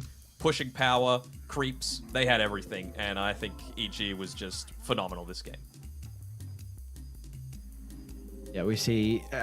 Do you feel like some of the probably the lanes need to be a focal point for Corey? Because again, Evil Geniuses, this is a team that thrive off the back of the lanes. Like, they barely and rarely, I should say, lose and come out with a net worth deficit off the lane. So do you feel like a Corey need to put a little bit more importance on that heading into the next game? I guess, but I still really feel like this was just a draft loss, to be honest, where they just... One for the lanes, like you mentioned, when we saw what happened with the Pango AA lane up top, didn't look that great at all. But also, you just revealed your strat way too early when EG had the potential to counterpick you. And then when they showed what they're going to be able to do to counter you in the Beastmaster with that last pick of the first phase, they immediately got rid of everything that was going to slow down the draft. I mean, remember it, right? The Tidehunter, the Kunkka, the Venomancer, all stuff that would have stalled out this game and made them not be playing from so far behind. EG was just able to do it perfectly. So big props have to be given over to Bulba as well as Fly and whoever else made the call just to make this change up. Yeah, so if you... The first phase, you're going to go for some of these heroes, especially into Evil Geniuses, because Nightfall, very, very capable to play not just the Beastmaster or the Lycan or the Visage. He plays all the heroes that can push incredibly early on. So you need to keep this in the back of your mind. If you're going to go for kind of this strategy where it is a little bit more comfortable at the late game, you have to be worried about the potential for EG to push very early on. And we saw they kind of just got baited into it in the first phase of the draft. So also for a Corey, like, this is a lineup that, again, you go double blink early, one on Tiny, one on Pango, and you weren't able to get kills. Very similar to EG's lineup.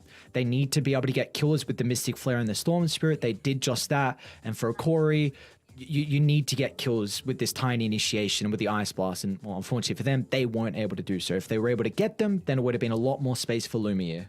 Yeah, I think so as well. And I mean, the big person that they really needed to shut down that was providing a lot of that push was Nightfall on his Beastmaster. I mean, he finished the game 11-0-10.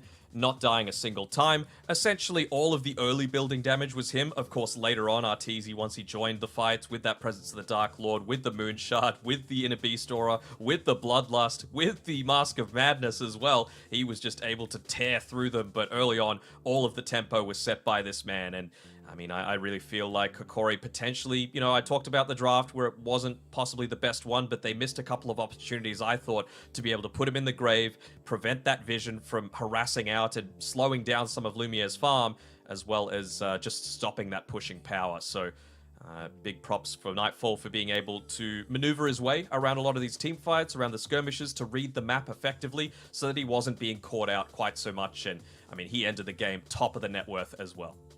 Yeah, that he did. It was an incredible performance from Nightmare and all of Evil Geniuses as well. But it's a question of EG, can they be able to take the series 2-0, or will Kokori continue on with the 1-1 trend we've seen from them so far? They played 4 series, and every single series has been a 1-1 tie. So will the 5th series continue with that trend? We'll find out after the break.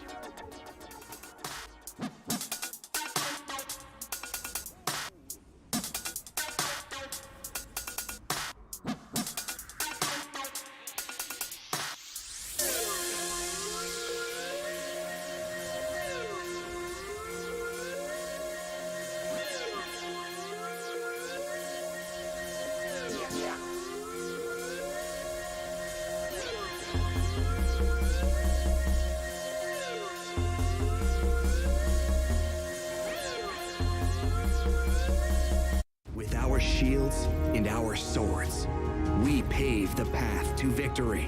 With our shields and our swords, we temper our courage. With our shields and our swords, we're making history. With those who make the game a reality, we're the vanguard. We're with the best. Let's raise our shields.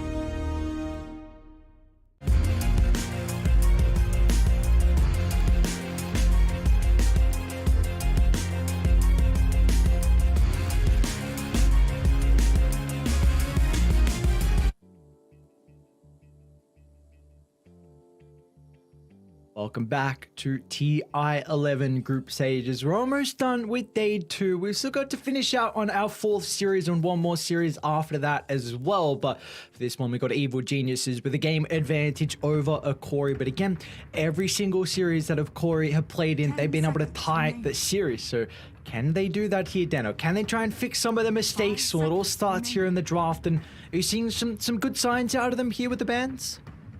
It's pretty much the same as last time, wasn't it? So nothing's really changed all that much. EG once again have the first pick, so I'm pretty sure this is the identical draft that we saw from game number 1. Maybe this band could just be out of left field, and all of a sudden it's not the same. We get something crazy. I think the thing that they're trying to think about is, like, do we look to get rid of the Nyx Assassin? Because if we don't get rid of the Nyx Assassin, then EG are probably going to push us. Like you mentioned before, the Broodmother, the Lycan, the Beastmaster, the Visage, Nightfall plays them all. So something's going to come through.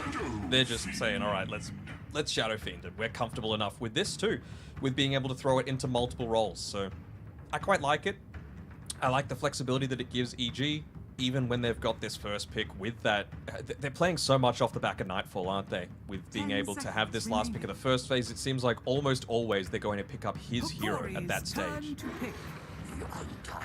Yeah, and it kind of just seems like they're baiting a response to the Shadow Fiend that is then vulnerable to push, and then we just see that's where, like you said, enabling Nightfall with his hero. So I mean, Undying's going to be picked up, which is a way to at least secure the safe lane. Maybe they still go into the Morph lane because Undying Morph very strong, but then all of a sudden, you're kind of worried about Nightfall's heroes again. Also, yes. I don't think you can get away with Shadow Fiend and Morphling, so if I'm Hakori, I don't look to pick up.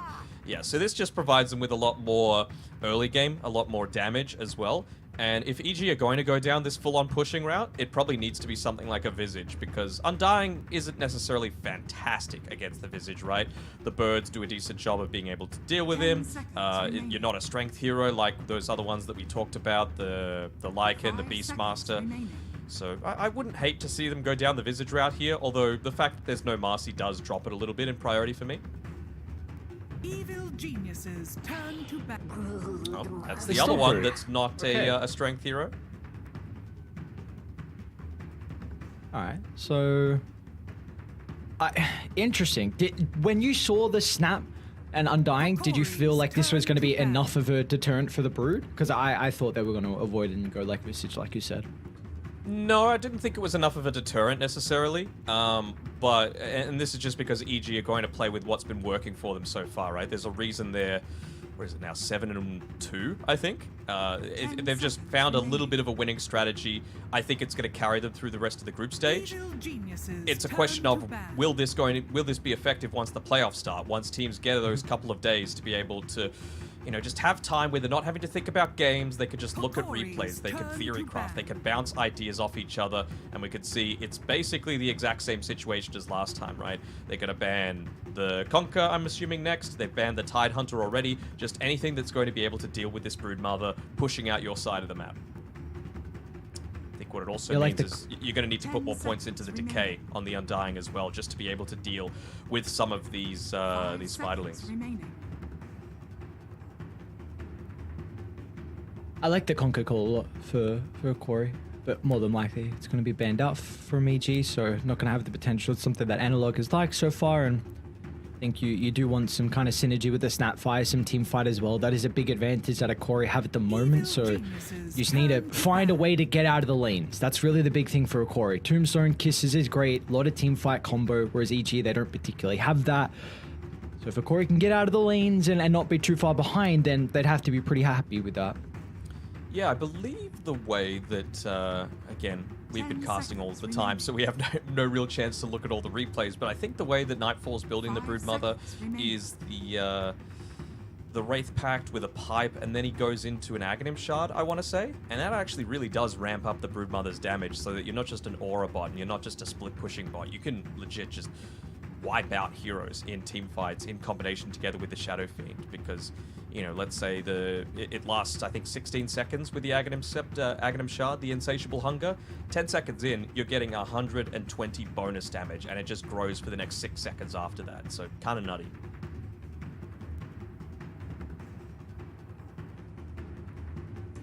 I kind of forgot they changed it to the increase. I forgot they changed the shard to the Insatiable Hunger. I thought it was pretty still strong. No, it's not the AoE bowler. Sickle bowler, yeah. Which was also kind of annoying to play into. They'll get rid of the Penglir from EG. So, alright, we'll see if Akori want to go down the Conquer route, which I'm pretty happy with, honestly. I would. I think you just need to deal with this Broodmother entirely. Not necessarily in the lane, because again, you're not playing with the Spiderlings in the lane. You're still going to go down the Morphling route. Okay. I think they're really convinced that they're going to have something with this last pick overall that's going to be able to deal with it. Honestly, if I'm EG, I pick the Kunkka now. You know, you're a strong enough laner. The Shadow Fiend and the Broodmother can do the early pushing for you. You're someone that naturally builds into something like the AC as well. You're a decent team fighter, which is something that they're lacking right now. And Abed plays a pretty good Kunkka too, so I'd be looking to go down that avenue if I'm EG. Do you want to see them pick his hero up here though? Because you haven't shown the supports. Yeah, but the thing is, if you're not picking it now, I feel like Akori are going to pick it with their next pick and slow down enough. Something to up the tempo. Good. It also deals with the Undying Tombstone, which is really nice. Like, he's got a lot of value in this game on the Shadow Shaman. Able to take objectives, instant hex, which is incredibly important versus the Morphling. Now it doesn't really force the Broodmother to go down into like an instant Orchid or something like that. You've got the Shaman that can play around with it, and yeah, being able to address the Tombstone is really nice. Yeah, I think this is a really good pick for all those three reasons that you mentioned. They're just going to go back into the Ogre Magi. Again, understandable. They want to buff up this Shadow Fiend to be the real carry of this game. I still think that you have the avenue to go down the Kunkka route here. It's going to slow the Broodmother, strongish early timings. It means that you're going to be able to stall out effectively for the Morphling. You've got X marks or the Torrent to be able to stop the Shackles if they end up landing it onto a high priority target. They go the Axe instead, okay. Well, there's plenty of chances to spin, I suppose. Axe Snapfire, decent enough lane. Maybe just banking on the fact that they're going to get a bunch of kills maybe early on and look to scale with the Culling Blade giving armor. I'm just spitballing here. Remaining. 5 seconds remaining. Yeah, I'm trying to see the reasoning of why I like the Axe, at least over with what it can provide in this game, but I'm just intrigued on why they feel like this hero has more importance than another hero, like we're mentioning the Conquer or something, or another route similar to the Conquer. So you already see the safe lane, and maybe you're just waiting for that complete counter pick onto Abed's hero. So we could still see the Conquer coming out of the 24th, but they just want to make sure that they get a very, very comfortable lane matchup for Analog. Yeah, I mean, the issue I see this game, though, for Evil Geniuses is that they don't necessarily have that instant pick-off that they did last game, right? That's why the Skywrath Mage was banned out. That's going to maybe change up the hero that Abed's choosing to play. Again, we're not 100% sure if this is even going to be a safe lane Shadow Fiend, right? It could be a mid Shadow Fiend. And, you know, that's the power that Evil Geniuses draft has. I kind of wonder if they might be considering, you know, just picking... There's the Conquer ban. Something that is still... has some level of flexibility with where you're looking to play it. Like, we've seen a mid-Razor look fine as well, and it's going to be pretty decent into an Axe lane too, even though you're still going to be able to land those counter helixes and do just as much damage, but it certainly isn't a hero with a ton of mobility. It is not, so... See, the Monkey King even banned out from Akori, so it looks like they're also thinking about the same thing, the potential of the Shadow Fiend to be given over to Abed. And I don't particularly hate that as well. Like, if you do slow down this Axe's game, it's very similar to what we were mentioning of the Tiny in the previous game. Like, you need to make space for the Morphling. You need heroes that are able to get kills across the map and set the tempo so the Morphling can free farm. And that's what the Axe, that's kind of his role in this game. So if you slow him down, then all of a sudden, Morph's going to really have a difficult time at being able to freely farm. Just more stuff to slow down the Zeus. Obviously a little bit more backline magic damage, so you're not as easily able to deal with the Broodmother Spiderlings, but I think it's still fine enough. Also would have enabled some extra pickoffs if Axe gets into the Blink Dagger, so Zeus can still have that impact if you get into the Aghanim Scepter, and of course your ultimate. So what do you pick? What were you thinking? No, I was thinking something silly. EG. Tell me. I'm down to hear something silly. I was gonna say Snap 3 and they have an Axe. So no, I let you just mind blank for a second. For EG, you mentioning that they don't particularly have that instant kind of pick-up potential. With the Shaman you do in the Hex, but maybe just lacking some damage. So is there something that we can see come out for them for Arbed's hero? Or that's what I'm really trying to think down? about. Like, are they going to go down the avenue of some more magic damage? Because they are still pretty physical oriented now, right? With the Brood, with the Shadow Fiend, Axe has the potential to get a bunch of armor. So are you going to be looking to consider that? Axe doesn't really love building the Blink Dagger. Sorry, the BKB, not the Blink Dagger. So is that the sort of route they're going to go down? Maybe it's a Void Spirit or something along those lines that has a good amount of burst if you're looking to fully commit with those ultimate charges.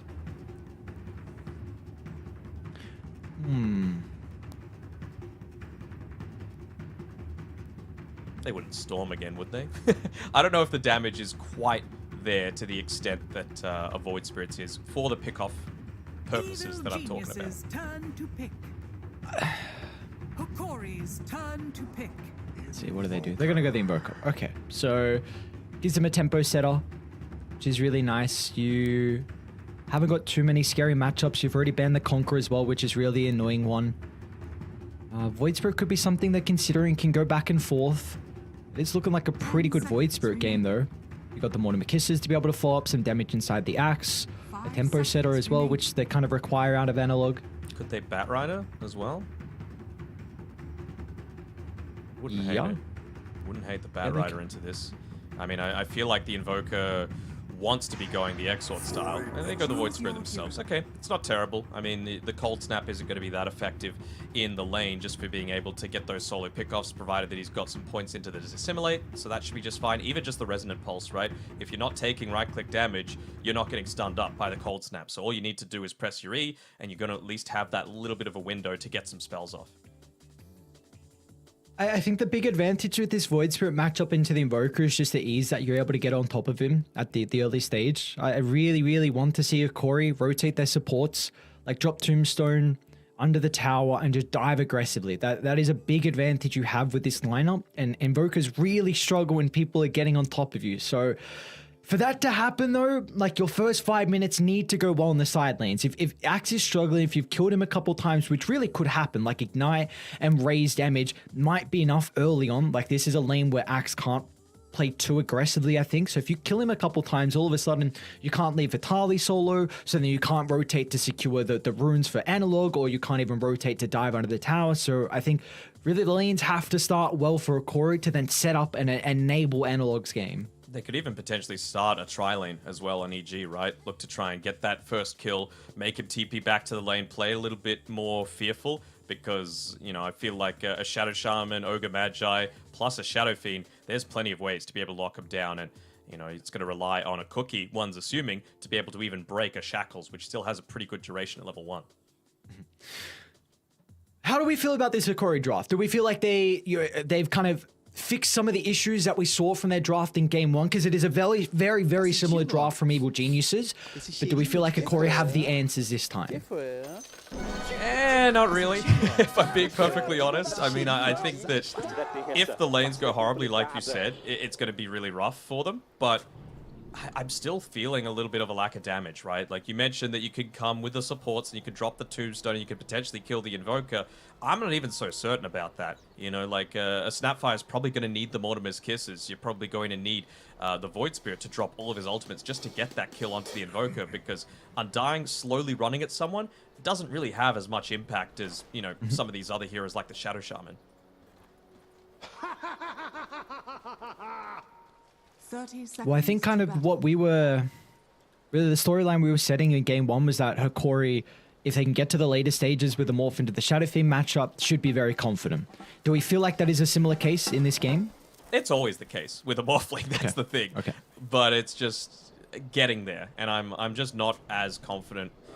I'm just as unconfident, if that's even a word, in this game compared to last game. Oh, Theo, of course, that's not a high ground you want to walk up, my friend.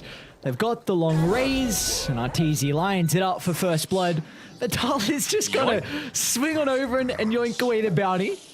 Body blocks. He'll also take a little bit of damage. Fire's going to be on point with the body blocks. Does Arteezy continue on? They've got Ignites up surely, and the raises as well. Nah, he's too Vitaly would just be able to get on through, slipping his way past the Ogre, but first blood secured for Evil Geniuses. Honestly, as Fly as well, you're very happy with being able to get the Battle Hunger onto you. Oh, they're even going to preemptively place down that Sentry Ward, so nice immediate deny of that one there. Well done by Theolacor. But yeah, you want to be the one that's getting hit by this because you've got the 3 mangoes, you've got passive regen, you're an Ogre Magi, for God's sake. So instantly pinging onto Vitaly as well, once again wanting to get aggressive, but... Oh. Oh no! Dude, the cookies are packing. I thought Arteezy was stuck there. Mostly it's the cliffs that are as undoing, but imagine it. Tree Teasy, yeah, it has a pretty good ring to it. Tree Teasy, Cliff Teasy. I think anything with kind of the ending in it. Easy's always add some stuff in front of it. It sounds kind of nice. Off to a good start. Again, it's going to be a lane that's shoving in though, so Vitaly's going to have a lot of creeps onto the tower. Wonder if this is going to be a lane that Theolacor can fall back in and make some stacks as well to really help out with the potential early blink timing for Vitaly. Just wondering how this top side is going to go for Gardic as well. I mean, he's looking to try and do his best at trading with Nightfall and Lumiere just securing the last hits there. The aggressive waveform. Yeah, I don't... This is why I really wanted Crit to be down here on the bottom side, because I feel like Nightfall still has the potential to play around the tree line, not necessarily get a ton of last hits, but still get the experience that he needs to eventually make the rotations back, play a bit more in the jungle, because really what you're playing for is your level 6, and I don't feel like the kill threat was there for Gardic and Lumiere. So if Crit instead was down on the bottom side, then maybe you get that kill onto the axe, you know? And if you can slow down the Axe's lane, then again, incredibly important. We've spoken about his kind of role in this game for Hikori. So it's off to a decent start at the moment. His counterpart in the offlane, Nightfall, off to an okay start as well. The fact that he just has the creep wave right next to his tower is really going to help out here for the Broodmother. Doing a really good job with the kind of the creep maintenance from Evil Geniuses. And again, come to expect it. This is a team that if you're looking to better your lanes and looking to improve, you definitely watch some of these players. Even just the little things that they did there in the lane. Oh, top lane. Yeah. Gardic might be in some trouble. Had the shock not enough to be able to blow him up. Even had a fairy fight if required. Even just the little thing that they did there with the flag bearer creep. Obviously, you look to prioritize every deny if you can, but there were even pings on the map by Nightfall saying, Crit, we got to get rid of this flag bearer creep. It's going to give them too much net worth. You're going to give Gardic a little bit more of that mana regen. He's got the 2 mangoes coming out to him anyway, but you just want to prevent that. You want to give Nightfall the freest game possible. Even considering... Oh. They're going to go for it. Lumiere looks to be a little bit hesitant to follow up. Trying to put himself in a position where he can block off the escape and the waveform over the tree line. We'll get him on top of the Shadow Shaman, and looks like Gardic's now going to go deny himself as well. So nice sequence of events there for Hikori. Can now come back and bring some items for Lumiere. Bottom lane. Shadow Fiend is going to be able to help out. Vitaly does close the distance with the call, but the spins are not enough as Fly is on point with the body blocks as well. So Arteezy will be able to step out of danger. Trying to play as close as they can too. I was talking about flag bearer creeps before their own. Just gives that nice little 3 passive health regen. So every little bit helps for Arteezy as he gets given the shared tango over from Fly.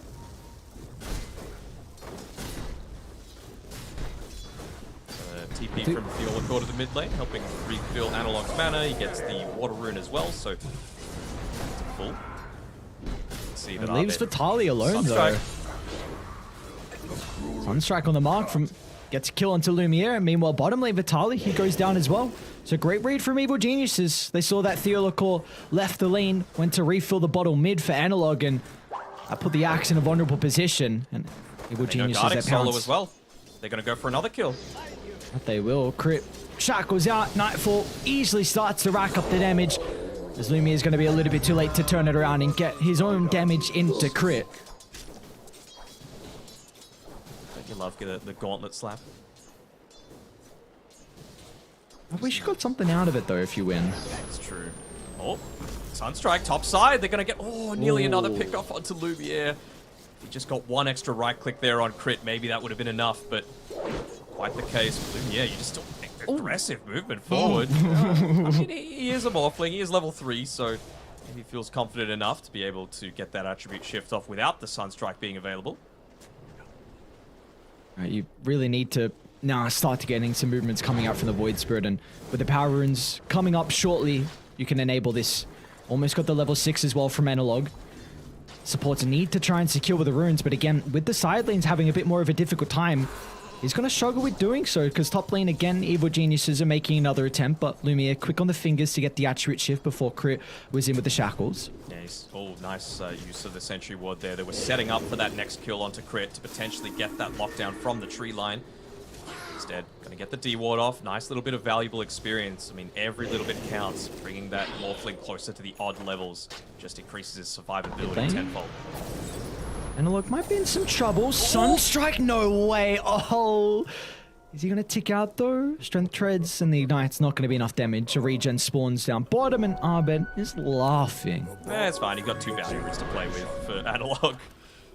He'll be just fine, as he actually might make a move up top. He's going to have the 1 Astral Step charge available. Nah, ends up backing off instead. Oh, never mind. Maybe he's still going top.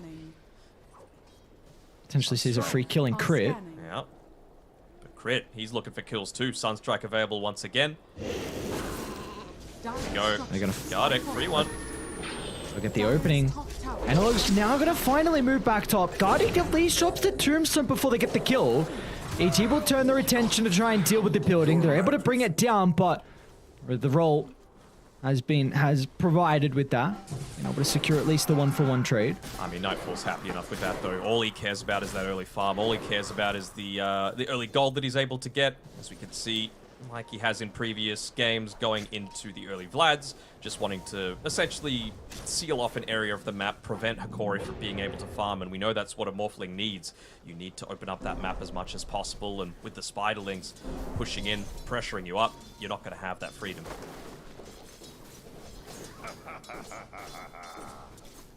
We're even going to TP down crit as well. Looking to slow down Vitaly's game. The stuns coming through. Sunstrike about to be used, but Vitaly in the tree line might be able to get away. Never mind. Not the case. Crit will find him, just waiting for the Sunstrike and waiting for the extra damage as Arteezy off to an incredible start. Already 1 component with the Mask of Madness. 8 kills for Evil Geniuses. Very skillful animation cancel there by Arteezy, ensuring that he gets the kill. You know, most of the time when you're Invoker, that's what you're holding out for. And as soon as the Spiderlings come out, it's, we're having a bit of issues with the controls, and I think we're about to see the old Spiderling spread throughout the minimap. Just getting some control groups coming out here, and yeah, here we go. Kind of similar to what we had from the Beastmaster, just providing so much additional vision all throughout the map. Power Rune's very important if Analog can pick it up, but Crit is going to move on over to stop the Void Spirits in its tracks, and now they'll get a kill as well to reward themselves.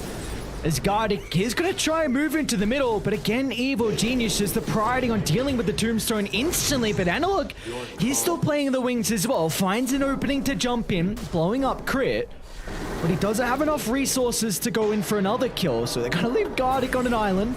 When they hit the Remnant chucked out will not buy him enough time, as the cold snap and the right click damage is enough for Arbed to secure his 2nd kill of the game. But now this top side of the map is so scary to be able to play on if you're on Hikori. Got Vitaly, who's made his move up here with the Vanguard, so if there's anyone that's going to be able to do it, it's him. Just trying to keep these creep waves cut, prevent Nightfall from taking away that tier 1 tower, and again, doing the job of slowing down the game for the Morphling. Bounty. They find it, he's Agimorphed. Yeah, and poor old Lumiere. It's a tough showing here for the Morphling. I like this reaction from EG though. I mean, they see that this Axe has moved up top, they know that he TP'd there, they know there's no reaction that's about to come from him, and you're not going to be able to get kills up on this top side. You just don't have the damage output. So, what do? They go down bot instead, and well, they're going to get another kill onto the Undying as well. Like, this is just ballooning out of control right now. And look, just hoping he can get a freebie, but Evo Genius is making sure they all group up. Or Might not be the Broodmother that gets the tower kills. Arteezy could even look to prioritize it on the bottom side of the map, but he's happy enough to just shove that lane underneath the tower. Dude, look at this. Yep. Crits everywhere, man. Where is he not? Oh my god. And Nightfall's here as well. That's where he's not. I'm a little unhappy about that. How is your fantasy looking after day 1? Rubbish. Absolutely rubbish. I won't say who's in it, but oh, dude, throw them under the bin. No, Come never. On. I would never do that to a player. You went for the 3 gamers, right? I mean, come on, you are a nerd. I have to expect you to go for the people who was playing 3 series. Yes, I did. Okay, good. So now we just have to look at the people that played 3 series and had a rough showing in day 1. There's Vitaly. Chase under the tower. I mean, Axe is going to be a difficult man to kill. He's got phase boots coming out, but you know who is not difficult to kill at all is Gardic, especially with his on-strike once again. What an ideal day for an Exort Invoker. And he might have another opening here, but the only thing holding them back is this on-strike cooldown. Now with the Mortimer Kisses though, crit, Artillery is getting rained straight on the heads of the Shadow Shaman. They even have Analog starting to TP into the area as well, so the extra damage might catch Nightfall off guard. They're going to be off with the Aether Remnant. Another jump on forward, and Nightfall is well and truly okay. Fly's going to act as a bodyguard just in case they go on for more. And meanwhile, mid lane, Abed gets another kill onto Gardic. Back-to-back kills onto the Undying and the Tombstone as well. And pushing the tower. And keeping these Forge Spirits alive, and keeping the Siege Creep alive, and forcing a rotation back, and... Midas about to be on cooldown. Oh, well. That's disappointing. Oh, this is way too long, actually. Come on, you're 6-0-4. We have to critique something. Come on. Pathetic, Abed, honestly. There we go. Only 10 seconds. Probably with it being up and not used. It's okay. Yeah, there's things on we the can all hunt improve again. on. They found out Lumiere. Oh, he's used his waveform as well.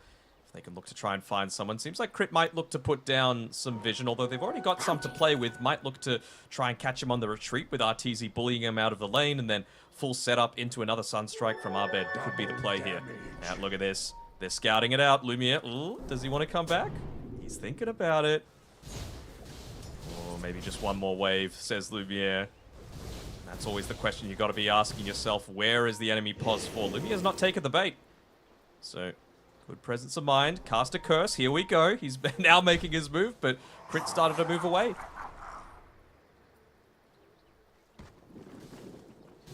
Fortunes change. Where do you farm if you're Corey? You got a Broodmother inside your jungle. Got a random Shadow Shaman just playing at your triangle, hoping for pickoffs. They're trying to bring 3 heroes for Nightfall, but they might not even get him. Drag back so close to the call AoE, but not close enough. A great cookie play will get Analog at least on the higher gun, but Nightfall can instantly walk up. Wants a high five as well. Well, looks like Analog's not feeling friendly this game. Oof. It's looking rough. That's for sure. Pretty equivalent kill score to what we saw last game. What was it, 15-3 last game? Just add a 1 to that for game 2 as Vitaly. He gets jumped on the top side as well. Gonna try and dissuade with the Mortimer's Kisses, and well, they're reading the Sunstrikes. All right. Bits of improvement coming through from Hikori. This is what we want to see. I think he went for the style points there on Abed. One of the Sunstrike instead of the Meatball. Right, if he runs into it, you know, we're looking like a god gamer at the moment. We're 6-0-5. Sunstrikes have been looking good. The travel already completed. Yeah, well, it's on cooldown at the moment, so it's not too bad. If you make one mistake, it's okay. We let it go. Arteezy just pump faking Requiem. But look how far away Arteezy is from anyone else, and now Crit will join. Not at all. Sunstrike's there. Let's see if they're going to be able to blow up Arteezy. Without the Mortimer Kisses, they'll be lacking the damage. Maybe with Lumiere waveforming into the middle, but Arteezy finds an opening for the Requiem, and it's going to send them instantly packing. The Fear preventing the attribute shift.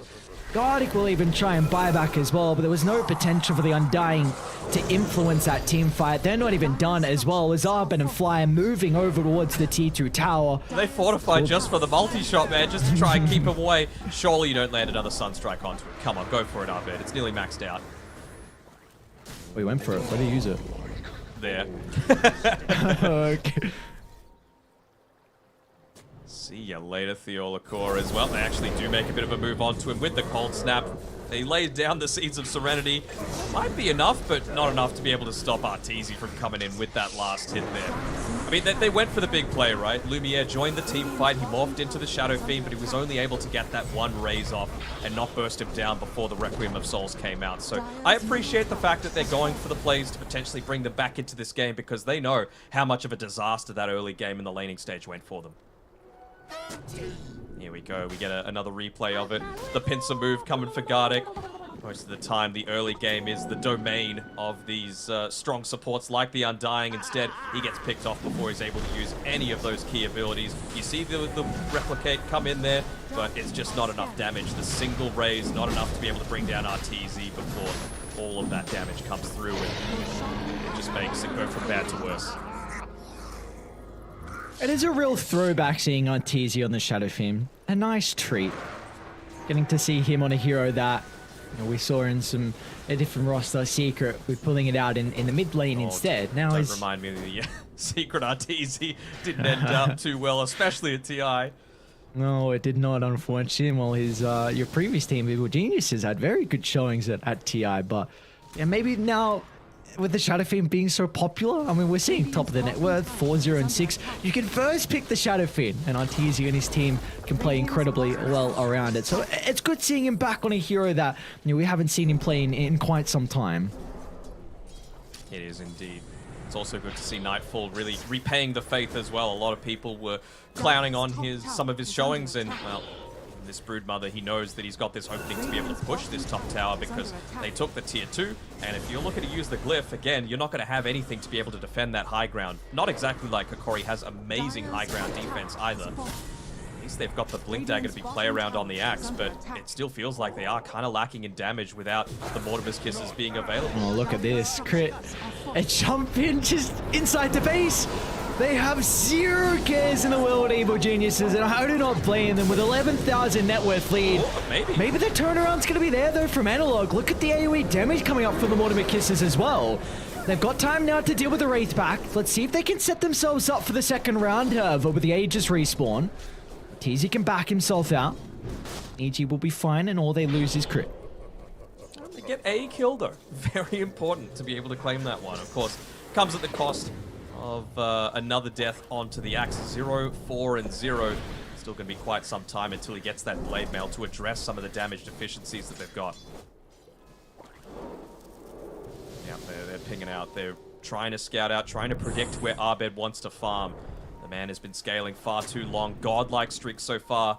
But if they're able to get a pick off here, again, without the Mortimer's Kisses, I don't know if you're going to be able to do it. It's going to be off the back of Lumiere perhaps showing, but it's too juicy of a creep wave on this bottom side of the map for him to pass up, so he's just going to need to retreat back to that. And yeah, once meanwhile, again, mid lane. Yeah. Crit, he's been able to run into Analog, just the instant Hex. Shackles an easy follow-up once again. Evil Genius is always in position to be able to capitalize on Crit's opening. Yeah. You're not killing anyone without Analog or without Lumiere, and Lumiere still has this farm that he's going for. Not even going for the mana style this game, just a efficient item like the Dragon Lance straight into the Aghanim Scepter. This though, Mass Serpent Wards drop top. Spider not even there just yet. And no glyph to be able to play with on Hikori. It's going to be refreshed, but I think this is it's delaying the inevitable. We already have the 15 to 20 minute game secured. I believe it was by Secret. earlier in the tournament, so we're not going to be breaking any kind of records here, but this seems like EG have got it in the bag. Dire's top barracks. Where did you put your prediction for the shortest game? I was in that bracket. Happy with Very that. nice. So Ahmed finds another pick-off. And he does. Vitali in a whole world of trouble. Even Arteezy's like, oh, you know, I'll come to get involved as well. Let's boost up the KDA a little bit before this one's done. Start putting some EG players in my fantasy. That's for sure. They're performing at a really good level.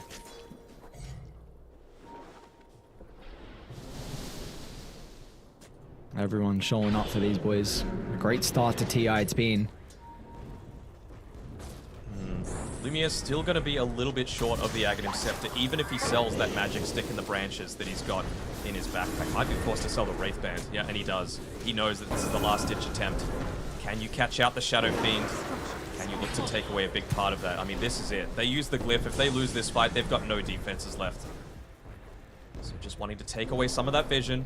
Analog needs to go in and try and blow someone up. So close to his Ags, though. They want to be able to wait. You just can't, though. EG aren't going to give you that window.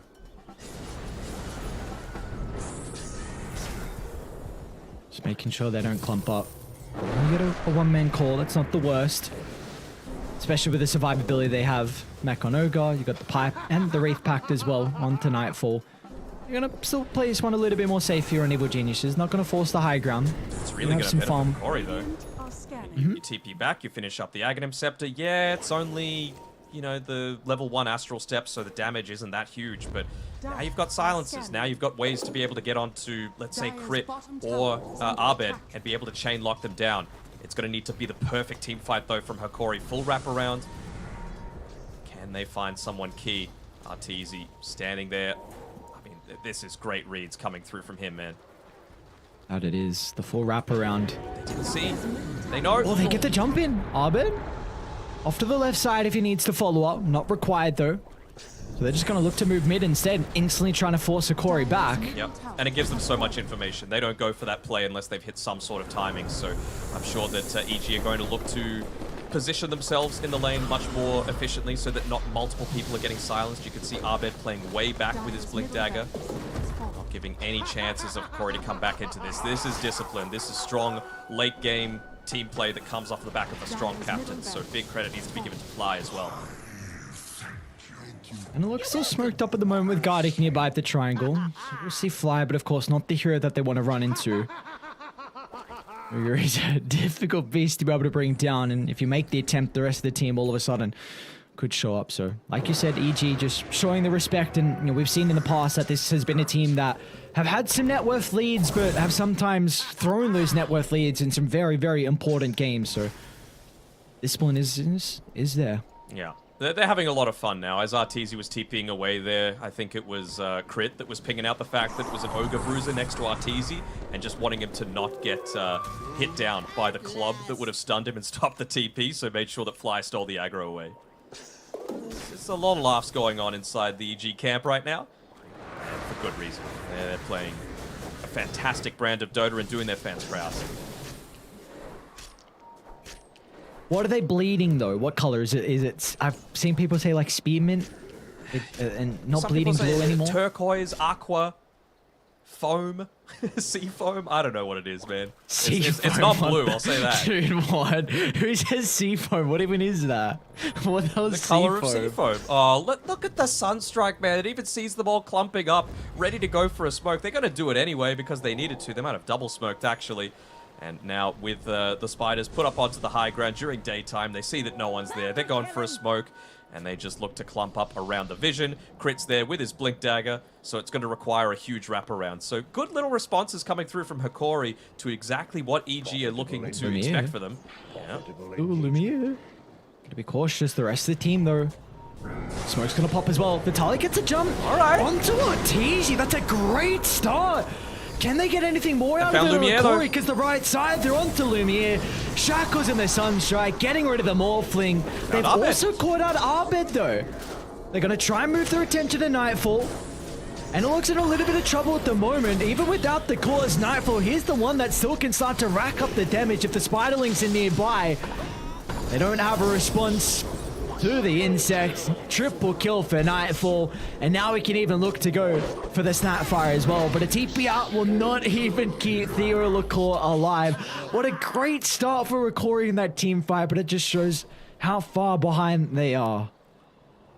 Actually, spiders are not insects. Insects have 6 legs. But yeah, no, a great job coming through there, being able to find out Arteezy, the main damage source. Of course, it sucks for Hokori that Lumiere was caught off onto the side. Another great pick-off by Crit, playing underneath the vision. And, yeah, well, enough said about Nightfall. Even without that Aghanim Shard, really ramping up the damage. And he's even going to become even more of a 1v1 menace as soon as he picks up that Scythe of Ice. He's getting pretty damn close, too. Another game where he might be ending top of the net worth from the off lane. This is really scary now on how some teams are going to be dressing Nightfall as heroes. I mean, you were saying in the draft that they're just doing an incredible job from EG to enable him. We saw game 1, his Beastmaster was a big reason why they're able to have success, and well, game 2 is no different with his Broodmother. No, indeed. I mean, you just need to address push. You can't address a specific hero, right? Because he's got so many that he can play, and you've only got 2 bans in the first phase, and then there's heroes like Shadow Fiend and Marcy that you're going to have to deal with as well. Abed might just look for a solo kill into Theolicor. Fucks out the stray Orchid and looks to blink away. Doesn't want to put himself too far in a position where Hokori can maybe find an opening in. So still 17,000 net worth lead, and EG once again playing some disciplined Dota, just waiting for this next Roche to spawn. But we'll be up in a couple of minutes. And I guess I think we saw their series versus, well, one game in particular versus OG where it was like 19-3 kill count, something crazy. I mean, it was a ridiculous game, and somehow that game, you know, it got pushed to the later stages. Sorry, EG versus LGD. I think I said OG. Apologies. Yeah. It was 17-0 at one point. Yeah. And that game, you know, exactly. Like, so they're like, all right, you know, we'll make sure we don't have a repeat of that. Like, let's continue to play this one, you know, a little bit safe. Wait for second Roche, get the Aegis, get the Ag Shard. We don't want to give that opportunity for Hokori because, again, this is a team that they've tied every single series, and apparently that's the trend for them. Abed, aggressive Boots of Travel TP down bottom. Gonna be able to cancel the TPs at the moment. Turns to blow out Theolicor in an easy 1-2 punch with even Arteezy stepping in. They do get away, though, on Analog, and, well, he might need to deal with this mid lane because, of course, the super creeps already exist there, but considering, like, do they go for some sort of smoke play? And that's the downside, right? They used the double smoke when they went for that recent attempt. At least they'll be able to get back out into the jungle, get a few D-wards off, and enable Lumiere to potentially continue to scale. I'm sure they would love to be able to go for a smoke play, wrap it around, get a pick off there, but last chance might be this final tier 3 tower on the bottom side of the map. It's up against an Aegis timing though on Arteezy. He's got that Moon Shard once again. Not quite yet level 18, but he doesn't matter. He's very rare that he's using the Requiem for anything other than just the fear duration. The damage seems like secondary to him. Good luck dealing with the siege. Hokori will make the attempt at the initial jump in. A lot of damage, but Arteezy just turns BKB, stands his ground. Good luck killing this man. Well, they will not be able to, as even a Requiem's going to be casted as well. Provides a space to be able to address the Tombstone issue, and now they can reset the positioning if required on EG. Keep the buffs up onto Arteezy. Bloodlust consistently. He's even got... Oh, Crit, what was that reaction? Instant X to prevent the claw. They still get the kill, but on the low ground, Lumi is caught out as well. A double tornado from Abed lines it up perfectly, and the G is a drop. See some individual brilliance at the end coming through from EG, but really the important thing was just the teamwork for them. An incredibly dominant game 2, but also just a dominant game series for them as well. It was indeed. I mean, Evil Geniuses from start to finish, a lot of people will still be saying Nightfall should grab the MVP, and I can see why, but to me, a lot of that game was just enabled by Crit. His movements around the map were phenomenal. How many assists did he have? 18 assists. 20. Or 18, sorry, I'm looking at Fly. You were looking at Fly. Well, maybe Fly should get the MVP, you know, that's all I'm saying. Higher kill involvement. But no, to me it was Crit. He set up for so many Sunstrikes, allowed Abed to just stay in the lane, not be as mobile, play off the Midas, and this time around, Nightfall doesn't have the most net worth in the entire game, so another fantastic performance from EG. What more can you say? Yeah, it's good to see them as well being able to...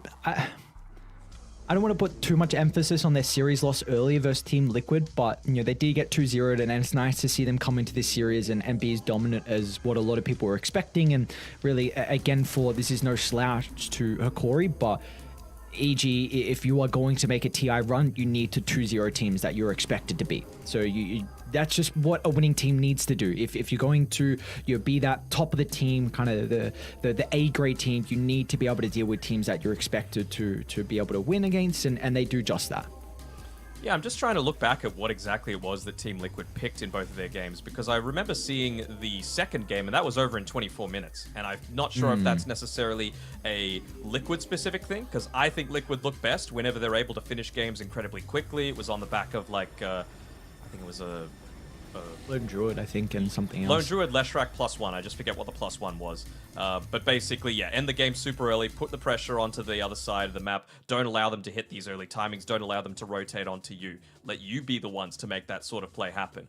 Game 1 was like 60 minutes, so probably not, just the one strategy that you need to beat them. But I think you need to shut down Nightfall's influence, and I think you need to shut down Crit's influence. That offlane needs to be the priority. That's the word that I'm looking for here. And I think a big part of that is just picking some kind of hero that stops the push in the first phase, or take away that first pick from them and look to pick up Shadow Fiend for yourself if you're not going to look to ban it out in that first phase. Yeah. So I think for Hikori there in particular, they are done, I believe, with their series today. So still looking pretty good for them overall. And I know they did just get 2-0'd, but they had another series early on where they're able to tie that 1-1, which was against BetBoon. So they're still, what are they? They are now 4-6, I think. 4-6, yeah. So still towards the kind of bottom of the pack. Oh, yeah, probably bottom of the pack now with that defeat against EG. But I'm excited to see how they're able to bounce back in the upcoming days. They'll have a rest. They'll have a break for the final series. Look to get some food. Look to try and speak about maybe some things they can work on and what they can do to try and reset for day 3. Oof. Some of their remaining opponents, though, they've got RNG, who I believe are 7-1, OG, who are looking pretty solid, and we might actually be able to have a look at those standings. Yeah, I mean, we just see what the difference means on the back of that, with Sonics and BetBoom sitting down towards the bottom. It's not looking too great for the boys from Eastern Europe, that's for sure. There have been so many times that they've been in winning positions, but just not able to finish off. And what a return to form for LGD, though. I believe they're 3-1 so far today, so really found their groove once again.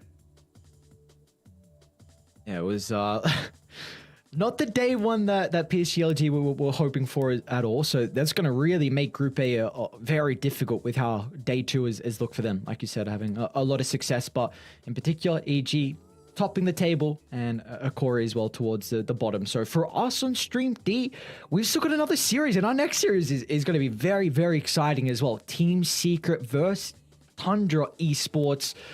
Top 4 is what we have at the moment with these two teams. So it's going to be a really, really competitive series between them. We've got to get the players set up. We've got to get the team set up. And once we have that, we'll have our final series ready to go for day 2 group stages. We'll see you guys then.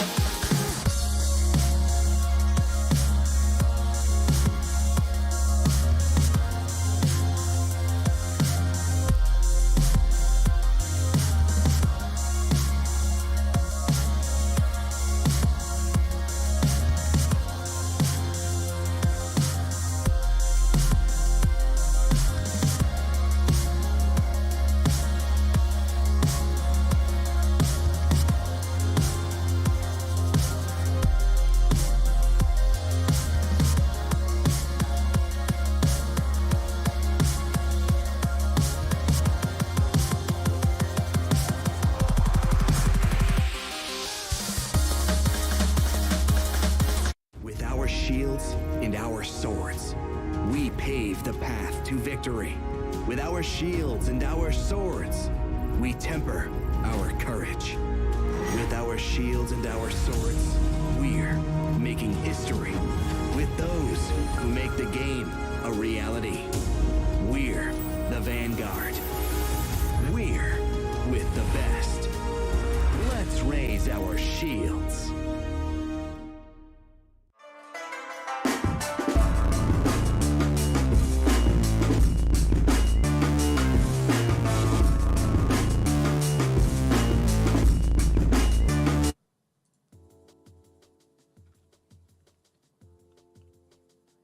Well, we're going to be moving over to Group B, where we've got Secret taking on Tundra Esports. Then it's first versus third place here. A very important series for both of these two teams. A win for Secret would put them further at the top of Group B. And, well, a win for Tundra here would just be able to close the distance with some of the boys up there as well. It's going to be a very, very high matchup. I'm excited to see how this is able to go, because coming into it, you know, of course, we saw what Secret were able to do in the last chance qualifiers. A lot of people putting them at the top to be able to make a very deep run. And for Tundra, we saw they had a really good start to the DPC year, but they had a really, really rocky showing at the Arlington Major. And for them to have a good day one and good day two group stages has to be really, really big for their confidence. Yeah, I don't know what it is about Tundra. There's just something about the draft or the lineup or whatever it is. Like, the early game just isn't convincing for me, and it almost always seems like they're playing from a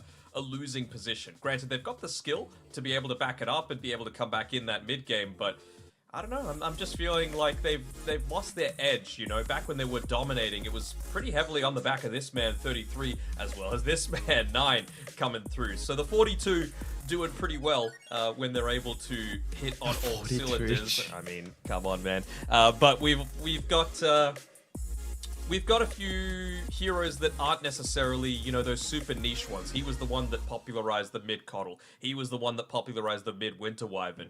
And, I mean, he was able to get, obviously, a ton of success out of it. But right now, it feels like, while they're doing pretty well, they're, like you said, third in the group, it is pretty heavily on the back of 33, isn't it? And Saksa, when he's able to get these spellcaster-type heroes, we saw the difference between him playing, you know, the Earthshaker versus him playing the Hoodwink when you and I were able to cast him previously, and it was night and day. You know, you just need to give him an active hero that wants to roam around the map rather than just sit back and passively farm. And, I mean, these are their opponents.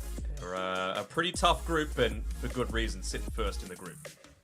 He's just trying to see where his opponents are able to, you know, match up against him. Puppy's giving them the war cry as why Secret have been a really, really enjoyable team to watch. We had one of their series on day one. I'm trying to remember who their opponent was, and it was the Zayat show again. It was a Secret versus Beastcoast as well, where they 2-0'd. So everything we've seen so far from them, they've looked incredible. Zayat's still continuing to wear the hat of destiny, the hat of good luck.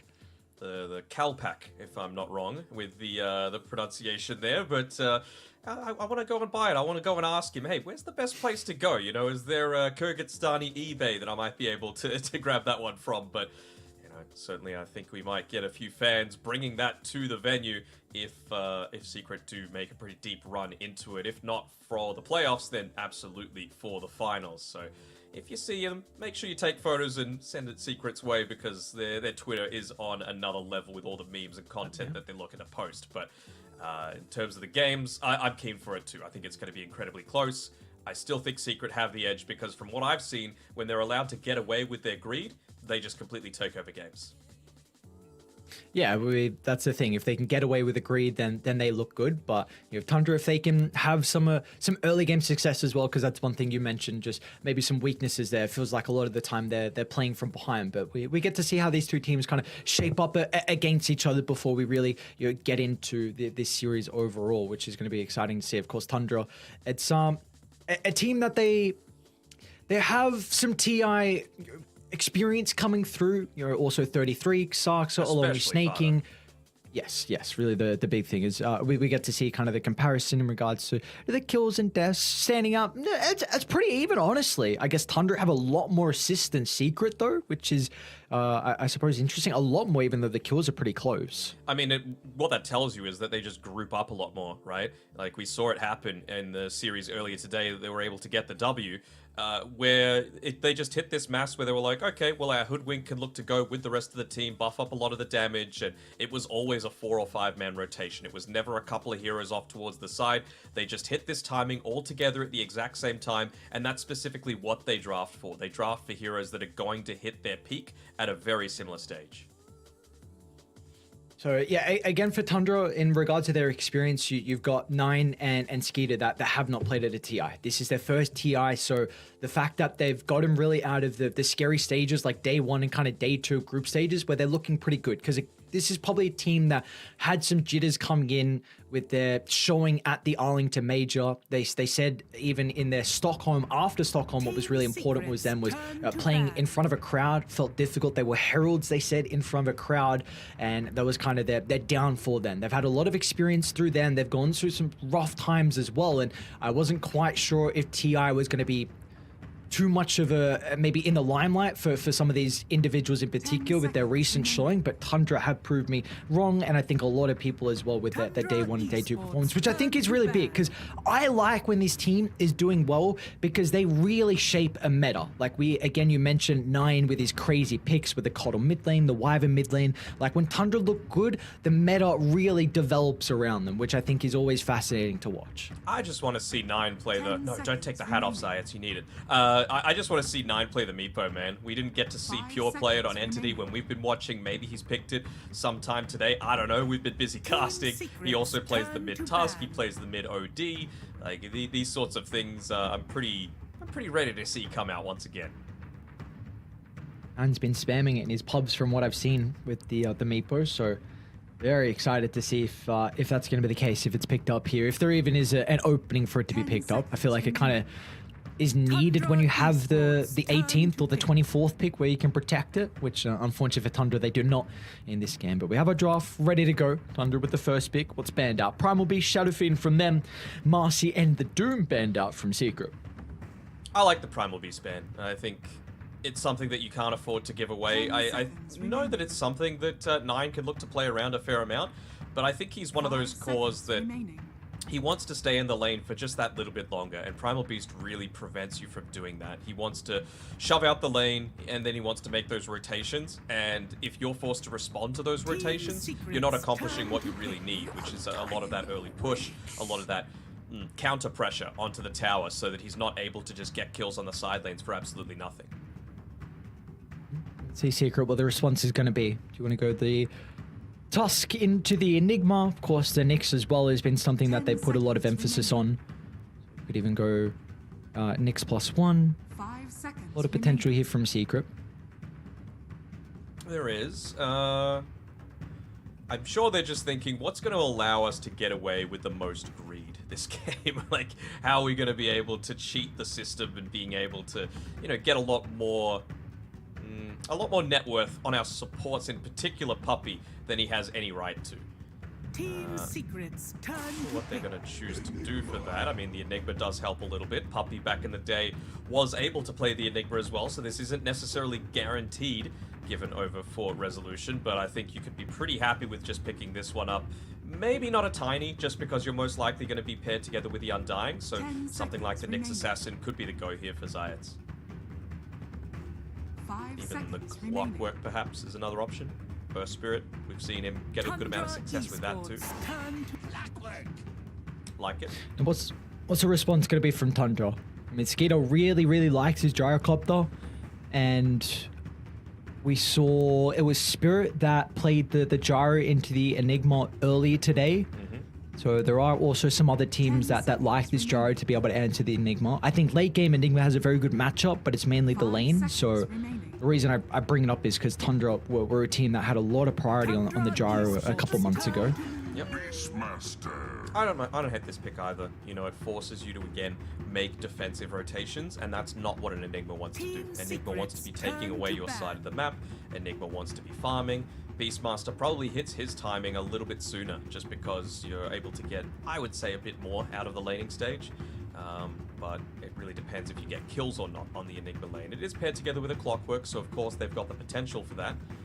10 but seconds just remaining. things like securing range creeps might be a bit of an issue in this lane with the Enigma 5 wanting to deny his seconds own remaining. range creep. Tundra And I think a big part of the Esports, success of turn this to lane is going to be on the back of Clockwork using the cogs instead of going the level 2 rocket flare, just to enable the Eidolons to start to really ramp up. But you can see they're banning out the Gyrocopter instantly.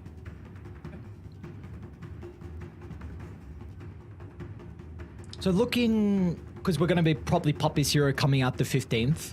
They've already used 2 bans from Tundra, targeting down some of the cores, Sniper and the Monkey King. So some of Puppy's Heroes are going to be let through. Of course, there's the Chen, the Enchantress, if you want to be considering that. I'd go Enchantress. Esports, turn to Okay. ban. It gives you a way to be able to deal with the Beastmaster.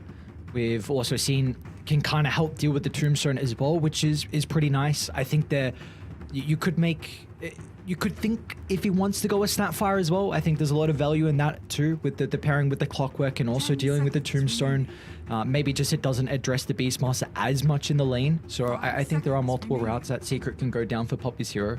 Yeah, I understand wanting to go the Snapfire just to deal with the Tomb, but I feel like it offers very different things during the game. One, it's not a lane counter necessarily for the Undying, and the Clockwork, like I was saying before, while you've got the potential to rotate, you really do want to be sticking together with this Enigma because you're a formidable duo. So I think it's going to be pretty heavily on the back of Puppy to be playing perhaps a little bit more out on Tundra's side of the map if they do go down this Enchantress route, just because it's going to provide them with a lot of vision. It's going to be able to scout out some of these rotations that might be coming towards the Enigma to be able to slow down his game, because we've seen Rezo put the team on his back if he needs to be that, I'm going to say it again, the fancy offlaner, where in reality he is the true person that's being prioritized all this net worth. Enigma, not as much a right clicker, so obviously it's going to be a little bit less of the case this time around, but you still got to protect a really good player. 5 seconds remaining. What do you make of the Bloodseeker ban from Tundra? Because it's not particularly protecting anything they have at the moment. Do you think this is going to reveal something that they go for at the 16th, 17th?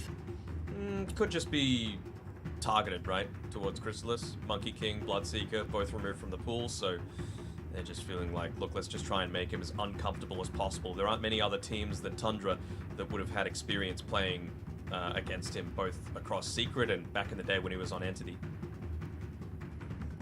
We have seen Secret very often. They like to give Nisha that win condition and then kind of a hero that doesn't need as much more farm for Chrysalis. So, like you said, Bloodseeker, Monkey King, very comfortable, but they also fit into that kind of specific role as well, potentially, that Secret like to give him. So I think you just Enchantress for Puppy, and I think they may be even setting up for, I was about to say a Sniper, but it's been banned out. So that would have been really strong for the laning stage, assuming that the Beastmaster didn't have someone effective to be able to play with. They got a Pango instead. I don't hate it. I mean, it's using the impact of not having to worry about the Bloodseeker. Yes, you've got the Primal Roar as a capability there, but they do like playing on Saxa the Winter Wyvern a little bit. Most of the time, it's being given over to Snake King, but this isn't a Bane game. This isn't... it's kind of a Wyvern game, if they wanted to get away with it. You can fly out of the cogs, you can curse the Enigma, you can curse the Pango. I wouldn't hate it.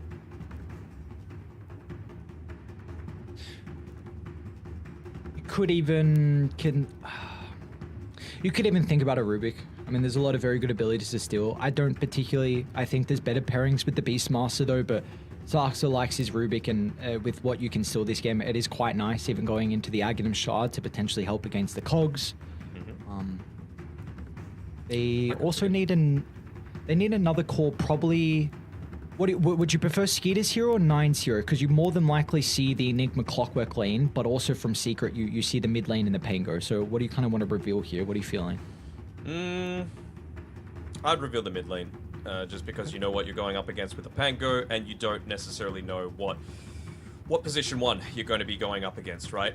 It would be different if they had the last pick of this phase and they're able to protect it a little bit.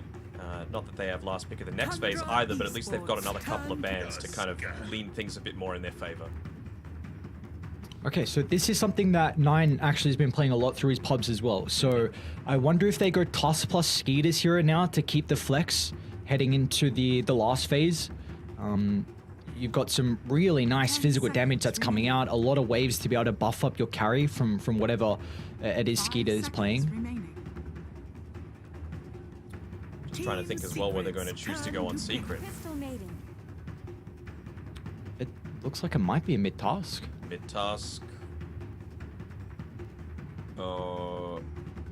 I'm just thinking how they're going to do these lanes. I mean, it might just be as simple as putting the CM in the Beastmaster lane, right? But I feel like you do also pretty handily like the Crystal Nova into the Enigma. So, I don't know. Clockwork's kind of fast, and if he gets on top of you, you're just feeding over and over. So, yeah, I'd say this is more likely going to be the Tusk going into the Pango. It's a pretty favorable lane for the Tusk, I would say. Slight damage advantage, and also, you know, with Pango being melee range, you're able to trade reasonably well with it. Of course, Tusk, one of those heroes that really takes advantage of those early levels and can allow you to pick up the pace even further. I mean, just look at all these 4 heroes on Tundra. They are fast heroes, and you know, it's going to be around 15 or so minutes, probably even sooner, that they're going to be looking to group up and try and punish Team Secret for their more greedy style. But they haven't exactly gone a greedy draft, Secret, not yet. Not yet at all.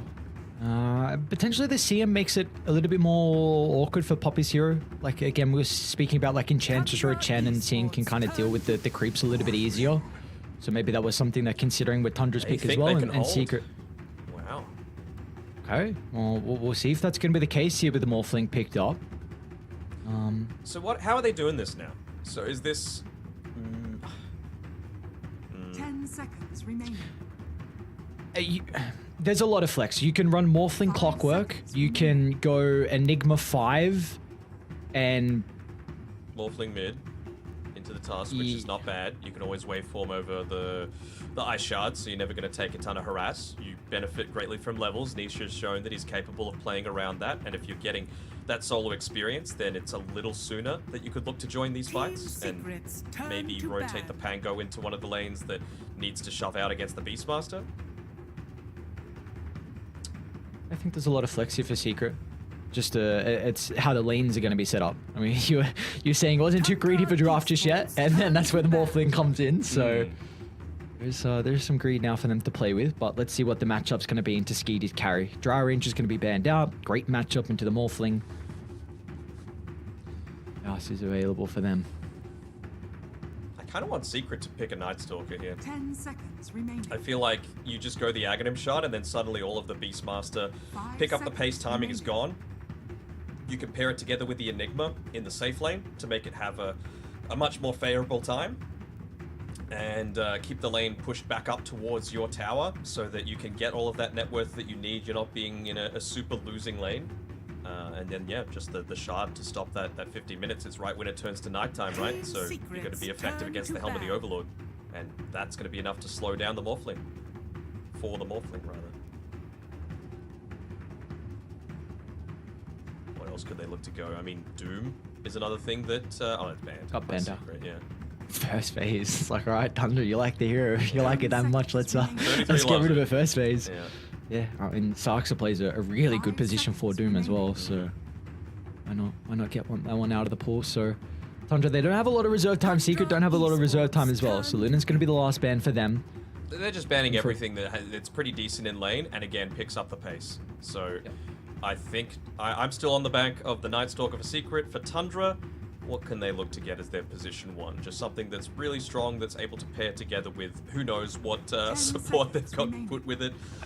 I think you can maybe Ursa for Tundra. I like the matchup versus the more. Oh, they not got okay.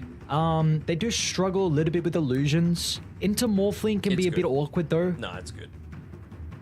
Okay. Specifically for this style of Morphling, it's good. Just because Naga's not one of those heroes that you rely on the main hero to be doing the majority of your damage, right? So as long as you're just still able to send the illusions out, let them do the work and avoid the Morphling for a lot of the time, the attack speed reduction actually doesn't matter that much to you.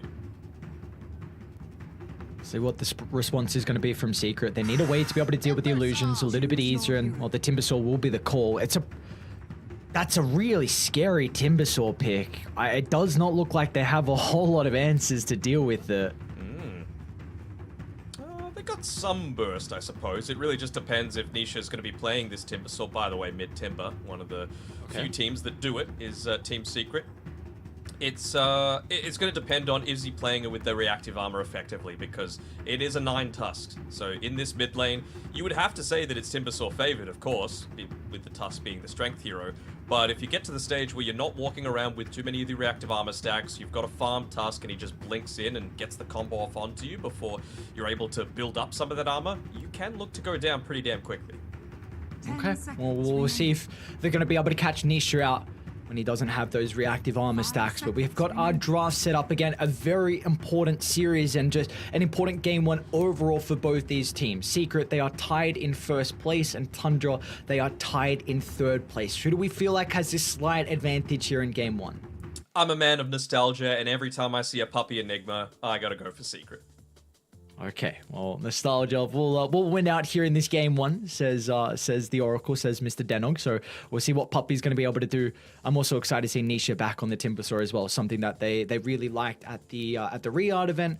So we'll see if he can have another similar performance and what they did with that kind of first really big tournament with this iteration of Seeker. And for Tundra, they've got some interesting strategies as well. Skeeter on the Naga Siren, having some pretty good matchups. There are ways to be able to deal with the illusions now with that Timber last pick, and especially with the Pangler as well. It's going to depend if Rezo can have a good game, because if the Pangler does have a good game, you can itemize a little bit greedier instead of going for kind of that initiating role, like the Blink, Egg, Shard, and maybe some other items to help out there. If he has a good game, could be the Diffusal Blade to really help deal with the illusions, but we also get to see 9 playing the Tusk as well. So there is always going to be the threat of the potential Aghanim Scepter as the game goes on. A hero I've been really raving on about through the last chance qualifiers in the group stages now. I think Tusk is an incredibly strong hero. He does a lot for a team from what his toolkit is, and we've seen what repositioning can do at TI. I mean, so you think it's going to win? You think it's going to win? You think Nine's going to be able to carry with this mid Tusk? I think Timber's going to win them this game. I think this is incredible Timber pick. Okay. I don't see a response. So you heard it first, that Tusk is trash in the mid lane, says Eric. What the hell, dude? What? Just, all right, classic Deno. Just absolutely mincing my words, just changing them. Oh, you can clip it. I didn't say crap. That is absolutely not what I said at all. I think Tusk with Scepter is very, very cool, but I think this Timber pick is incredible. I think it's a game-winning pick. I struggle to see a response. Wow, Timber is an uncool hero. That is straight from the horse's mouth. Dude, what's going on, man? What are you trying to do? Trying to get me in trouble or something? No, I would never do that. Oh, dude, absolutely. You would. You'd throw me on the bus. What is this bus everyone keeps talking about? The buses that I take me down to the shops, you know? Why the shops? What are you buying at the shops? Ice cream. Oh, gotta get the good ice cream. Are we getting ice cream? When are we getting ice cream? We're getting ice cream in Singapore, right? Or is it gonna melt? Singapore, man. No. Is it gonna melt? They do good ice cream. They actually, at their like convenience stores, they've got it in like this golf ball shaped container. So I'm really excited to try that out. Wait, what? Hang on, what? Yeah, it's golf literally ball container. A ball of ice cream. A bowl of ice cream. I like bowls of ice cream. I like ice cream. You like ice cream. We all scream for ice cream. It just depends if Tundra and Secret like ice cream as well. Or maybe with both the bounties they're able to get from each other. Could help out with getting some gold for some ice cream.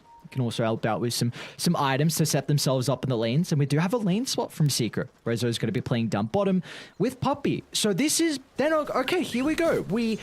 Day 1, we casted Secret, and we posed the question of, is this going to be an issue for Secret heading into the later days of groups and playoffs as well, where they really like having Zayats and Resolution in the same lane because of kind of the language barrier. And we get to see how they're going to be able to perform now. Well, the fact that it's Nisha top as well, and it's actually Crystal's playing mid, so that changes things as well. I'm not sure how good Nisha's Russian is, but he's from Poland. I'm not sure what the situation is there, but... Dude, he needs to know nothing. Timber is going to free farm this lane. You're a little bit worried early on, some spam, and then all of a sudden Nisha will be able to solve this lane. He probably doesn't even need a word to be spoken. I'm happy that they've gone for this particular lane swap, because I was really feeling like, even though the Timber is good into the Tusks, so is the Morphling, right? So you would just much rather have the more solid side lanes. Well, you got the more solid side lanes, and you also have a lane for Chrysalis where he's going to free farm. You've got a big damage advantage over 9. Yeah, there might come a stage at nighttime where if 9 like maxes out shards and snowballs, there could be a rare chance that he blows up Chrysalis, but that's 5 minutes into the game, and Chrysalis should be able to get a lot of farm before that. Doing a pretty good job on 9 so far, though, with being able to get a bunch of these denies. And just the little things like forcing him to go for inopportune last hits, let's call them. Meaning that he actually misses out on the last hit even though the deny doesn't land. It's going to hinder the net worth. And again, this is a game with a Morphling who needs to be the true carry that ends the game for you. No one else has that high ground damage potential except maybe the Timber once he gets the Aghanim Shard, but even that's kind of slow. Can't be playing slow in terms of hitting up onto the high ground. Top lane Zayats? Oh, alright. Never would have happened if Rezo was there with him. Well, that's some individual plays for himself there. No language barrier, no communication. It's just a little bit too far forward, and Tundra capitalize on that. They might even capitalize on Puppy here. He's going to need to TP his way out, and he will be able to get away, but not before his Eidolons all get claimed. So a couple of lanes going quite well for Tundra so far in the mid and the bottom, but of course giving up that first blood leans it a little bit more. And do you feel like these lane, like what is the real important lane for Tundra to get them off to a good start? Is it always, it doesn't matter what the lineup is, going to be a Beastmaster because he's often that tempo setter? Yeah, I would say so. I mean, 33 just plays so amazing on all these micro heroes, and it's not that hard to micro on a Beastmaster, right? Not that I still play it, I'm still pretty trash at micro, but he's just going to be able to take over this game. There's really nothing stopping him from just farming this lane as well. So you might be trading this mid, but I think if you give the Beastmaster a good lane, you're satisfied enough with that. Well, I think for Secret, how they're going to be able to slow that down is off the back of Zayat's rotations. Probably in maybe a minute 30, because Nisha's already level 3. Once you get that really second point, or I should say third point in reactive armor, your lane's fine. You can start the solo. Even beforehand, depending on the lane, you could be okay as well. So wonder when we're going to start to see the rotation from Zayats, because they do want to really slow down 33. Yeah, and the Riptide's only 2 armor reduction at this stage, so with the amount of damage that those illusions are doing, you're basically just tickling Nisha right now. 2 points in the reactive armor. He's just had a bunch of extra Mankos redelivered to Snake King, so he's got the damage output, but you're going to need to wait for them to be back off cooldown, and more importantly, not standing underneath his tower with those full charges of the reactive. So from early on, a good start here from Tundra.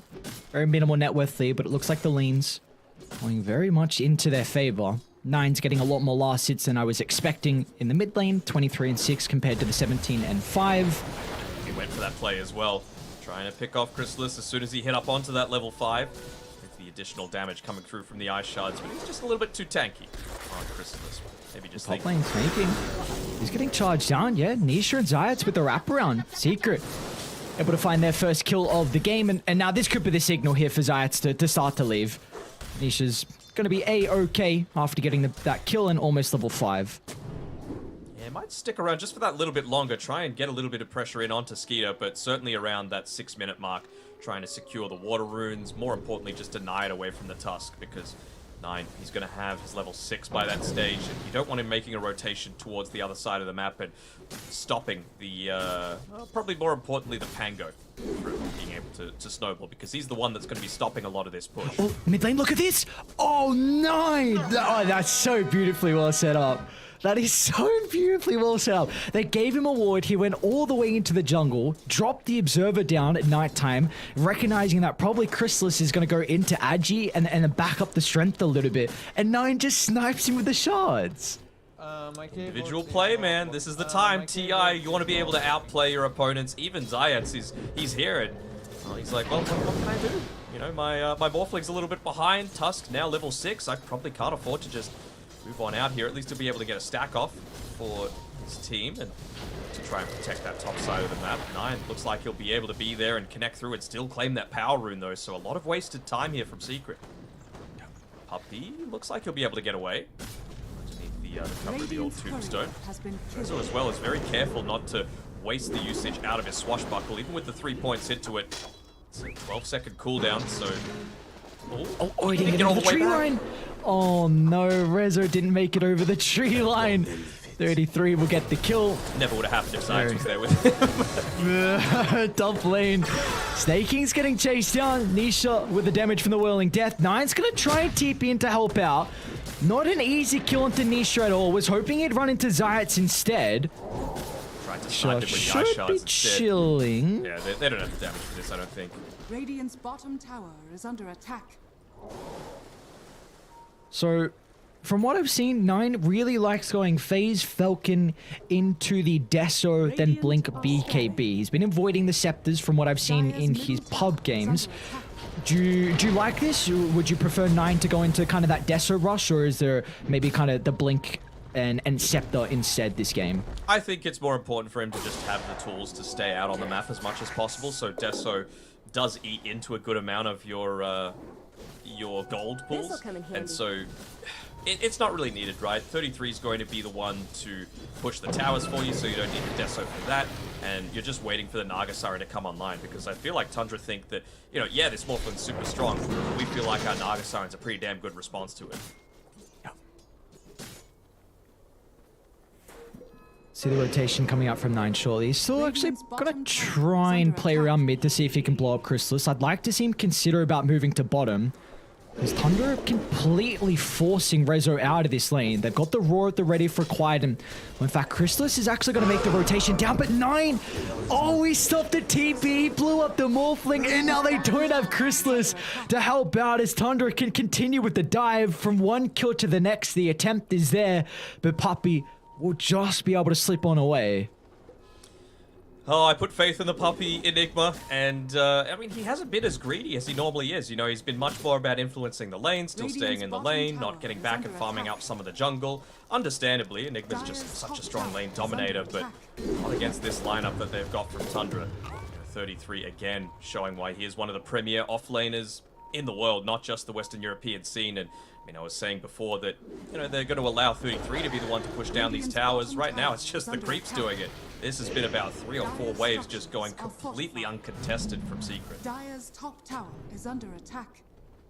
Radiant's bottom What do you do now on Secret?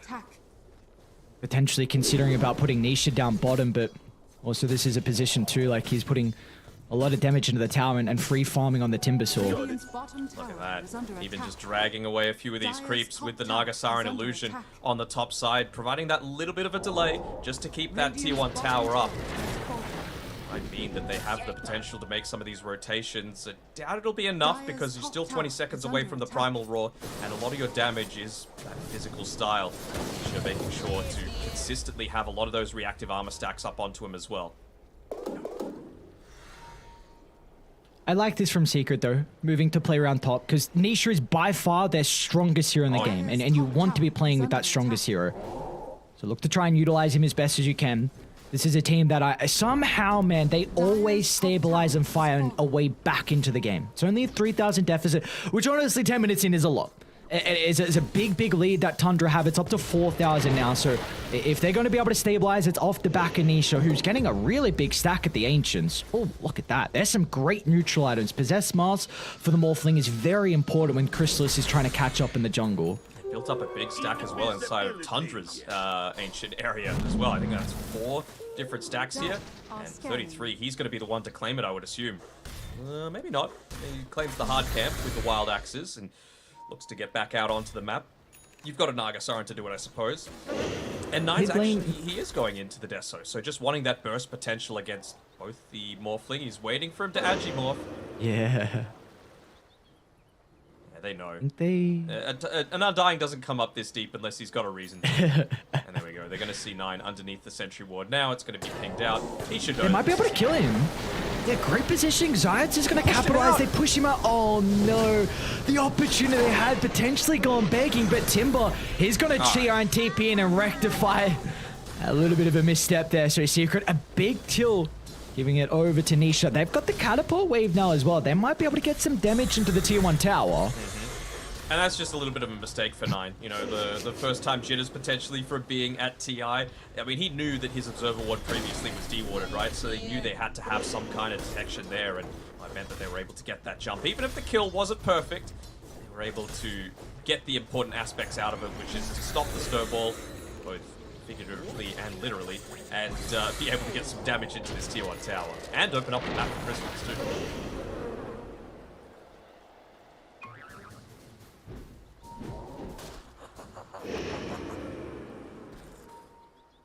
Just see here a lot more of an emphasis being put onto the decay as well from Saxa, realizing that he needs to be able to deal with the Eidolons, to be able to spam it out on top of the Timber Saw, even the Morphling, right? If you don't have as much strength, you can't look to morph quite as effectively.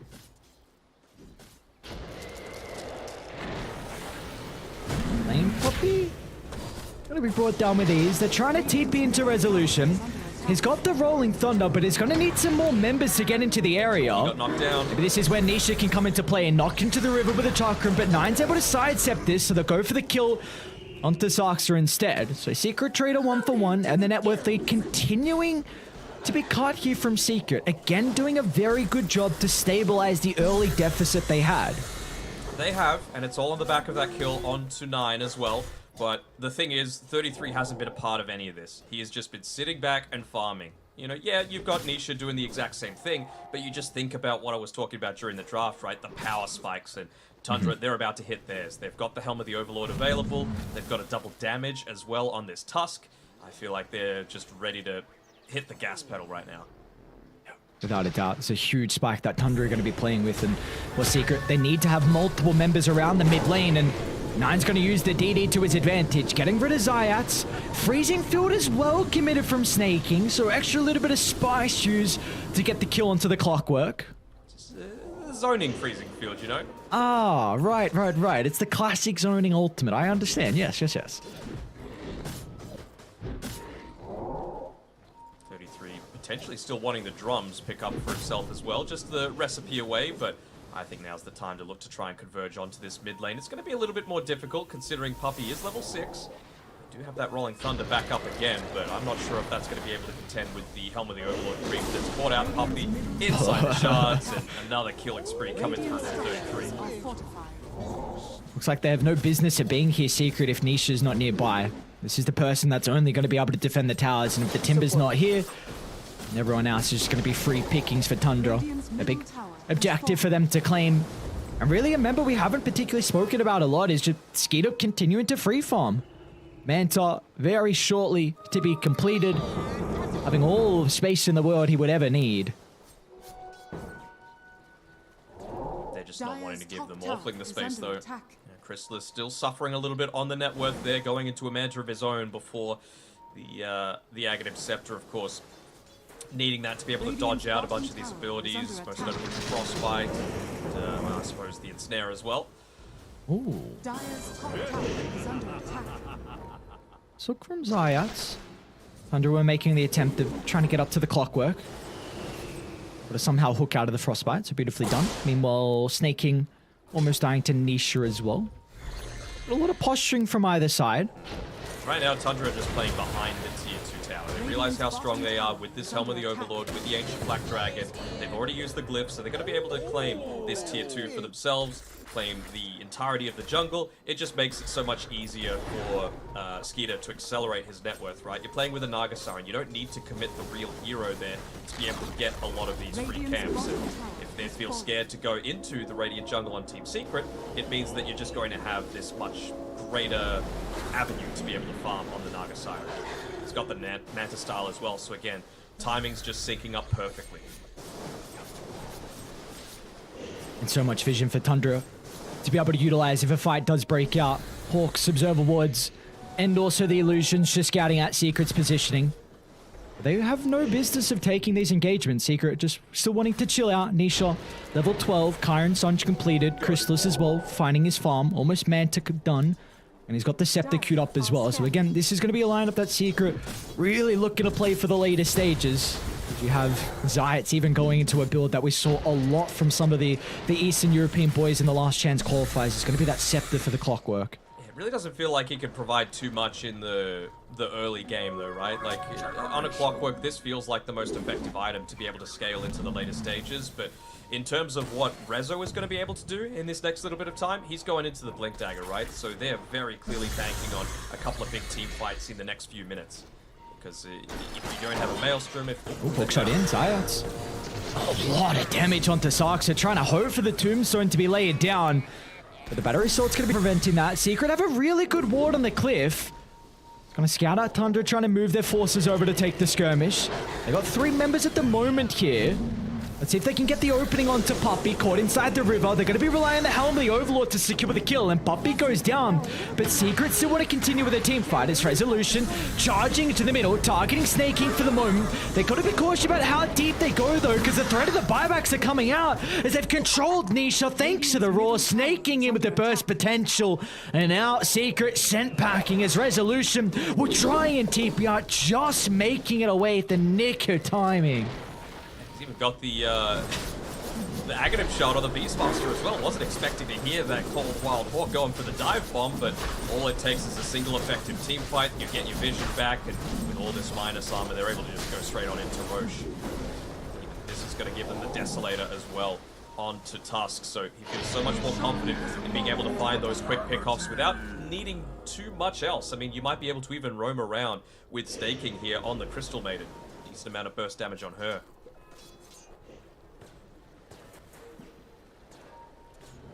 I love how they're not afraid to... Mid lane Puppy?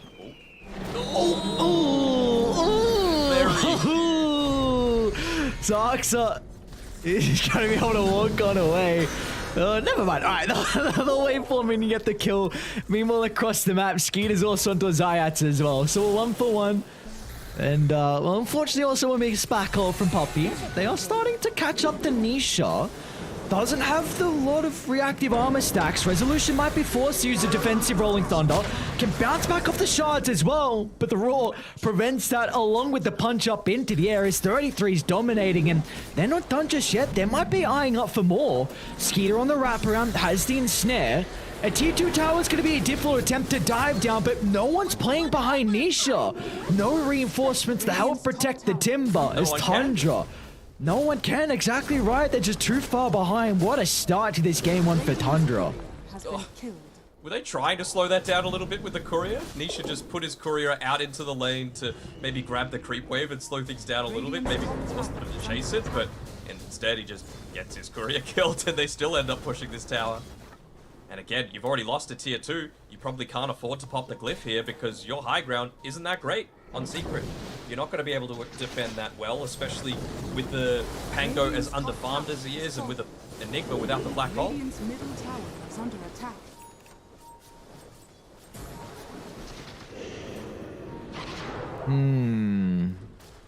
What's the angle back in? So Secret. How crafty can you get? Zion's walking up a high ground. Anisha as well is in trouble. A hookshot onto the Crystal Maiden, but it doesn't matter. Oh my lord, Tundra's damage is just ridiculous. Timber not long for the world, and Sarks is on the hunt for more. Just shade. What was the range of the Raw? 33. Spell casting from far. He's got an Aether Lens. 33 just holds them down. A triple kill for Tundra, and more objectives soon to be claimed. Man loves his Octarine core, man. The Aether Lens is just a pathway to be able to get to that stage. And I mean, this is fast as hell. 20 minutes in. As soon as I saw this morphling, I was like, well, I did go for Secret, but it was on the back of this Puppy Enigma, and unfortunately for him, he hasn't been able to get the true value out of it that they've been wanting, but this is not paying respect to the style of draft that Tundra are going for. Oh, unfortunately, the nostalgia draw for Secret was not enough. Next now one, you just he's close next to the one, BKB, next black hole. sorry, the Blick Dagger, so maybe, maybe things will turn around, but you just think of what they've got to be able to stop it, right? The snowball, the song, the roar. Doesn't feel like the easiest time for sure for old man Puppy.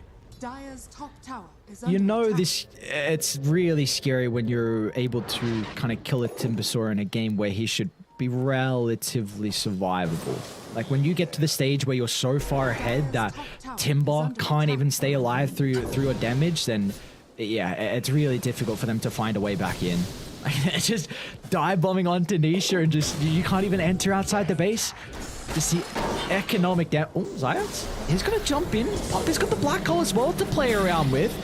Let's see if they can get the kill with the fall, but the Orchid prevents Nisha's spell casting. They'll be able to deal with the Aegis, but that is an incredibly heavy commitment just to get rid of the advantage that Tundra were playing with. A song's gonna hold them in their tracks. No retreat will come out. Aurora as well to hold Chrysalis into place. What's looking like an insurmountable lead as Secret lose all 5 in the high ground, soon to be besieged. Yeah, it's exposed, and they've even got the drums to be able to speed this one up. Might look to summon the illusions, tank up a lot of the tower hits, Skid, or even microing them to make sure that the range creep doesn't go away. No chance of backdoor protection to be able to come through. And I mean, mid-fight, I was like, oh, okay, Crystallize is going in. He might have the Manta. And then I look over to him. He hasn't even got, sorry, the Aghanim Scepter. He hasn't even got a single component of it just yet. They have done a fantastic job of shutting down his farm, preventing him from being able to safely move anywhere out onto the map.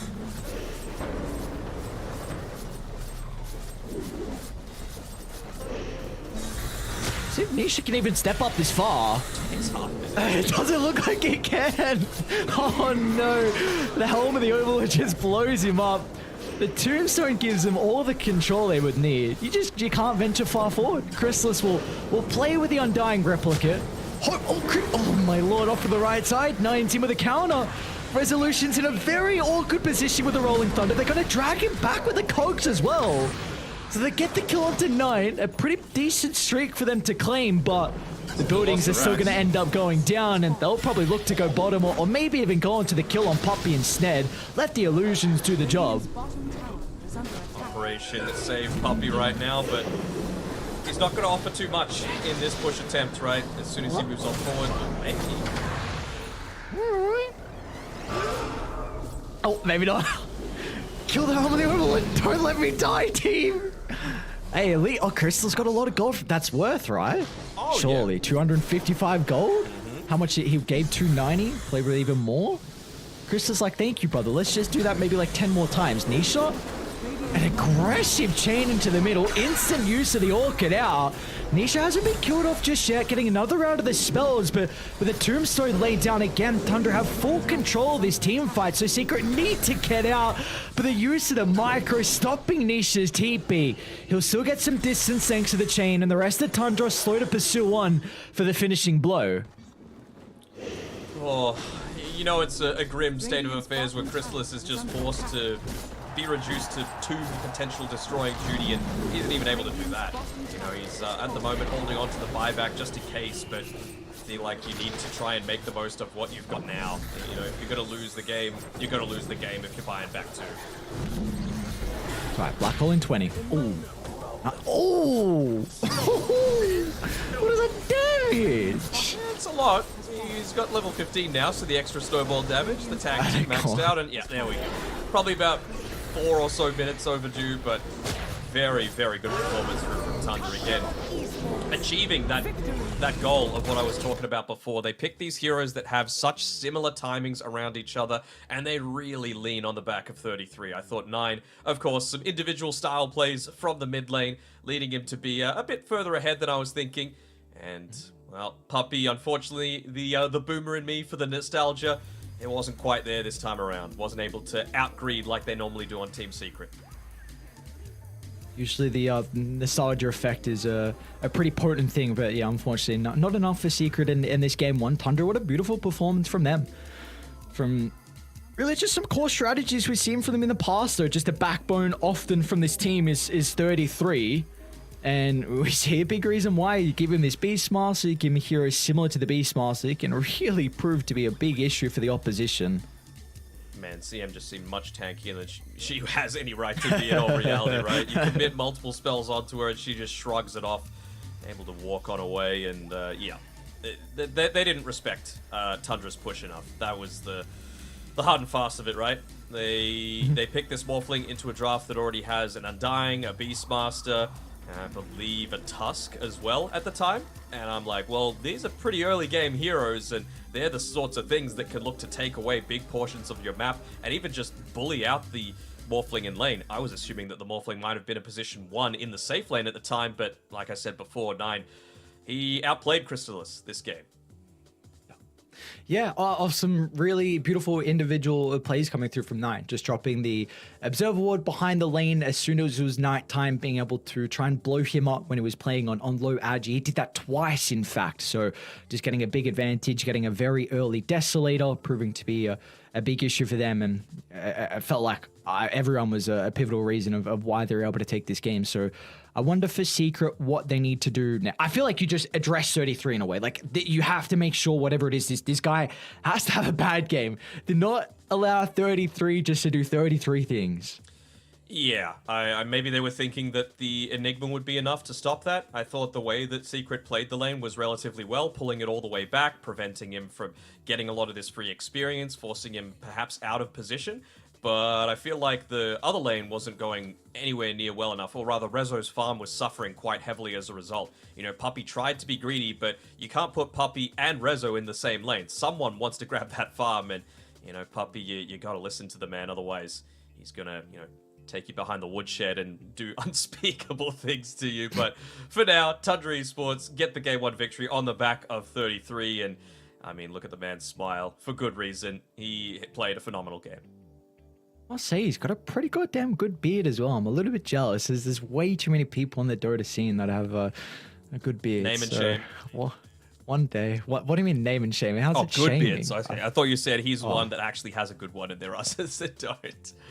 Oh, no. No, there's others that do. I mean, we can name a fellow talent member. Tsunami has probably got one of the best beards out there. I mean, incredibly jealous. One day it'll grow. I got abused and bullied in school with my little puny hair, and it's coming along. It's coming along. It'll take some time. We'll eventually get there. But what a beautiful Game 1 performance from Tundra. Very exciting stuff to see from them. Pretty much just demolishing Secret. But let's see. This is a team, of course, that have a lot of recent success and had a really good start to the group stages as well. So what can Secret do to hit back in Game 2? We'll find out after the break.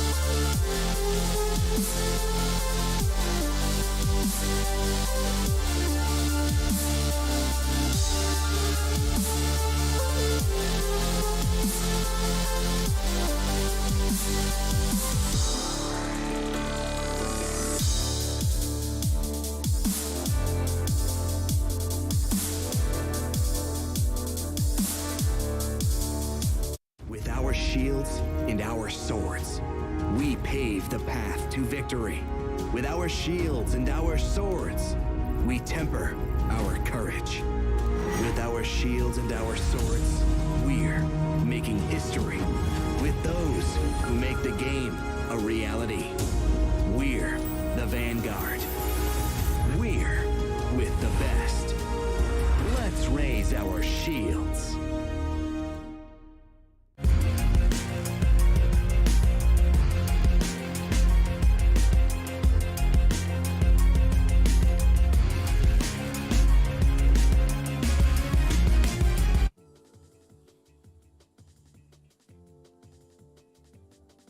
What was a incredible performance from Tundra in a game one, gives them this advantage in a very, very important series. Again, Secret in first place, tied first place, and Tundra in tied third place. Then we've got our last game of day 2 of the group stages, and the days, they're going by fast. We've already cleaned up day 1, one game left of day 2. Then all of a sudden, you got day 3 and day 4. Every map is incredibly important. You need to be placed in upper bracket, and well, for these teams, if they're able to get themselves with a good seed, then you can make that deep run at TI. But for Secret, what do they need to do differently heading into this game 2 draft?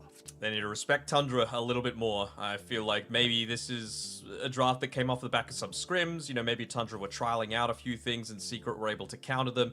And then Tundra, all it needs is a few tweaks to the draft, just providing that little bit of an extra push, or really abusing a super greedy draft with a position 5 Enigma. Doesn't really do much outside of the black hole and a Morphling. We've seen what Morphlings are able to do if it gets super late. They didn't want to let that happen, so I really want to see a little bit more of the potential to fight early with still not dropping off completely from Team Secret. That's the biggest issue for mine that I see from, honestly, a lot of drafts that seem losing from the very start of the game. We do have a game 2 draft underway, so we'll see what the adaptations are going to be. Tundra on the Radiant side, they're going to be playing with second pick, and Secret on the Dire side playing with first pick. So they're going to be ones that are leading the charge into this game 2 draft. Got a feel for the players as well. It's a lot of Dota to have to play, and with, like you said, this being the last game of the day for these players, you know, some of them have been up from, you know, I don't know when they wake up, but they got to be ready to play at 10 a.m. Singapore time, and right now it's about 7:40 in the evening. So mental fatigue does start to take a factor, even physical fatigue as well. So some of these teams that might have put a little bit more emphasis into the physical side of things, making sure that they get some form of daily exercise, might be the ones that win out just purely on the exhaustion factor. So we're saying don't exercise? We're saying do exercise so that you're fitter to last these like long 10+ hour days. Okay. Because anyone can play 10 hours of Dota. Pubs. Playing at TI group stage is a very different thing, and it's probably pretty good of a boot camp for the main event as well, because your emotions are going to be on another level even beyond this. Yeah, drained through the roof with the crowd there, amplifying the stakes. Crowd, I can't wait to hear it. Oh, the C crowd, a TIC crowd. We're going to get there first. Team's got to get there first as well. I know Tundra and Secret are in a good position at the moment. Some crazy stuff could happen. You know, anything could happen with the caliber of teams that we have at TI11, one of the most competitive TIs that we will have in quite a long time. And well, we'll see the opener. Secret, a massive for them. Tundra, they're going to go into the Crystal Maiden again. Very, very interesting. Another CM. I know Sneaking likes the hero, but we are back into the CM for Tundra. It's fine if you can keep the pressure going, but it does fall off. That's the big issue, right? So I wonder, I mean, Rezo, could he look to break out the Visage now? It's not really the first hero that you think of when you think about his wheelhouse, but I think it's still an incredibly strong pairing together with the Marcy. They might even look to go down the option of like a Viper, which still does a pretty decent job against the CM in lane. You don't really take as much harass. You're able to outrange it as long as you secure that very beginning of the game. So yeah, I really wouldn't hate to see that one come through here. I think my only thing about going for Rezo's heroes, do you feel like you're then showing the Marcy? Because Rezo does play a very, very good Marcy as well. Is that something that you are considering, or it's still like you just go for this really strong combo and you're okay showing the flex early? I I mean, the thing is, I feel like if they don't go it now, then Tundra are just going to go ahead and ban a few of the other really strong laners that are going to be able to withstand the bullying that a CM wants to do to you in lane, right? So why not just try and give even more power back, essentially, is what I'm saying. And, you know, Visage Marcy, incredibly strong early, incredibly strong mid-game. Then go the Morphling instead. Alright, I don't hate picking it now, right? Because now you've got the stuff that's going to slow it down. Now you're going to be able to ban AA, you're probably going to get rid of Beastmaster, and probably even the Visage again, just to deny that one away from 33. Just kind of the tempo setting here for Tundra. That's the main thing. Try and get ahead. Slow down the Morphling. I mean, this could still... We don't particularly know. Nisha can play the Morphling, which they have often done. Chrysalis, of course, we saw it played from him last game, but you're going to need your other cores now to not be as greedy, ones that can kind of look to take away some of the space that Tundra are going to try and control. Something's going to slip through though, right? I mentioned the Visage and the Beastmaster, but there's also a Broodmother in the pool. There's also a Death Prophet in the pool, and 33 loves playing all of those. So something's going to slip through that has the potential to make this push happen. It's just a question of, and I'm sure this is what they're discussing now, what do they have in their pool to be able to counter us? Where can they look to flex this Marcy to make it, you know, much more manageable to be able to counter whatever draft we're looking to go for? Just real quick, because I'm trying to think of how they can address 33's hero. Do we feel like the Crystal Maiden is still preventing a little bit of like the Chen and Enchantress on Poppy? Or Enchantress, yes. not? Chen, not so much. Okay, okay. Because the reason I bring that up is just, is it a deterrent for the Beastmaster on 33? Because then Secret can kind of respond to that with another hero from regards to Poppy's role, but maybe that's where the scene can come into play, making it a little bit awkward on Poppy's hero pool. Yeah, there's the potential for it, for sure. They're actually just not respecting the push at all. Just looking to go for that individual matchup, maybe wanting that Marcy to be the position 3. And, you know, Ursa probably one of the favorable matchups into it, just anything able to right-click into the Marcy consistently rather than getting caught by, of course, the Dispose, the Rebound. You oftentimes are going to get the much better trade out there, so we'll see if it ends up working out. I mean, the Monkey King ban from Tundra as well is going to do Secret some favors if they are wanting to flex this Marcy to be 3. Certainly does hit that early power spike, doesn't it? Team Secrets turn. I do like the Ursa band from Secret. It's a Skeeter staple. You're on Radiant, a hero that can definitely push the tempo off the back of really strong lanes, and it matches up great versus the Morphling as well. Ursa doesn't particularly have any concerns against heroes with really high armor, just because how the Fury swipes are able to scale. 10 seconds remaining. You know, what do you think that Enchantress band tells you? That tells me Beastmaster's ready to come out unless they look to get a ban through it right now. I would probably give the Morphling over to Nisha, and I would say pick a Kunkka, position 1 on Secret, if this is the avenue that they're looking to go down.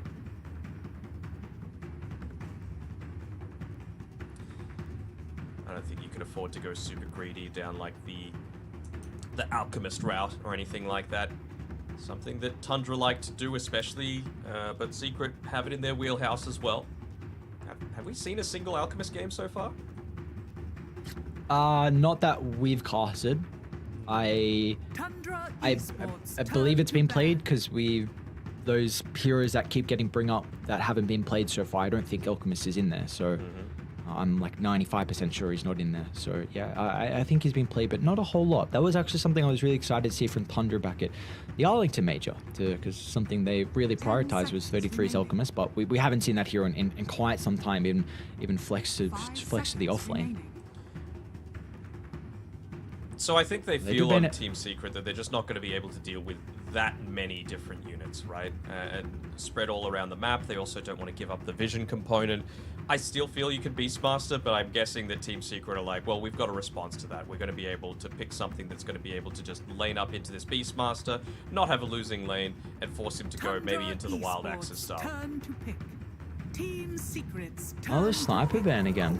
And all right, lovely. Okay, I think this hero is going to continue to rise in popularity because it is by far one of the biggest counters to the Morphling. Like by far one of the best matchups you can have. A lot of pure damage, and Morphling does not like that at all, considering you're either you've got a crap load of armor, which ain't gonna help, or your crap load of strength, it's not gonna help at all. And you are someone that has a way to itemize into single target. Going the Hex as late game, you will offer pick off potential and kill threat on the Morphling. I think this is going to be a very interesting hero that a lot of people are starting to play in their pubs, and we've already seen it a couple of times in the last chance qualifiers as well. Yeah, I'm also wondering, like, at the moment, Tundra have 0 Agi heroes, so are they going to go down the route of, again, one of these heroes like the PL or the Naga that don't necessarily require you to be doing that a lot of right-click damage, or are they just going to go a pretty traditional Skeeter hero that just likes being a strength hero? You know, your Chaos Knights and something down that avenue. So with this, leads me to believe that the Bat Rider is going to be played, actually it could be offlane still, so Secret have a little bit of flexibility. You've got to assume that Puppy's hero is coming next. What do we want here? Just something with a little bit more lockdown, I would imagine. I don't think you can rely on the Bat Rider and the Marcy to be able to do it. 5 seconds remaining. Tundra Esports. Trying to think of some heroes for Poppy that can fulfill that role. Fits for sure. Okay. I mean, a single pick-off with the Maledict, you're able to deal a good amount of damage, especially when paired together with a Marcy, so you don't need to reveal too much in terms of hero positions on the map. I feel like, you know, it's an extra stun. Sure, it's unreliable, but it's an extra stun that they were needing. And so what are we thinking here? I still think this is... I was about to say I still think this is Morphling mid, but do you really want to pair Witch Doctor with Morphling? Doesn't feel like the strongest lane to me. And you don't want the Morphling into the OD, and it's 95% going to be 9 playing this OD. Team Secrets turn to bat. Tidehunter. Looks like that's confirmed now with the Tidehunter getting picked up. So Tony's going to be put on the 4. You got 33 and he's very comfortable Tide. Kind of Melody can't be dispelled, right? Like 90. Not from a Tide. Yeah, so this is interesting. I've always thought Witch Doctor is a very good matchup versus the Tide. It's kind of your Maledict is a great answer to strength and tanky heroes. So Tide does have some pretty good matchups versus the Bat Rider though, with the getting rid of the sticky, getting rid of the lasso as well. So it can be a bit of an issue here for the Bat Rider to try and stack up a lot of the damage. You can put him in front. It's a lot of team fight for Tundra at the moment. So we'll see. But yeah, they did pick another Witch Doctor, which I kind of like as one of the supports to address the Tide issue. Not a lot of, like, how are they even going to set up these lanes as well as the other thing that you need to consider, right? Like, is this going to be a mid-tiny, and then they still have their position 4 that's yet to come to be paired together with a Tidehunter? They're kind of lacking a little bit of lockdown of their own, so, you know, while a Tidehunter might be good against the Bat, it's pretty decent against the Marcy, with not the Kraken Shell for the Dispel aspect, just for the damage block. And even, you know, something early on that Morphling isn't really able to deal with. But, you know, once again, you don't have any Agi heroes for the Morphling to be able to play off of just yet. I think for Secret, you're looking for your Chrysalis hero. Give Reza the Bat Rider. Go Bat Marcy lane, Nisha play the Morphling. Then go for a carry for Chrysalis that can kind of be a little bit more active. Razor definitely would have fulfilled that. Great matchup with the Tidehunter. I believe Monkey's already banned. Ursa's already banned as well. Trying to think of... They have gone Slaughter in the past. We saw it yesterday.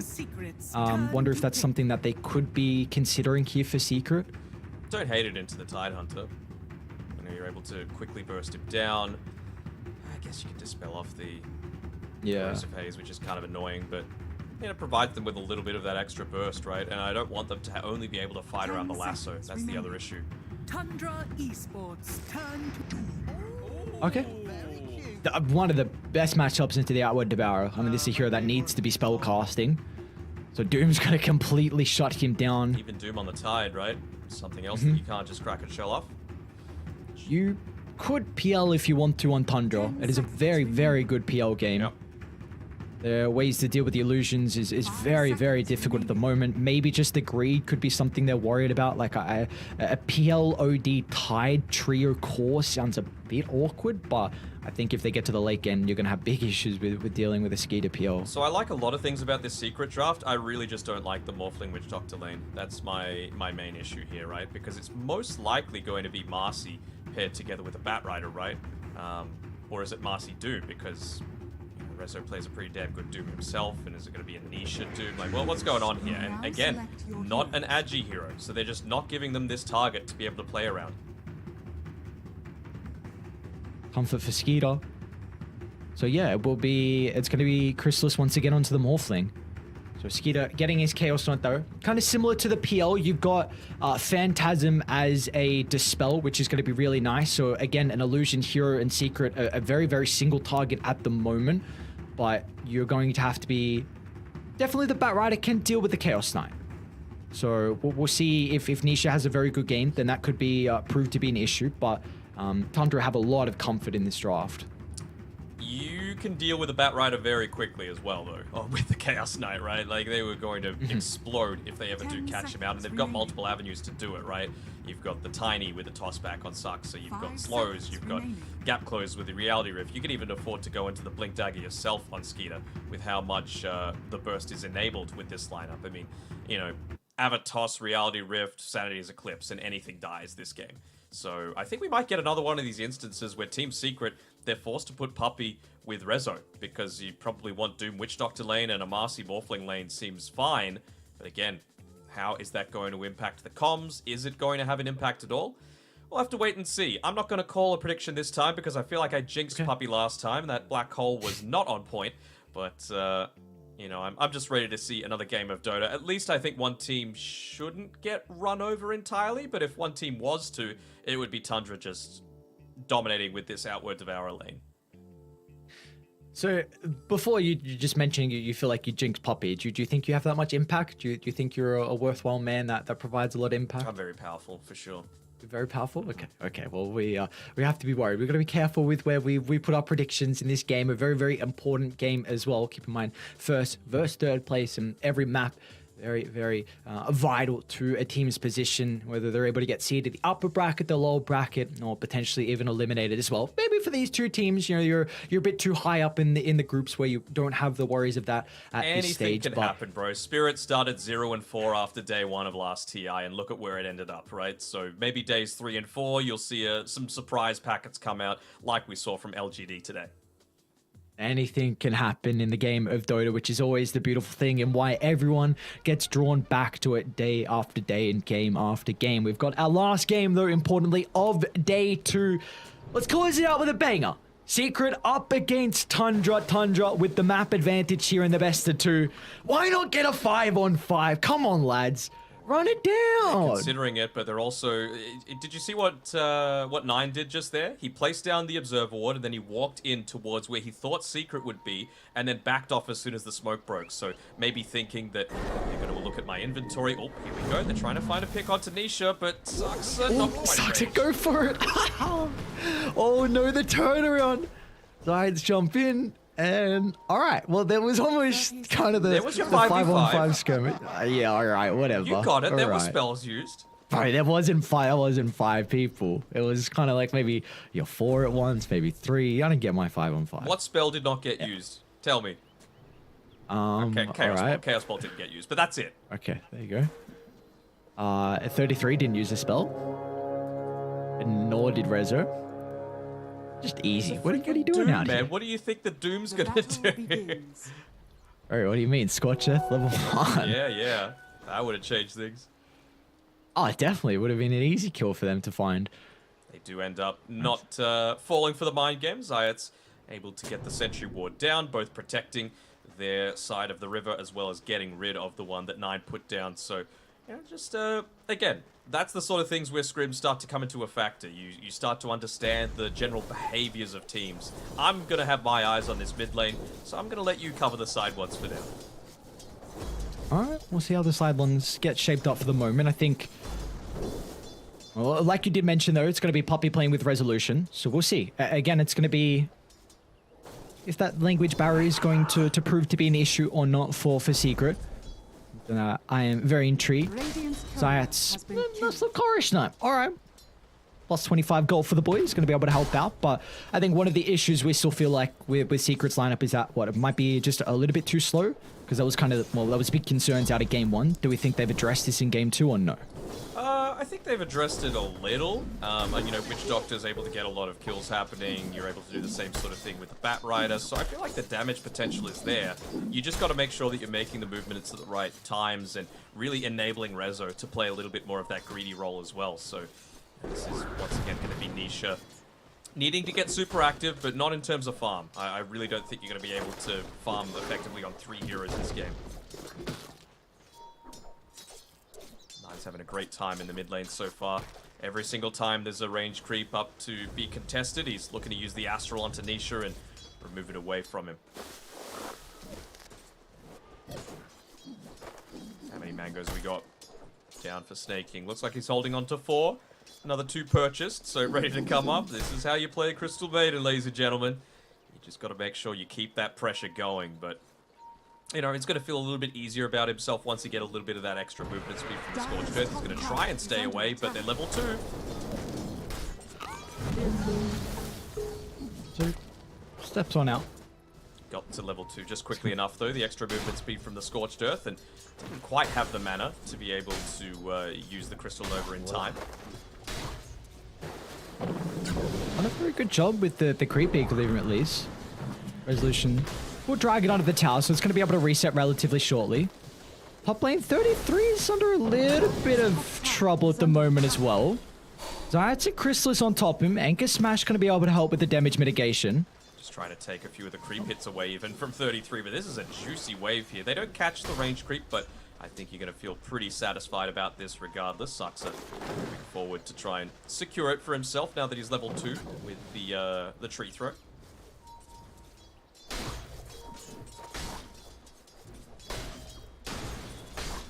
So nothing too crazy on with this start. Looks like either side, all the cores are having a pretty good time. I guess really the only one that's struggling is Rezo a little bit. 9 last hits compared to his counterpart off lane 13 at the moment. But again, this is kind of to be expected. Doom, not the greatest laner overall. If you're able to get out of the lane with trading even, then Secret are going to be definitely happy. They do have this kind of greedier draft.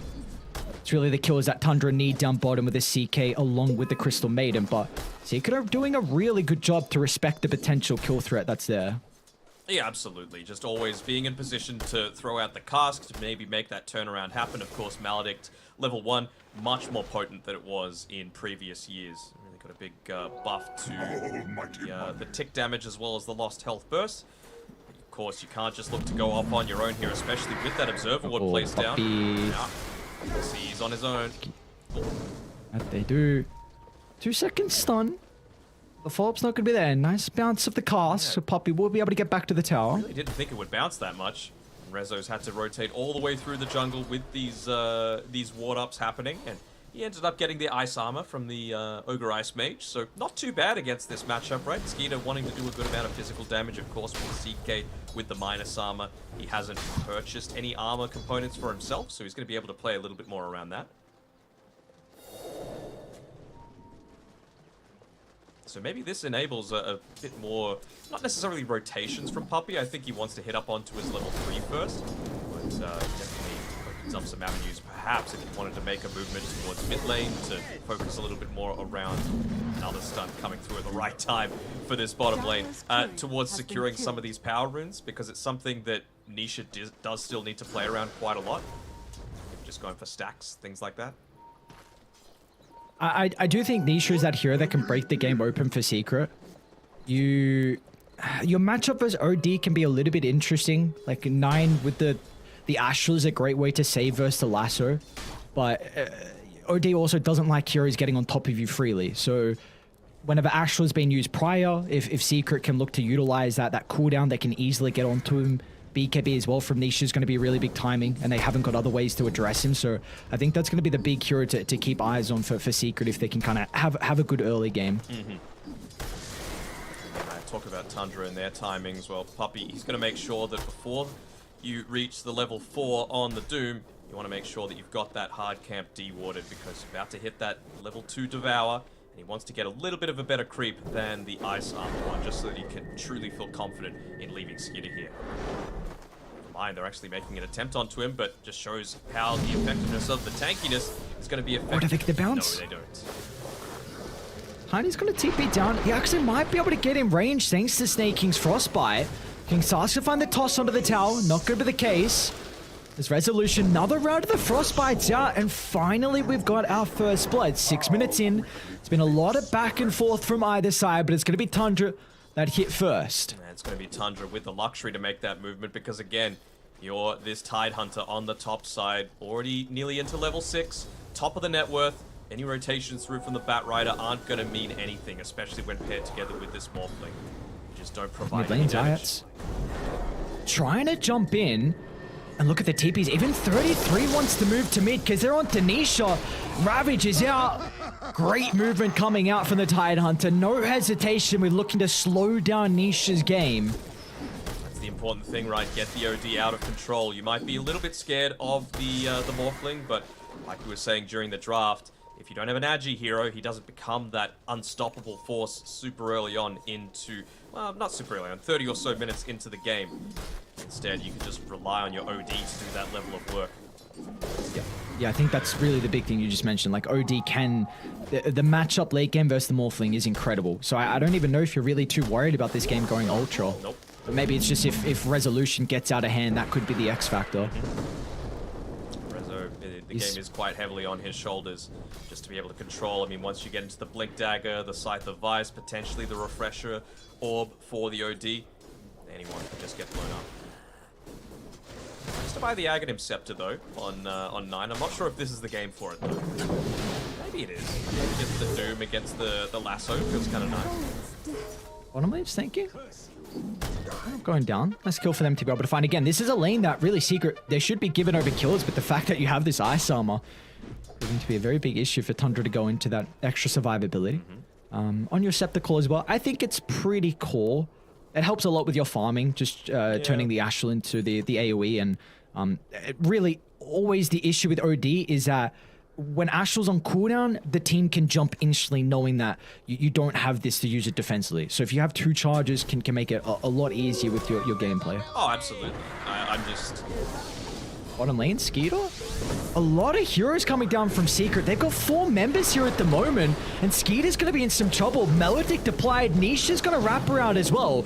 So we can finally kill off the Chaos Knight, and now they can turn to the Tiny as well, as no one else from Tundra feel the importance of showing up down bottom for the skirmish. Yeah. Staking, I think, had TP'd previously as well, so have the capability to come through and help. At least to Nine's credit, he's doing the right thing. He's pushing the lane in, making sure that someone needs to come back to this lane, but you already accomplished what you wanted to, right? Slow down the Tiny, getting into that next big item for himself. I mean, he's already got Arcane Boots, so he hasn't had too bad of an early game. But more importantly, Skida really needing to be that early tempo setter, allow the OD and the Doom, not the Doom, and the Tide Hunter to play a little bit more farm heavy. And which they definitely are doing that. And we see 33 have an incredible time. Put it Defiance almost completed. This is also a very different game here for Chrysalis. He also is having a much better time. No deaths in the lane like we saw prior. It's him being the safe lane. We don't have those shenanigans from the 9 Tusk we saw prior. So Manta into the Scepter, queued up for the Morphling at the moment. Do we feel like Tundra are ever going to look to invade Secret's safe lane, or are they still just playing for their own game and happy with kind of the status quo that we have in this game too? Maybe he's going to consider it. I mean, you're going to need to have the Phantasm and the Armlet up on Skida first to allow that sort of thing to happen on Tundra. But in terms of Secret, they're just playing around this Doom timing, right? You're going to need to get the Midas up for Rezo. That's really all you need. Nisha, he's gone the Boots of Travel. He wants to start getting more active around the map. Even just nice little plays like that, using the Tumbler's Toy to be able to get away from the avalanche from Saksa. It's very important though, at least Tundra brings some heroes over to try and secure the power rune. Your OD is not the greatest hero to utilize these. So I hold that thought, because I think they did just smoke under the Observer Ward, so Tundra trying to make their first rotation top to slow down the game from Chrysalis, but I believe this was scouted out. Better hope it potentially was. Not. He's still playing. See, Chrysalis Smoke's gonna pop. And Nine's like, alright, well, what do we do now? Let's try and protect the siege grip for a little bit, but I mean that creep wave is going to take ages to be able to come back. So just like, look, don't show. We might be giving up mid lane in exchange anyway, though. They had the Ravage available if they wanted to go for it, but just not enough follow-up damage. Maybe if they had the freezing field, would have gone for the kill attempt there on Nisha. I wonder if they continue to play this kind of 2-2-1 setup they have at the moment from Tundra, if they bring extra heroes mid, because 33 can continue to tank the tower if they want to keep this catapult alive. But you've got to be cautious if you split up your forces as well. With no one replying to the push on the bottom side, you do know that Skeeter is looking to farm inside the jungle. You've got the threat of him potentially rotating mid, so instead, Nisha's going to abandon him entirely, go for the kill attempt. Zayats is in. Zark's with the cover of the retreat. Nine's going to be able to reposition. Snake instantly response as well is going to try and TP top. They'll be able to toss him further away for the reinforcements from Secret, and Zayat should end up going down without a commitment of the Sender's Eclipse. He's got the Astral up shortly again on the OD, and he will be able to catch up to another member of Secret with the use of the Avalanche into the Ravage for 33. Happy with just using it solo to slow down the Batrider's game. Good play coming through from both teams. You know, Puppy, that zoning death ward, making sure they're not looking to create that secondary avenue, but Saxor again, playing the style of heroes where you're able to have that high impact reposition in team fights. Just see here the toss back onto the main early playmaker in the Marcy. She drops on Zayats and suddenly your formation's broken. You don't have that extra movement speed. And even just the little things like the observer ward placed down previously allow them to get that astral imprisonment off. Sucks that they're committing so heavily for him. Gonna need 3 people to be able to take him down. Radiant structures are fortified. It's a nice kill nonetheless, though. If you let this Tiny start to have a couple free waves, all of a sudden the Blink Dagger is going to come out at a crazy timing, which can really help Tundra to be able to continue to get these jumps. Lane, who have they got the Astral on? It's on to Chrysalis, he's chilling. 33 just dragged the top wave all the way to mid lane just so that he could farm 2 waves at once right in front of his mid laner. That's some serious Chad play going on, just your dominance coming through there. And Zayats dies again. This time around it's just to this combination between Snaking and Skeeter. Bruh, what is 33 doing here? You're so deep. Look at this, he gets the choreo. They're even going to drop a Doom as well, and the lasso. He's eating so many ultimates, but he will finally go down. Secret have to bring multiple members to kill 33, drops a voice line as well. But what can Tundra do now? I mean, you have the recognition of all these ultimates used. Do we want to see Tundra play aggressive as soon as they respawn? Oh, for sure. I mean, it's 13.5 minutes. He's back up in 15 seconds already, so why not just look to go? It might just mean as well that, you know, you could play a little bit more aggressively on 9. You still might want to wait for the Wraith Pact to be fully available, and then you're looking to make your play. We'll have to wait and see. I mean, he's still got, what, 30 seconds left on the Ravage. You've got 30 seconds left on the Phantasm as well, so seems like he's going to do a little bit of both, right? Place himself out a little bit more aggressively, keep the lane pushed so that if they did want to go for a gank, they've got the avenue to do so. They're going to rush with this? Okay. All right. 0 points to Josh, though, so not that it really matters for an OD. No, not at all. Arcane Orb is very silly with how it still works around Roche, and it doesn't look like they even need Skeeter as well to try and help out with this. So it's going to be a slow Roche, but a big one for them to find. So instead of maybe trying to take a team fight, knowing that everything's on cooldown, they're going to get a big objective out of Roshan instead.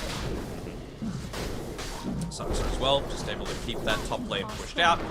Prevent a lot of this information being given over, even just tossing the Avalanche in, wanting to be able to take it out a little bit sooner. They've scouted this out, and Nisha's coming in with the Firefly, even dropping the freezing field. They want to get out of here.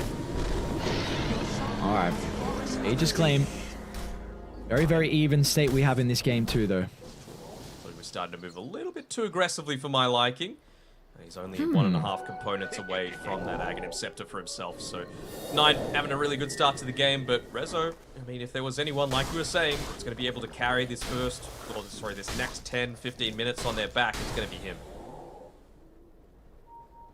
Alright, well, let's see what Secret can do up top. They got Nisha and Resolution in combination together. Saxor gets an incredible avalanche off, though. Nine's playing behind him. If he can get the Aster to prevent the lasso damage, it is continuing to set up for some reinforcements. And Tundra, they're starting to bring their members top to turn the fight around. And there we go. Snaking is in with the frostbite. Skeeter's going to show up as well.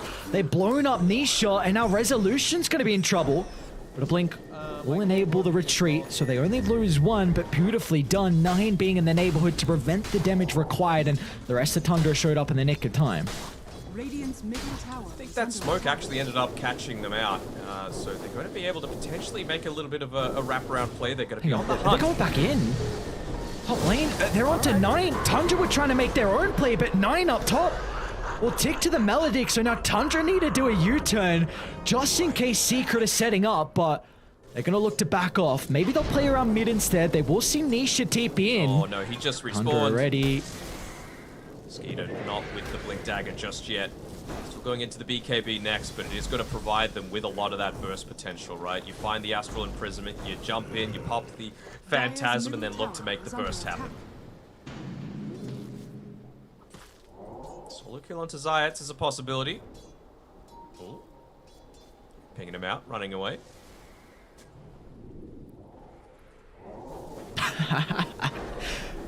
Oh, they're not going to see that observer ward. Very interesting placement of it. Meanwhile, Zayats will be chased down. Will take a while. Even going to try and drop the ring fact as well.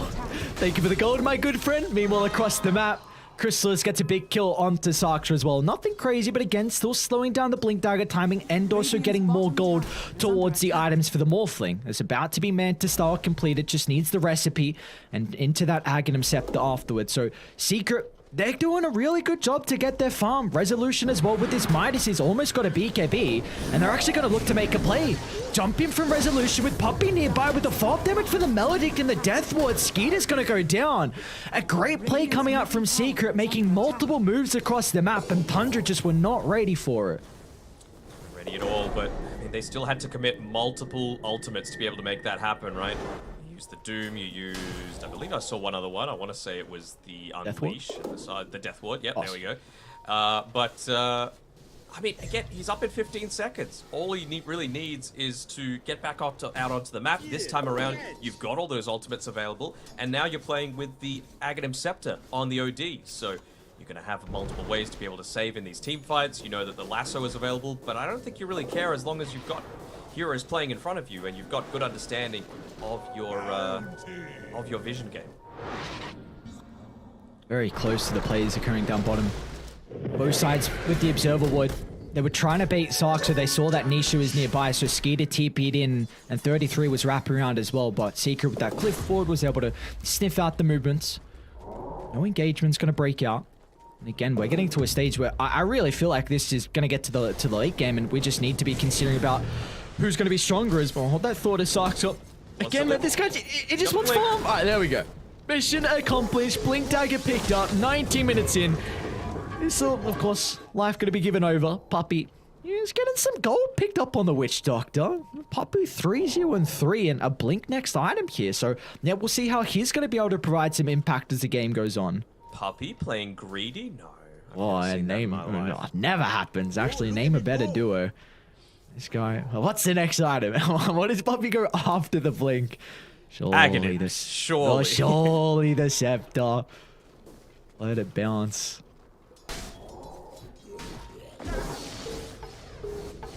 Might even consider going into the BKB, you never know. A really aggressive blink in. Pop the Voodoo switcheroo into the BKB True Death Ward. Seems Secret gonna protect the ward. Oh, Sarksa actually jumped on the high ground, tosses towards 33's location. The rest of Radiant starting to connect, but they can secure the team fight off an incredible Ravage. They're going to be cautious though. By Rezo. Secret, they're starting to move on over with Skeeter's Phantasm Illusions. They've been on blow up a secondary support, but Resolution has the Doom out, kiting up 9 on the outward Devour. They're going to try and get on top of him for the finishing blow, but Skeeter fights a Chaos Ball before the Asteroid Shift. Morphling wasn't able to get the damage out, and now Tundra can turn it back around. They'll chase down Resolution on their Doom. A triple kill picked up for Skeeter. And what a beautiful way to set up a triple Ravage from 33 to open up the team fight. And I really thought that was going to go a little bit more in Secret's favor here. If you have a look in this team fight, right before Resolution ends up hitting the Doom onto the OD, he had his hammer raised, ready to drop it onto them. And I thought that would be the little bit of lack of damage that they had. And like you were saying before, they landed that Maledict very effectively. You land the good start through, and unfortunately for Chrysalis, he just doesn't have that same level of impact that you would be wanting from a Morphling at this stage of the game. He's wanting to play that, you know, I call it the sneaky offlaner role, where you're the carry, but you're actually playing a little bit more of the supportive role. Not this game. You are the Morphling. Back live, they're on Denisha. A toss forward on another Sock, so as soon as they got the blink on Tundra, there's no stopping them. Into the jungle, they go for more kills, and even Zayat is going to be caught out.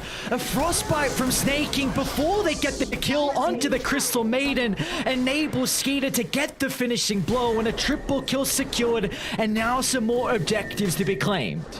I think whenever you're going up against Tundra or probably Beastcoast as the number 2, I really don't know if you can use this Morphling as like your plan 1A. Just because you've got so many strength heroes that they're comfortable on, that they're going to be able to choose from. Skeeter just showing again why he's one of the best Chaos Knights in the world this game.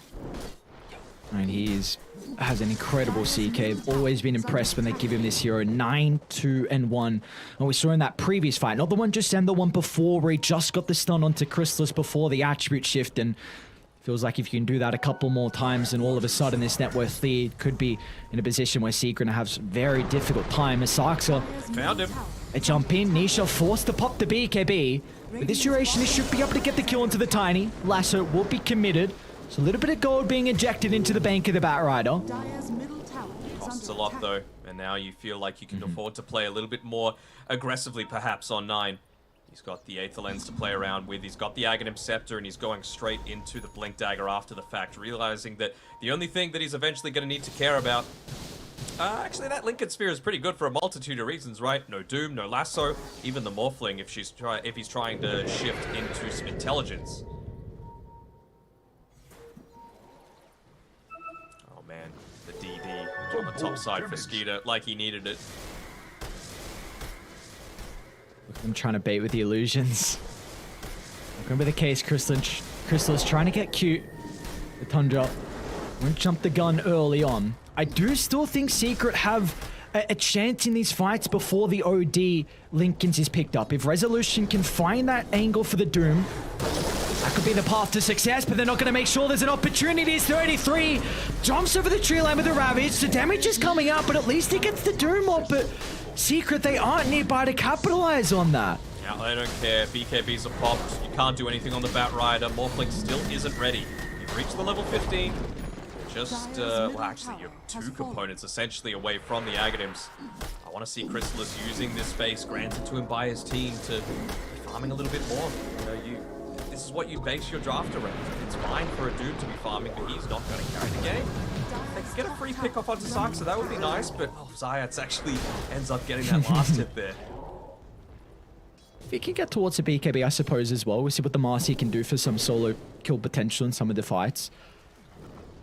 Not the worst one. But this is really the issue, though. You use that Doom, you get nothing out of it, and Tundra, they're going to convert way too many objectives. This is what a good team does when they have this slight window with ultimates on cooldown. They will take so much of the map away from you. Tier 2 mid and second Roche now. It's going to be the Ages onto Skeeter, and 33 gets the Aghanim shard as well. So we've got the Tendies in action. I love seeing the Tendies come out every single time. The slowest moving Earthspike you've ever seen in your life, and well, they might have actually caught out Zayats here. They're not slow moving on Tundra. Come on, give me the Tendi. Give him the Tendi! Come on. Alright, 9 will get the kill. So this does 3 heroes showing down bottom like that. We're going to see Secret instantly shoving up top. Resolution's going to try and get the lane in. You got the Manta Illusions from Chrysalis shoving mid out as well. You will not be in a position to be able to defend the tier 1 tower. You're probably going to lose your triangle and potentially the tier 2 bottom as well, but you need to stall this game out on Secret. There's probably no way you can fight at least the next 2 minutes. Maybe you can fight at the very end of Ages, but even then that's going to be difficult. Yeah. I mean, I wonder what the comms is like. Is it literally, I don't want to see you showing up to a single fight, Chrysalis. Even if we're all getting wiped and they're hitting up Barracks, don't show up to a fight. You need this level 18. You need this Aghanim Scepter, because that's what's going to give us any sort of chances. Like, even going into the OD, right, you morph into that. Sure, it doesn't give you that big int steal that's going to give you a huge amount of value, but you still are able to get the double Astral Imprisonment, and maybe that saves someone that would have get caught out by the Chaos Knight, for example. Really looking to play around Chrysalis a little bit more here, provide him the avenues to maybe go onto the enemy side of the map, because we know that Tundra really don't care about playing around this side of the map. They're going to protect it. Look at the read. Skita gets a stun, but the attribute shift's going to come out fast enough. Poppy even just jumping the hero play to try and keep the Morphling alive long enough, but Tundra, all the heroes are starting to move over. A 3-second stun into massive amounts of damage from Skita, blowing up the Morphling before the retreat, and now they're even looking for more as well. Zarxa will be lacking detention though. So, oh, don't go back the same way. Okay. Don't move. Maybe choreo, but potentially you sniper, you're dead. Maybe a solo kill. No, he's fine. Yeah, I was just thinking, like, it was a little odd to me that Chrysalis went into the ancient camps before actually taking that T1 tower, because it just allowed them to wrap around onto them from multiple different positions, right? You saw, and it's about Tundra playing fast. They made sure that you're not all TPing to the one tower and having the extended TP duration. They just made sure to do 2 and 2, and it meant that they were able to converge so much quicker, get the burst through, had the advantageous team fight.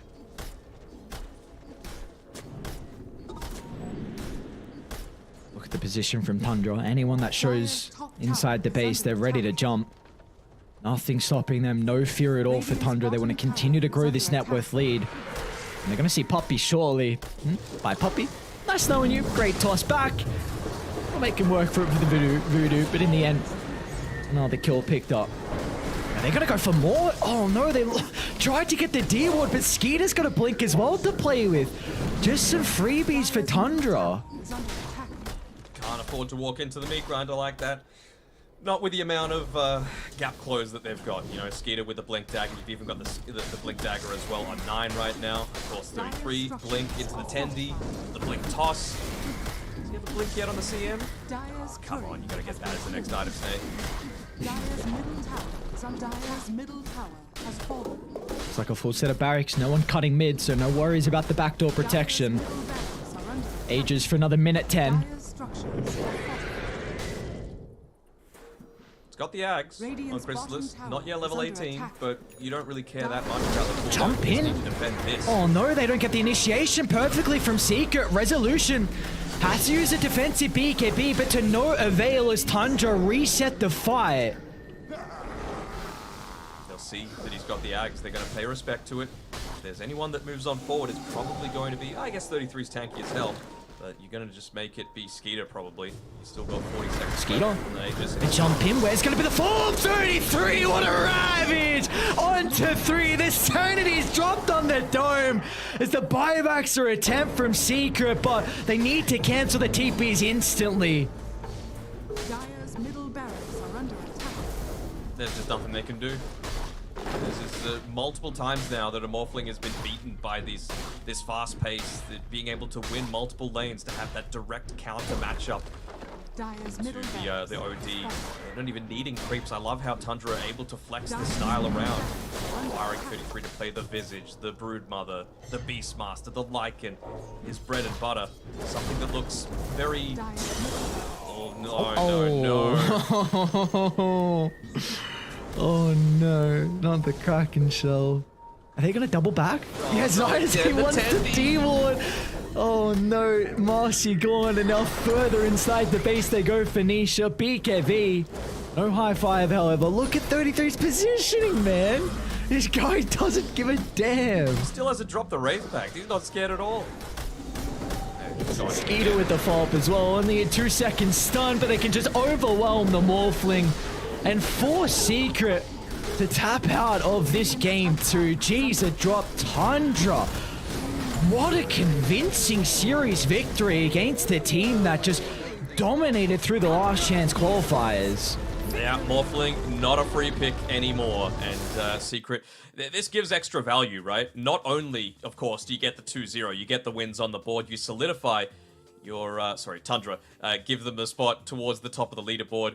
It means that teams are a little bit more afraid about picking this strategy against you. They say, we've got the answers to it. We know how to play against it. We've got the hero pool. It fits the meta. It fits our playstyle. And I was talking about leading into these series that 9, he doesn't necessarily have the exclusive hero pool that he did at the very start of when he was breaking out the mid Wyvern and the mid Coddle. But, I mean, I don't think there's too many other people that are playing that OD outside of maybe Pure and maybe one other person, so it's great to see that Tundra haven't lost their identity. No, I think Tundra, it's going to be really exciting to see what other crazy picks we see come out from them, but in this game in particular, some incredible team fighting from them as well, just dancing in and out of fights, getting his thumbs at the right timing. 33 with some very big ultimates as well. Oh, for sure. Like, he just did almost everything perfect on 33, just dominated the laning stage, created so much space, they had to expend 3 ultimates just to kill him while he was diving underneath a tier 2 at 14 minutes. Like, the man did everything you could have possibly wanted. Did he finish top of the net worth again? Wouldn't be surprised if he did, but probably going to be Skeeter, right?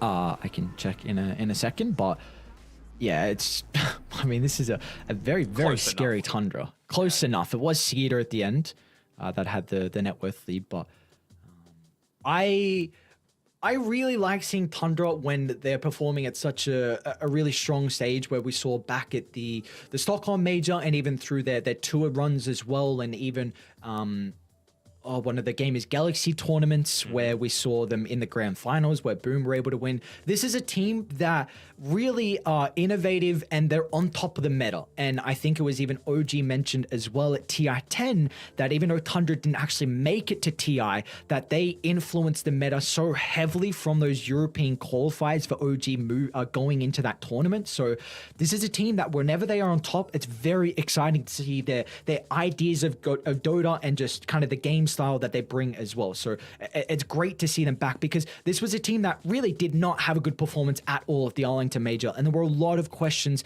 leading into this TI of how they would perform. Yeah, and they're starting to answer them all, right? They're 2-0 against the group leaders, really looking to bridge the gap there, and well, what an exciting time for especially the first-timers, right? You've got Skeeter and 9 really going to be relishing that experience that players like 33, again, with the MVP coming through, are going to be able to provide to them. I mean, it hasn't been that long that Ned has been on the scene, but he certainly does feel like much more of a veteran, doesn't he? Yeah, that he does indeed. I mean, we've seen him at a couple of TIs in the past. His first one was TI7 on Hellraisers, then TI8 on Optic, and TI9 on Ninjas in Pajamas. The highest placement was Optic, which was a 7th, 8th place for 33. He's really the backbone of this team. Really, really a key component. When he is shining, Tundra look like a team that is just very difficult to go against. And now with this series victory, they're actually on top of the groups. Yeah, speaking of those groups, let's have a look at a few of the results that has happened throughout the day. I'm keen to see how they're all shaping up. Of course, we're very focused on this stream as we can see all the results.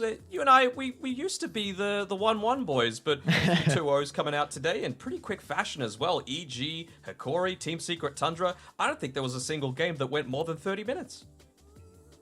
At least in those two series. It might have gone barely over 30, but you know what I mean. Fast games. For R1s, is that what you're saying? EG and Hikori and Team Secret and Tundra. They were very quick.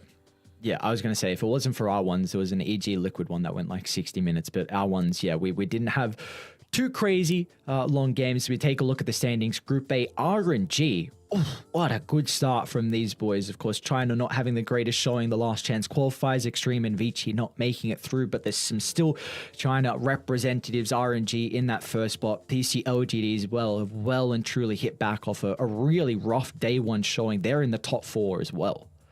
Yeah, I think OG have gone 2-2 so far today as well. They ended up losing 2-0 to LGD, I want to say, but then they got the 2-0 against Sonics. Boom and Bet Boom, they're 2 of the teams currently locked in that heated battle for staying in the tournament. That went a 1-1, and Boom Sonics is going to be one of those hype series that's going to come in the next few days as well, right? Those wins are worth as much as gold, you know, taking a win away from one of your main opponents. As we look at Group B, yeah, Tundra now with that 2-0 launch themselves to the top of the leaderboards. That they do. Of course, their opponent against Team Secret, so pole vaulting themselves over the team. And then kind of towards the middle, you got Entity and Thunder. Entity, a team that a lot of people were expecting coming into the qualifiers again. Sorry, into TI again. They did not lose any matches in the Western Europe qualifiers. Teams thought they had just by far the superior ideas. Well, it looks like in TI, they've had some losses, and also Thunder as well with 4 losses as well. Some of the South American representatives are very excited to see how they're performing. But unfortunately for Talon and TSM, they've still got a couple of days to be able to turn it around. But there's some big series coming up for them as well to really get themselves in a decent position. Yeah, I think Talon are taking on Thunder Awaken as we speak, and Entity are playing up against Fnatic. So 2 pretty important series as well, just for shaping up that, let's call it the upper end of the lower bracket, the lower end of the upper bracket, because especially Group B, it does seem much more even across the board, but realistically, there is no bad teams at this year's TI. Every team feels like it could take one off another. You look at the results like BetBooms, for example, who we're seeing at the end of tomorrow,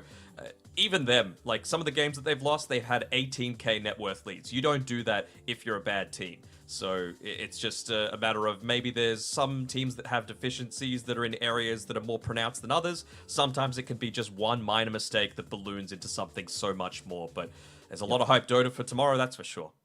Yeah, that there is. And I think like you said earlier in the previous, I think, start of this game, where anything can happen. It doesn't matter if you're currently sitting towards the top, there is a potential still. If you have a horrible day 3 and day 4, all of a sudden you could be in a position where you're at threat of being eliminated. You know, this is really the Dota that we've been hoping for, and with how competitive anyone can beat anyone, anything can happen. We've seen teams have some shocking day 1 performances and all of a sudden come back in day 2. And I guess one team, PSG LGD, kind of expected with a team with the caliber of players they have, but you know, anyone is able to do that as well. So we still have 2 more incredible days of group stage action, fitting for all the teams we have going on. It's some exciting times ahead. Yeah, for sure. But I believe that's all for the D stream.